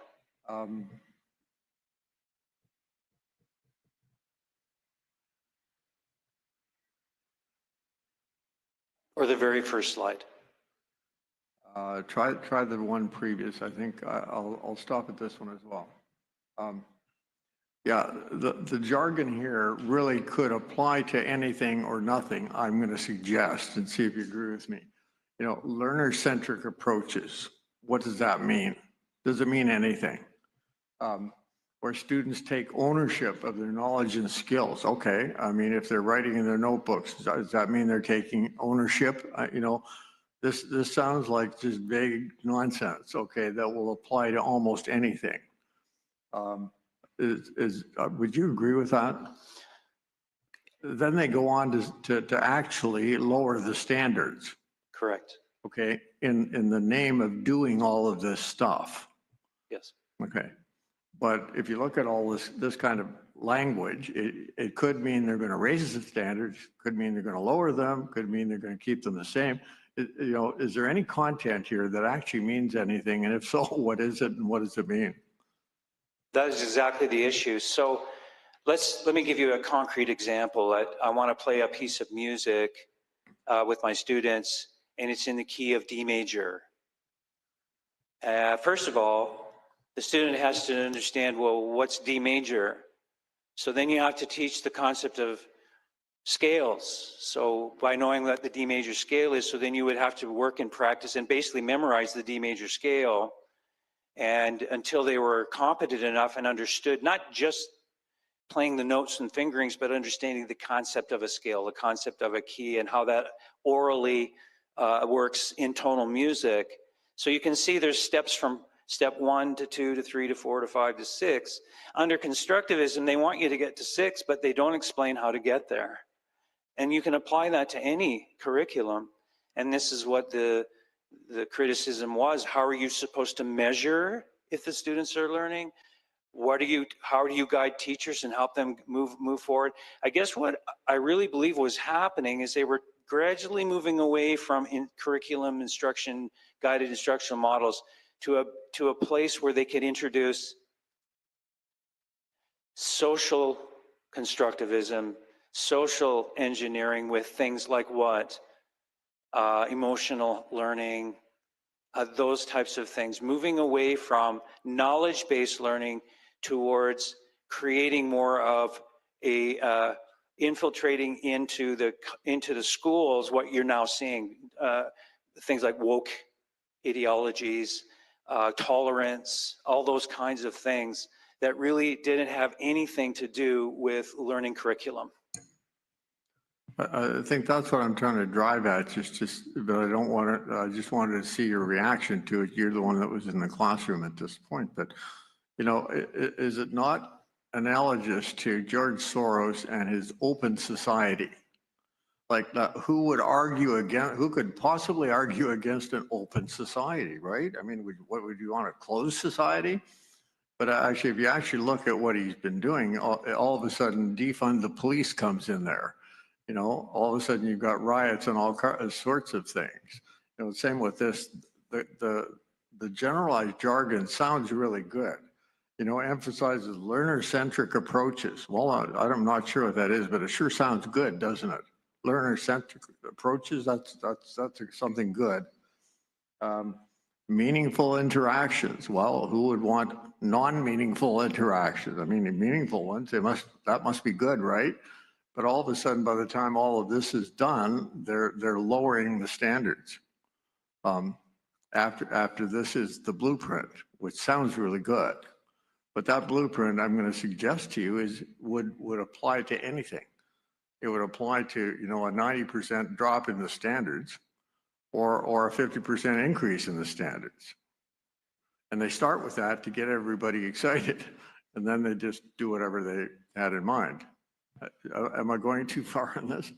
Actually, if I could take that idea that your path you're going down, and you could even suggest that there's more behind this than sort of organic plan, an organic, oh, this is just how things are evolving. I think it was orchestrated, because what ends up happening is you start to take away, erode the confidence of the learner. You erode I don't know that I fully grasp, because they're always constantly overloaded in the constructivist classroom with everybody else's ideas, and there's not a lot of concrete things that you can take away that you say, oh, now I understand. So what you end up finding is, and I believe this has now been going on for multi-generations, is a gradual erosion of confidence in one's own intuition, their own ability to reason and think. And you instead replace that with, I think there's experts out there that I need to trust, that are going to tell me what's right and what's wrong. And I should probably follow them without questioning, because I don't think I have the confidence and the knowledge base. When you also add into that rewards for that, even in my own profession, we have a teachers union, and you're pretty much stuck with that. It's state education. You don't have a lot of choice. So you're kind of trapped in this. And actually, Alex Newman spoke, I believe it was in Vancouver, and I listened to his testimony, and I would highly recommend everybody would listen to Alex's testimony. He is nailing what I sense to be the truth. It actually goes back a long way as to just exactly how public education was structured by people like John Dewey, a gentleman whose last name is Mann, I can't remember his first name, the Frankfurt School, postmodern thinking. You know, people did not accept that at first. They rejected it. One of the things they absolutely wanted to get rid of was Christianity and faith in schools. And they also wanted to step in between parents and children. And if you go back and read the documents of those particular people, you will see that's there. And I would just recommend reading Alex Newman's book, because he references all of that there. And I'm suggesting that this ideology became a pathway, or was developed, and then they just bypassed the teachers. So teachers, there are so many good teachers out there. When I was teaching, just wonderful teachers who really cared about students and developing their practice with their students and getting better and better at it. But above them, where you are powerless, they brought in these people, and it just became more and more and more that you can see the decline.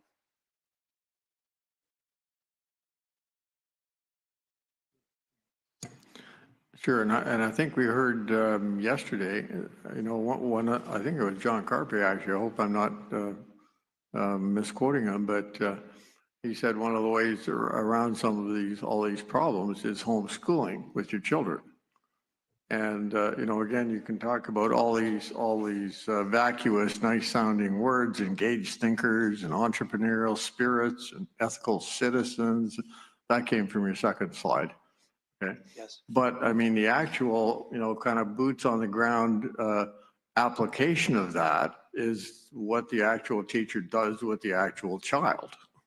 And I guess, if it's being interpreted in a way that you don't like, I guess one of the solutions then is to homeschool your kid, where you've got control of that. But then you lose certain things that you would get in an organized classroom, like it might be a little difficult to put a band together. If you've got one or two children that you're homeschooling at home. Correct. And just before I maybe wrap things up here, one of the things that always was disturbing to me was what I noticed was a constant wedging of the school system, the school, between parents and their children. And I believe they use this constructivist education to create that gap. I would get parents that would sit down with me and talk about their student in music, and I'd say, oh, they're doing great. And they go, could we talk about math? And I go, that's not my area. She said, I don't understand the language. I referred to it as eduspeak.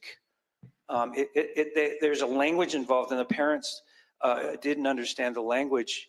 And so I would just say, well, you know what, why don't you go look up constructivist education? By the way, I don't use those principles in my classroom. But the other thing that was disturbing to me is the distraction of parents, both parents working, send your child to school for several hours a day, come home, how did it go? Good. That was the last of the communication. There just was a wedging of pushing parents away from their children. And in some ways, parents were accepting this because, well, if we're both working, we can afford a little less. I mean, I understand that. I was trapped in that too. I'm not pointing the finger, but it became a problem in I believe that it's something we need to now change.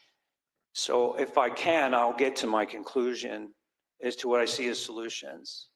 Sure. I think we're just about 5 minutes over our allotted time, but that's not a hard issue, but sure.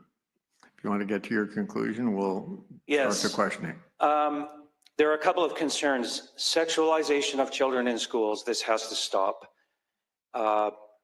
And I believe it's, again, this constant watering down and bringing in these, I'll just refer to them as woke issues, in the name of things like tolerance, acceptance. That has to be, that is putting our children at enormous risk, as we've heard many testimonies showing today. I also believe that through this constructivist education, it has been used for a tool to disseminate propaganda rather than things like scientific method of debate and skepticism. My other suggested solution is we need to create a competitive education system of choice. And we are going to have to build it, parents. And I know there are teachers, if they see us take the lead, they would want to be part of that. And as a Christian, I believe we must bring our faith back into the public square and be part of restoring back into our culture the heritage and values that our grandparents and our great-grandparents established when they came to these lands to build a life for their families and their descendants. On that note, are there questions from the commissioners? Just a couple real quick ones. Thanks very much. So very interesting insights. When did you actually retire? 2019. So just before the, what hit the fan, Yes. okay. Had you begun to see, getting to a couple of the points you made in conclusion, the evolution of woke perceptions in the system, what you call the sexualization of children, what you call disseminating propaganda rather than teaching the facts and so forth. Can you just give maybe just a couple examples of what you saw happening in 2019 before you retired? Well, let's talk about a topic like climate, or even a topic like where did human beings come from? So that Darwin would become that would be what would be taught, or that CO2 is a pollutant. Well, I think those ideas are not rooted in scientific thinking. And I could go on and on with lists of things. In my area, we don't want you teaching children theory. I was literally told that. They're not interested in that. They just want a musical experience. And I would just reply back, how do you expect them to have an experience if they don't understand what it is they're doing? You can sit around and do a drum circle, but where's that going to lead to? So those were examples of how I think they introduced all these things. Sort of an emphasis on feel good and rather than substance, so more emotion than fact-driven culture. And a dependence, a sense of a collective. We need to become more dependent on someone else having the knowledge that we don't. Right. Okay. Thanks. Any other questions from the commissioners? Okay, well, on that note, on behalf of the National Citizens Inquiry, thank you very much, Michael, for coming and giving us this perspective today. It's my pleasure, and I appreciate being invited. Thank you.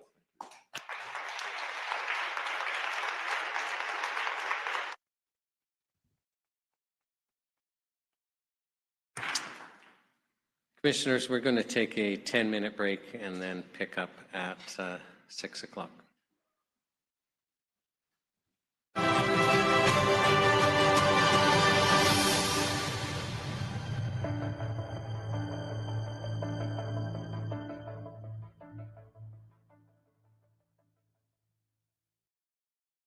Well, the commissioners are looking at their notes, and in all fairness, they didn't know I was going to bring David back at this particular juncture. I'm going to invite everyone to come back who are watching online and present here tomorrow. I've often said that you can't watch a day of the National Citizens Inquiry and not be changed. And I just think of, Drew Taylor, who was a power yoga instructor, and just the suffering that, remember she moved her camera briefly and we saw her walker that she can use in her home, but to go to a store, she has to be in a wheelchair. That if she makes the decision to walk around her house, that she's going to pay a physical price and have to lay down. And then when we see Radina here speaking about the experiences she had in Poland and how she's seen basically the same thing here, it's just very difficult. So I'll just ask the commissioners. Sean, can I just make a comment about Regina and absolutely, and David. time? Strange coincidence.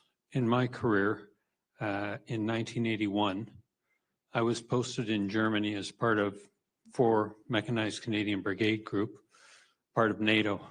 And when Solidarity broke, people don't understand that the Cold War was a real thing, especially for the people in Europe and people where those 2 great nations decided to duke it out in the rest of the world. But in Germany, you remember Germany was divided, and the inter-German Czech border, the inter-German border, there was, all the tactical plans said that if the Russians moved 10 divisions, and a division is 11,000 soldiers, so if they moved 10 divisions into the border areas, which included East Germany, Czechoslovakia, around Poland, that was the trigger. That's all they needed in order to take all of Europe. They would be able to roll straight through at the Fulda Gap and other areas, and they would march right to the sea. So when Regina was taking her heroic actions and Solidarity stood up in the middle of December, on the other side of that border, every NATO soldier stood to 3 times in the month of December. And the final stand to, we rolled with all our weapons, all our equipment, all our ammunition, and we stood on the East German and the Czechoslovakian border, and we were there for the month of December. And it was because we thought the Soviets might come for us, but the real intent we knew at the time was to crush Solidarity. They chose not to. But the impact of that on all those nations and the heroic actions that they took meant that by 1989, only 8 years later, the wall came down. I was lucky enough to be on my second tour in Germany when the wall came down. The very night it came down, we were on a Canadian tour with the German Panzer Division at the Fulda Gap. And we saw it happen on the TV, and we rolled to that border and watched the people from East Germany roll in their Trabats across the border, completely shocked, and within hours, terrified, drove back. But the actions of a person like Regina can never be underestimated. The wall came down because of what happened in Poland in the month of December 1981. The lessons she gave in her testimony today can never be overlooked. We are at a point of peril, and she's trying to warn you. And that will conclude the second day of hearings in Red Deer. We invite you to share with us tomorrow as we start at 9 a.m. Mountain Time for the third day of hearings. Again, and I can't stop saying it, you cannot attend a day of the National Citizens Inquiry and be the same person at the end of the day. There's just something, I almost want to say therapeutic, but I don't have a word. There's just something about seeing these people tell their stories that is life-changing, and I invite you to participate.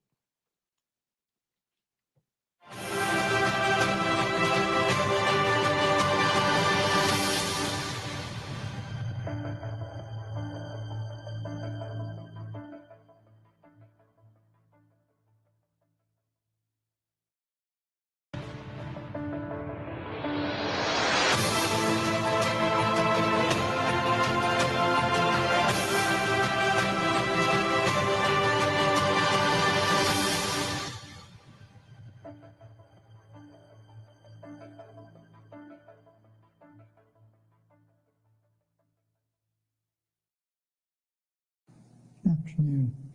Can we get your full name, please? Dan Hartman, D-A-N-H-A-R-T-M-A-N.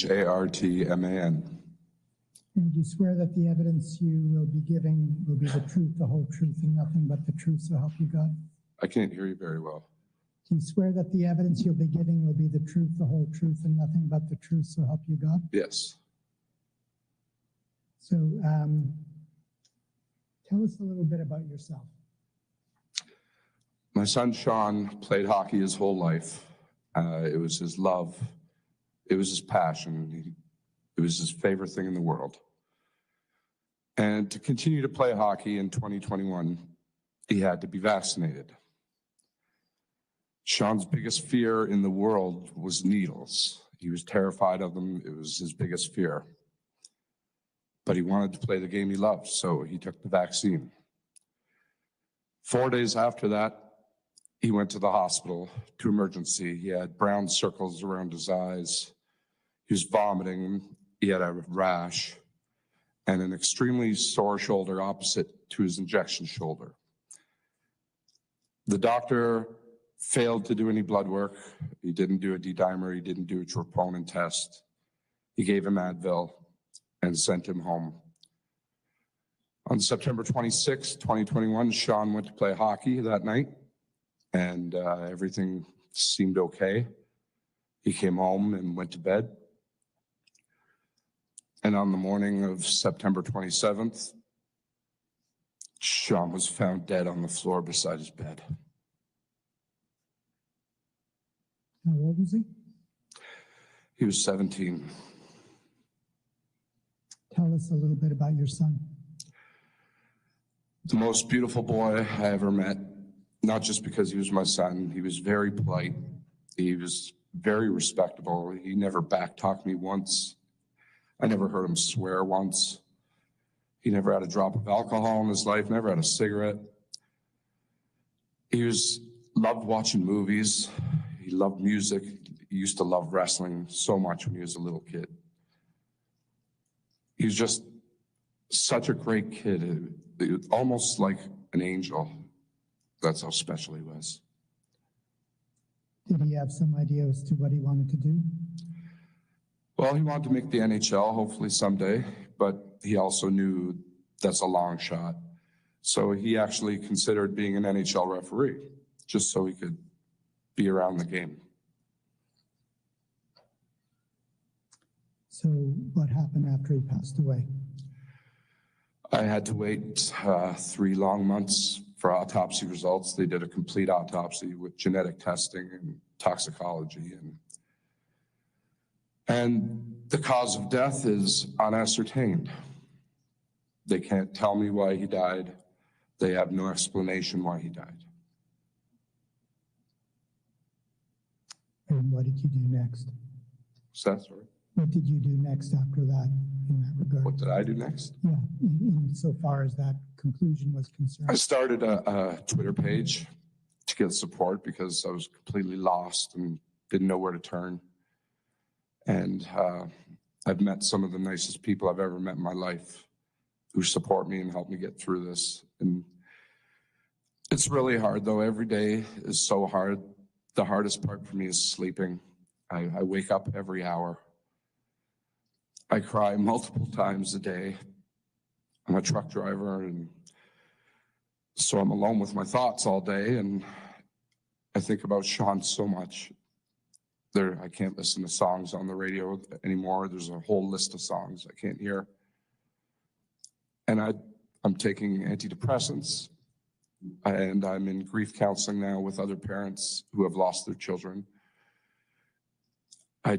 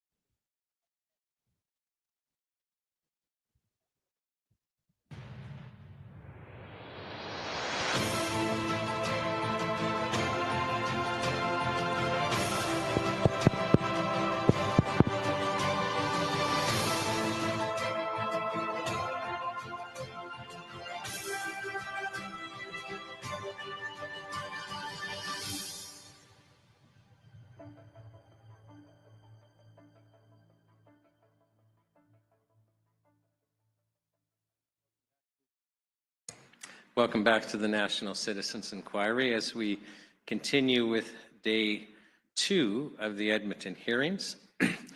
Commissioners, I'm pleased to announce our next witness, who is Dr. Chris Shoemaker. Chris, can you please state your full name for the record, spelling your last name for the record? My full name is Chris Shoemaker, and my last name is spelled S-H-O-E-M-A-K-E-R. And Chris, do you swear to tell the truth, the whole truth, and nothing but the truth, so help me God? I swear to tell the truth, the whole truth. So help me God. Now, Chris, your CV is entered in these proceedings as Exhibit 13, but I'm going to introduce you to the commissioners just briefly. So you were a comprehensive physician in Ontario and a member of the College of Physicians of Canada. Mm-hmm. You practiced medicine starting in 1977 for 45 years. You worked initially in emergency medicine in both Ontario and British Columbia. And that's all true. You later did family practice on 2 military bases in Ontario, assisting the direct care of Canadian Forces members and their families. Yes. More recently, in 2020 to 2022, you worked in direct patient care at the West Ottawa COVID Care Clinic and was part of the Eastern Ontario response team to COVID-19. Yes, in those 2 years. Right, and so just, this is going to be important to emphasize in light of your testimony. I mean, you were on the front lines when, you know, COVID hit and everyone was trying to figure out what was going on. You were on the front lines dealing with patients. Yes, when COVID started, for sure. Well, I didn't switch into the COVID clinic work until COVID happened. Oh, I understand. And about a month and a half into COVID is when I was invited to work in pre-hospital clinics, and I did so. Right. I'm just making the point, you were on the front lines when this started as a physician. Mm-hmm. So not only you're going to be sharing some information with us, but you have personal experience as a doctor dealing with COVID. Absolutely do. So did. Yes. And then you've been an active member of the World Council of Health and the worldwide response to COVID, including therapy protocols for vaccine-induced spike injury. Highly aware of that, yes. Although I'm not allowed to do things about it, being delicensed by my own college 6 months ago for saying things like I will be saying here. Right, okay. And this is important for the commissioners and for the public to understand. Because you were sharing information like you're going to share with us today, that was considered to be conduct unbecoming of a physician, a member of the College of Physicians and Surgeons of Ontario. So you basically were disciplined and lost your license. That's true. It was a 2-year process. That process ended in July of this year, but at this moment, there's no specific appeal, but we'll see. The tides are turning, as they should. You know, you've been here for 2 days. I know that you're a supporter of the National Citizens Inquiry, and I know that the National Citizens Inquiry appreciates you. You've been a witness in Ottawa, and behind the scenes, you're a person that we can call on for support and direction. So we thank you, Dr. Shoemaker. I'm still going to call you that. Mm-hmm. And you've presented, you've got a presentation to run through for us. Before you do that, commissioners, I'll just indicate we have several exhibits that Dr. Shoemaker has provided us. As Exhibit 14, we have children's risk of death increased between 8,100% and 30,200% following COVID-19 vaccination. As Exhibit E15, we have a piece called Effects on Mother and Child that bear out Mike Yeadon's warnings. Michael Yeadon was a vice president of Pfizer in the United Kingdom for a couple of decades. E16, Pfizer pregnancy trials showed the COVID shots increased AESIs, like major congenital abnormalities, in newborns by over 4 times. And finally, E17, Thailand study of young adults post-jab showed 3.5% with serious cardiac injuries, confirmed in larger Swiss studies. So Dr. Shoemaker, some of the things you're referring to in your presentation have already been marked as exhibits, and On that note, I'll just let you present, and I'll just ask questions as needed. Well, very good. And thank you, Sean. Thank you for the welcome from the NCI. Thank you, everyone, for being here. It's wonderful to have such a large audience watching the many speakers here today. Mr. Buckley, honored commissioners, and indeed, ladies and gentlemen, this is a war between good and evil. It's a war where everything evil is done in absolutely plain sight. It's an attack on our world in which we've only seen 1% of what certain people want eventually to occur. Or maybe even only 0.01%. It's hard to say right now. But there is more to come. Unless we happy few, continue to work to stop it. And we've had many speakers before me that has given us all plenty of reason to think we should stop many elements of this COVID thing. But it's about the children.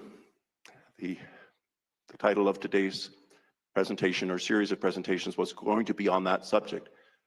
So although I'll talk a little bit about adult statistics, I'll try to have about 70% of my material precisely pertaining to children.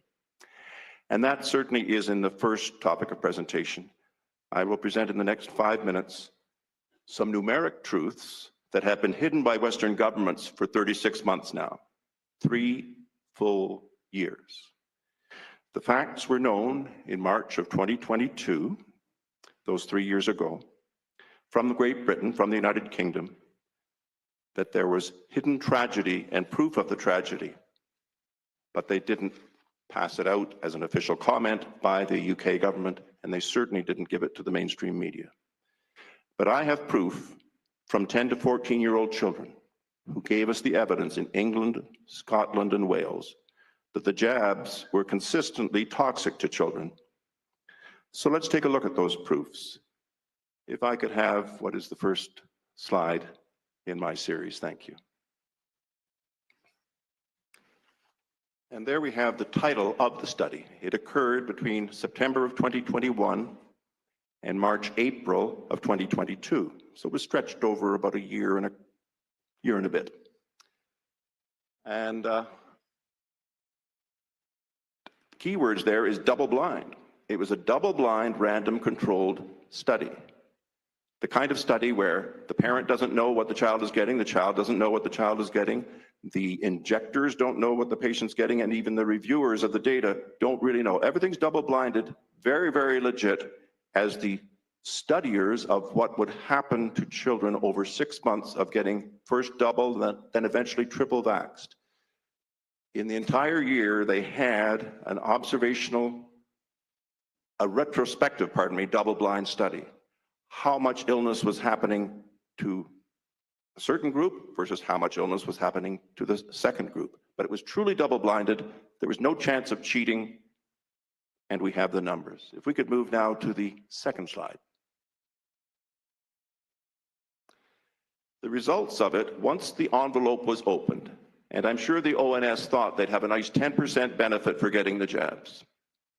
But they had to open the envelope, they had to see what it said, and they saw what was to be found in February of 2022. And in February through May of 2022, there was some initial information that showed there was a 52 times likelihood of passing away, more so if you were vaxxed. That was the information in February of 22. But by the time they reviewed another 3 or 4 months worth and gave the final answer was actually 8,200% more likely to die in the 6 months following a COVID-19 triple vaccination than children who did not get the vaccine at all. Those were the 2 groups to be studied, and the results came out for those 2 groups. And the most central important number for you to have in your head right now is that you were 82 times more likely to die in the 6 months following triple vaccine if you were a child than if you didn't get that. I'm sure it would have been all over the news if that was the number in reverse. And well, you know what I'm saying. If it was in reverse, it would have been spoken of. But it wasn't spoken of by the government, although it was reported on. Dr. Shoemaker, let me just stop there because I think you're making a fantastic point. So if a double-blind clinical study run by the UK government came out and showed that unvaccinated children were 82 times, like just shy of 82,000% more likely to die in 6 months post-vax, that would be front page news. It would be on billboards. It would be on the radio. Now, I imagine it was the same thing happened. Yeah, it was 8,200% to be precise. 8,200% equals the equivalence of 82-fold. Either way, it's a huge difference between the two. And the difference, if you wanted to live longer, was to be unvaccinated. We're together on that, Sean, for sure. Did you want me to continue? Oh, yeah, please. Okay, thank you. Let's go to the next slide that follows what we just saw. Thank you. So this chart, I'll turn a little bit so that you can look at the chart and I can too. The 82-fold refers to the furthest one to the right. If you take the number 6.1, which is the rate of dying as an unvaccinated person, and you multiply 6.1 by 82, you get the number 500 or very close to. So the red bar is the triple vaxxed child, that is 2 initial vaxes plus 1 booster. Their rate of dying was at the 500 level per 100,000 person years. 500 deceased children in that group. Lower numbers with lower numbers of vaxes, and the lowest number of all is the green bar, where it's only at a level of 6.1. So that's the 82-fold difference between that tiny little green bar on the far right and the huge 500 bar also on the far right. If you come backwards to the middle, it says non-COVID-19 death rate. What specifically, if it was totally unrelated to COVID, what was the death rate difference? And that's 5.77 in green compared to 400 rate in red. That's a 69-fold difference. 69-fold difference. So the reason we got to 82 times instead of just 69, which would be non-COVID, unassigned, all-cause mortality deaths, that was at that level, the number 69-fold in the middle bar. But one of the big influences that took it from that number to a worser number of 82 was that they, of course, looked at how many children were said to die from COVID-19. Well, as we've largely learned and known, if you have no other comorbidities, you're virtually zero chance of dying of COVID-19. And that is reflected that in this chart, in green, you can basically almost not see it. There's a 0.33 above it.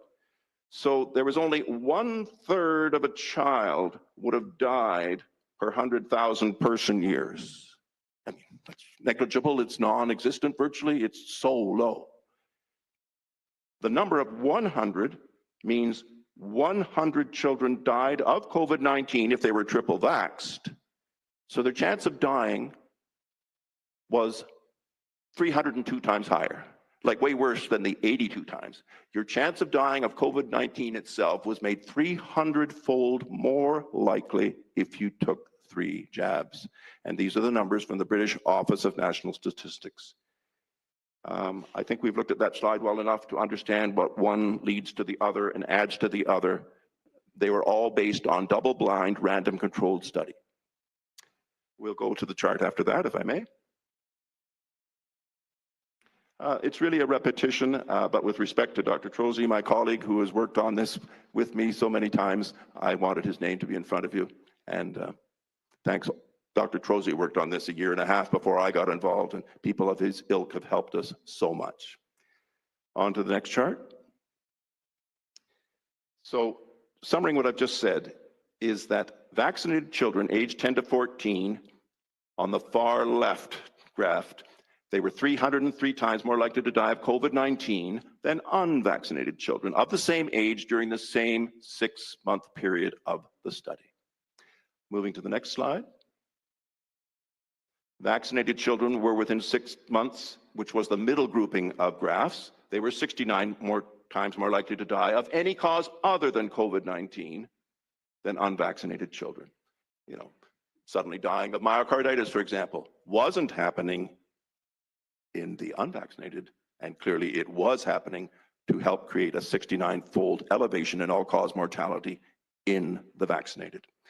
And at the last point on that graph we were just looking about, was the, could we have that last one just back if you don't mind? Thank you.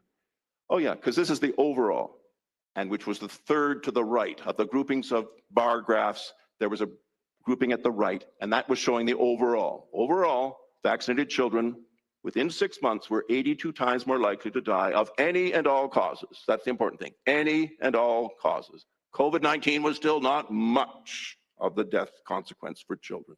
So the other causes, the hidden causes, the unknown causes, child's having brain strokes, child's having myocarditis, child's having unexplained kidney disease they never had before. These unexplained all-cause mortalities were 82-fold higher in the vaccinated.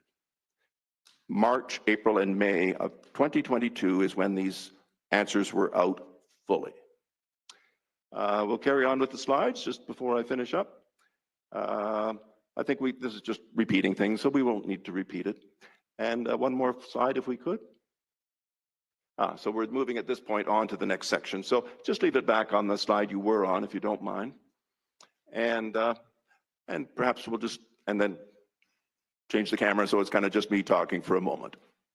And this is how I'll wrap up this section, Sean, is you very astutely picked up on the fact that the DBRC, double-blind random control study, is a big deal. And the fact that these are numbers based upon a double-blind random controlled study is therefore makes it such a big deal. And so we have to now say, never forget what they've done to us. The unvaxxed children, microscopic, 3 in a million might die, or did die, pardon me. There were some deaths of COVID. And the vaxxed children in the study died 1,000 for every million or 100 for every 100,000. But, so we'll go from 0 chance of dying to 1 in 1,000. It's not a big problem unless it's your child who's the 1 in 1,000. Every child they had wander into the gym to get the shot. 999 are fine or appear fine, but 1 of 1,000 is now dead. 30,000 more deaths from COVID-19 in the vaxxed group. Essentially, no child of normal health and who also avoided taking the vax died of COVID-19, just as we all knew. But the children in the gold standard study who took the vax suddenly died at the bad rates that I've just described. All-cause mortality elevated to 82-fold in all the children followed.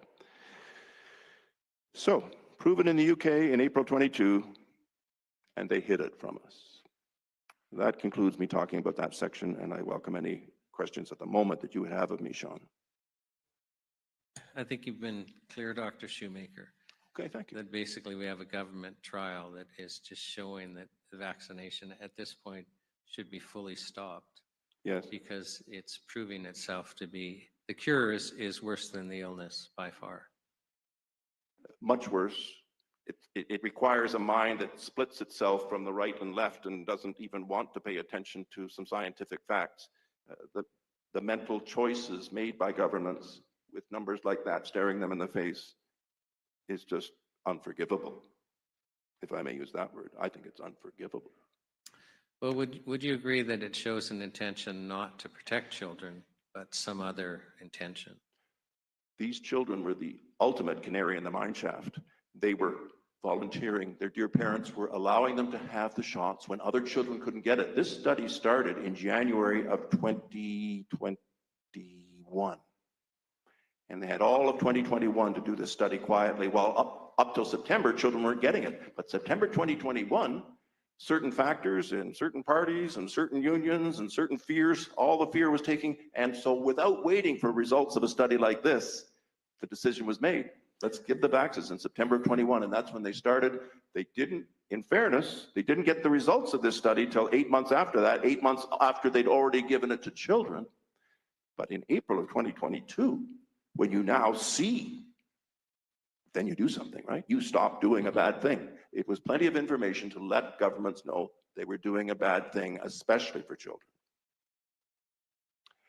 So if we could go on to the next section that follows from the IT side, thank you. So how can a death rate elevation and change like this, how can it elevate that much for children? And here's my partial reason for it. Well, because as we learned from David Speaker, DNA was mixed in with the RNA. That makes it thousands of times more capable of creating something called reverse transcription, where DNA can help to make more RNA within your body, and it becomes a continuous process and a more toxic process because it's not just RNA, which is bad enough, but DNA is in there as well. We'll move on from that exact slide right now. So DNA is in the jabs. What is the significance to children, families, and society? And the next slide, thank you. This is just a picture of me, and we'll see if that video can follow. Now, there's a video in which I speak for 1 minute about the topics that Dr. Speaker has already introduced you to. Now, before we play the video, do you want to explain to the commissioners the significance of the video, which is really the time that you made the video? Okay, and thank you, Sean. I first gave testimony in May of 2023 in Ottawa. In that one, I didn't speak of DNA much. I spoke of lots of other things. But it was in the 2 months after May of 2023 that Dr. McKernan released his information to the world, and Dr. Speaker very quickly jumped in and started to do work in parallel with him. And so in those 2 months between May of 2023 and July 25th of 2023, I learned quite a few things about this DNA semi-purposeful contamination that was in there. And so I was in a church basement. A friend helped me with the video. I was talking with an interviewer from Ottawa, and he wanted to know what I thought of this very, very new concern that came out in June, July of 2023. And so in this video, I give my 1 minute answer. Right, and it's significant because you gave it so long ago. So it illustrates that this information was being shared publicly by people such as yourself at a very early time. With the not huge audience that I have, unfortunately, because CTV wasn't knocking down my door for interviews. So David, can we play that clip? This is what mRNA does, is create a flag so that you're attacking through your healthy immune system. Your healthy immune system is going after it in organ after organ after organ. For some people, it's just a specific organ that was already a bit weak to begin with. And for other people, it's a different organ. But either way, mRNA produces a spike flag, which your immune system attacks. To return to your question about DNA, what's the difference? The DNA is in there instead of just mRNA.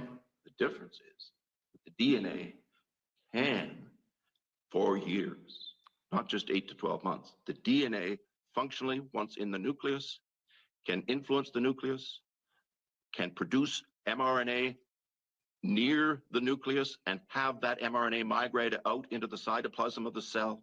And once that's done, what should be, at worst, an 8-month process inside your body is in fact an 8 to 10 year process inside your body because of the nefarious decision to allow DNA in these shots.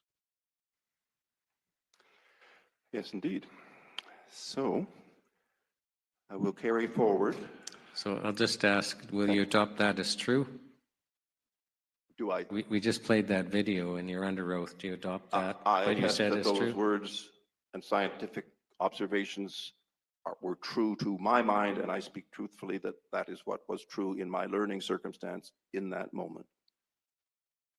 And has your understanding changed since Not then? not in the least. In fact, my concerns are way more. I was a novice at understanding those things at that point. We're now close to 2 years since that point. Okay, well, please continue to share. Thank you. So I'll jump to the middle of this, what Dr. David Speaker told us. They had found large quantities of DNA impurities in the COVID-19 vaccines, most of which were present in quantities several hundred times higher, not just a couple of times higher, 3 times higher, at least several hundred times higher than the applicable limit of the 10 nanogram DNA per dose. As Dr. Speaker told you, it's even worse that they're inside plasmids. That level is only if you have naked DNA. Naked DNA can't do you that much harm. But if the makers have made it so that it's inside its own little spaceship called a plasmid, that plasmid means it's got like a rocket ship taking the mRNA DNA contents rocketing into your cell and literally rocketing into your nucleus. That is what a plasmid is able to do. So as I mentioned at the bottom, Dr. David Speaker, Philip Buchholz out of one of the Carolinas, they followed up on what Kevin McKernan showed me in summer of 2023. Next slide, please. So researchers have found a several times higher level.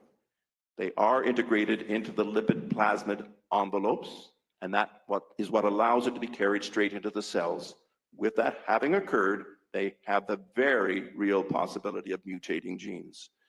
That's why what Dr. Speaker said was so important. We are very concerned about this possibility. We should ban the vaccines now because there's just too much evidence to not get complete proof that they shouldn't be used. We'll move on to the next slide, please. This is simply quoting what I said, but for those of you who like to read and not just listen or see something in a video, reading that screen will help you hear what I've just said. And the screen that follows, please, if you don't mind. So the DNA is in there. DNA can last for years, not just 8 to 12 months. It can influence the nucleus. It can produce RNA and have that RNA migrate out into the cytoplasm of the cell. But the biggest thing was, instead of being an 8-month process inside your body, it's at that point now an 8 to 10-year process inside your body. And there you go. We'll go to the next slide. This is a pictorial about these things. I think the most important thing is look at those 6 or 7 or 8 little arrows. One's pointed to the liver, one's pointed to the intestines, one's pointed to the kidneys, one's pointed to the lower bowel. All these flags saying to your body, attack the heck out of me that I'm here. This is not your DNA, this is not your RNA. It's a human engineered thing that's not from you, your humanity. And that's why the immune system attacks the cells. If it goes to the aorta area up near the heart, your aorta might split after 6 months of attack CD4 cells coming at this non-self DNA and non-self RNA. And we'll move to the next slide, please. And that is winding down in this particular section that was applying only to DNA. I won't have too much more to say about that. David did such a wonderful job of explaining that earlier today. Okay, let's carry on. All right, thank you. Let's see what our next section is. I'd forgotten about this little section. It's a shorty. It's a shorty, but a biggie. How many RNA, DNA instruction kits go into a child with every jab? Well, I'll give you the adult numbers first, and then I will let you know the truth about how much the child gets. And so in an adult, whether Pfizer or Moderna, they're both within a small variation of this, but either side of 40 trillion per shot for adults. That's 40,000 billion. The gentleman who spoke just before said how it was important was to understand our maths properly. Well, 40,000 billion or 40 trillion, that's 40 times 10 to the 12th. It's a mega amount. If it was money, you'd say, yeah, that's a lot of money. So it's a lot of human damaging RNA, DNA to put into our bodies. But now we'll turn to the children. How much do they get? And that's with every jab, every jab. Well, it's reduced by 1/3. The dosage in children is between 1/4 to 1/3 of what's in the adult dose. So we'll take the 1/3 number, 0.3. That's halfway between 1/4 and 1/3. 0.3 times 40 trillion is 12 trillion. So a dear little child, even a 2-month-old, a 2-month-old, an 8-year-old, a 12-year-old, they all get 40 trillion RNA, DNA encoding strands put into the child per jab. If you were the child getting protected against polio or diphtheria or tetanus, but I'll be specific to polio because I know the actual number there, the number of viral aspects that go into you are 80. Less than 100 is all that's necessary to protect you legitimately and properly from polio. I'll leave it to the audience and to the commissioners to ponder what it means to have chosen a technology like this and use it in the massive numbers that indeed is the truth. If we have one more slide on that, and I guess we don't, that's fine. There is a further slide after that. There may be. Let's ask our IT people to see if there's one further slide in that section. Oh, well, this is indeed inviting us to look at our next section. So I'm just going to take the smallest of breaths for a second, shift my papers a little, and then I'll be ready to go to this section, which takes us totally out of the area we've been. How much biology is going into us is what we've talked about. How much is it different than previous vaccinations? You can't get more different than 80 in a jab. Oh, by the way, those 80 bits are inert. They don't make proteins themselves. They don't make an identifier saying that your immune system should go after them, because after all, they're not living RNA. They're not living DNA. They're not looking like a false U. They're just little bits of a poliovirus shell. So to get instead multiple 12 trillion or 40 trillion of factories that are non-U factories, that's just obscene in what it makes the body do. The body can't help but go after it. And that's why the variety of how people die or get sick or have vasculitis and terrible lesions on their legs, or in fact, the myocarditis that happens to the teenagers. And it happens so much to the teenagers because their immune system is strong. Your immune system is strongest in that age group, stronger than a 40-year-old, stronger than a 50-year-old. So it was the 18, 19, 23-year-olds that got knocked the heck out of themselves by a healthy immune system aggressively attacking cells that had non-person RNA, DNA in them. They were going after, because they thought the cells weren't their own heart cells.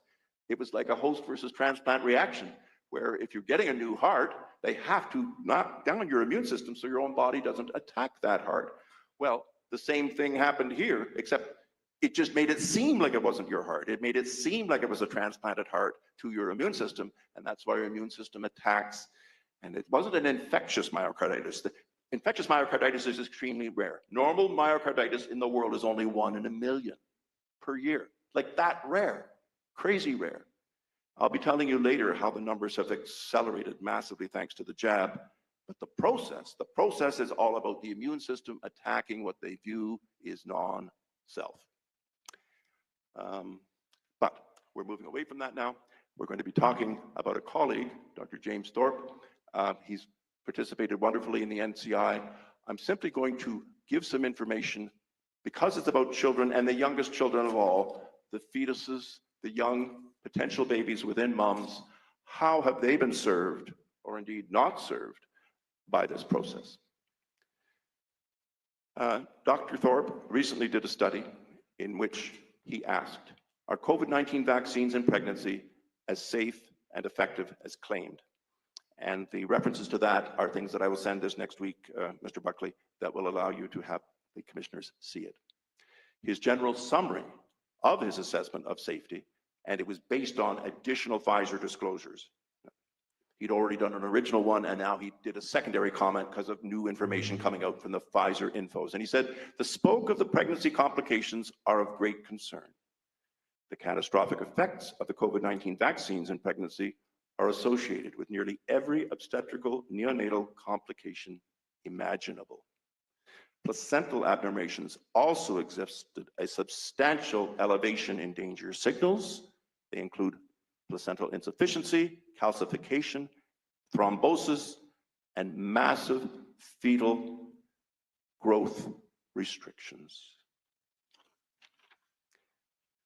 Pfizer's own reporting showed in their, not the patient who had received the vax before pregnancy, this is only about people who got the vax during their pregnancy, perhaps in the first 2 months, the 4th month, the 6th month, but the vaccination was during their pregnancy. And Pfizer reported on how such patients did.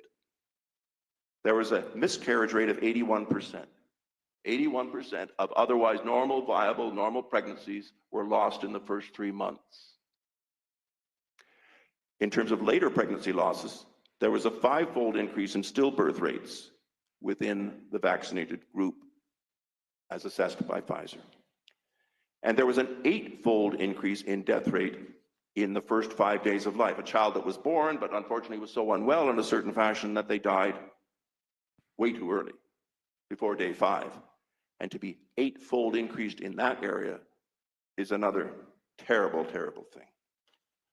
And to top it all off, the final information in this Pfizer-based information package, which Dr. James Thorpe, as a world-renowned specialist in maternal and fetal health, he commented that what the study showed, and the study is Pfizer's data. He's not studying it. He's reporting what Pfizer had to report.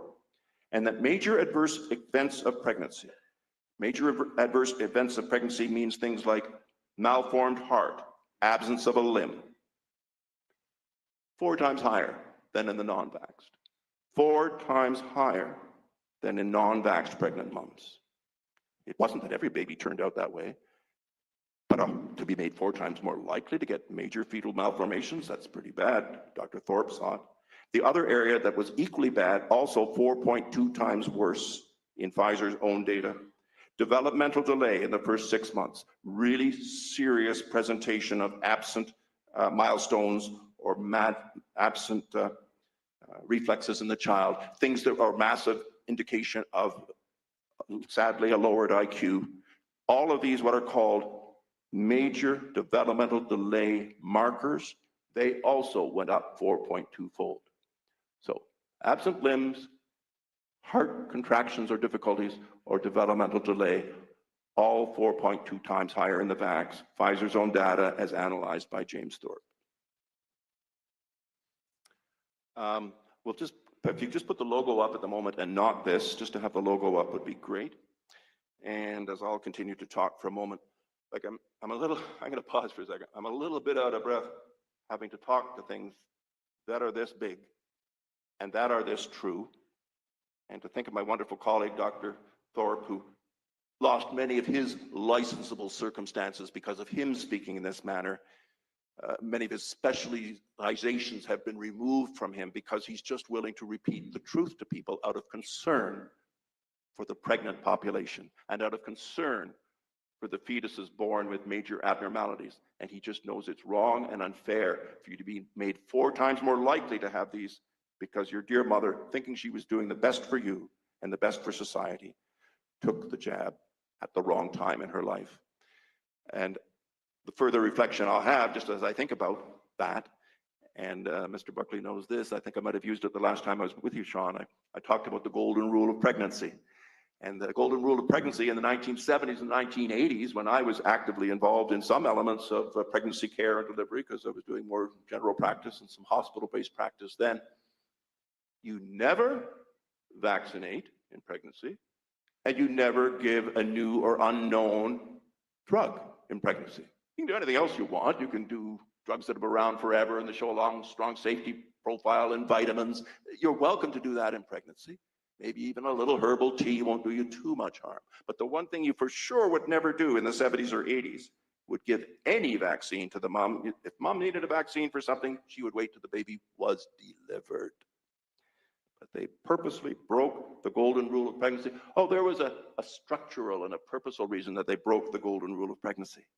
Because they, whoever we want to say they are, they knew that if they did push through and make it a normal drug for pregnancy, well then rest of society would just go along. They'd say, oh, well, even pregnant women can have it, so it must be safe for us too. It was a subliminal psychological operation to get all of society to feel safe about taking it because they just, well, we're going to do it. We're just going to say it's best for you. We're not going to tell the public that we're breaking the golden rule of pregnancy, but we're just going to do it. And now I think I'll be able to move forward to our last section, or close to our last section, John.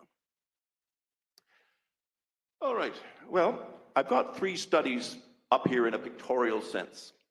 I'll start with the one on the right with a number of human scans. Those are called PET scans, positive emission tomography. We largely speaking in medicine only use PET scans. Sometimes we're following certain inflammatory conditions and the like, but for the most part, it's to follow up cancer or cancer-healed patients, just to make sure there's no new metastases or new evidence of a new cancer in such patients. Patients are screened every 3, 4, 5 years, perhaps after a cancer diagnosis, whether they're doing well or whether they're doing poorly. Most of these patients were actually doing well from the cancer perspective. And they had 700, and it happened, the study only happened because doctors from Japan to Houston to New York to Oxford, England were confused. Why are we seeing where there's a cancer-like looking blackness in, of all strange places, the heart? Look at those two patients to the right. Look how one is a very solid, all of them have black brains. Everybody should have a black brain. The brain needs sugar, you know? And the brain uses sugar, and it's normal for sugar to be there in high amounts. That's a normal looking brain for it to be black. It's also normal for the kidneys down, which are below the liver, to have a little, you know, spitting out sugar. It's normal in all four pictures. Kidney expelling some sugar is normal. And even the bladder at the very bottom, again, has some of that sugar from expiration through the urine.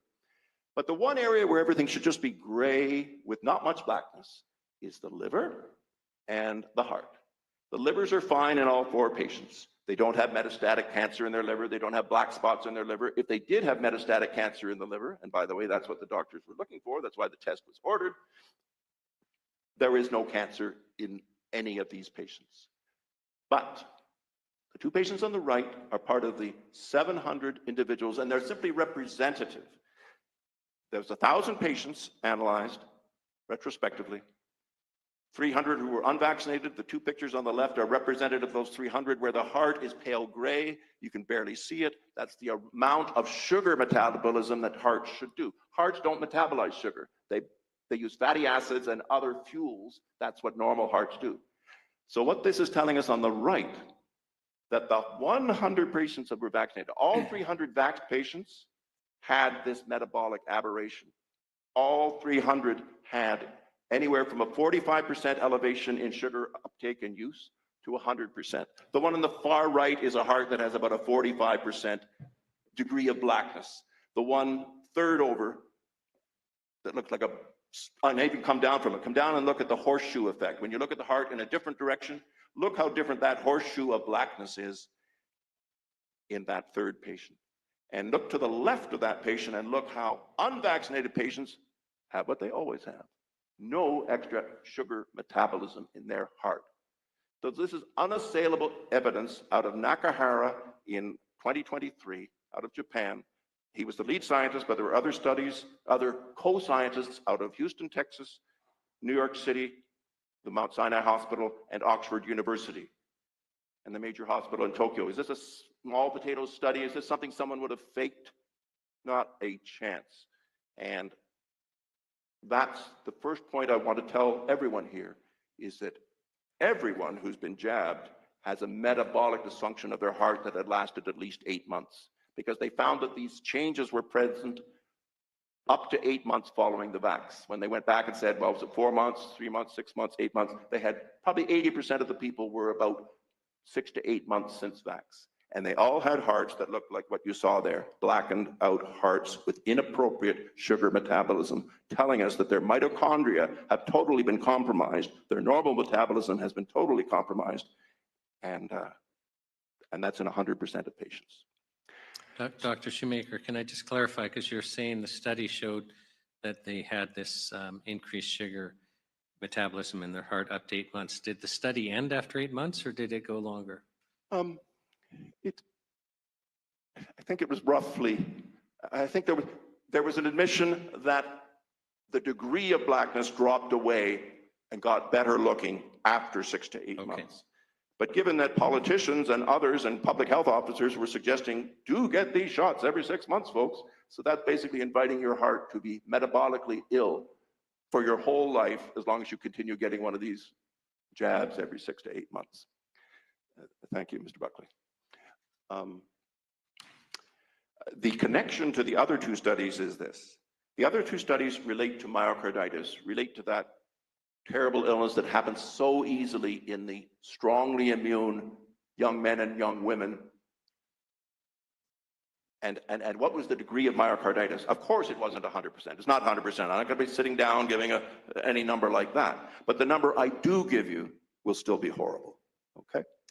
So if we could go back to that picture we were at the very beginning. And yes, actually stay right there. That's actually with the heart study showing it really clear. So now, right now, it's a bit bigger to your eye. Now you can really see how different those two on the right were compared to the left. That's what your heart should look like in pictures 1 and 2. It's what your heart should never look like in pictures 3 and 4. And again, reminding you, the reason that they did the study is they couldn't understand why the hearts were blackened out. Hearts don't do this. But it was in the middle of the COVID thing. It was 22, 23 in Tokyo and Oxford, and they quickly found out what was the common factor for all the people who had this strange sugar metabolism. And actually, I would like to explain one more thing about that. It's not like you're going in there and checking an amount of sugar. No, the nucleide scan is you're putting in a labeled glucose. This labeled FDG glucose is the labeling agent that is able to tell you that there might be a metastasis in the liver, because metastases or spreading cancers, they use large amounts of sugar. That's their calling card. So it's simply a test that lets you find the calling card for cancer. But in this instance, they were finding the calling card for metabolic overwork in the hearts of the vaccinated. So now we'll move on. Well, what happens after you've forced your heart to be metabolically too active for too long? What might happen to you 6, 8, 10, 12 months later, even when that's finished? And indeed, 2 screenshots, 3 studies.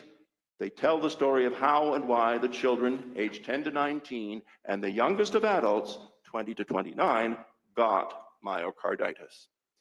And next shot, or next screen, please. And we'll be talking about how there was proof of damage in the Thai teenagers and a strong likelihood of early lifetime heart failure. What's the connection to what I'll call the Thai teenager study and the Basel study? And again, I'll give you references for this later in the week, Mr. Buckley.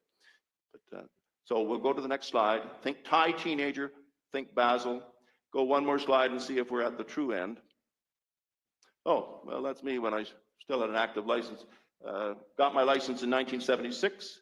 I had it ever since until July of just last year, when, for saying factual points like this, it was time for the colleges to listen to the boards that regulate them. Every college in Ontario, BC, PEI, they get the same directions that every board gets in the States. And they're all run by a major college of all colleges out of Washington, DC. And that college of all colleges gave instructions to literally every college and board across America and Canada what to do. And they were told, if you do anything but make life difficult for anyone who talks about bad possibilities with the vax, or good possibilities with ivermectin or hydroxychloroquine, you can, shall, and must remove those doctors from your roster. Because if you don't, we'll penalize you in some fashion, and major fashion. And they got the word, and they did what they had to do. I did promise to finally go back to these 2 cardiologic-based studies. And for that, we don't really need a study. I'll just talk off the cuff. The Basel study was looking admittedly at adults, young adults working in hospitals, and they put together something where 777 over a 2.5 month period, they were coming in for their 2nd and 3rd jabs. And what they showed, that once you'd had 2 jabs, you had a 3% myocarditis indicator of troponin. Troponin was high right there in the hour. It was normal before the shot, and it massively went up in the hour or the 12 hours after the 2nd shot. And that's a marker for heart damage, right? Heart damage is either a heart attack or you're having early myocarditis, my friend. It's only those 2 options are possible. And they got a number of 2.8%. 2.8% had that. That's 28,000 out of a million. 2.8% is 28,000 out of a million. Myocarditis should exist in 1 in a million. So you made it 28,000 times more likely by getting the 2 jabs. They had an additional grouping, which by description, that they had in that grouping, which was a small group of 24 people, but in the small group of 24 people that had a documented, Mr. Buckley, a documented COVID infection in the past, and then they were simply getting and requiring, and they were being required to have their vaccines, even though they were probably developing immunity from having had COVID already.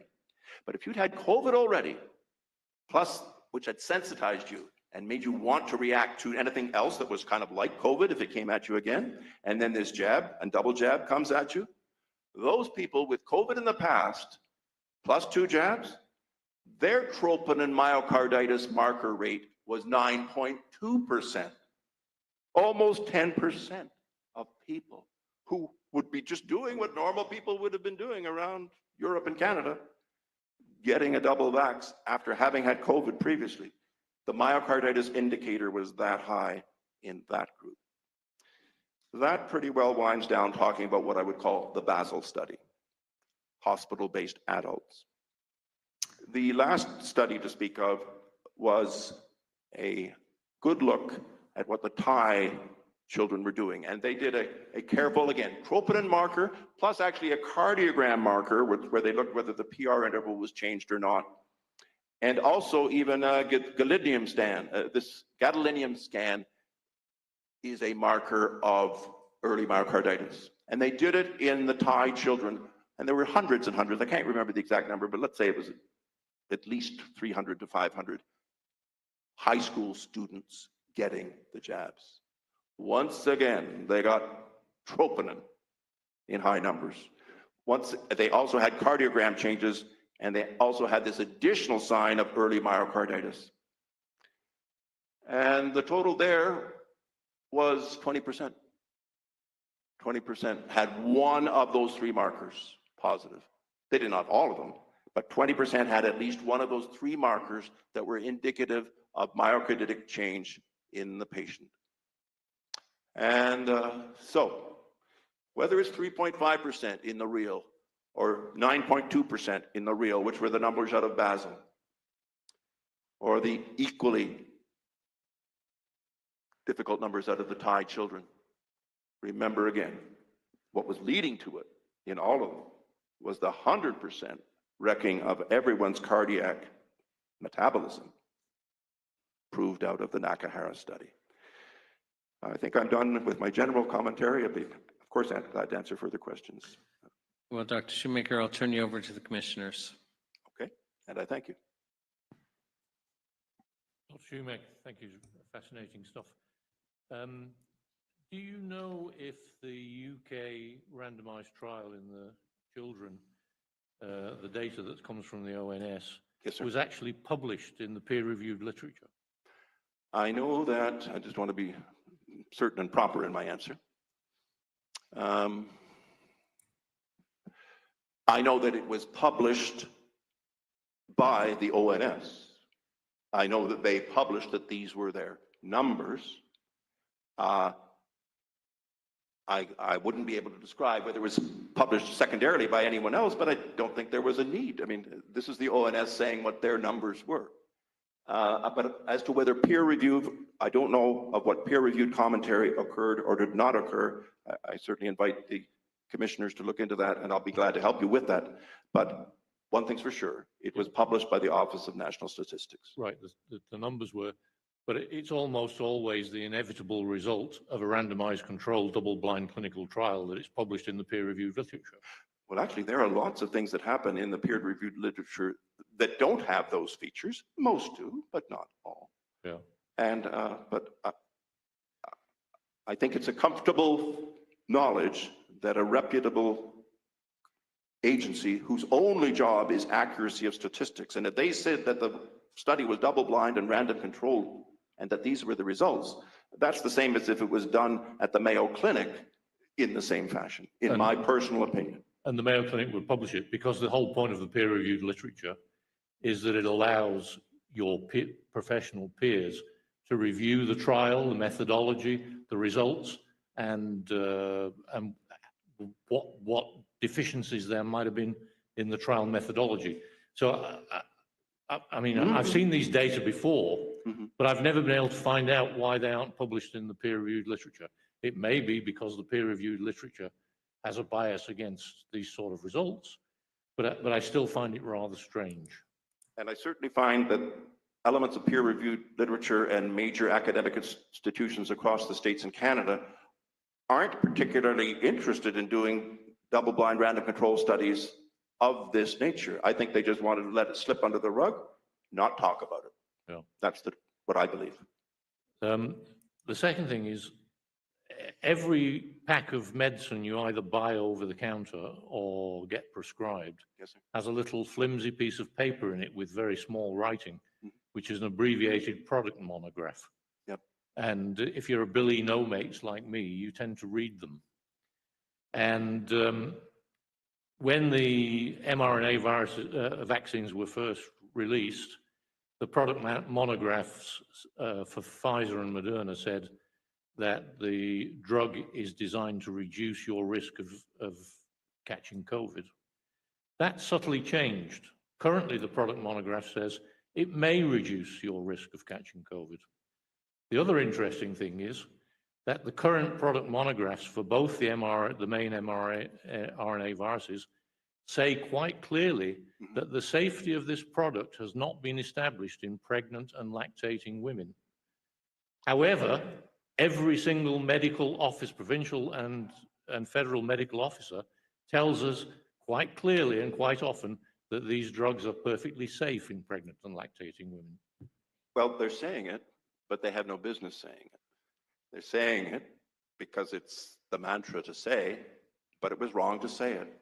Because by the time Pfizer had finished the level of study that would allow you to begin saying, hey, it's safe and effective, they were getting numbers like 4.2 times worth terrible developmental delay or other anatomic issues, and the numbers that I gave you earlier.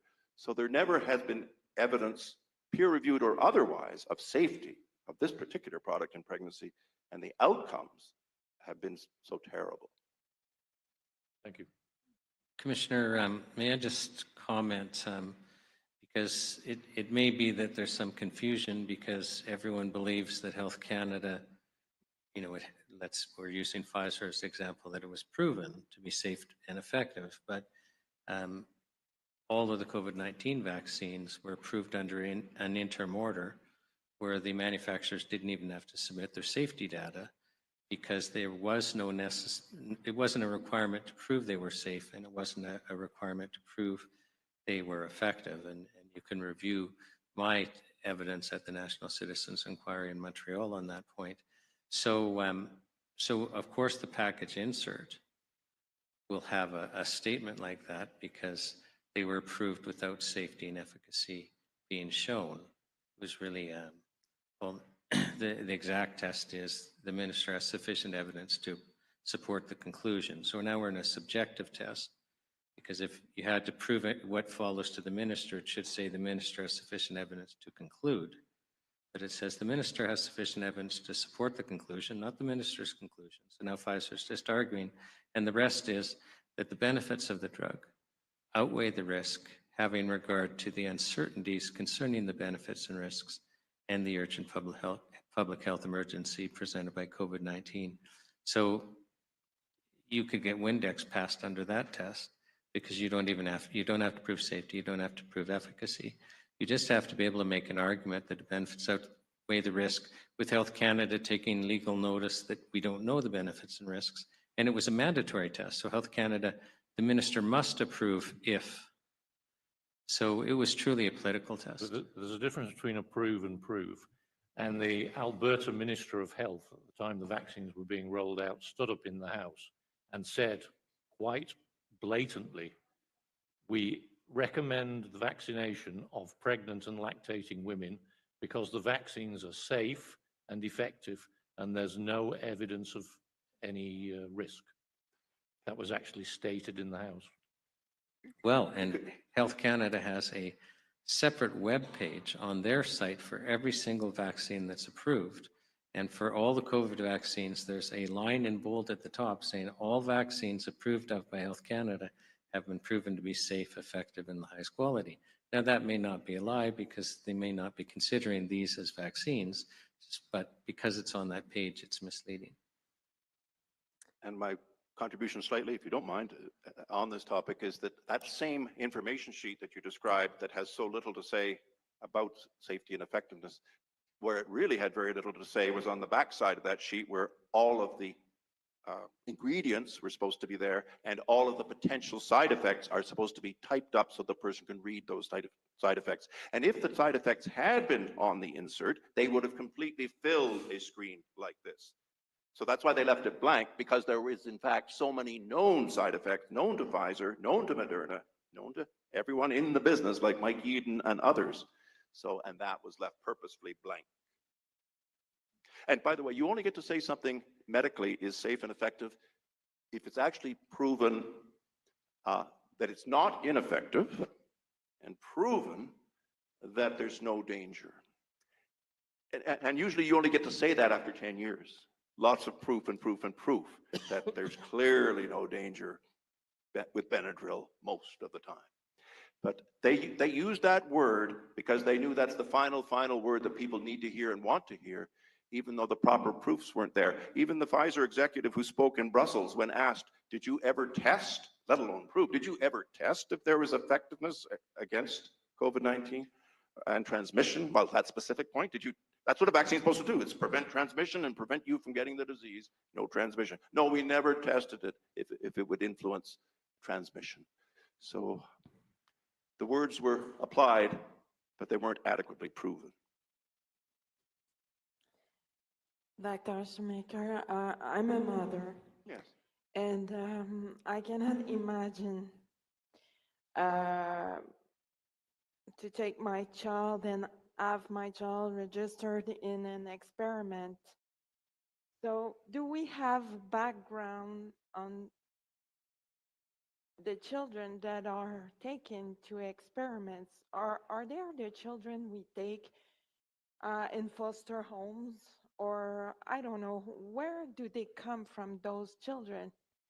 Because I don't see a parent taking a children to an experiment like that and like playing the lives of their own children. I really don't blame a single parent who made that choice, because look what they were up against. They were up against the things that Theo Fleury just spoke to us about. The psychological operation to feel goaded into taking a certain behavior, that it was the safe and right thing to do, and don't really worry too much about your youngest, because somehow it's good for them too. I'm very sympathetic of what you just asked. I know that you would say that a right-minded parent wouldn't take a drug that's around this not long. I think, well, we now know. Any right-minded parent now really knows, don't take an mRNA DNA shot for your child, ever. Yeah, but it's a general question because I'm, an experiment for mRNA vaccine or other experiment. I wonder, where are those children coming from, and if we have background on those children, because The children who got the jab, of course. But the children that are taking in an experiment, okay. They are 10 to 14 years old. Oh, well, I can help you with that. They didn't come from Children's Aid or something like this. No, these were good-hearted British people bringing their dear children in. We know it's approved for adults. Adults are getting it right now in 2021. We want to be part of the kind of a stage 3 trial to show that for children, there's safety for them too. And they were brave enough to bring their children in. I mean, the death rates in the immediate sense aren't that immediate. They weren't that obvious. Even a minuscule childhood death rate going up 82-fold still means that most people on the street and most children on the street are safe. So, okay, so Dr. Shoemaker and Commissioners, and my apologies for winding on. I just have to remind you, we're, Commissioners, and I'm sorry, but we're at 7 and we've got 2 more witnesses. And we've got a hard stop at about 8, I would say 30 for some other reasons. And so just in fairness to the other 2 witnesses, we're way over on our time on this witness. And I'm sorry, Dr. Shoemaker. Oh, don't be sorry at all. I've been given lots of time. The commissioners and yourself have been very helpful. I think it's just they found you so interesting, they want to ask questions all night. That's all that's going on. Right. But it's just I have a responsibility to the other witnesses too. So just asking. What we can always do is have you submit questions for Dr. Shoemaker. And would you be willing to answer any questions? Sure, I would write back if some specific questions were sent, of course. Thank you. And sorry for being rude and cutting in here. That's fine. Thank you all. Dr. Shoemaker, On behalf of the National Citizens Inquiry, sincerely thank you for attending today. Thank you too. Mr. Buckley, thank you.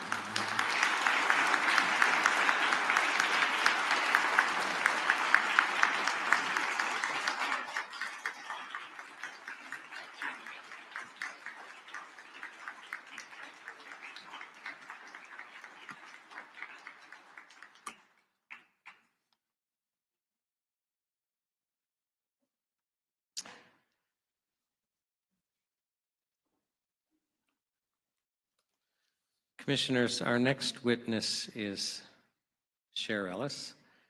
Cher, can you state your full name for the record, spell in your last name for the record? For sure. It's Cher Ellis, Cherellis. And Cher, do you swear to tell the truth, the whole truth, and nothing but the truth, so help you God? I do. Now, you've sat here today and you've listened to some of the evidence, and you understand that you're being called here today because you're a parent in the Edmonton area, and you're actually here to discuss things that happened in your daughter's high school. Now, we're not going to name your daughter, and we're not going to name any people involved, but I'm wondering if you can share with us kind of some of the experiences you had with your daughter, and perhaps start with in grade 7 when she was 12. Absolutely. I think for me, the first example of something that prompted me to pay closer attention and keep on top of what may be happening in the schools was one day when she came home from school. She was in grade 7, and so as a reminder, that would be aged 11 and 12. And she came home from school and she was actually quite rattled. And she explained to me that they had just had a full class on transgenderism.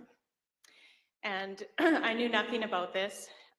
We obviously weren't given a heads up or a permission slip or that kind of thing. And so obviously, immediately I was upset about this. I reached out and contacted the principal, had a meeting with him, and asked why parents were not informed that this class would happen. He basically just said that, you know, oops, it was an error. You're absolutely right. We should have sent through a permission slip, and we will do it next year instead. Can I ask you, would you have consented? No. And why not? I didn't feel that that topic was appropriate at that age, nor did I know what would be discussed. And that's the type of thing that I would have preferred to have discussed at home. Right. And then you were sharing that your daughter was upset. Can you just give us a little more of a feel of what you observed? To be honest, we probably have raised her in what you would call a bubble. We've protected her from a lot of things. We've really been strict on what she watches on TV, how late it was before we gave her a cell phone and things like that. And so for us, it just wasn't something that we felt was appropriate at that time. Now, something else came up that I'll call the questionnaire. Do you want to share with us what that is? And I just realized that I was supposed to have some slides up, so perhaps we'll stand down and I'll get those slides up. So, because it'll take me about 2 minutes. So, commissioners, if we're just going to stand down and resume in about 2 minutes.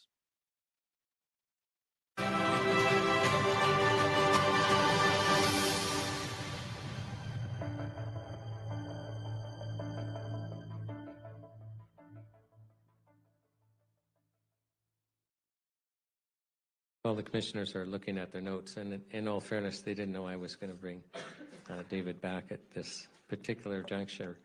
I'm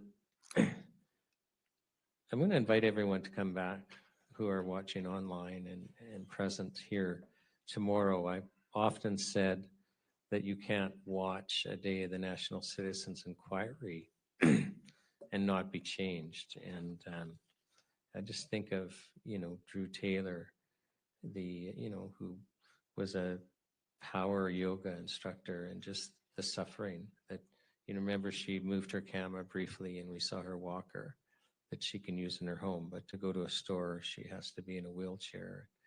that if she makes the decision to walk around her house, that she's going to pay a physical price and have to lay down. And then when we see Radina here speaking about the experiences she had in Poland and how she's seen basically the same thing here, it's just very difficult. So I'll just ask the commissioners. Sean, can I just make a comment about Regina and absolutely, and David. time? Strange coincidence. In my career, in 1981, I was posted in Germany as part of 4 Mechanized Canadian Brigade Group, part of NATO. And when Solidarity broke, people don't understand that the Cold War was a real thing, especially for the people in Europe and people where those 2 great nations decided to duke it out in the rest of the world. But in Germany, you remember Germany was divided, and the inter-German Czech border, the inter-German border, there was, all the tactical plans said that if the Russians moved 10 divisions, and a division is 11,000 soldiers, so if they moved 10 divisions into the border areas, which included East Germany, Czechoslovakia, around Poland, that was the trigger. That's all they needed in order to take all of Europe. They would be able to roll straight through at the Fulda Gap and other areas, and they would march right to the sea. So when Regina was taking her heroic actions and Solidarity stood up in the middle of December, on the other side of that border, every NATO soldier stood to 3 times in the month of December. And the final stand to, we rolled with all our weapons, all our equipment, all our ammunition, and we stood on the East German and the Czechoslovakian border, and we were there for the month of December. And it was because we thought the Soviets might come for us, but the real intent we knew at the time was to crush Solidarity. They chose not to.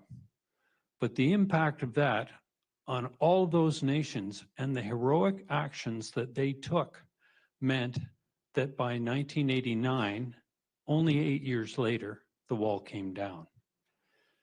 I was lucky enough to be on my second tour in Germany when the wall came down. The very night it came down, we were on a Canadian tour with the German Panzer Division at the Fulda Gap. And we saw it happen on the TV, and we rolled to that border and watched the people from East Germany roll in their Trabats across the border, completely shocked, and within hours, terrified, drove back. But the actions of a person like Regina can never be underestimated. The wall came down because of what happened in Poland in the month of December 1981.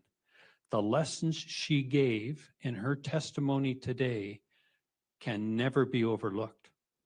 We are at a point of peril, and she's trying to warn you. And that will conclude the second day of hearings in Red Deer. We invite you to share with us tomorrow as we start at 9 a.m. Mountain Time for the third day of hearings. Again, and I can't stop saying it, you cannot attend a day of the National Citizens Inquiry and be the same person at the end of the day. There's just something, I almost want to say therapeutic, but I don't have a word. There's just something about seeing these people tell their stories that is life-changing, and I invite you to participate.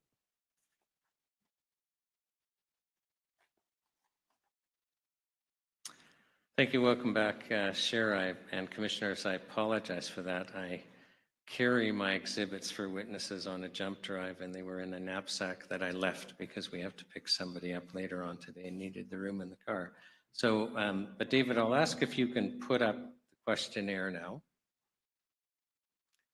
And Cher, can you tell us what this is and how you came across it? So this was a survey given to students in grade 8 at the beginning of the year.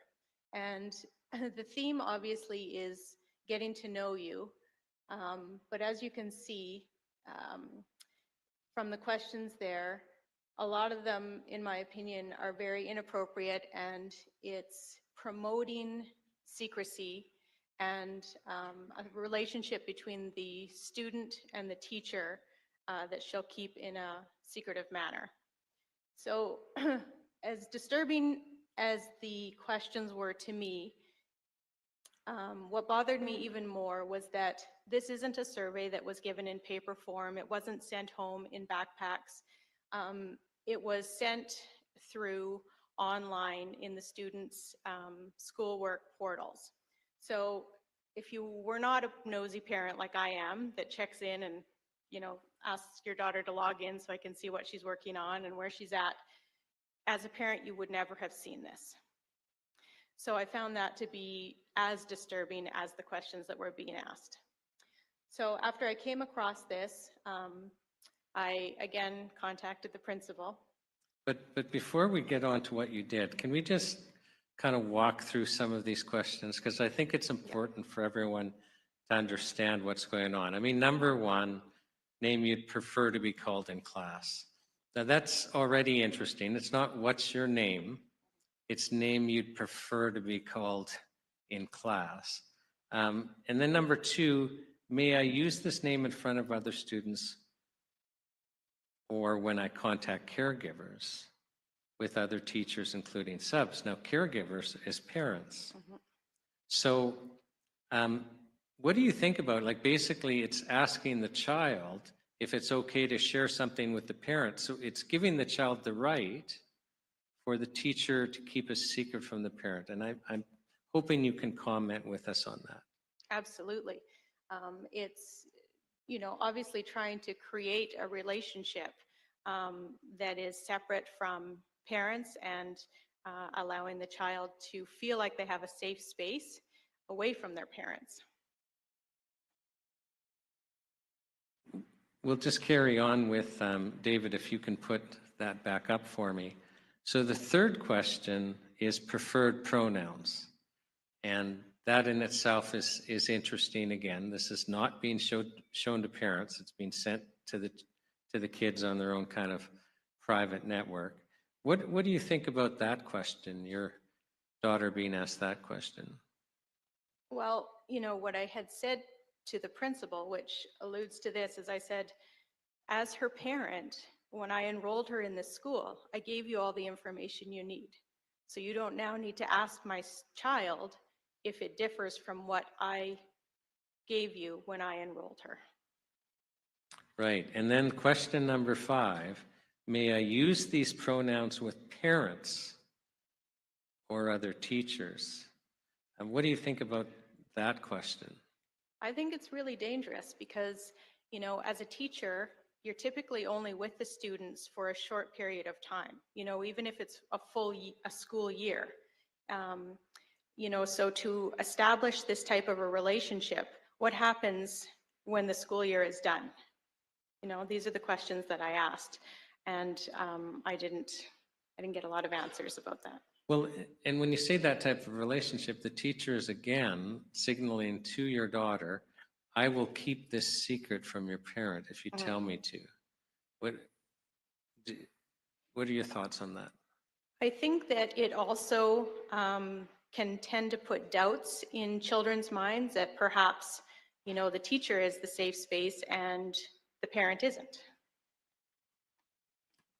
And do you think that that would be good for your daughter? Absolutely not.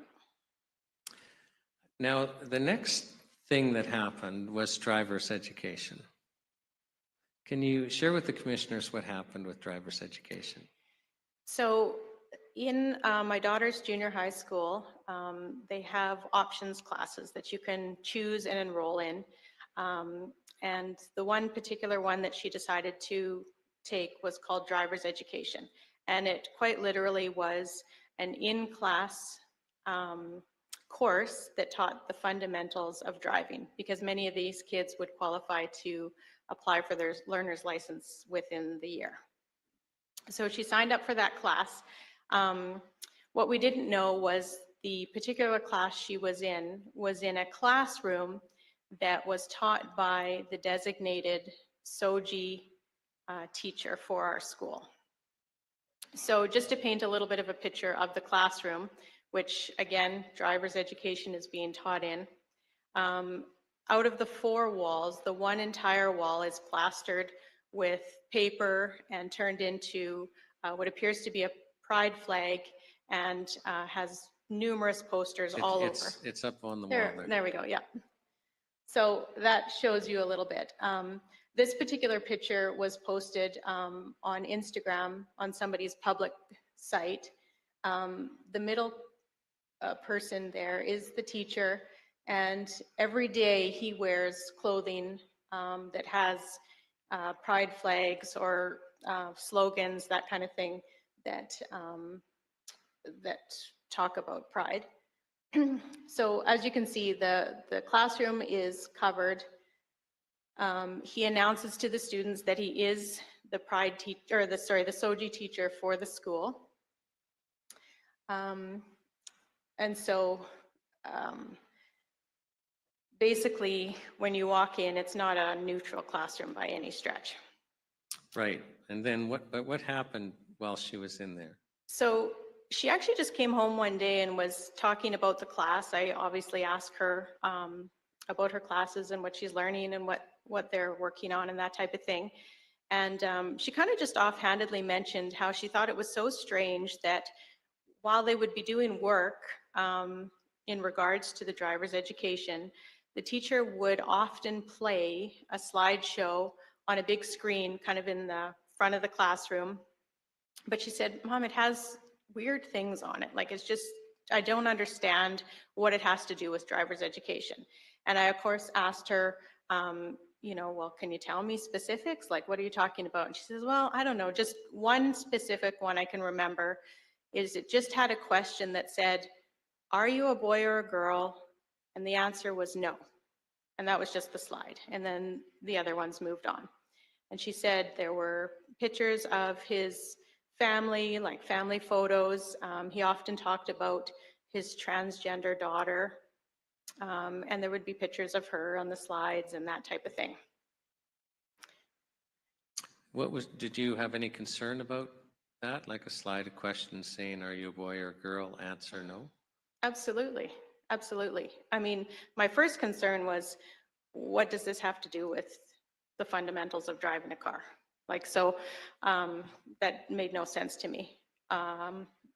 So I contacted the principal and I emailed him. But can I just back you up? Did you have any concern about the fact that it was kind of on this gender identity issue? Exactly. And, you know, and one of the things, speaking about that, one of the things that I had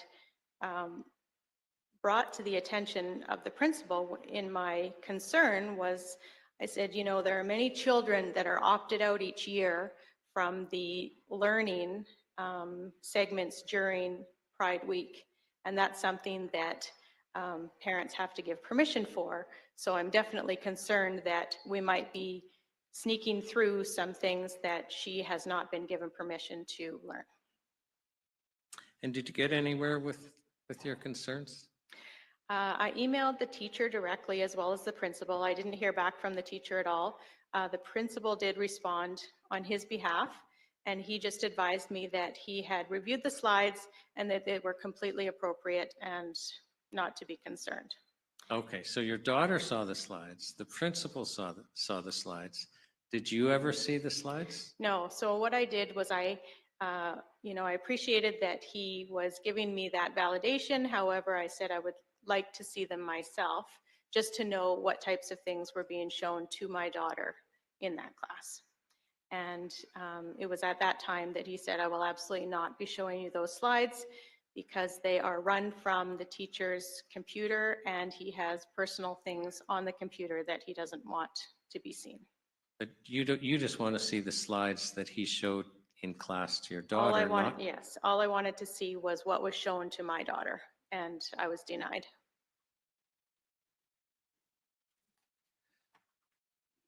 Now, Commissioners, I will tell you the questionnaire has already been entered as Exhibit E19.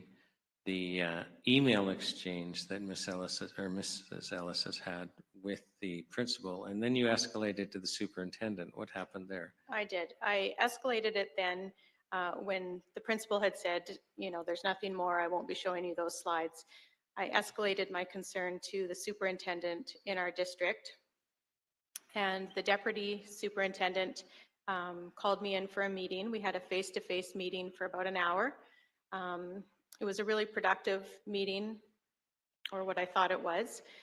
She had visited the school prior to me coming in. She said to me that she had seen the slides and again wanted to assure me that they were fine and not to worry about it. And I said, I really just want to see them for myself and be able to make that judgment. Whatever you show my daughter, you should be able to show me. And we talked about the amount of display material in this school and in the classroom. And she agreed to revisit the school to determine whether she thought it was excessive or not. And I guess revisit a few things that I brought to her attention and get back to me. Right. And commissioners, those emails are entered as Exhibit E20. So even going to the superintendent didn't put you in a position where you could actually see what was being shown to your child? No. Okay. Those are my questions. I'll ask if the commissioners have any questions for you.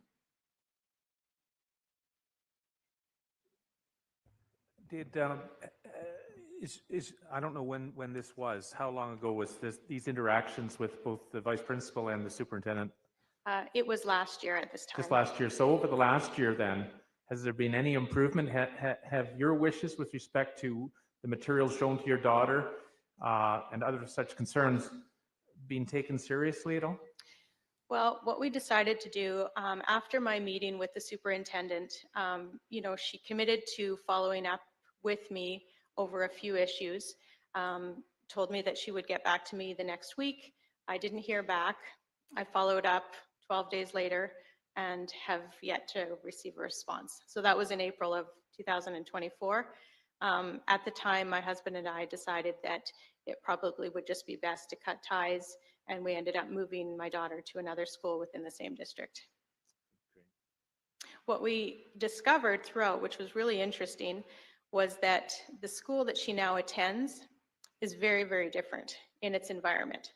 And that wasn't something that we knew. We just sort of thought that there would be a fairly similar environment in each of the schools. And I questioned the superintendent at the time on that. And she advised me that it is more left up to the leadership of the school how intently they want to focus on social issues. So for instance, you'll have some schools that focus very, very heavily on promoting pride and LGBTQ, and other schools don't, based on what the principal decides. So this particular one we're at is a lot more reasonable.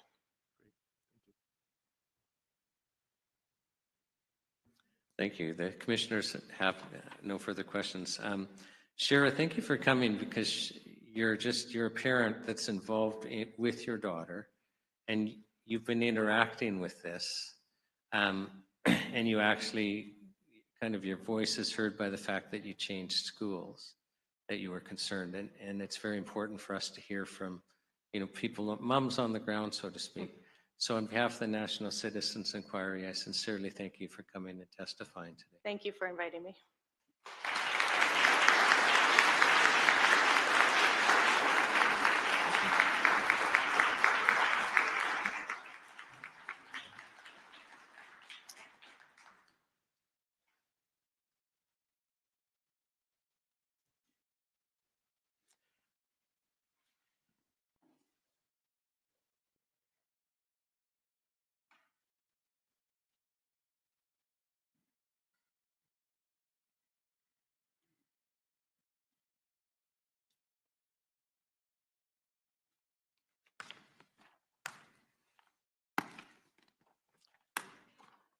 Commissioners, our next witness is Joshua Lemons, and my understanding, Joshua, is you also like to be called JD.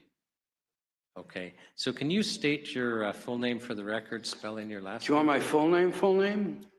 Yes, please. My full name is Joshua Joseph Daniel Lemens. Ara Mukan Nadurajan Susep, which is a title given to me when I was about 16, and my indigenous name is Benesi. Okay, and we ask witnesses to spell their last name for the record. You can pick. Lemmenes. And do you swear to tell the truth, the whole truth, and nothing but the truth, so help you God? I will tell the truth, absolutely, respecting Mother Earth and Father Sky. Now, I'm going to attempt to introduce just briefly who you are, but I appreciate I'm just going to be scratching the surface, so bear with me. But you have spent over 30 years working alongside First Nations communities. Yes. You are a dedicated advocate for Indigenous rights and men's rights. Yes. You actively educate the Away community on critical issues, such as the United Nations Declaration on the Rights of Indigenous Peoples, and developed alternative solutions for self-sufficiency and sovereignty. Yes. You are an expert in emergency preparedness and survival. You've led numerous seminars equipping individuals and intentional communities with the knowledge and logistical strategies needed to thrive in uncertain times. Yes. Before 2020, you built a career as a film producer and director, Yes. collaborating with First Nations groups to document and preserve Indigenous stories through documentaries and archival projects. Your work also extended to commercial productions, music videos, and branded content. But you work basically helping people with things like child apprehensions and child trafficking and the like. And my understanding, and it's where I can't even scratch the surface, is you have a role in the Native community. For example, I understand you are a pipe maker. I'm a pipe maker. I was made a pipe carrier, and the elders made me a pipe maker. I was given pipe stone. When I was made a pipe maker in the Duluth area, I went on a Sunday to Pipestone, Minnesota, just to see, but it was closed on a Sunday. And I went to the back where they have the small quarries, and I met a man. He said, "Who are you?" And I said, "My name is Joshua." And he said, "No, who are you?" And I said, "I'm the Rainbow Warrior." And he says, "I've been digging all morning to..." I said I wasn't going to cry. "I have been digging all morning for you, waiting for you to give you the pipestone for your people." So that's how that happened.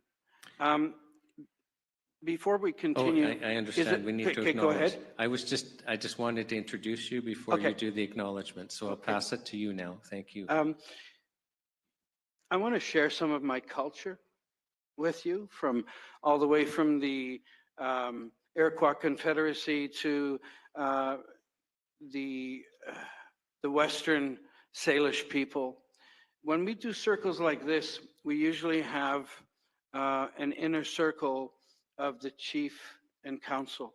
On the outside are usually the matriarchs and the elders, and then the community around. And what we do, this kind of presentation is very important for us because we have to share our complete truth, which I see. But what we do in our culture is we might take a quarter and we find those that will bear witness to my testimony. So if it's ever questioned, those people who bear witness to my testimony or my words will hold that truth in their hearts and minds. And if you don't mind, could I quickly do this? Yes, please. I would like to acknowledge, and if he wouldn't stand up, Chief Muskwa of the Treaty 6 people. It's such a huge honor for this man to stand with me. It's like one chief backing up another chief to stand with him. Area 6 is huge and includes this territory, so to acknowledge him is a great honor. I want to say just some quick. Okay. Just a sec. So if I properly introduce myself, which I always do, My name is Maskwa Wayo Kaitapit. English, that means bear that can see what's coming. My dad was the last hereditary signatory chief who served the red paper to Kretchan that kept all our rights.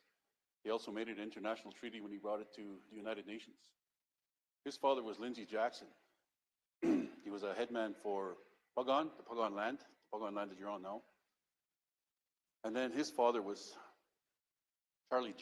Charles Jackson, who was also a headman for Pugon. And his father was Chief Poundmaker, original signer with Treaty 6 to the Queen, or to the Crown. And that's who I am. That's my bloodline. So whenever I go into the court system, that's how I present myself.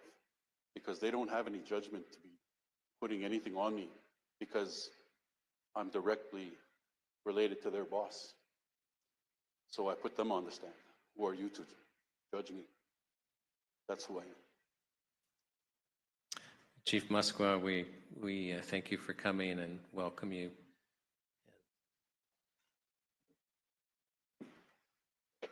I remember when Trudeau had chiefs around him, and traditionally we came with a feather and they go around the table, and Trudeau was so disgusted because we're speaking our heart and mind concerning our people. I want to do this one thing. I think it's very important, because without the touch of the Indigenous heart, without the touch of what we know of the land, we don't deal with the dominion and the usurpation that sort of a colonial way has come about. We deeply want to have a relationship with the land, with you. One of our strong initiatives, as a man said, only written about now, his name's Cecil Paul, and his words were, "There's room enough in our canoe for you." It's important that we need to all be Indigenous together. There's so many things happening right now that I'm going to share some of these things. We need to be able to open our hearts to share what's happening together. We need to all be Indigenous together. Trust me, I've been spat at because I've used these words. But we're in distress, and we need to do this thing. I have a feather here. It's about 25 years old. It's an eagle feather, and it was black, and the white traveled down. It's like very special. It's a feather of peace. It's a feather of peace between two people. That is so important, because most of my people shun any kind of real relationship. If you go to the reserves, which I do all the time, they hate what's happening because they don't understand that there are some people out there that just want to have a relationship, a true, honorable, committed relationship. So my gift, you have to remember too, when we speak, we usually hold a feather, but also, this sounds silly, but for it to not go brittle and fall apart, the owner or the people, when you take the sweat and the oil of your body, it keeps it what's the word I'm looking for? Alive. It'll keep it for many years. So my gift to the NCI, and the reason I came to the NCI when Ted asked me to come here was because I knew an individual that was studying in the Fraser Valley University, and we were talking, and they were researching some things about COVID. He says, "Well, I got my information from this group called the NCI," which, like, wow, that was huge for me, because what it's telling me is there's people outside of the circle, you know, looking. That to me is fundamentally so important. Sorry, I just thought I'd share that. So that's my bearing witness. I handed out these quarters so that those people will always remember my words and that they would be true and honorable before you.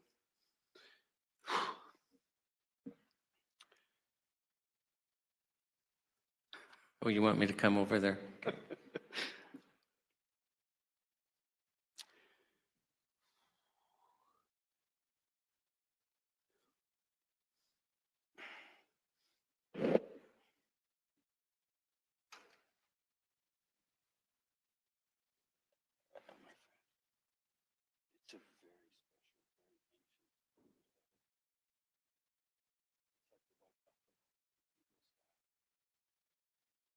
And then there's also a letter, right? Yes, I have a letter here.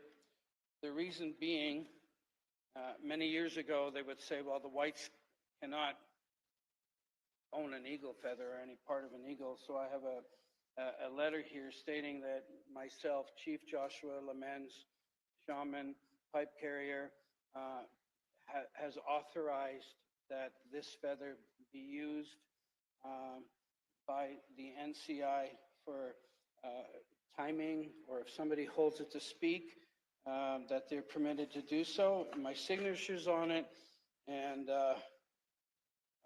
they have that permission to use this feather, so it's all legal. To honor your tradition, we present you with some Oh, tobacco for coming. Thank you. That means a lot. Thank you. Thank you. And thank you, Musqua. I'm so honored to have Musqua here. You have no idea.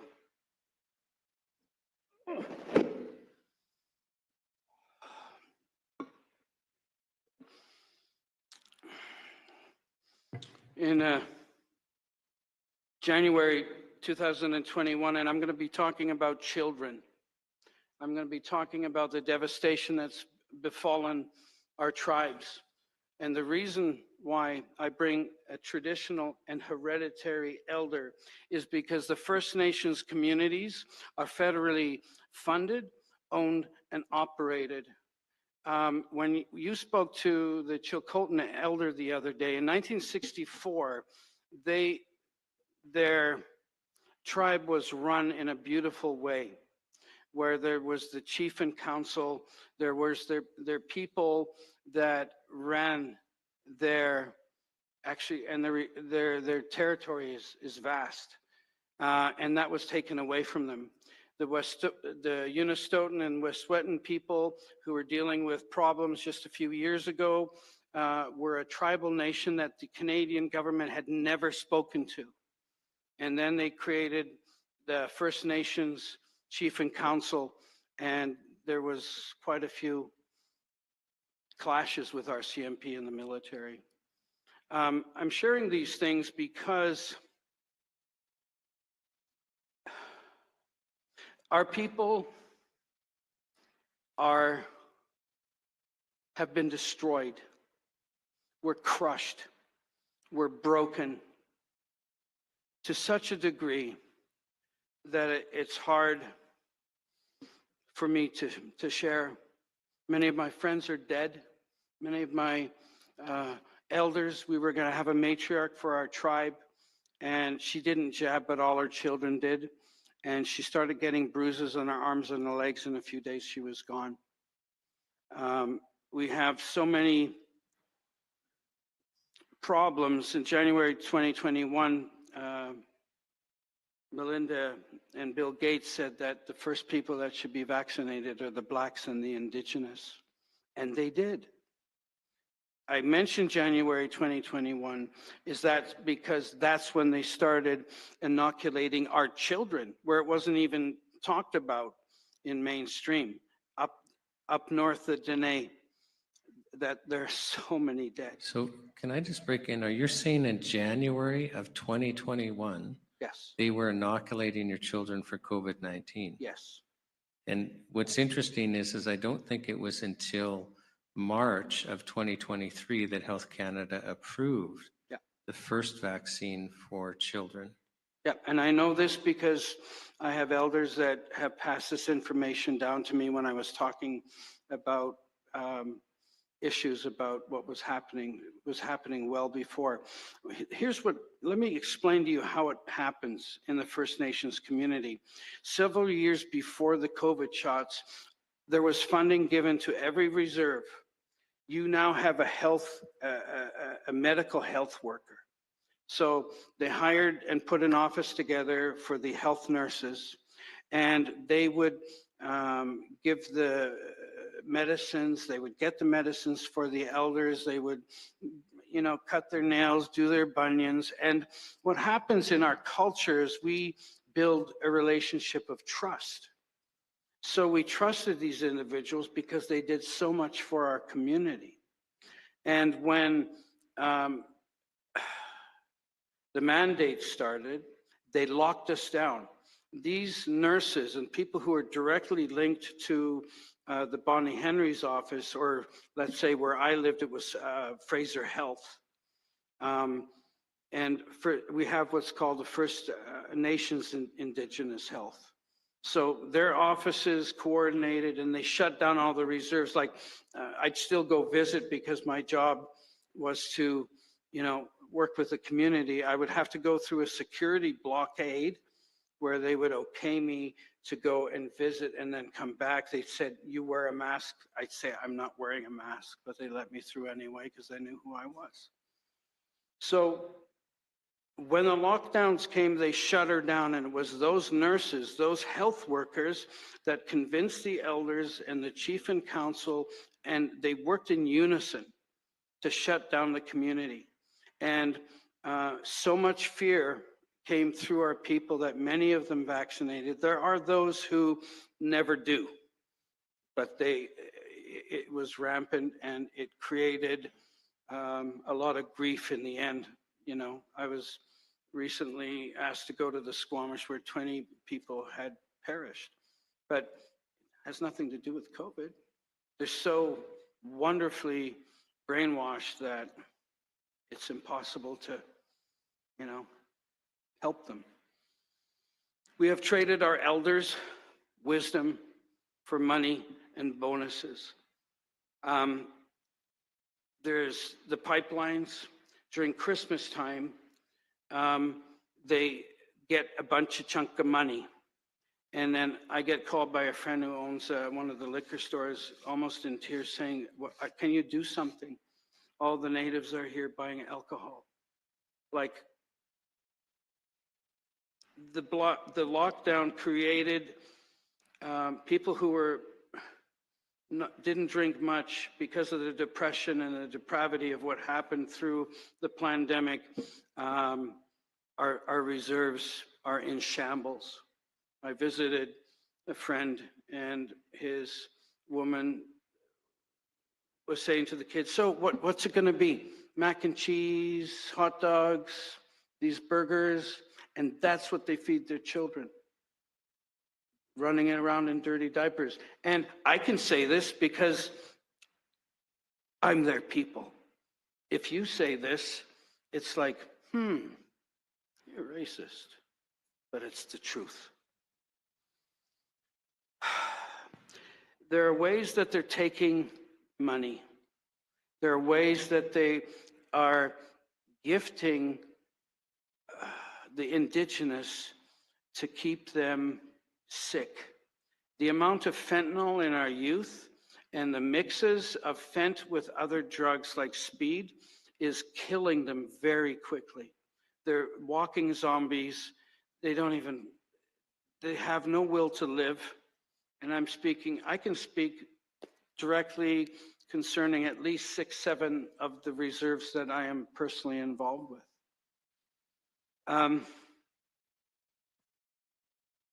There's everywhere there are native dealers. Hard drugs are legal in BC. And in some areas there are vending machines with crack pipes, and it's just horrible. I've talked to nurses that when the people on fentanyl are inside, they have to put their fentanyl, crack pipes, and knives in lockup, and they're always afraid of, are they going to come and stab us? That's what has happened in our establishment in British Columbia, where technically hard drugs are legal. It's scary, especially for first responders and people who are involved in nursing and in helping different communities.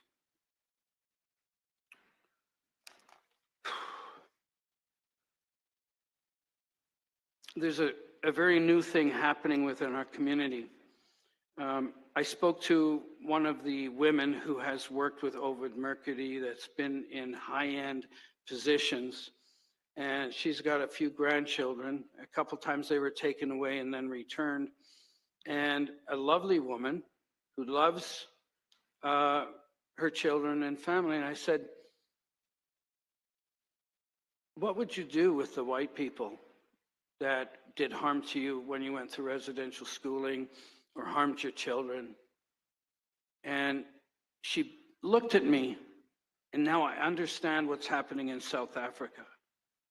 She looked at me and said, I'd kill them all. This is one of the softest, loveliest women I know. And in South Africa, the mongering of hate that has been filtered into the blacks to destroy the white farmers, is that same groove is happening through the woke agenda that's being whirled in the Indigenous community. And I'm probably one of the most outspoken Indigenous people in Canada who can tell you about UNDRIP and the dangers that it's spelling out for our communities, which breeds more hate. Does everybody know what UNDRIP is? No, I think you should share with us. UNDRIP is the UN Declaration of Indigenous Peoples. I'm gonna, if you really want to find out about it, I did a few talks with Bruce Party on BC Rising. It went viral. My explanation and Bruce's explanation was very thorough. So if you really, I'm going to make it quick of what it is, and then I'm going to say, please research it for yourself because this involves you. What UNDRIP does is they're telling the native people, we can give you more land. We can give you your traditional lands back. But what you're going to do, and remember the word UN, this is a UN initiative, okay? You will give you the land back, and then we'll give you all this land. But number one, you have to become a corporation. So the little bit of sovereignty that those lands might have goes away. Now, as a corporation, and let's say the Stolo took over the Chilliwack area, that means they're responsible for the financial goings on of an area. Right now, the Musqueam, the Tsleil-Waututh, and the Squamish bands, I'm sorry, but I'm more involved in BC, have taken over the critical infrastructure. At any time, they can change anything that goes on in Vancouver proper. So if they say, well, we don't want the snow plows because they'll listen. Here's the problem. They become a corporation. They take over certain areas. And who's the bank holder? Who do you think the bank holder is? The UN. They have what's called, and I'm going to tell you what it is. I've told other people and they don't understand. The UN has a UN to UN transfer system, and it's called FMOG. It's the Fiduciary Management Oversight Group. They've been okayed by Canada to run this financial institution. And at any time, if they want, they can transfer trillions of dollars to the UN or transfer trillions of dollars to that institution. Now, how many institutions do we have in British, I have to say British Columbia because I know BC. We have the Water Sustainability Act. We have the UNDRIP. We have so many UN initiatives, and these can only be transferred through different initiatives. If you remember, the Inuit had an agreement with UNDRIP. Anybody remember that? They basically gave it to the tribes. So I've been in mining, I've negotiated in mining. Think of this.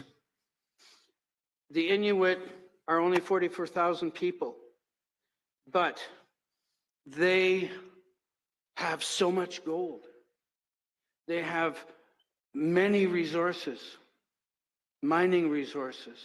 And what's happened over the last 20 years? Not many certificates were given out, but the mining companies that were interested in that land, they dug in to find out how much gold there was, how much silver there was, how much diamonds there was, how much natural gas there was, how much gas and oil was underneath the ground. So all those things are assessed. They're doing the same in British Columbia. It's hard because I've worked with negotiating with mining companies. They're not given certificates to be able to run their businesses so they can dig, but they make sure they do their assessments, right? How much is in the ground? So if that traditional land is now given to UNDRIP, and what's happening in up north is the UN brings in, and this is, I'm telling you, this is what they've done in other places, in Africa, I can't verify some of the things outside of what I've been told and what I know in Canada. But now the UN brings in their mining companies, their people, to be able to mine, and they already know how much is under the ground because it's a UN initiative. And this banking system of being able, they were given total open access to do this fiduciary management oversight group by Canada. It means you lose everything. Joshua, can I just to perhaps help people out? So UNDRIP refers to the UN Declaration on the Rights of Indigenous People. And commissioners, I'll advise you that Exhibit 29 is a copy of this treaty. And as I understand it, this has been ratified across Canada? It's been, whoops, sorry. 2019 in British Columbia, it was ratified. It was ratified in the Haida Gwaii territory. It was ratified in the Vancouver with the different 3 nations. What happens is, so it has turned into UNDRIP to DRIPA, which is it becomes an act. Now remember, if you know anything about law, and there's a lot of lawyers here, that can be by a legal force can be signed off right away. If everybody in the government says, okay, this is no good for us, which it isn't, but even Daniel Steele and Pierre Poilievre were sitting down with a bunch of Indians hammering, going, oh, this is so great, UNDRIP is so great. No, you will lose everything.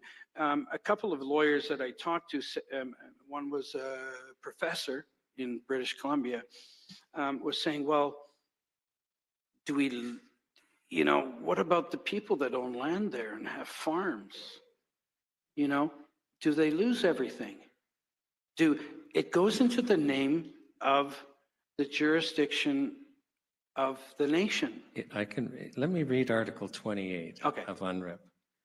Indigenous, I'll just back up and read Article 26.2, because when it's talking about Indigenous ownership, it's not talking about ownership like we think, you know, where you've got, you know, a fee simple and can mortgage and stuff. So Article 26.2 says Indigenous people have the right to own, use, develop, and control the lands, territories, and resources that they possess by reason of traditional ownership or other traditional occupation or use, which is very different than what we would consider in the, you know, the European or British Westminster model that's been imposed on Yeah. us as ownership. So they're not talking about, no, you own your land. And then, so Article 28, and this is what you're talking about, everyone's land's going to be taken away, and there's going to be this amorphous traditional ownership, whatever that means. So Article 28(1), Indigenous people have the right to redress by means that can include restitution, or where this is not possible, just, fair, and equitable compensation for the lands, territories, and resources which they have traditionally owned or otherwise occupied or used, and which have been confiscated, taken, occupied, used, damaged without their free, prior, and informed consent. That's all of Canada. Here's one big problem, is what happens when they go into default? Well, let's go on the transfer, because I get your point. Go into default, the UN owns all the land. Yeah. Anyway, so Actually, they're creditors. And this is the interesting part. So unless otherwise freely agreed upon by the peoples concerned, so you don't have to consent, right? That's what that means. So it doesn't matter if the people involved who are now on the land consent. Compensation shall take the form of lands, territories, and resources equal in quality, size, and legal status. After the debtors. Okay, I'm going to share something with you, absolute truth. In the last 6 months, China has been doing CDSs on Indigenous land and the territories that they want to take over. Do you know what that means?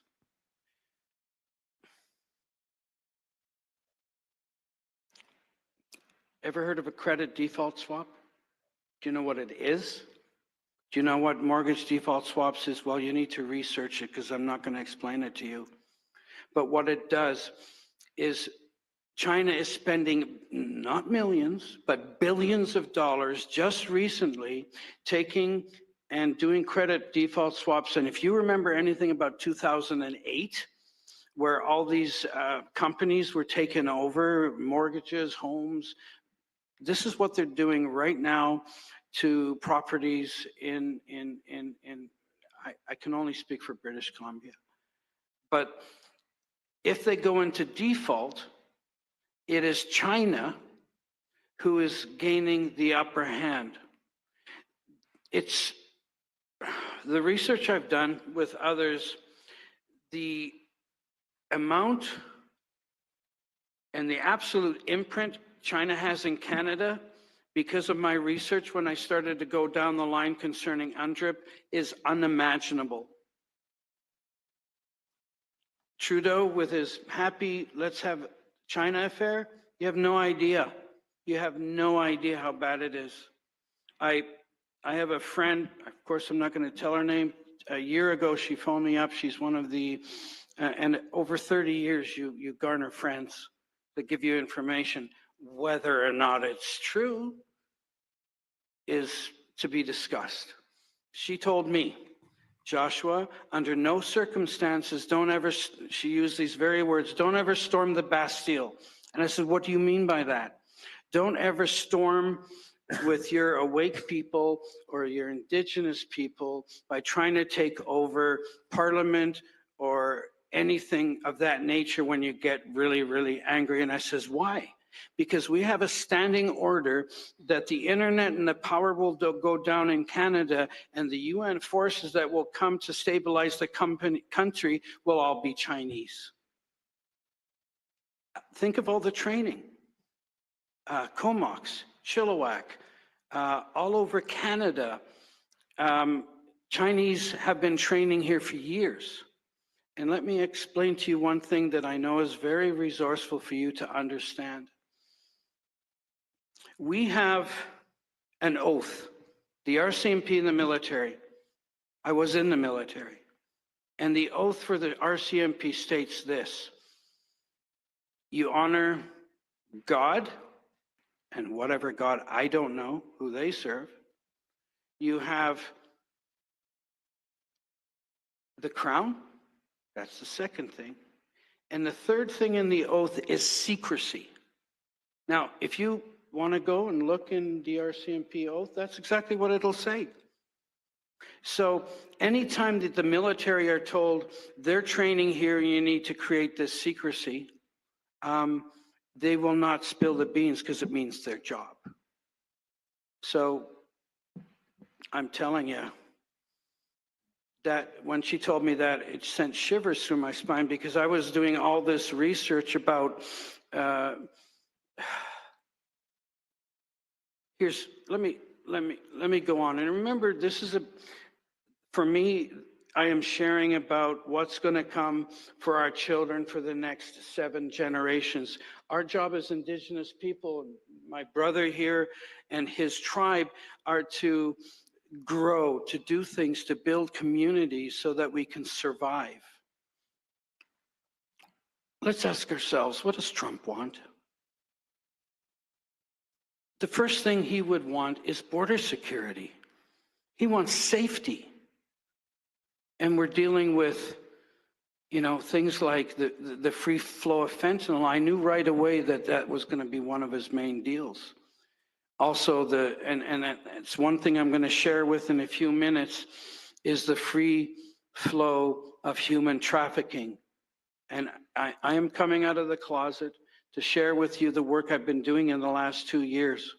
I've not told anybody but a few people that are trusted friends. China, even in human trafficking, the Mexican cartels and China are heavily involved, especially through the casinos. I know you might not understand how the road, the path of this road goes, but it's very dangerous and it's very serious and it's very imminent. The imprint in China for the Trump people is a huge concern for them. What's being played out in the media, what's being, let's not sell any more American liquor. That's all a sham. We know what he wants. His analysis are already hacking our systems, finding out the corporate greed and how the government is involved with all of these areas. I would like to share with you the work I've been doing. This is the first I've mentioned it in public, and it's heartbreaking for me. They love Indigenous children. They love them under the puberty level, and they like them fat and chunky. I can't use that word. There are agencies that carry one of these that are not owned by the Canadians, but they're owned by American companies that are very heavily invested and involved of taking especially reserve children. And I'm speaking this from personal experience. I'm not going to share anything that's coming secondhand. And I risk myself in my life all the time because I love truth. I love freedom. These children, and what breaks my heart is I've hugged some of these kids when they feel so great to come and find a place of safety, and then the mother or father does something stupid because they don't follow my protocols. I'm a preparedness and survival expert. I have very specific protocol I give these groups, and I've spent tens of thousands of dollars feeding and moving some of these people to have safety that are on the run. And some of them are gone. You have no idea what that feels like. There are some very important protocols when you're dealing with child trafficking, and that you're bringing them into a place of safety. And when they're not safe because of just stupidity. People don't realize that everybody's phone here is tracked. Everybody's phone is pinged. When you are on the run. And the reason why I want to bring these protocols, I want to make them public. We have been involved with marshaling services in the United States, even through the Biden administration, and sheriffs trying to assist us because it's so horrible what's going on in Canada. The trafficking situation is so serious that it involves the highest levels of government. Do you hear me?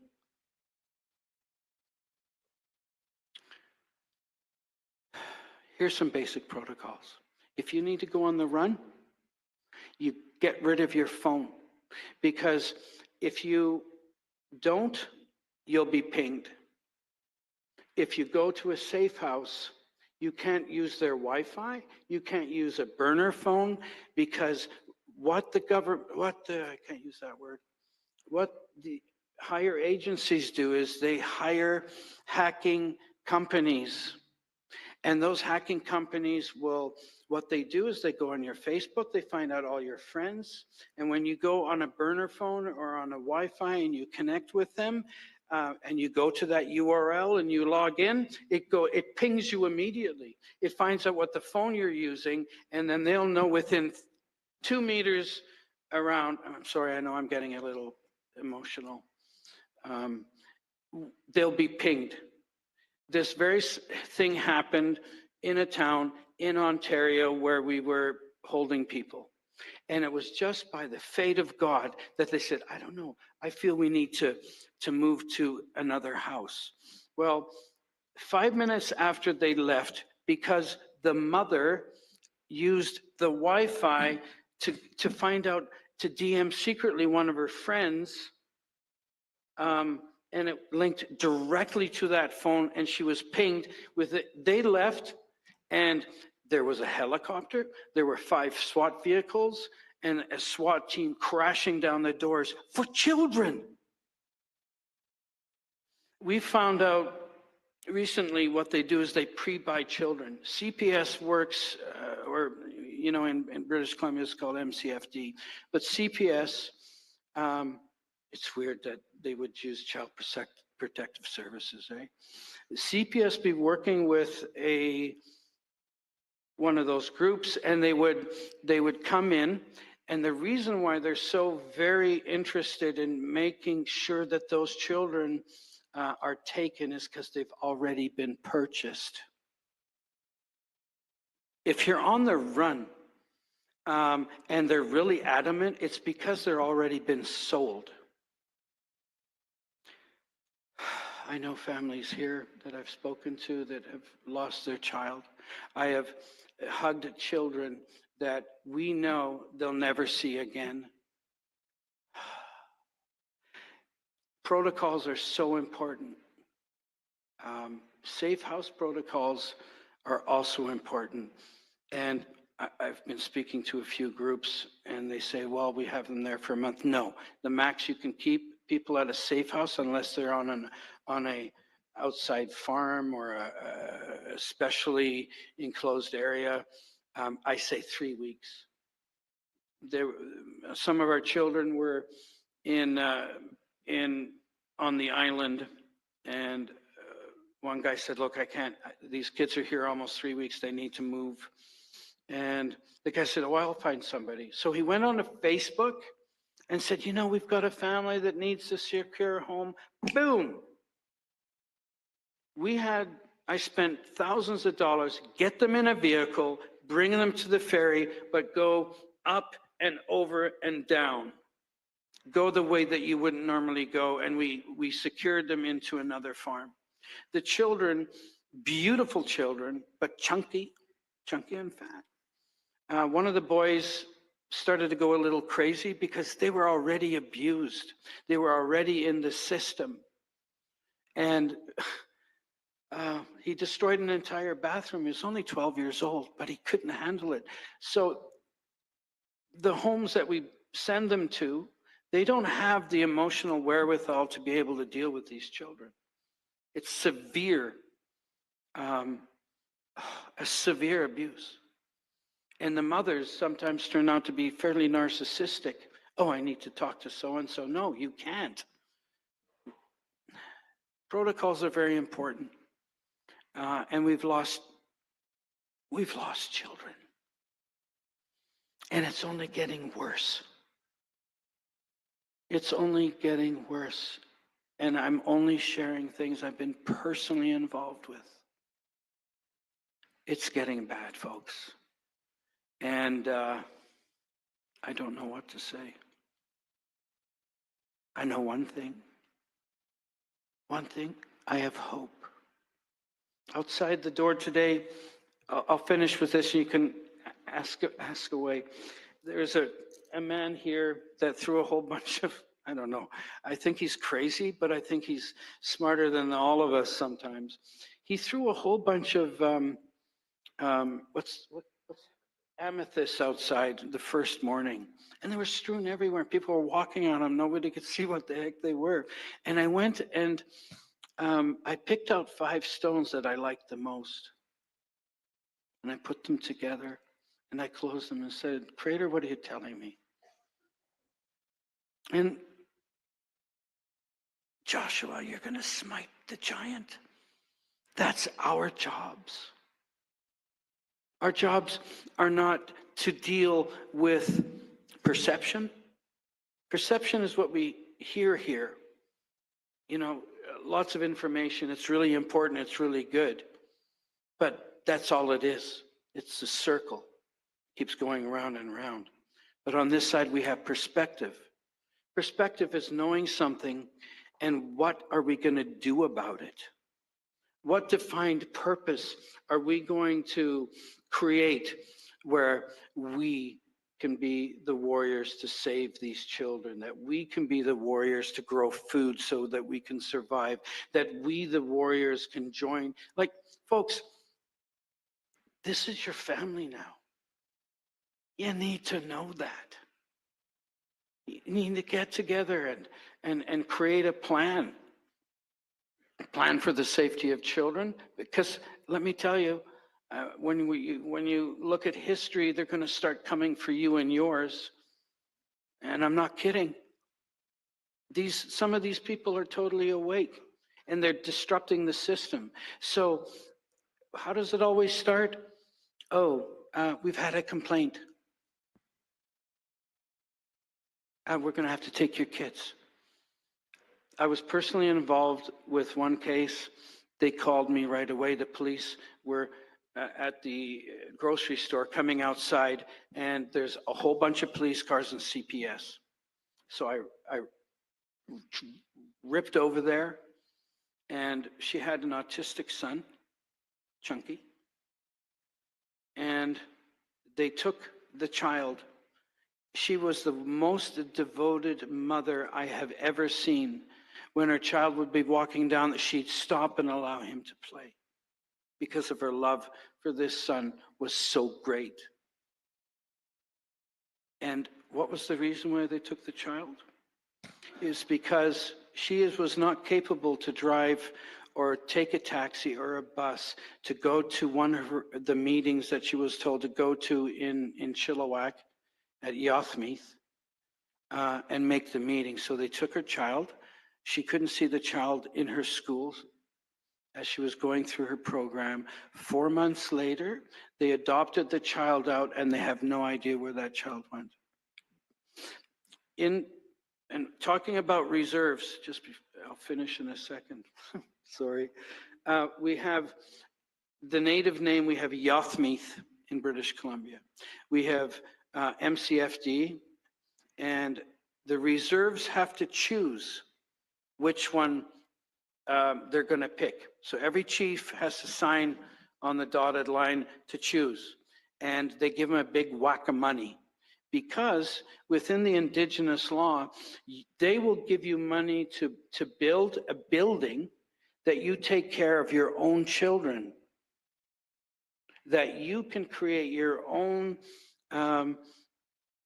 children family center where you can bring the elders in or teachers dealing with economics, cooking, and build up your community. But do you ever see them? No. Do you know why? Because it's all about the money. I've tried to convince Yale First Nation. I said, build a building, sign that form where they will give you X amount of dollars so you can take care of your own distraught children, but they didn't. It's all about the money. Everything. I know a friend of mine, ex-friend of mine, and he works for the UN, and he goes to all the reserves trying to sell them on UNDRIP because they got a whack of cash. You know, oh, they're going mining. We've okayed that they can do this and that. We've given you the authority. Here's some extra dollars for you. It's all about the money. It's all about greed. It's not about family. And it breaks my heart. Is that okay? I very appreciate you running through that, Joshua, and I'll ask the commissioners if they have any questions for you.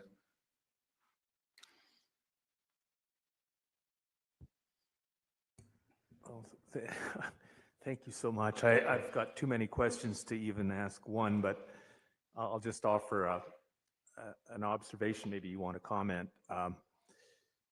The one thing about UNDRIP, which is obviously a real concern of yours, is while it's a declaration, a UN declaration that has no legal force in Canada until it's enacted provincially through DRIPA, and it was enacted federally as well, I think in 2015, and then has the force of domestic law. Once those levels of government commit to ensure that their own legislation be interpreted in accordance with the principles set out in UNDRIP. So it becomes, it infects both federal and provincial laws once that process takes place. The one thing that becomes very clear to me is while it screws Canadian society at large in many ways, the real victims would be the Indigenous communities who it purports to represent and purports to advance the interests, because among other things, well, for the reasons you're saying, which is economic and financial, but also the definition of Indigenous persons with respect to who can exercise those powers, such as the requirement for free, prior, and informed consent, isn't set out. So it's going to create a mess within the Indigenous communities as to who has authority on this myriad of powers. So it's an absolute catastrophe for the country, but most lamentable is it's going to really screw the Indigenous communities the most. That's how I see it. I disagree. I think co-equally, it not only destroys the Indigenous communities, but the people who are living in those communities that are community members.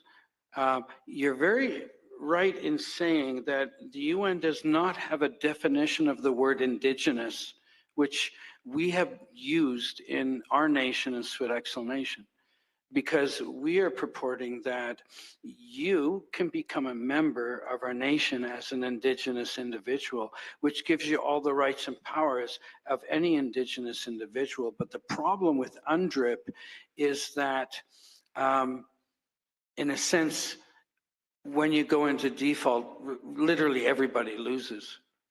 And there's somebody who, I have a friend, he's a Dutch farmer, and he goes, I think I would lose everything. And I said, yeah, you will. That's why I'm not a colonialist. I don't purport to live in an understanding outside of what I've let go of for years. But this is an opportunity outside of politics, outside of the judiciary, outside of the policing, outside of the just wondering if, what's your name? Kerry, I thought she might throw something at me if she was around, and I love her to death. But I think that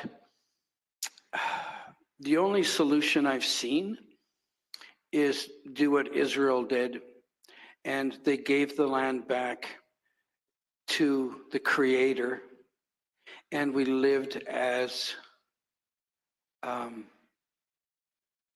what's the word? There's a word I'm looking for. Eh? Yeah, there's a better word. Steward. See this man. That we live as stewards of the land. That means you can keep your farmland, but we live as stewards. We work together. It also regains our functionary when we're dealing with water and other things. I might have to come to that because the pressure and the amount of money that is dealing with UNDRIP in China is so huge right now. I don't know how to fight it back. For 4 years, I've educated people on UNDRIP. For 4 years. And it started out like, nah, and now they're worried, but they don't know what to do. Anyway, thank you. That part about Indigenous is a very key thing. Thank you so much. I have 2 questions for you. First of all, thank you for your testimony. It's really appreciated. Given what you said, do you think that Canada is still governed or has the choice, if we can say, maybe it's the Trump strategy, that either Canada will fall under Chinese control or that's the Trump intention that he buy out Canada in order to keep Chinese. There's a big fight going on right now as we speak. And the work I have done deep diving is Trump's very smart. We don't have many legs to stand on. And the corporate side of Canada has us in a play where Trump can have purchasing power, especially when they see what's happening with China. We as Canadians, we have to make a decision.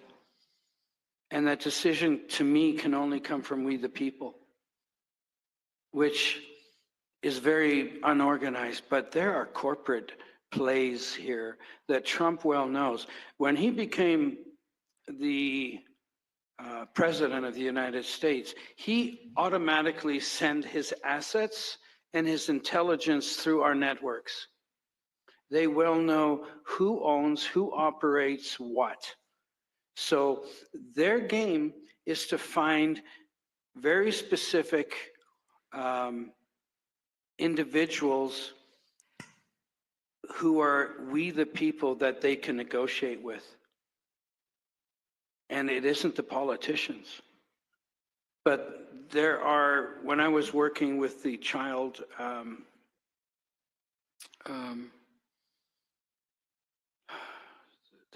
human trafficking, certain marshal systems and sheriff systems wanted to make us marshals and sheriffs to give us the power to arrest in Canada.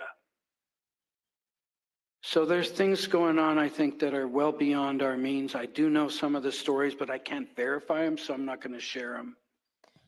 So did And Commissioner, before you ask, so it's 8:32.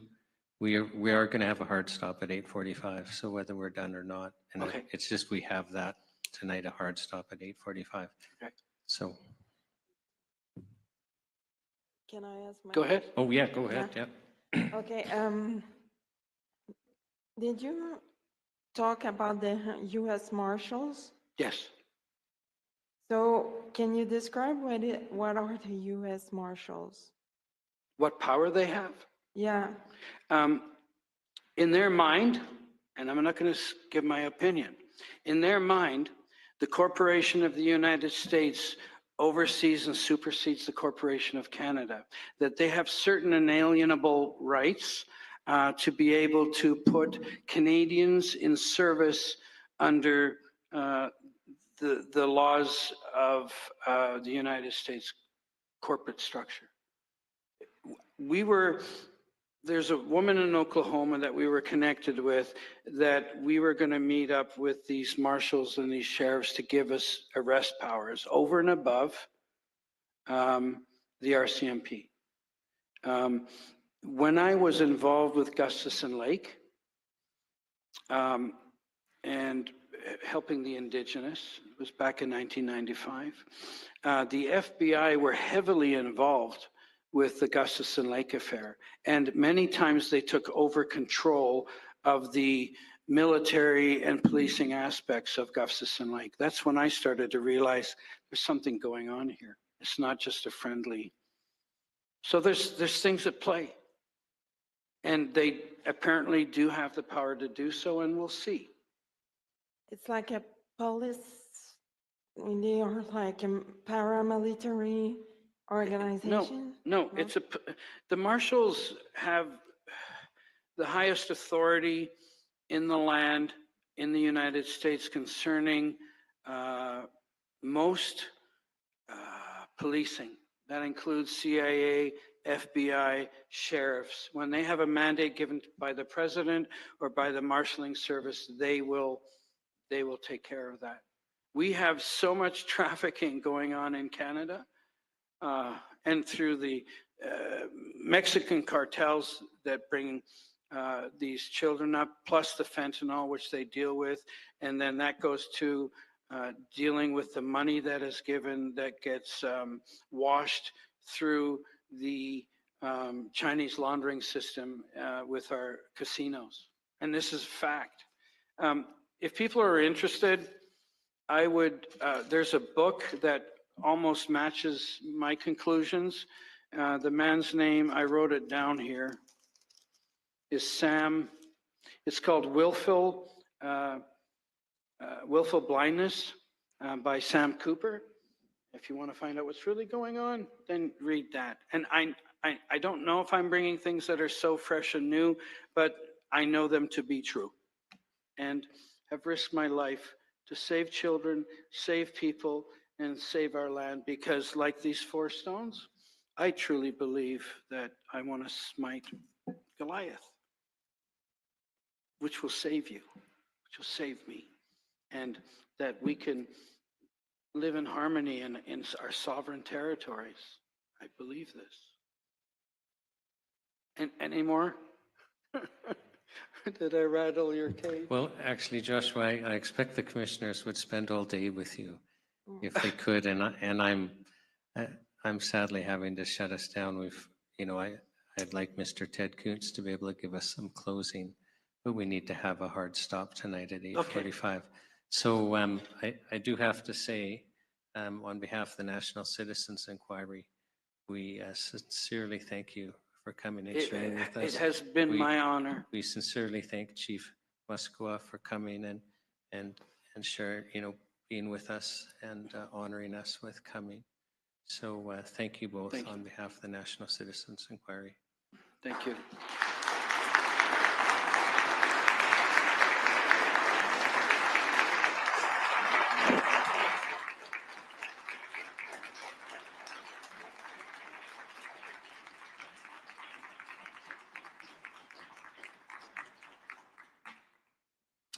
And Commissioners, we'll have Mr. Ted Kuntz give us a closing address tonight.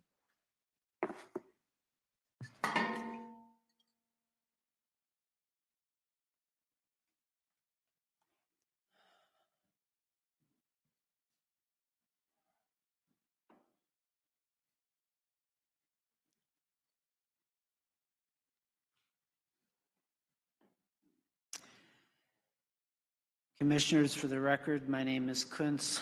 First name is Ted. I'm the chair of the board of directors of the National Citizens Inquiry. And I have the privilege of making some concluding remarks from today's hearings.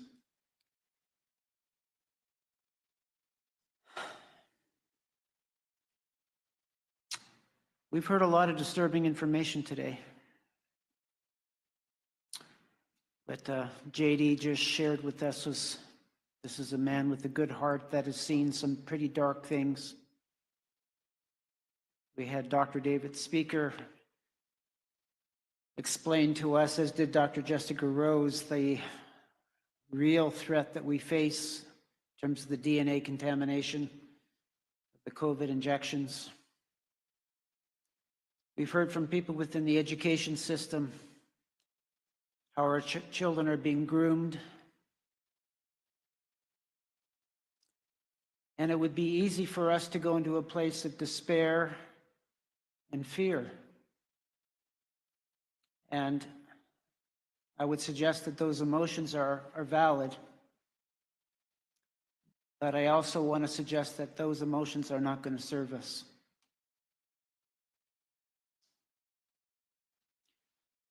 Those that are behind this tyranny, this systemic abuse, and I think Theo Fleury was quite correct when he said, we've all been groomed and we've all been abused. Those that are behind that know the power of fear, that people comply in fear. They can't think logically or rationally when they're afraid. They concede to authority, and we become even more vulnerable.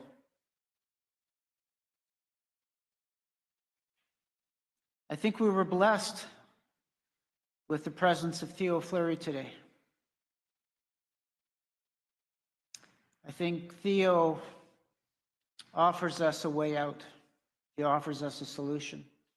He actually models that way out.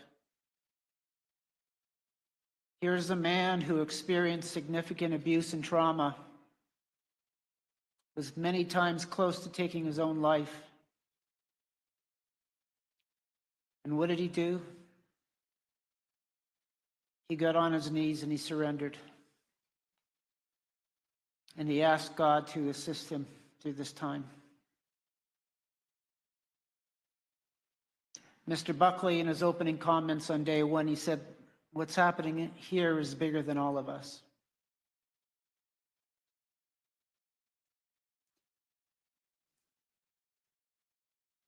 We've also talked about how this is a spiritual war.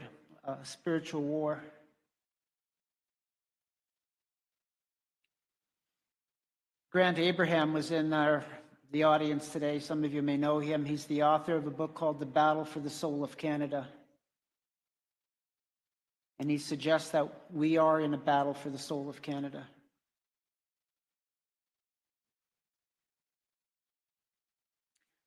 But the way through that is not to be afraid. To know that we have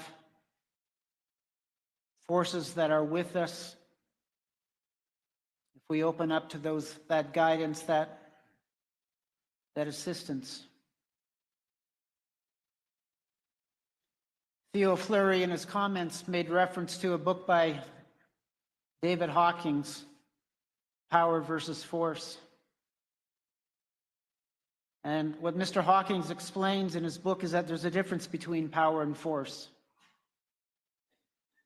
And what we're up against is a lot of force, the force of coercion, the force of tyranny, the force of threats. But then there's something even grander, and there's power. And when we stand in our truth, and we stand in our authority, we claim power. Again, I think Mr. Fleury models somebody standing in their power.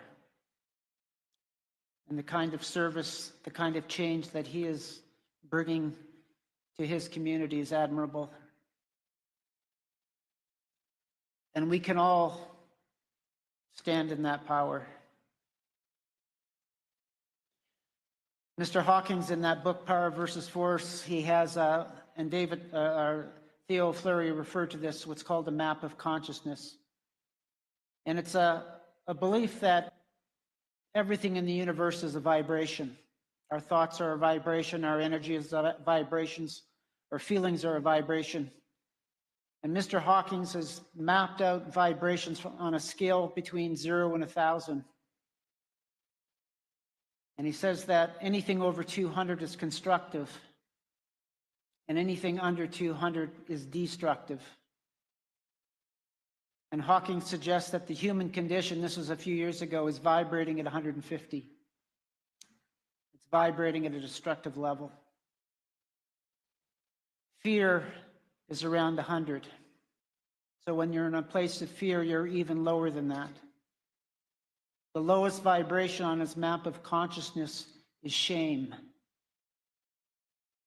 It's quite curious when you listen to the testimony today about grooming shame has in controlling us.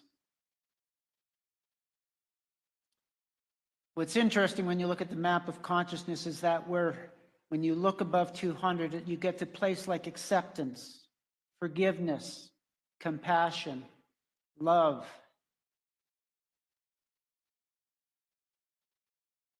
Our work is to hold a higher vibration.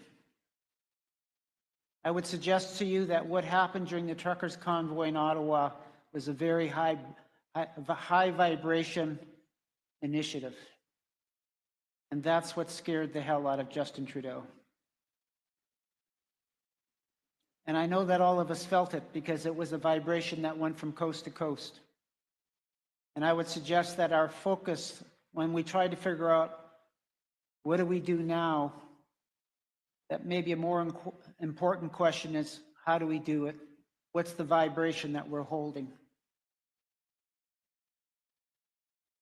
I want to leave you with a thought that came out of a book that I remember reading years ago. I think the author's name was Kathleen McGovern. And it was a fiction. And in the story, the heroine was being confronted and her life was at risk and she was afraid. And in that moment, she heard a voice. And the voice said, "Faith and fear cannot exist in the same place at the same time. Choose one." And I think we're being asked to make that same choice.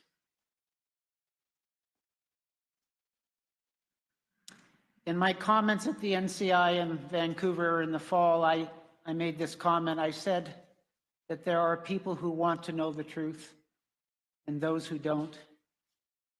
And there are people who want us to know the truth and those who don't. And I want to honor all of you because you're here because you want to know the truth and you want others to know the truth. And I honor you for that. The truth matters. I look forward to seeing you all again tomorrow. Good night.